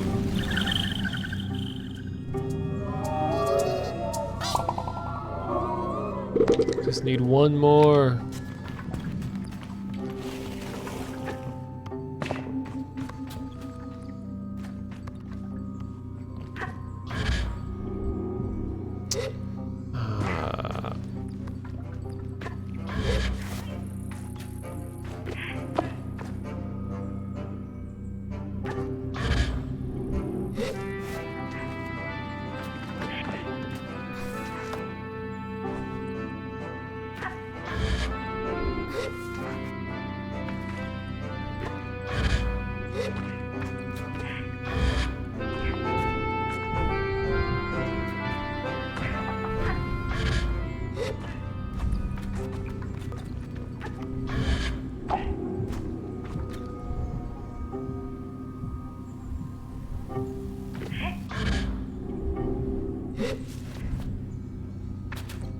Here, let me save up here.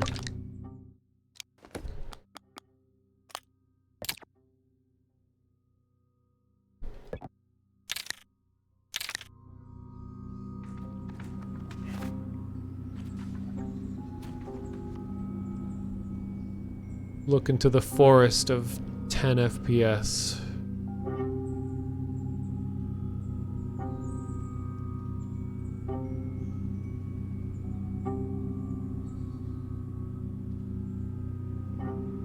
Hi, what is the purpose of this game? Any story? Looks quite relaxing to play. Well, hello. What I've been telling everybody is it's basically like Breath of the Wild, the Zelda game. It's just a huge open world. You're not constrained to any one particular path. You just gotta gradually find your way all to each of the different big regions. It's a giant world. There is an ongoing story that you're following, and you learn more about you and your people and the history of this whole place. And in fact, that building on the horizon there is very historically significant, and you learn a whole lot of details about the creation of this world's universe and stuff over there. Yeah, it's been really great so far. I think I'm on like 14 hours total. This is my second stream of it, and I'm still not tired of it. I mean, there are a few bugs, like you just saw, where when it goes to nighttime, it just like snaps to a different color sky. I wish they would smooth that out.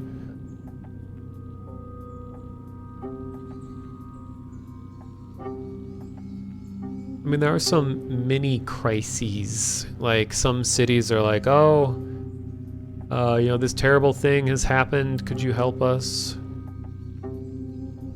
But the really basic story is just that, like, you start as a teenager leaving her tribe of gliders, they're called, just people who are nomadic and travel. And I'm just supposed to go out and just discover the world. There wasn't anything like, yeah, there's no big evil menace that's here to take everything away. I don't have to kill anyone. You don't have any health in here. You don't fight. It's just about exploring and puzzles and stuff. So, yeah, I really recommend it. It's on Steam, and it's also on Game Pass, apparently. Right now, anyway. Oh, another, we got some more chum. I'll have to remember to grab that after I somehow get up here.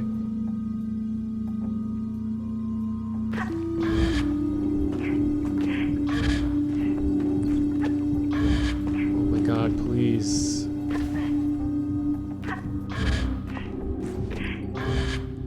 Normally the climbing is a lot more forgiving than this. For some reason this last step is just ridiculous.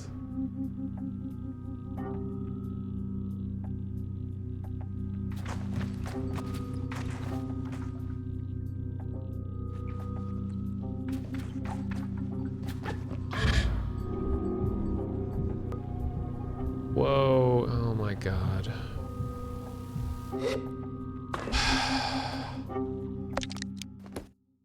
Whatever, I'll just do it again.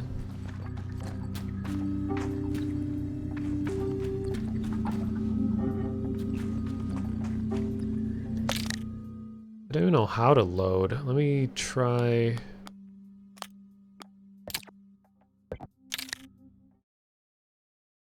Maybe this will fix the music that's been overlapping.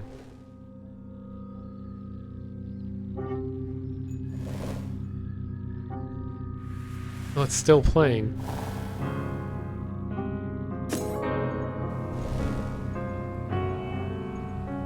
Actually, let me just restart the game.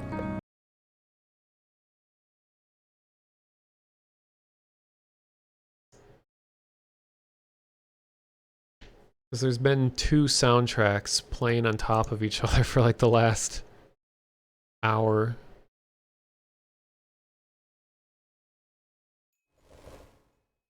We get to listen to the little title theme here.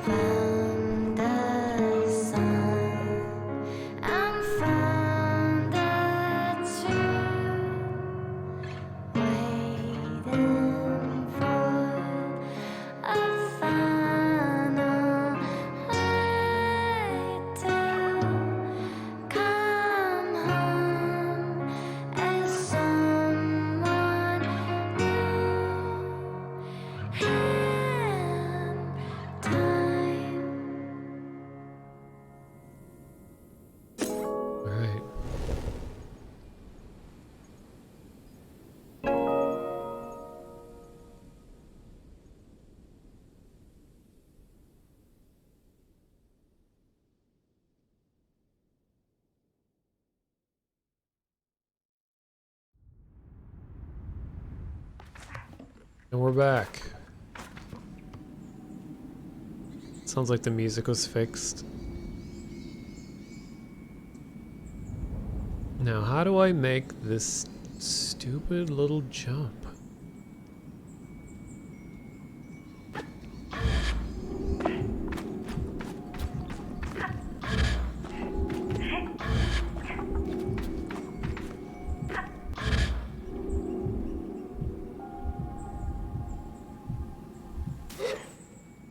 It's actually like probably the most difficult jump that I've had so far.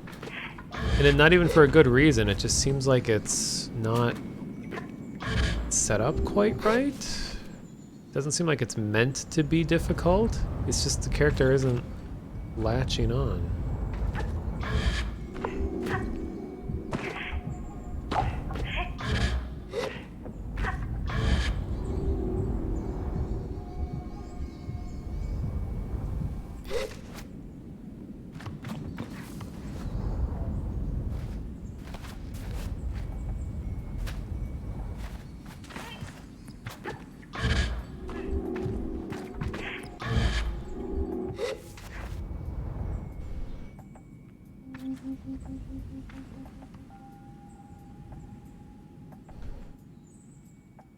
Not sure what to do.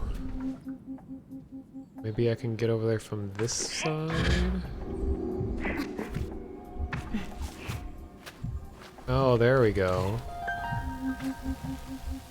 Strange.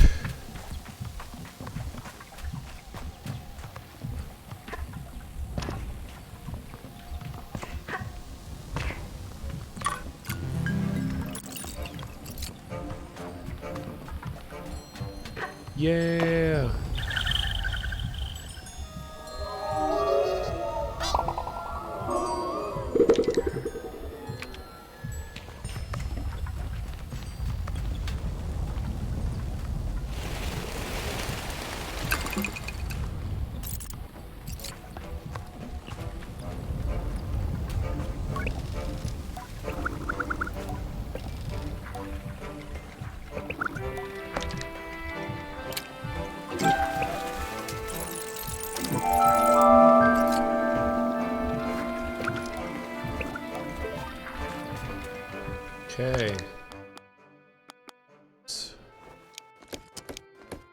Nice, now I have this whole area mapped out. Wow, what is that? Oh, that's the place where I was already.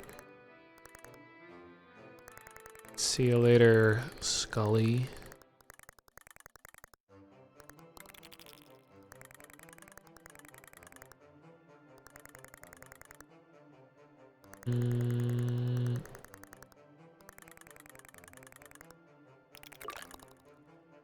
But I do see this, which is important. I'm gonna check that out. Oh, and save.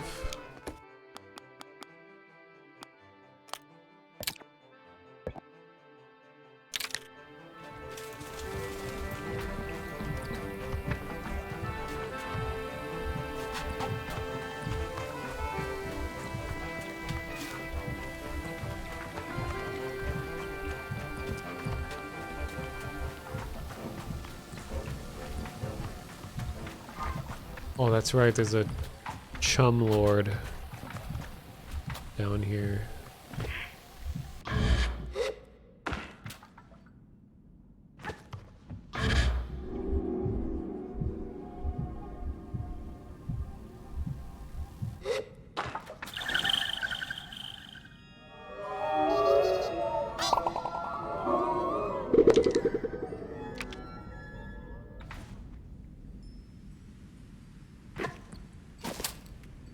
Chum dumpster.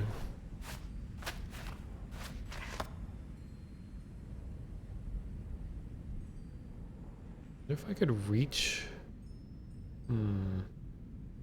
So those columns there are supposed to be part of the puzzle for whatever's going on in this place.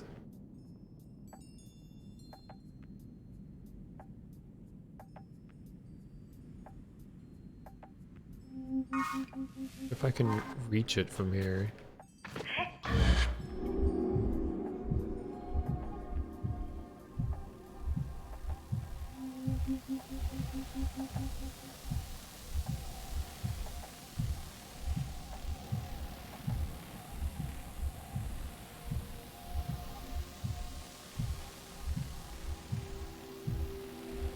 Sorry, birds.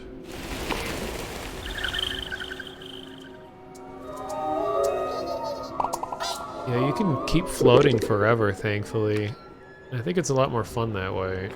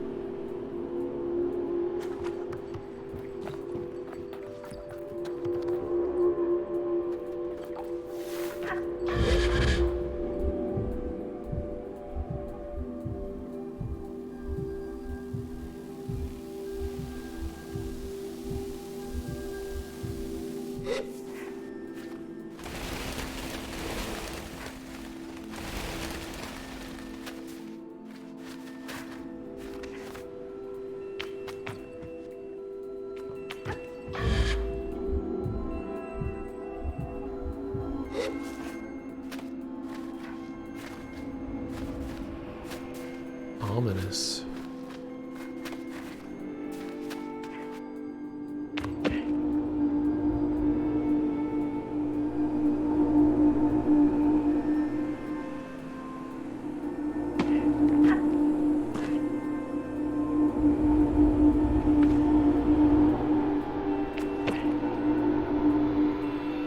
That dude wandering around down there tells you what to do. I don't remember what he says.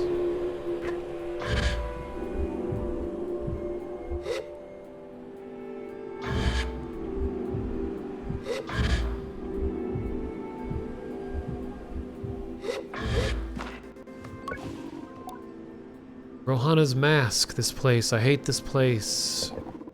I don't leave it because I hate it. I have to suffer. I have to overcome my fears. Don't judge me.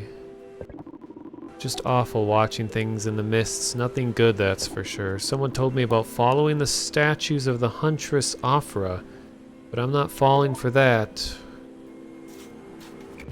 Well, what if I want to?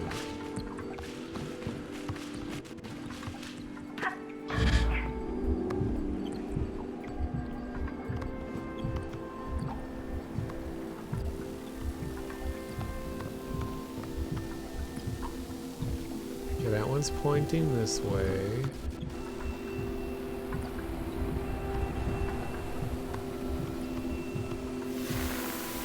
This area is less laggy on foot, it feels like. I think it's just when you're on a bike that it's just like having to load and unload stuff so rapidly. More plants that I can't talk to. Oh, that's right, I have to throw these.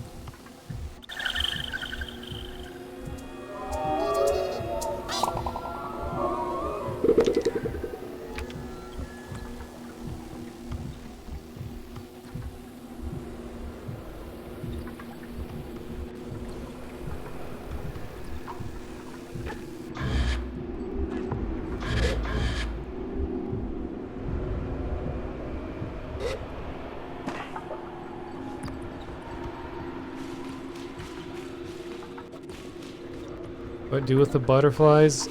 You can sell them for money, but there's also some quests that use them. There's a lot of different types of things.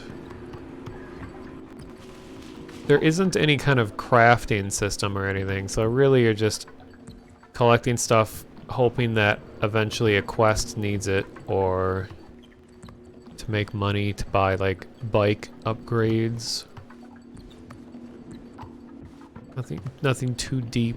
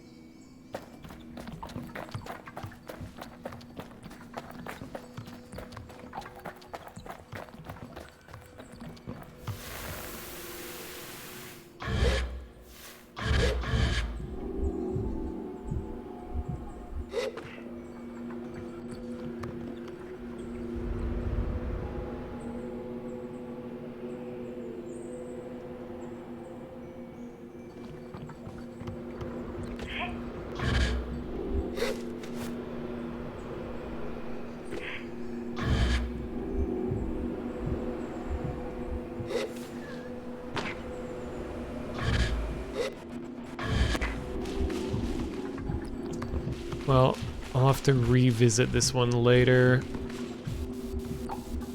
Find any more rings? Actually, yeah. I'm about to go get another one. But I need to chum.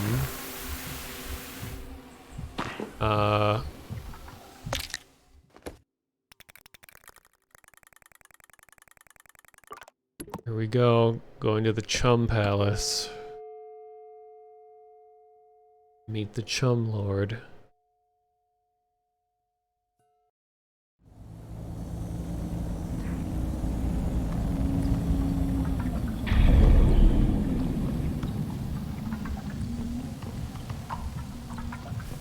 Yeah, there's gonna be a chalice involved.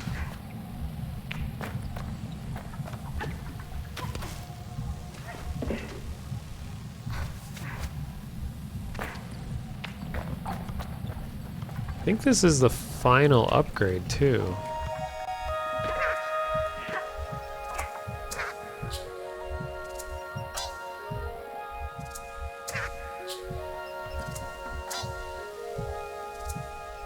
And I was saying before, this is like when you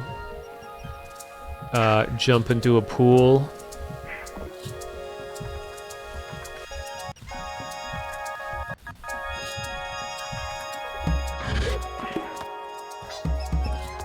Alright. This could be the final chum.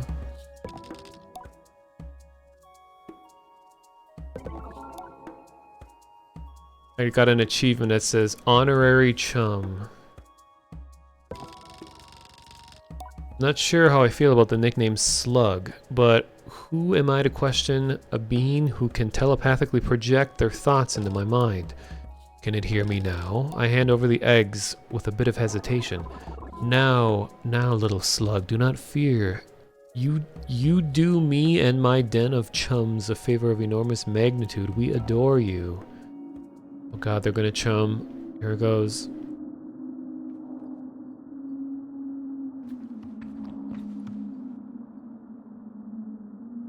Chumming into your heart.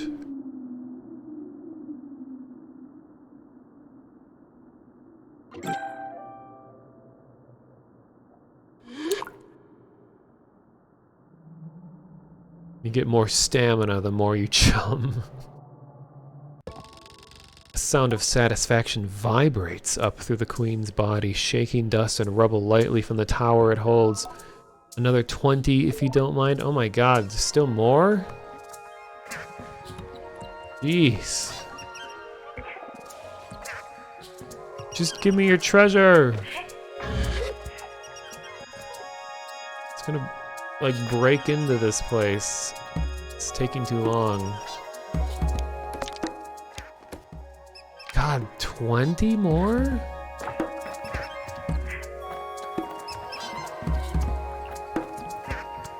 What I'm guessing is,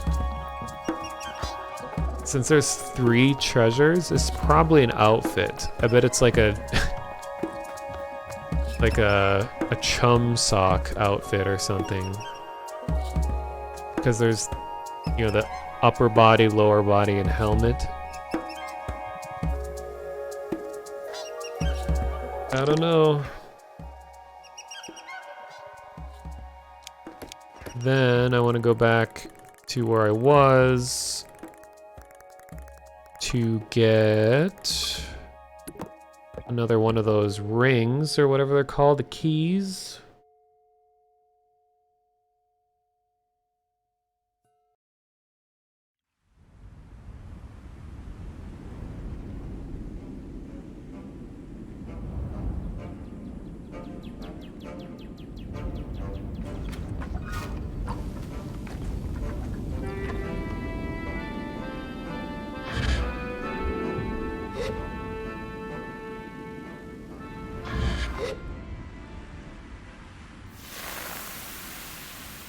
Stylin'.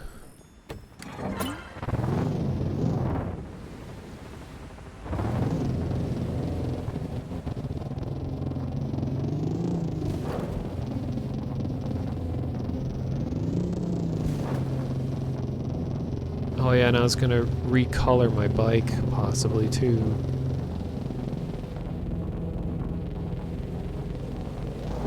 Oh, thank you for the follow. Flynn Vega.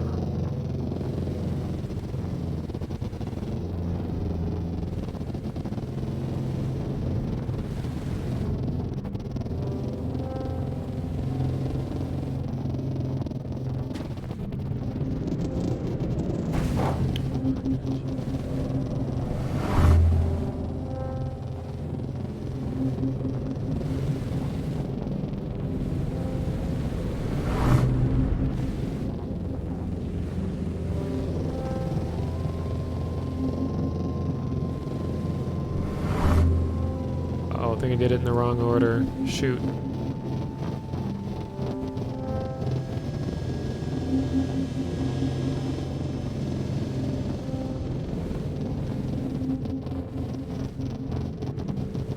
Let's try that again.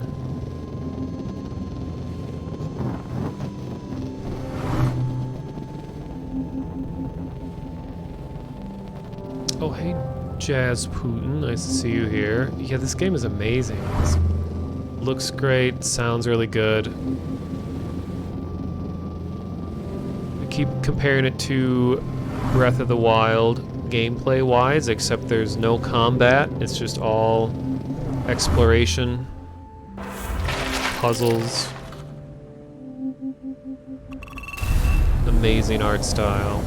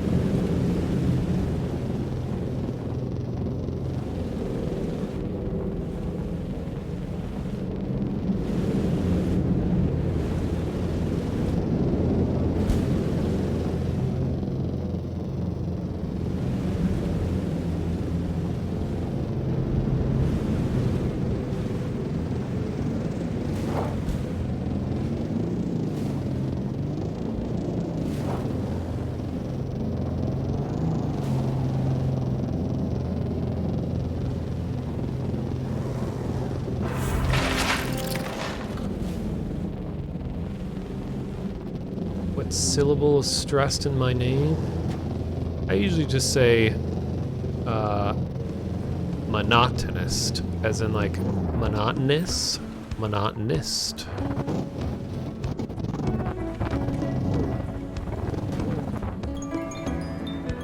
The one who is monotonous.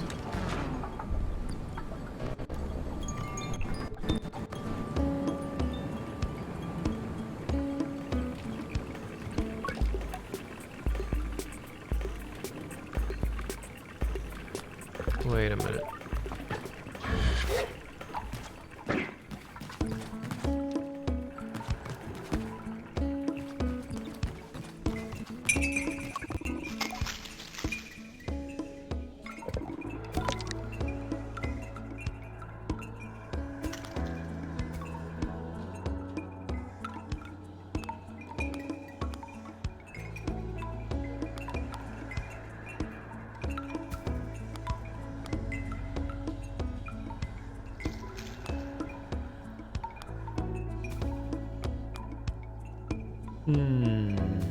Might as well.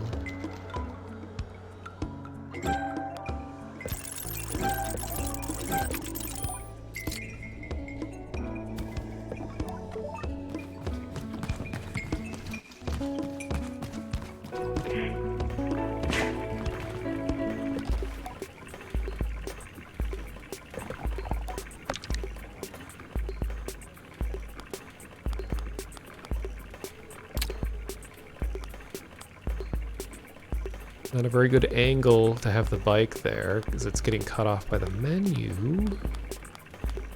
I need some blue and orange paint. Do I have any of that? Kind of.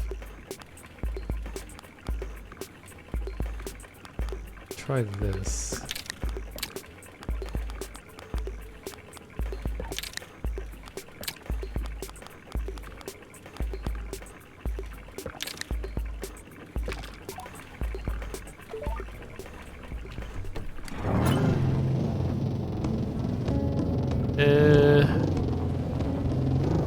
Shadow, please.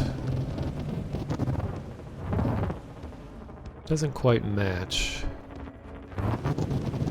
Oh yeah, and I was gonna check the clothing. No.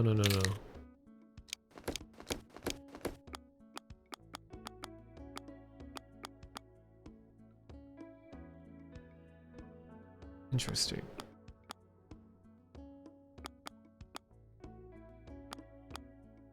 I don't know, it's gonna be hard to beat this outfit. I like it too much.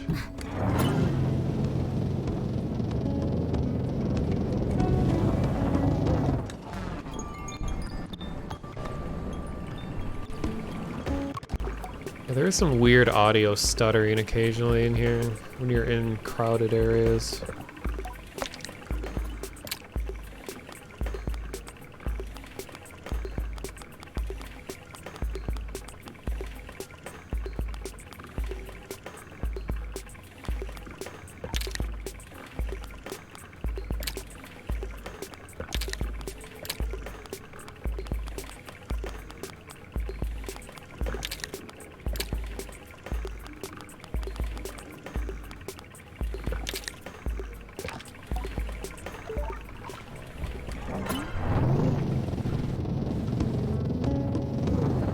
This match is better.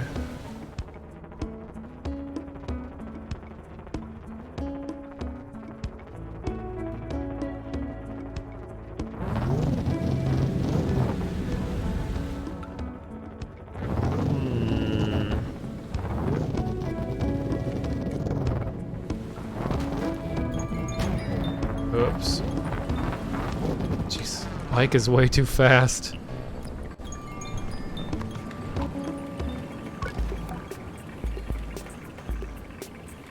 Yeah, I gotta get the neon lights shining below the bike. Oh, now the sun's out, so I can see a bit better what the colors do. Is this gonna be too extreme?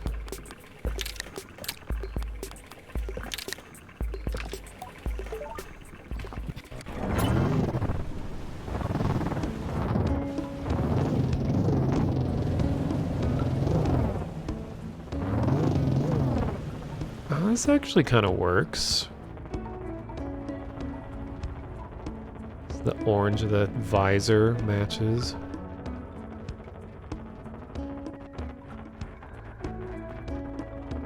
I don't know, I'll take it.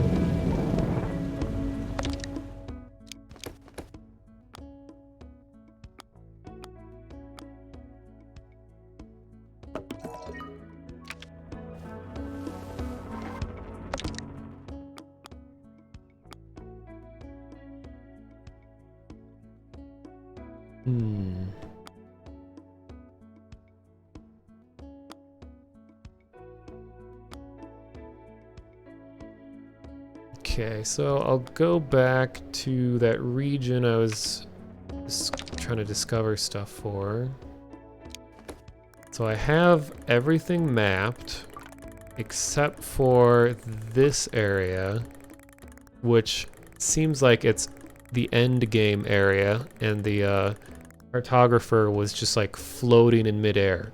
It seemed impossible to reach, so I feel like I won't even be able to map that area until I do other stuff.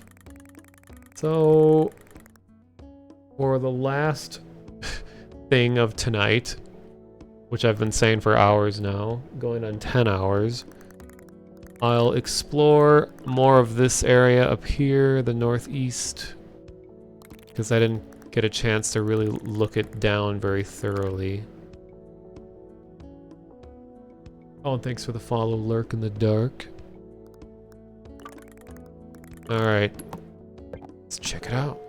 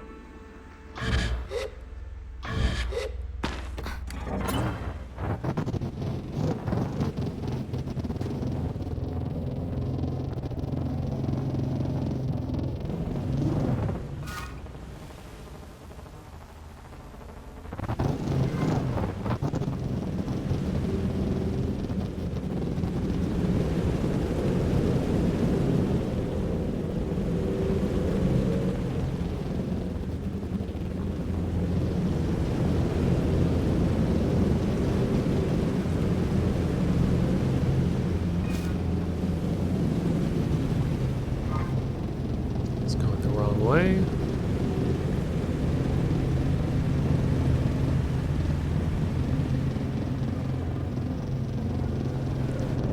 Ever get that plane vehicle in the you saw in the trailer? Not that I'm aware of.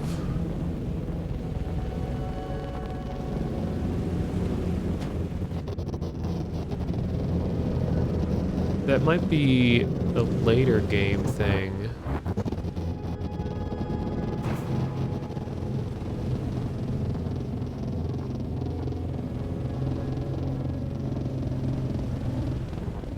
Yeah, it's really hard to tell how far into the game I am, just because you could just like wander around.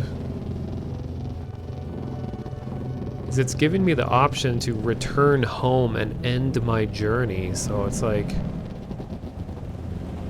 I guess I could theoretically... be at the end of the game? There's like so much else to do.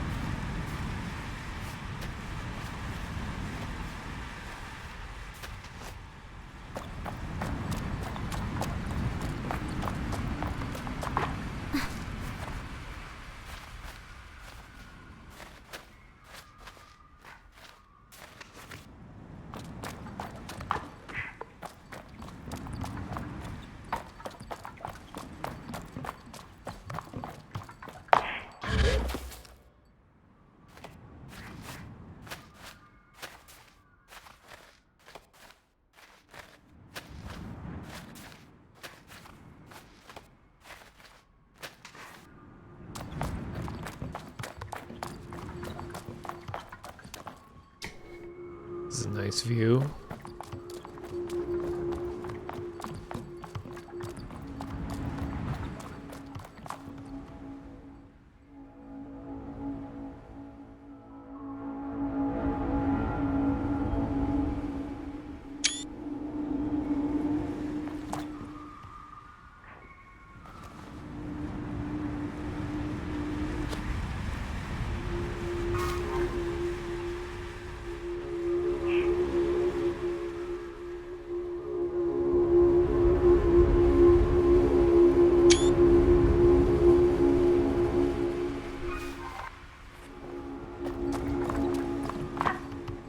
Another one of these statues.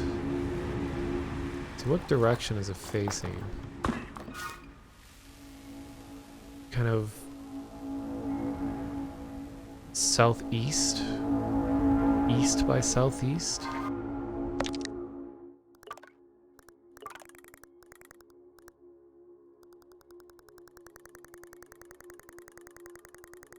Hmm.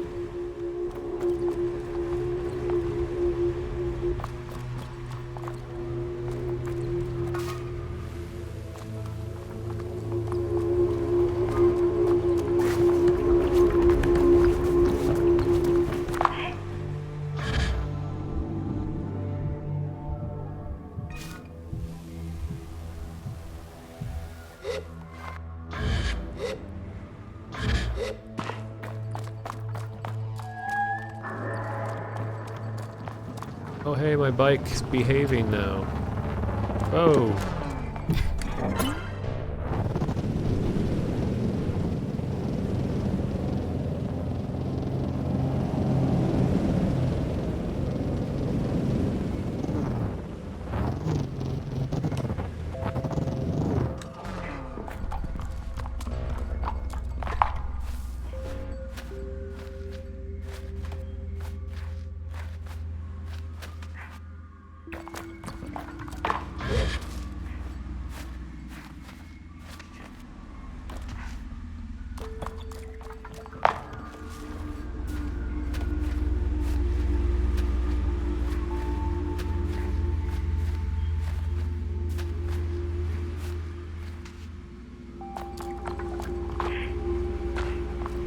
Broken statue.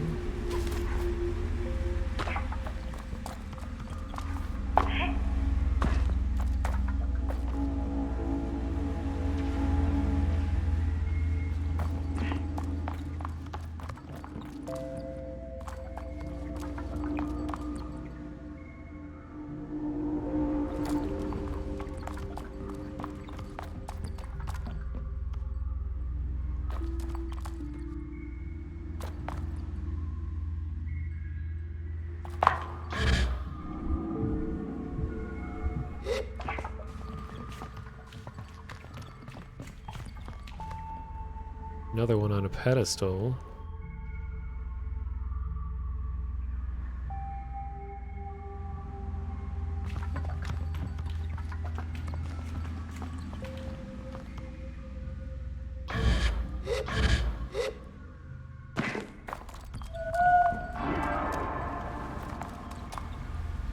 Going the complete wrong direction. Oh my god.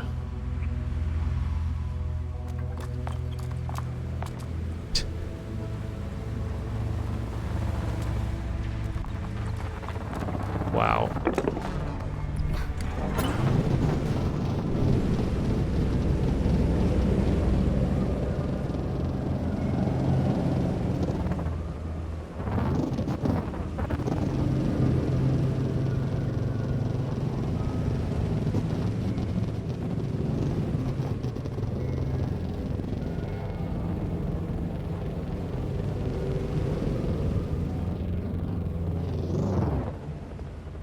I just don't know what the deal is with those statues.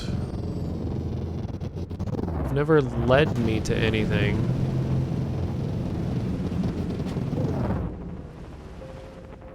I've already been on that tower.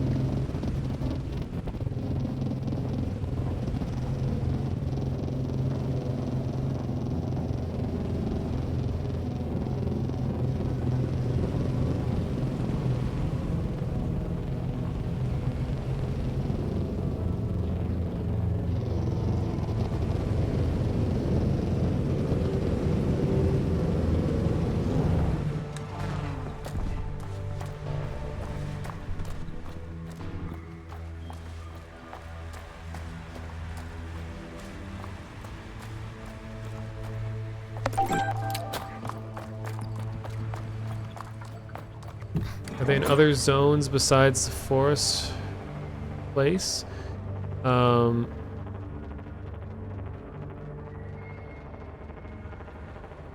So yeah, those statues were in that lost forest looking place, and then where I am now, I'm finding more of them, and this is like a completely different region. So I don't know if like maybe within the region that they're in, they point to different places or something.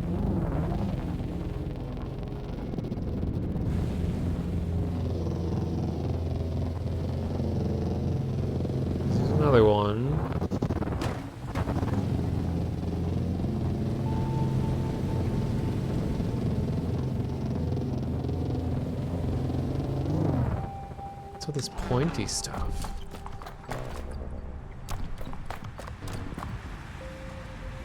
Pink liquid.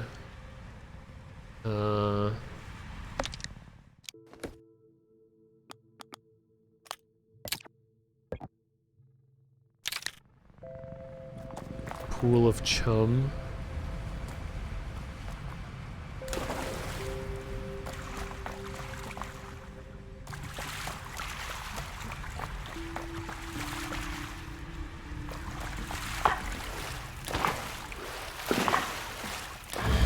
Whoa. Okay, that was me.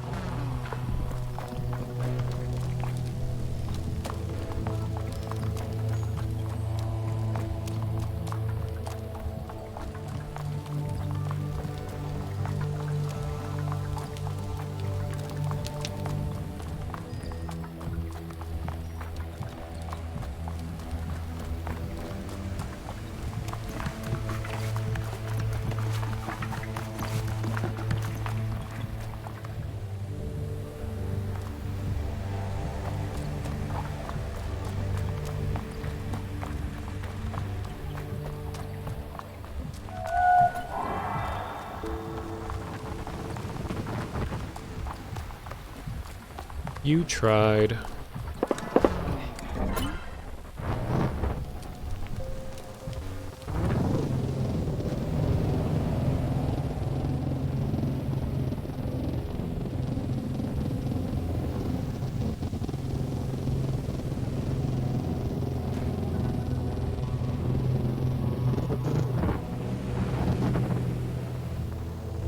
Also weird that those statues with the bow make a specific sound, but sometimes I'll run into areas that I hear that sound, but I don't see any statues nearby.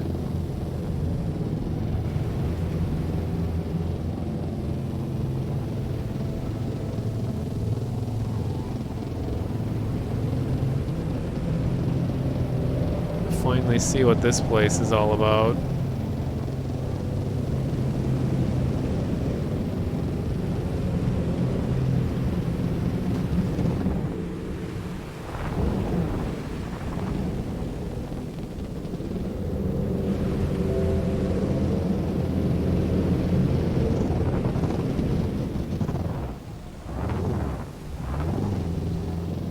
Yeah, I don't have any way to like dig in the ground or anything, so it's like if I do find a spot that maybe it was pointing to, I don't really have anything to do once I'm there.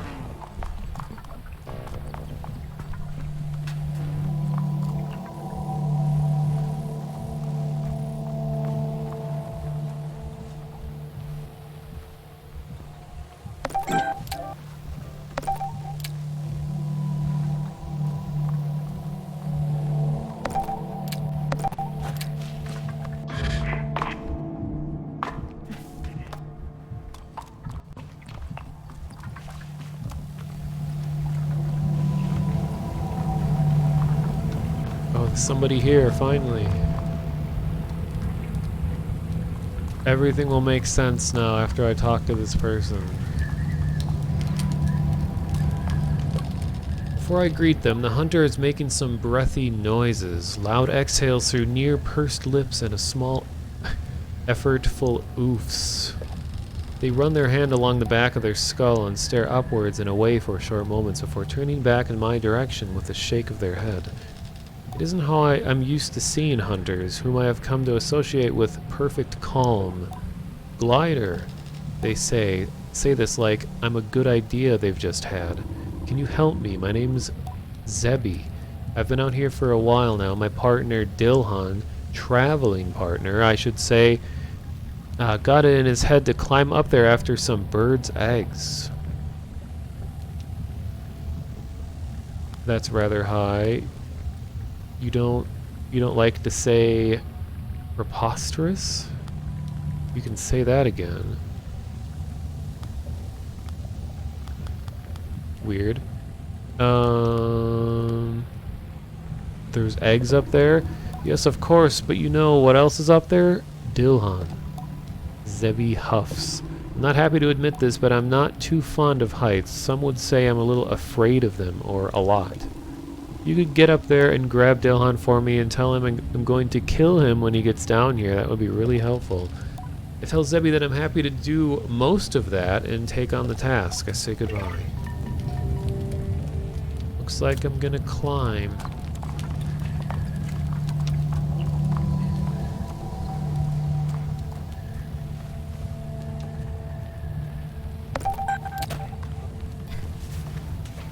And steal some stuff.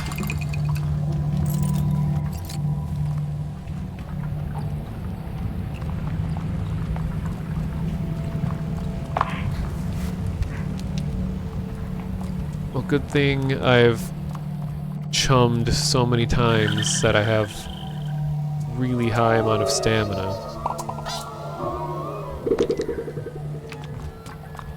It would be hard designing this game knowing that like some players might not go and get the full stamina thing.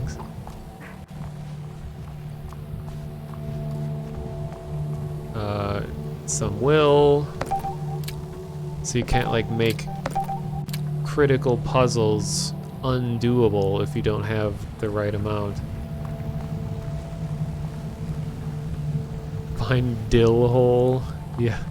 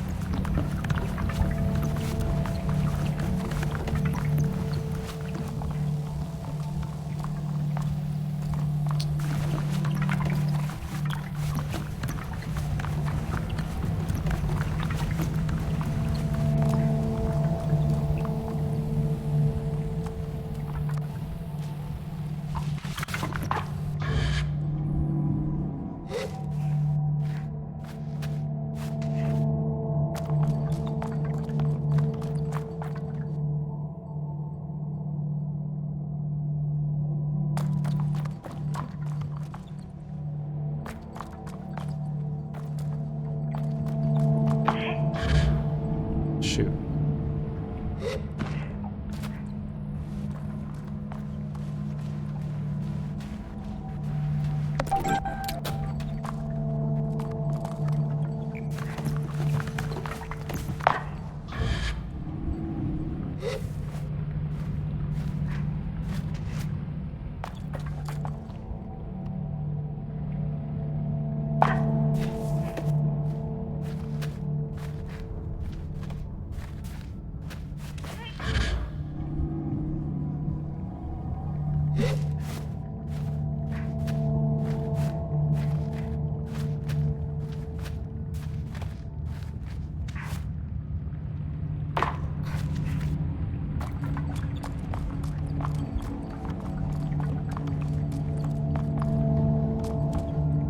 Walked in on a murder. LOL.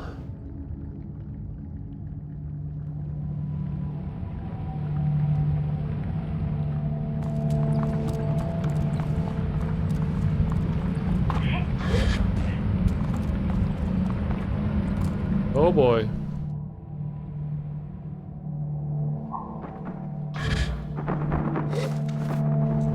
Well, that was easy.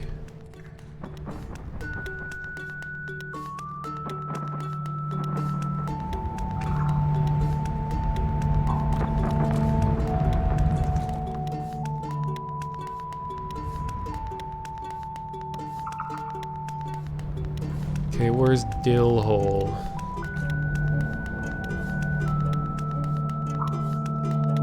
Oh, there it is.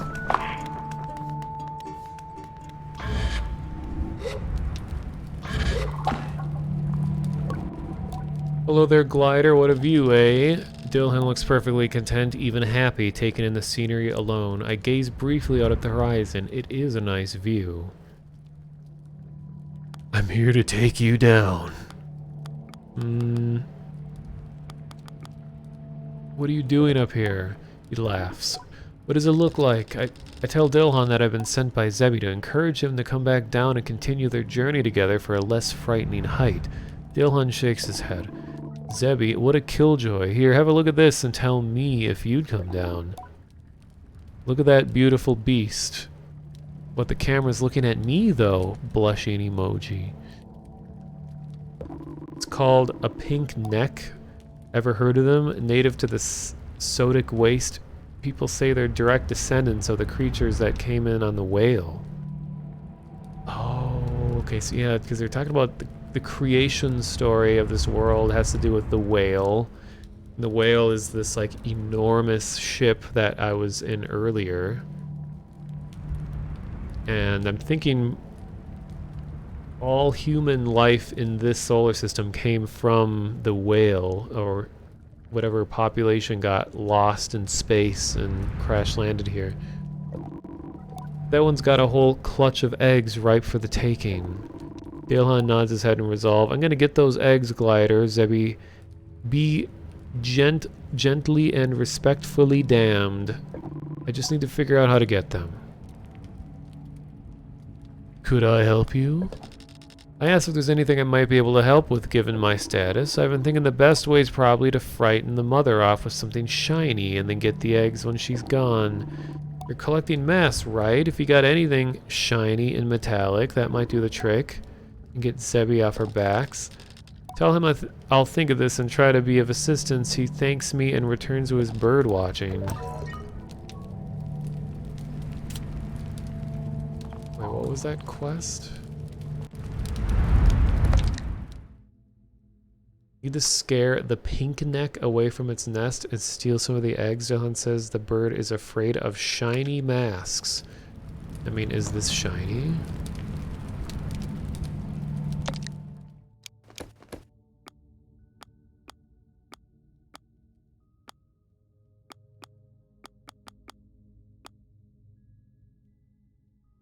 Well, I guess I'll try a bunch of different ones.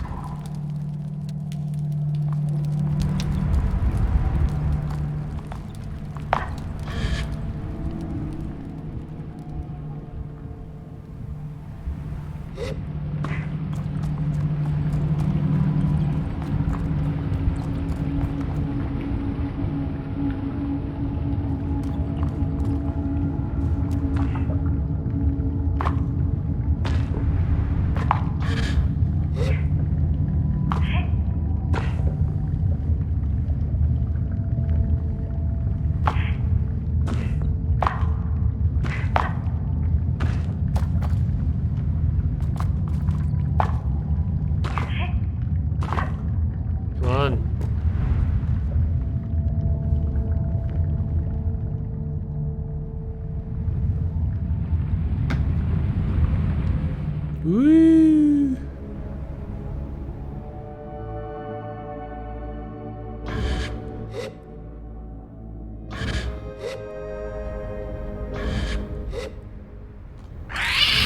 Jesus Christ. Well, I guess that did it. I didn't have to do anything. Well, whale mask confirmed shiny.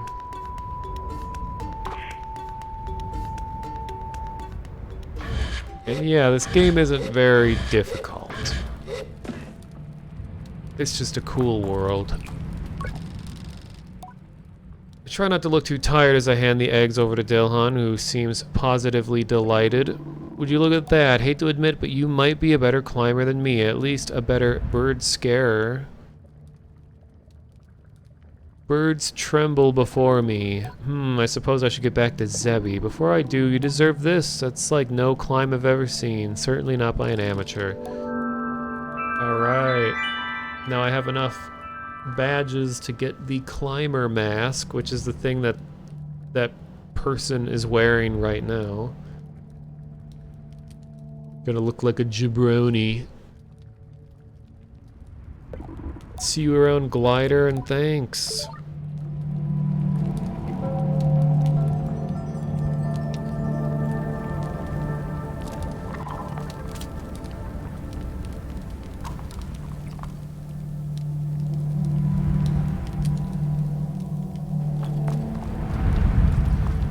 Yeah, stole some babies. Not like they were being used or anything. They were just sitting there not doing anything.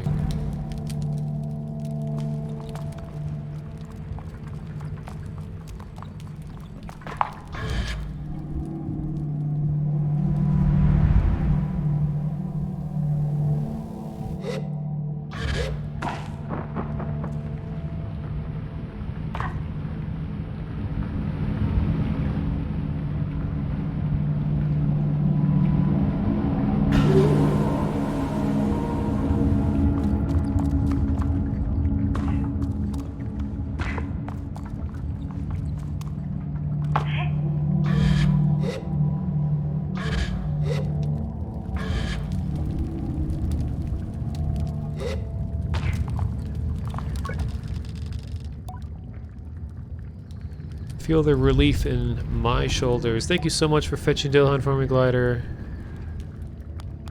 Man really likes eggs, eh?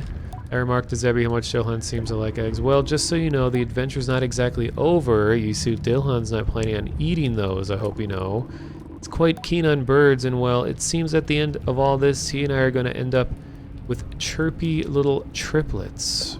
Maybe we'll name one after you. I tell Zebby I think I'd like that and give a congratulatory farewell. Say goodbye to Zebby. Ahoy there, meet again. Maybe I'll catch you another high point. Okay.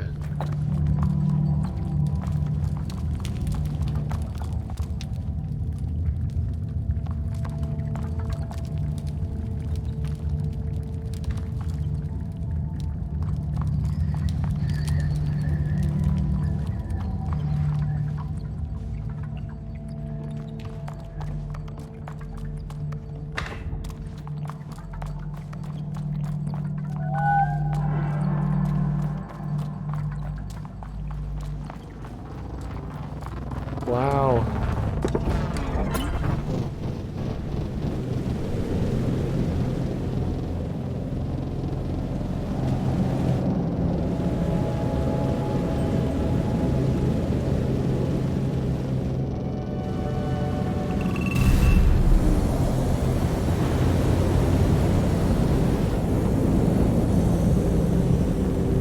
There's that noise.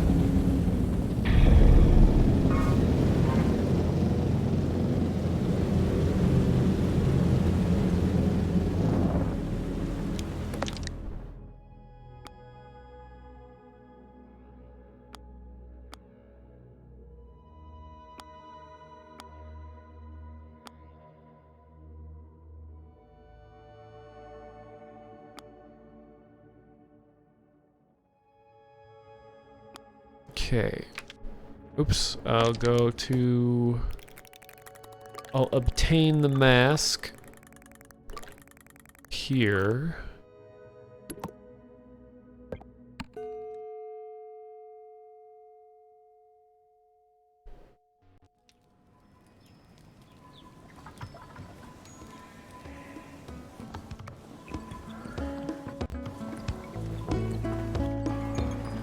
What I think about your bucket? This is what I think.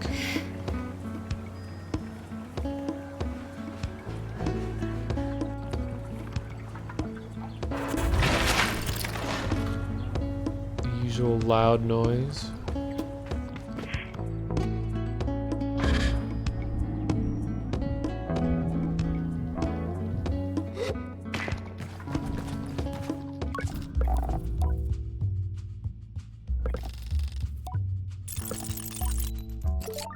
Alright.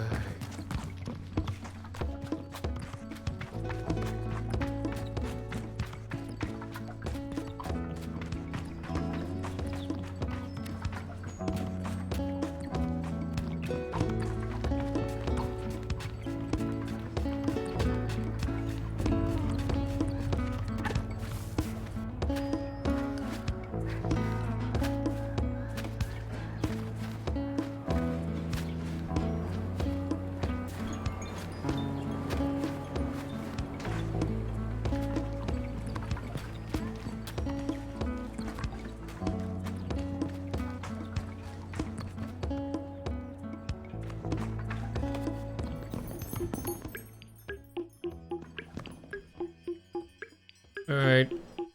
Time to fist.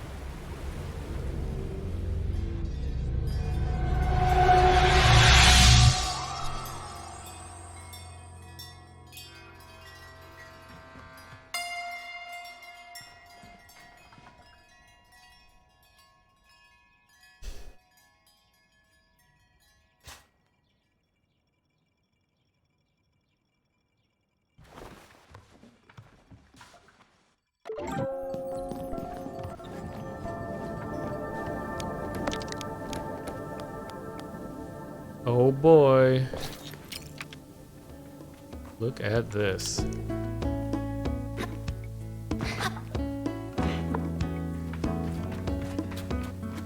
I look like a Mass Effect character.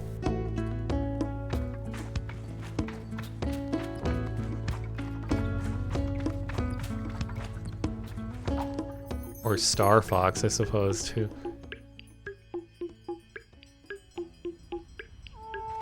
Jiggle, jiggle, jiggle. Andros has ordered us to take you down.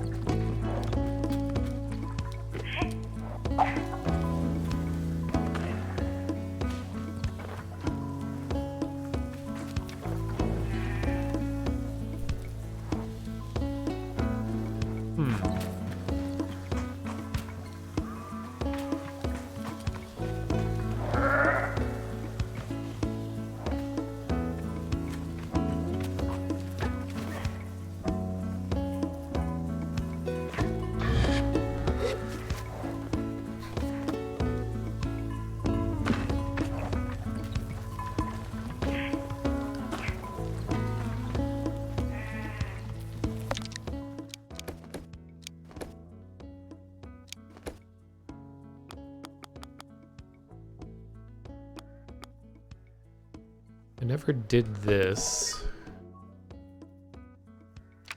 This was so early on in the story, too.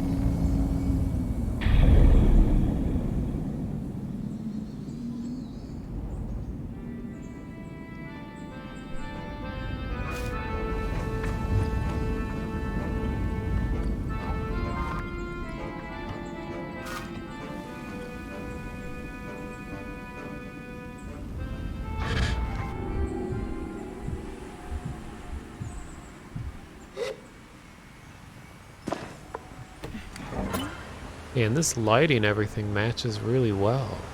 Nice.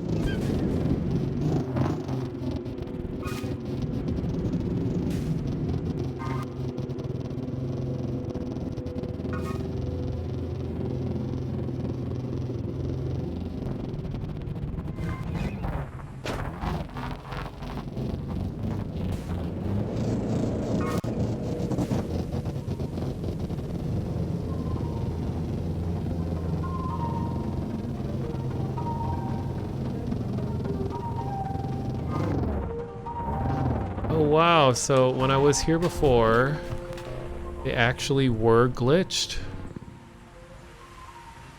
Because in my first stream I came here and there was just no beetles anywhere. And I was trying everything I could. I was like, okay, these look like nests. I'll put the seeds outside and then wait for a different time of day, all kinds of stuff. And then before I restarted the game earlier today, just a few hours ago, I saw all of these beetle things were just like sitting way far away, floating in the sky. So it was an actual glitch.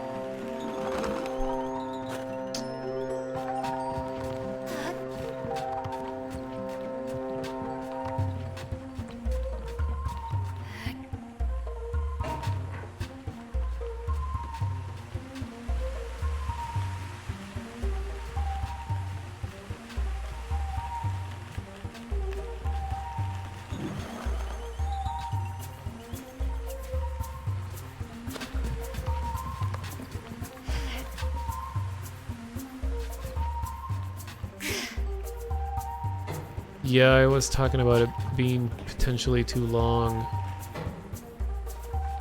But,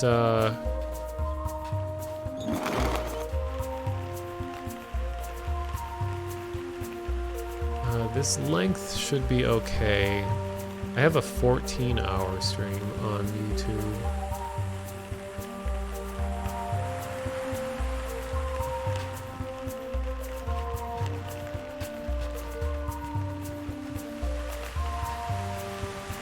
No!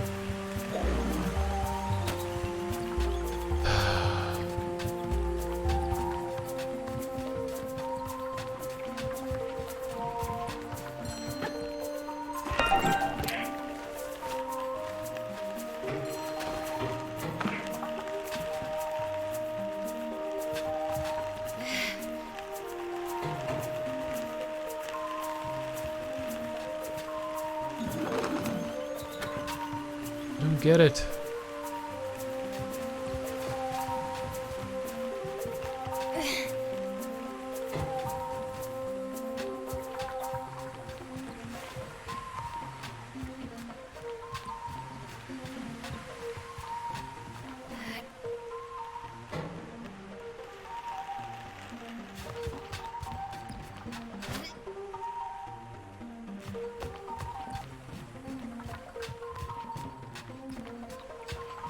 Thank you for the follow, Thanamir.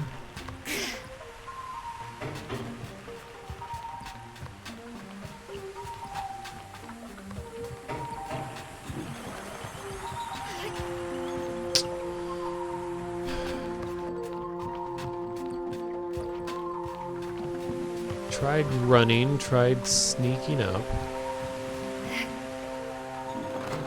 God damn it. What?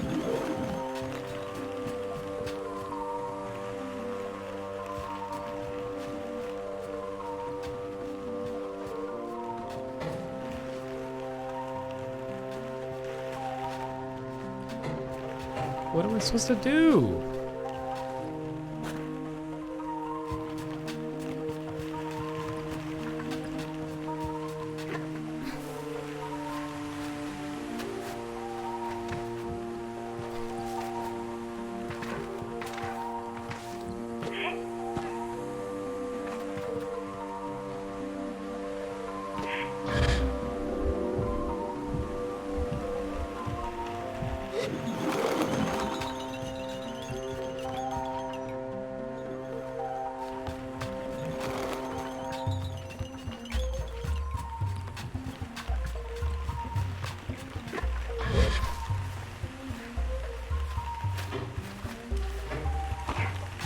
Ah, Mr. Illuminati person, you're back.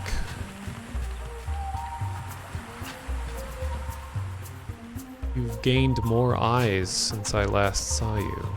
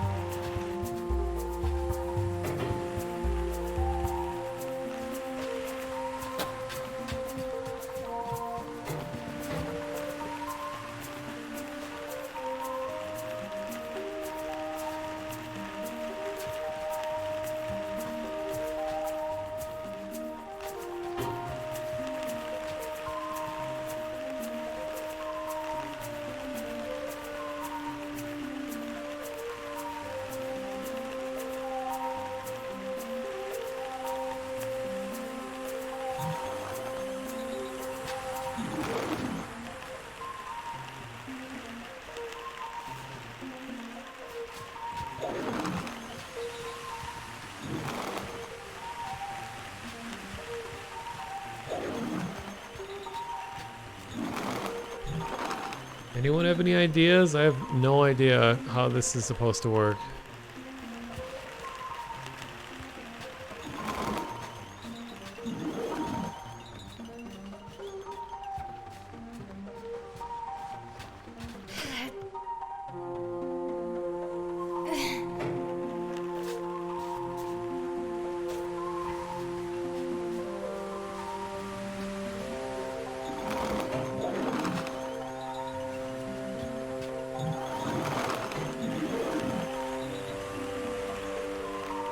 Yeah, if you know how this is supposed to work, just go ahead and tell me, because like I have no idea what I'm missing here. Alright, see you later, Seaside Hermit.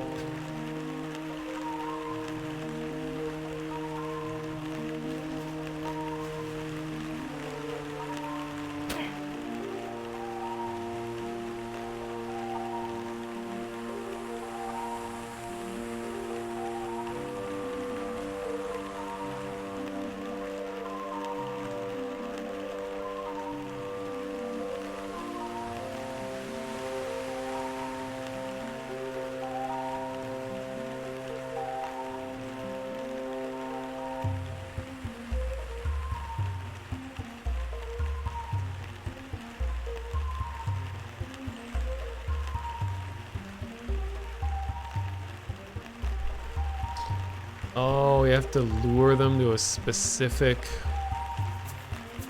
type of ground. Oh.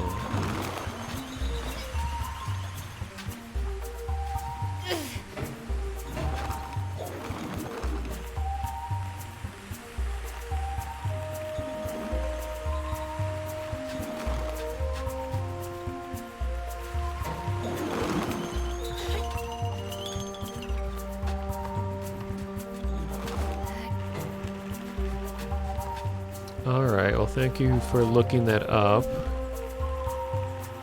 This will save me a lot of trouble.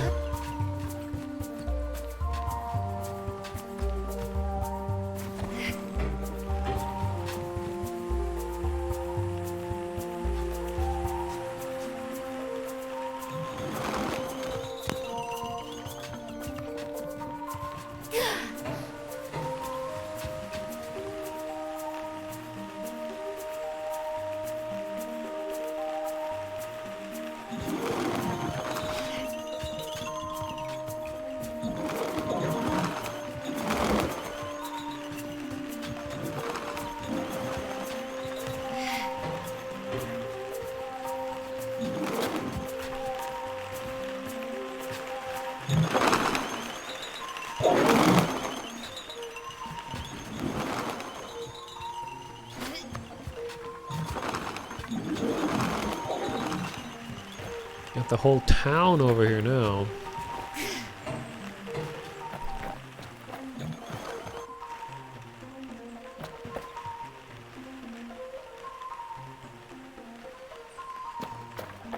It's gonna be a massacre when they get over here.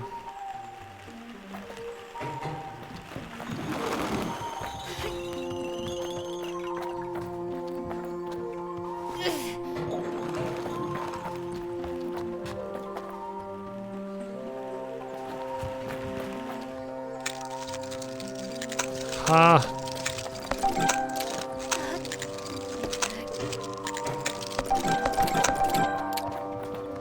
How many am I supposed to get?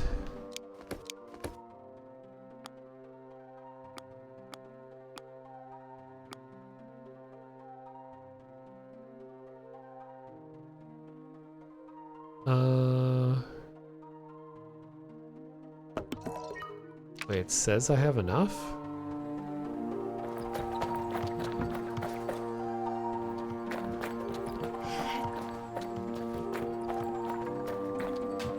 I'll get one more just in case.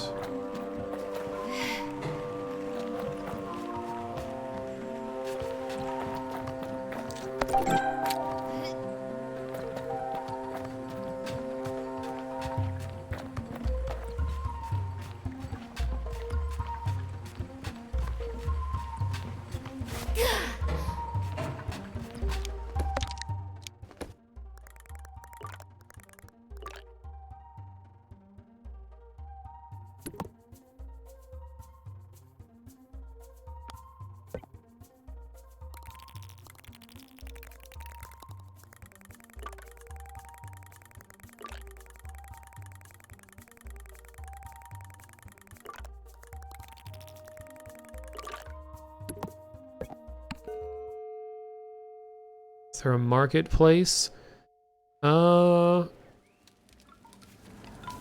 It's places where you can buy stuff, like at merchants.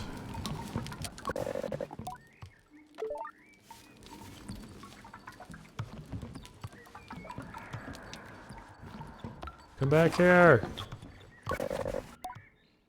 As fast as a hover bike? Yeah, right, kid.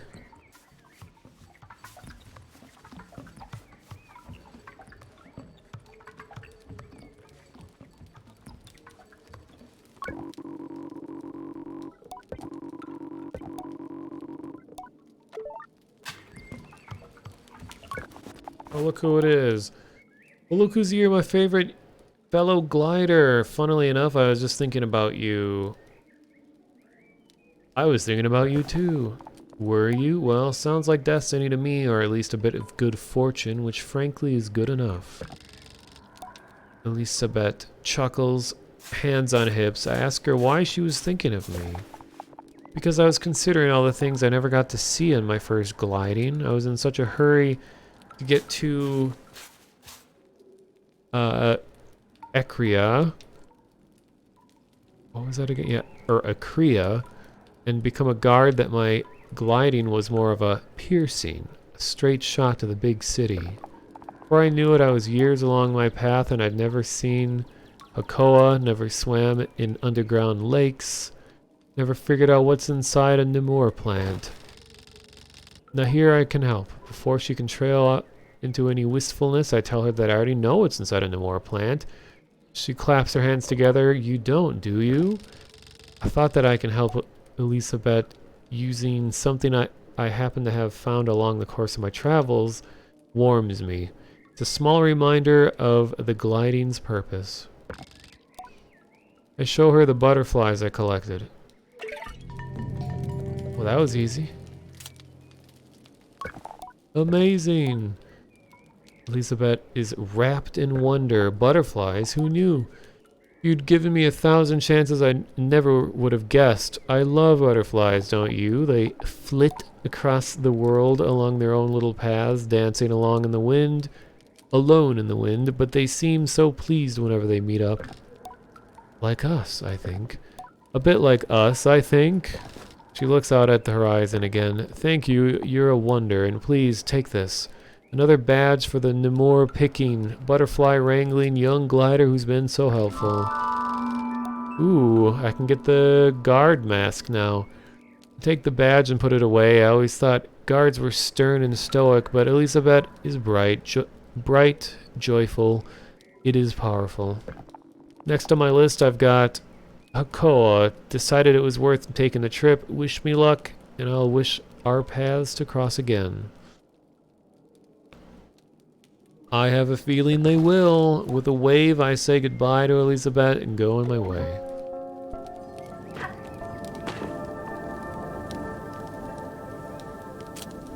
She has a shield. I don't see the sword.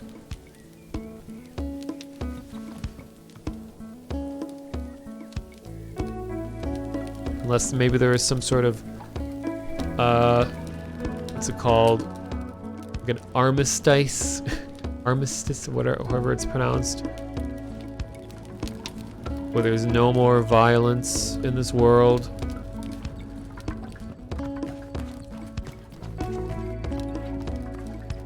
Well, oh yeah, I should finish the quest.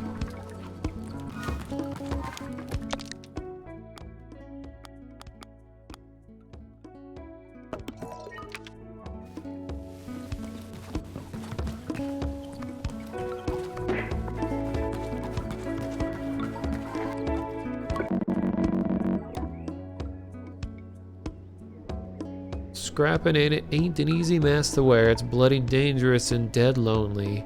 Guess that's why we do it, eh? Either way, every glider should check out the old scrapyard in Burnt Oak Way. Sort you out with some badges or cuts if you deliver any scraps you come across in your journey.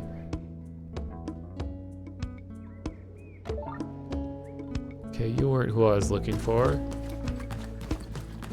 Looked like it was on her back.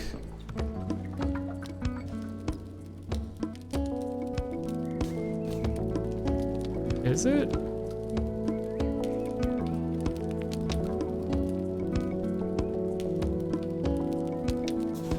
Don't worry, I just checking you out. Don't really see it.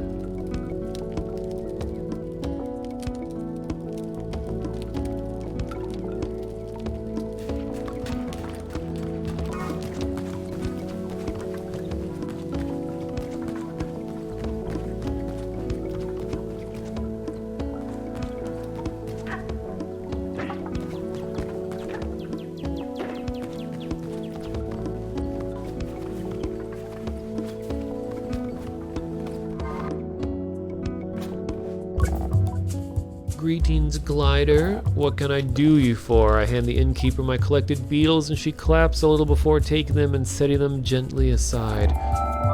Beetle badge. Well done. I hope this one was fun for you, and if it wasn't, well, you've earned a nice badge for your trouble. I thank the innkeeper for the badge and go on my way.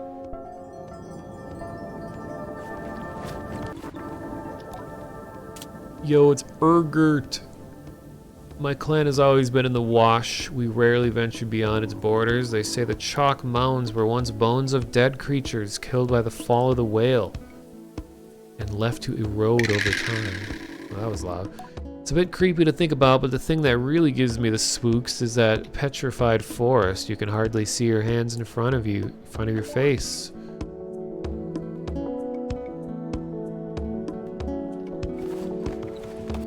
Alright, well, I'm gonna get the guard mask.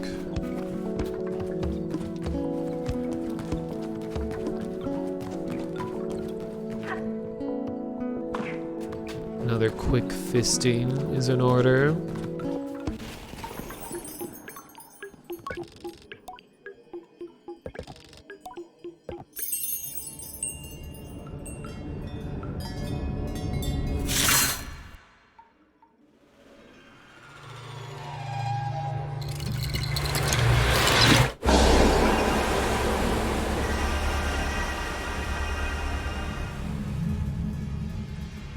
It's me on the ceiling. Oh, I can't see it.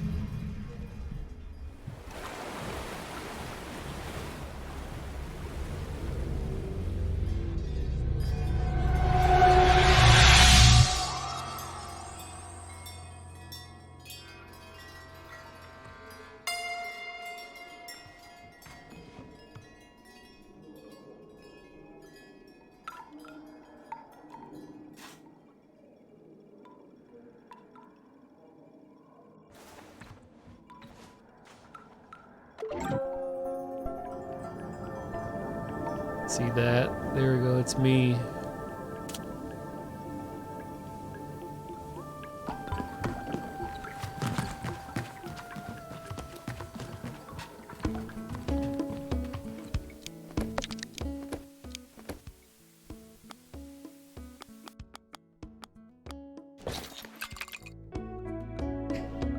Alright. This is pretty cool looking.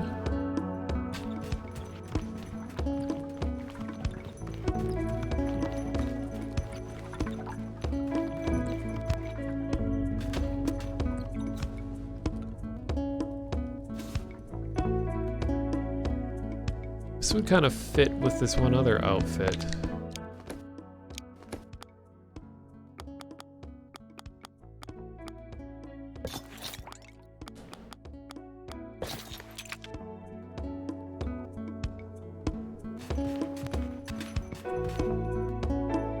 Kinda.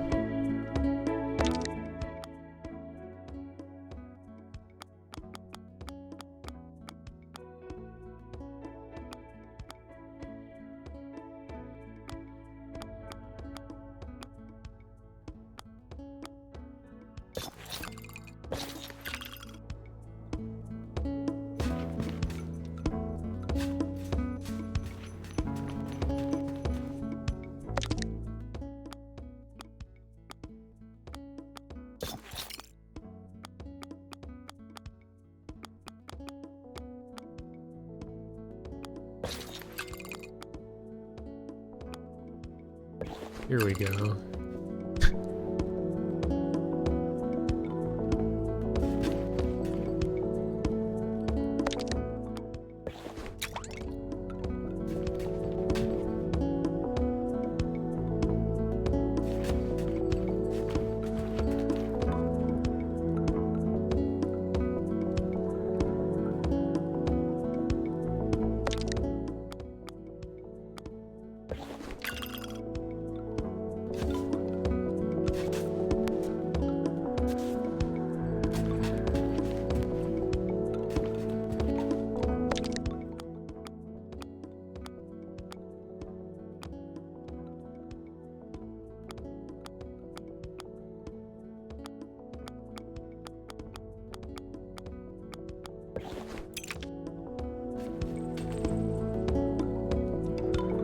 Uh-oh, face reveal.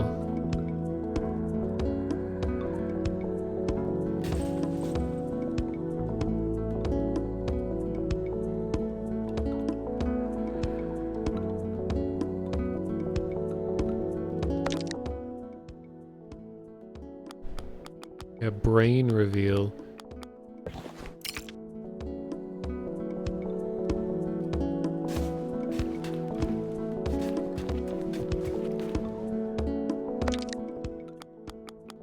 Still like this one quite a bit.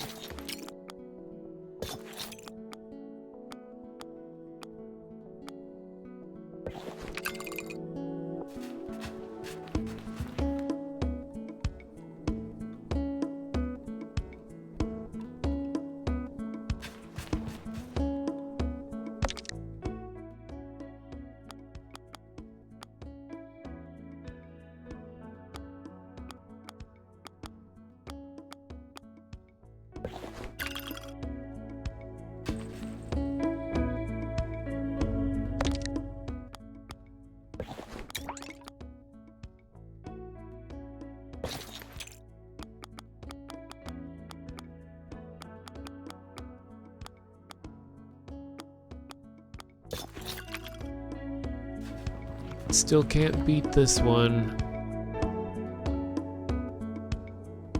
I'm just a sucker for kind of old-fashioned looking spacesuits and giant whale head, I guess.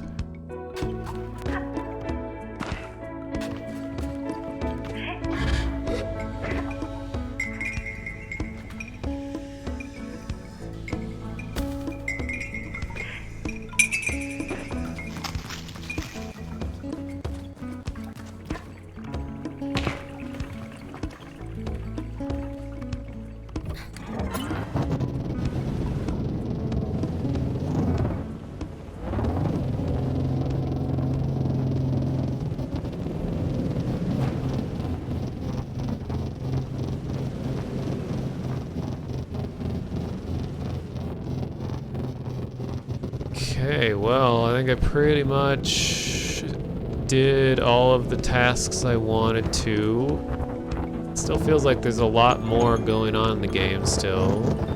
Is it a whole region I only went to briefly once.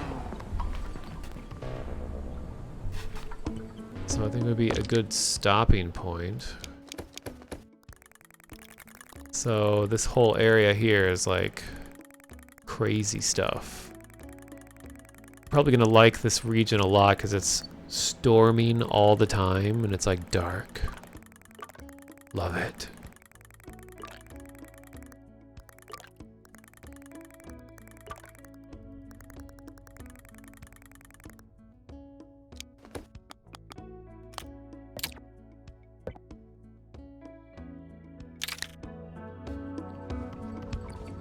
Alright, while I look for somebody to host, preferably someone playing this game, I'll let this music play in the background. Petrified Forest. Oh yeah, I still gotta figure that whole thing out too. I've been there. That was the like big frame drop black and white place with the crystals that you'd throw and the butterflies would fall out.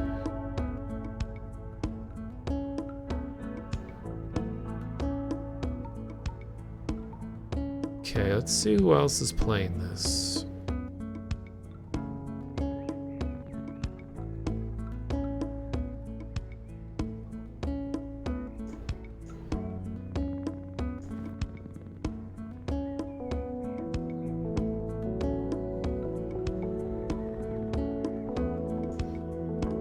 Apparently someone named Monotonist is playing this. Apparently someone named Monotonist is playing this. Apparently someone named Monotonist. His voice is all nasally, ew. Apparently someone named Monotonist. His voice is all nasally, ew. Okay.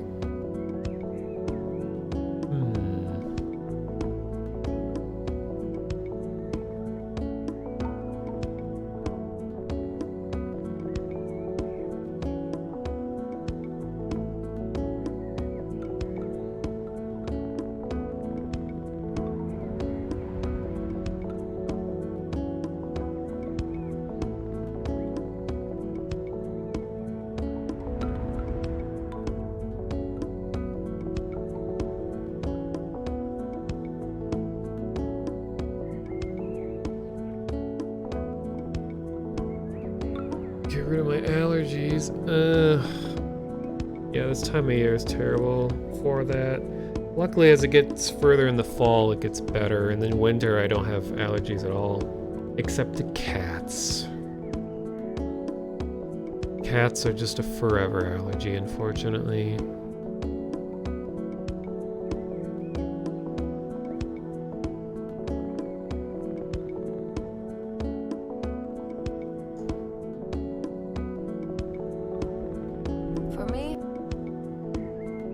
For who?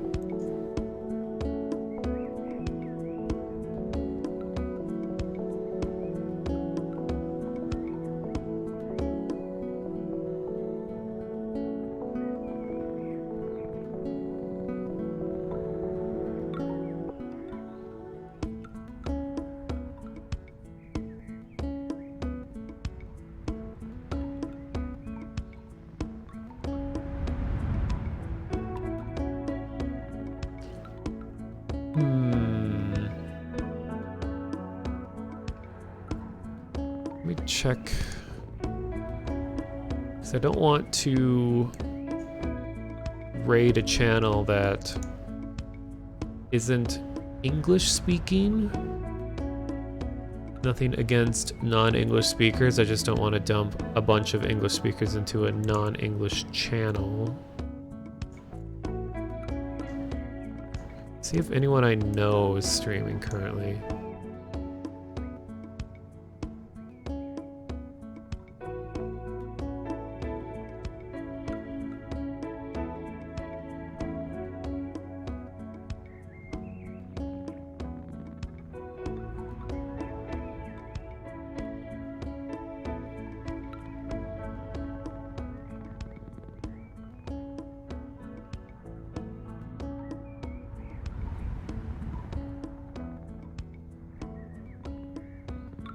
Since you're playing a sandy game with sandstorms, Darude is streaming right now.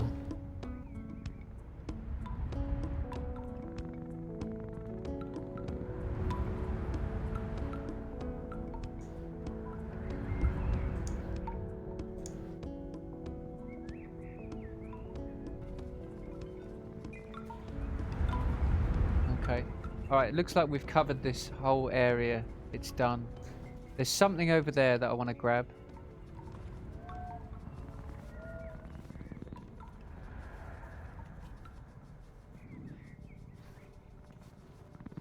Alright, I'm gonna host this guy. Drugs. Drugs need you. If you take I have drugs. What have you got? He's also streaming Sable. So, when you're all over there, be sure to be nice and not spoil stuff. Looks like he's way earlier in the game than me, so you guys have all seen way more than he has. Oh, it's followers only too, so if you all get over there, you won't be able to chat anyway for however long cooldown is. I won't be able to chat either because I'm not already following, but oh well. Okay, let me get this going. Click here, do this.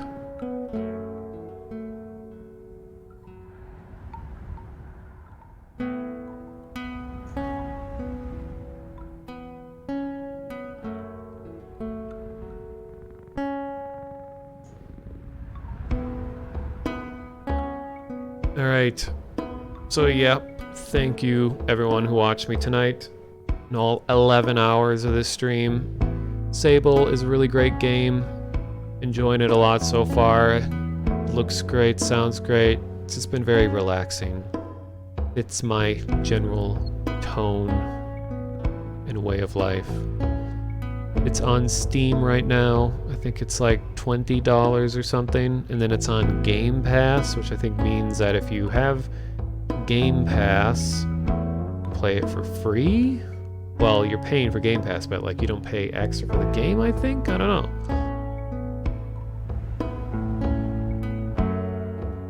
And yeah, below the stream, you can see my Twitter, which is just twitter.com/themonotonist, and then also have a Discord called Ludo Crypto, where we talk about mystery stuff and all that. And I'm going to be playing next week, probably going to stream some of Battlefield 2042 beta. And then the week after that is Book of Travels. Book of Travels is something I've been looking forward to for years. It's an adventure-oriented MMO, like a hand-painted aesthetic to it. Really beautiful looking game. And I hope it goes well. They're trying a really unique thing. I hope people are receptive to it. Alright, have a good morning/night, whatever it may be, and enjoy October 1st, the best month of the year, and enjoy your Friday.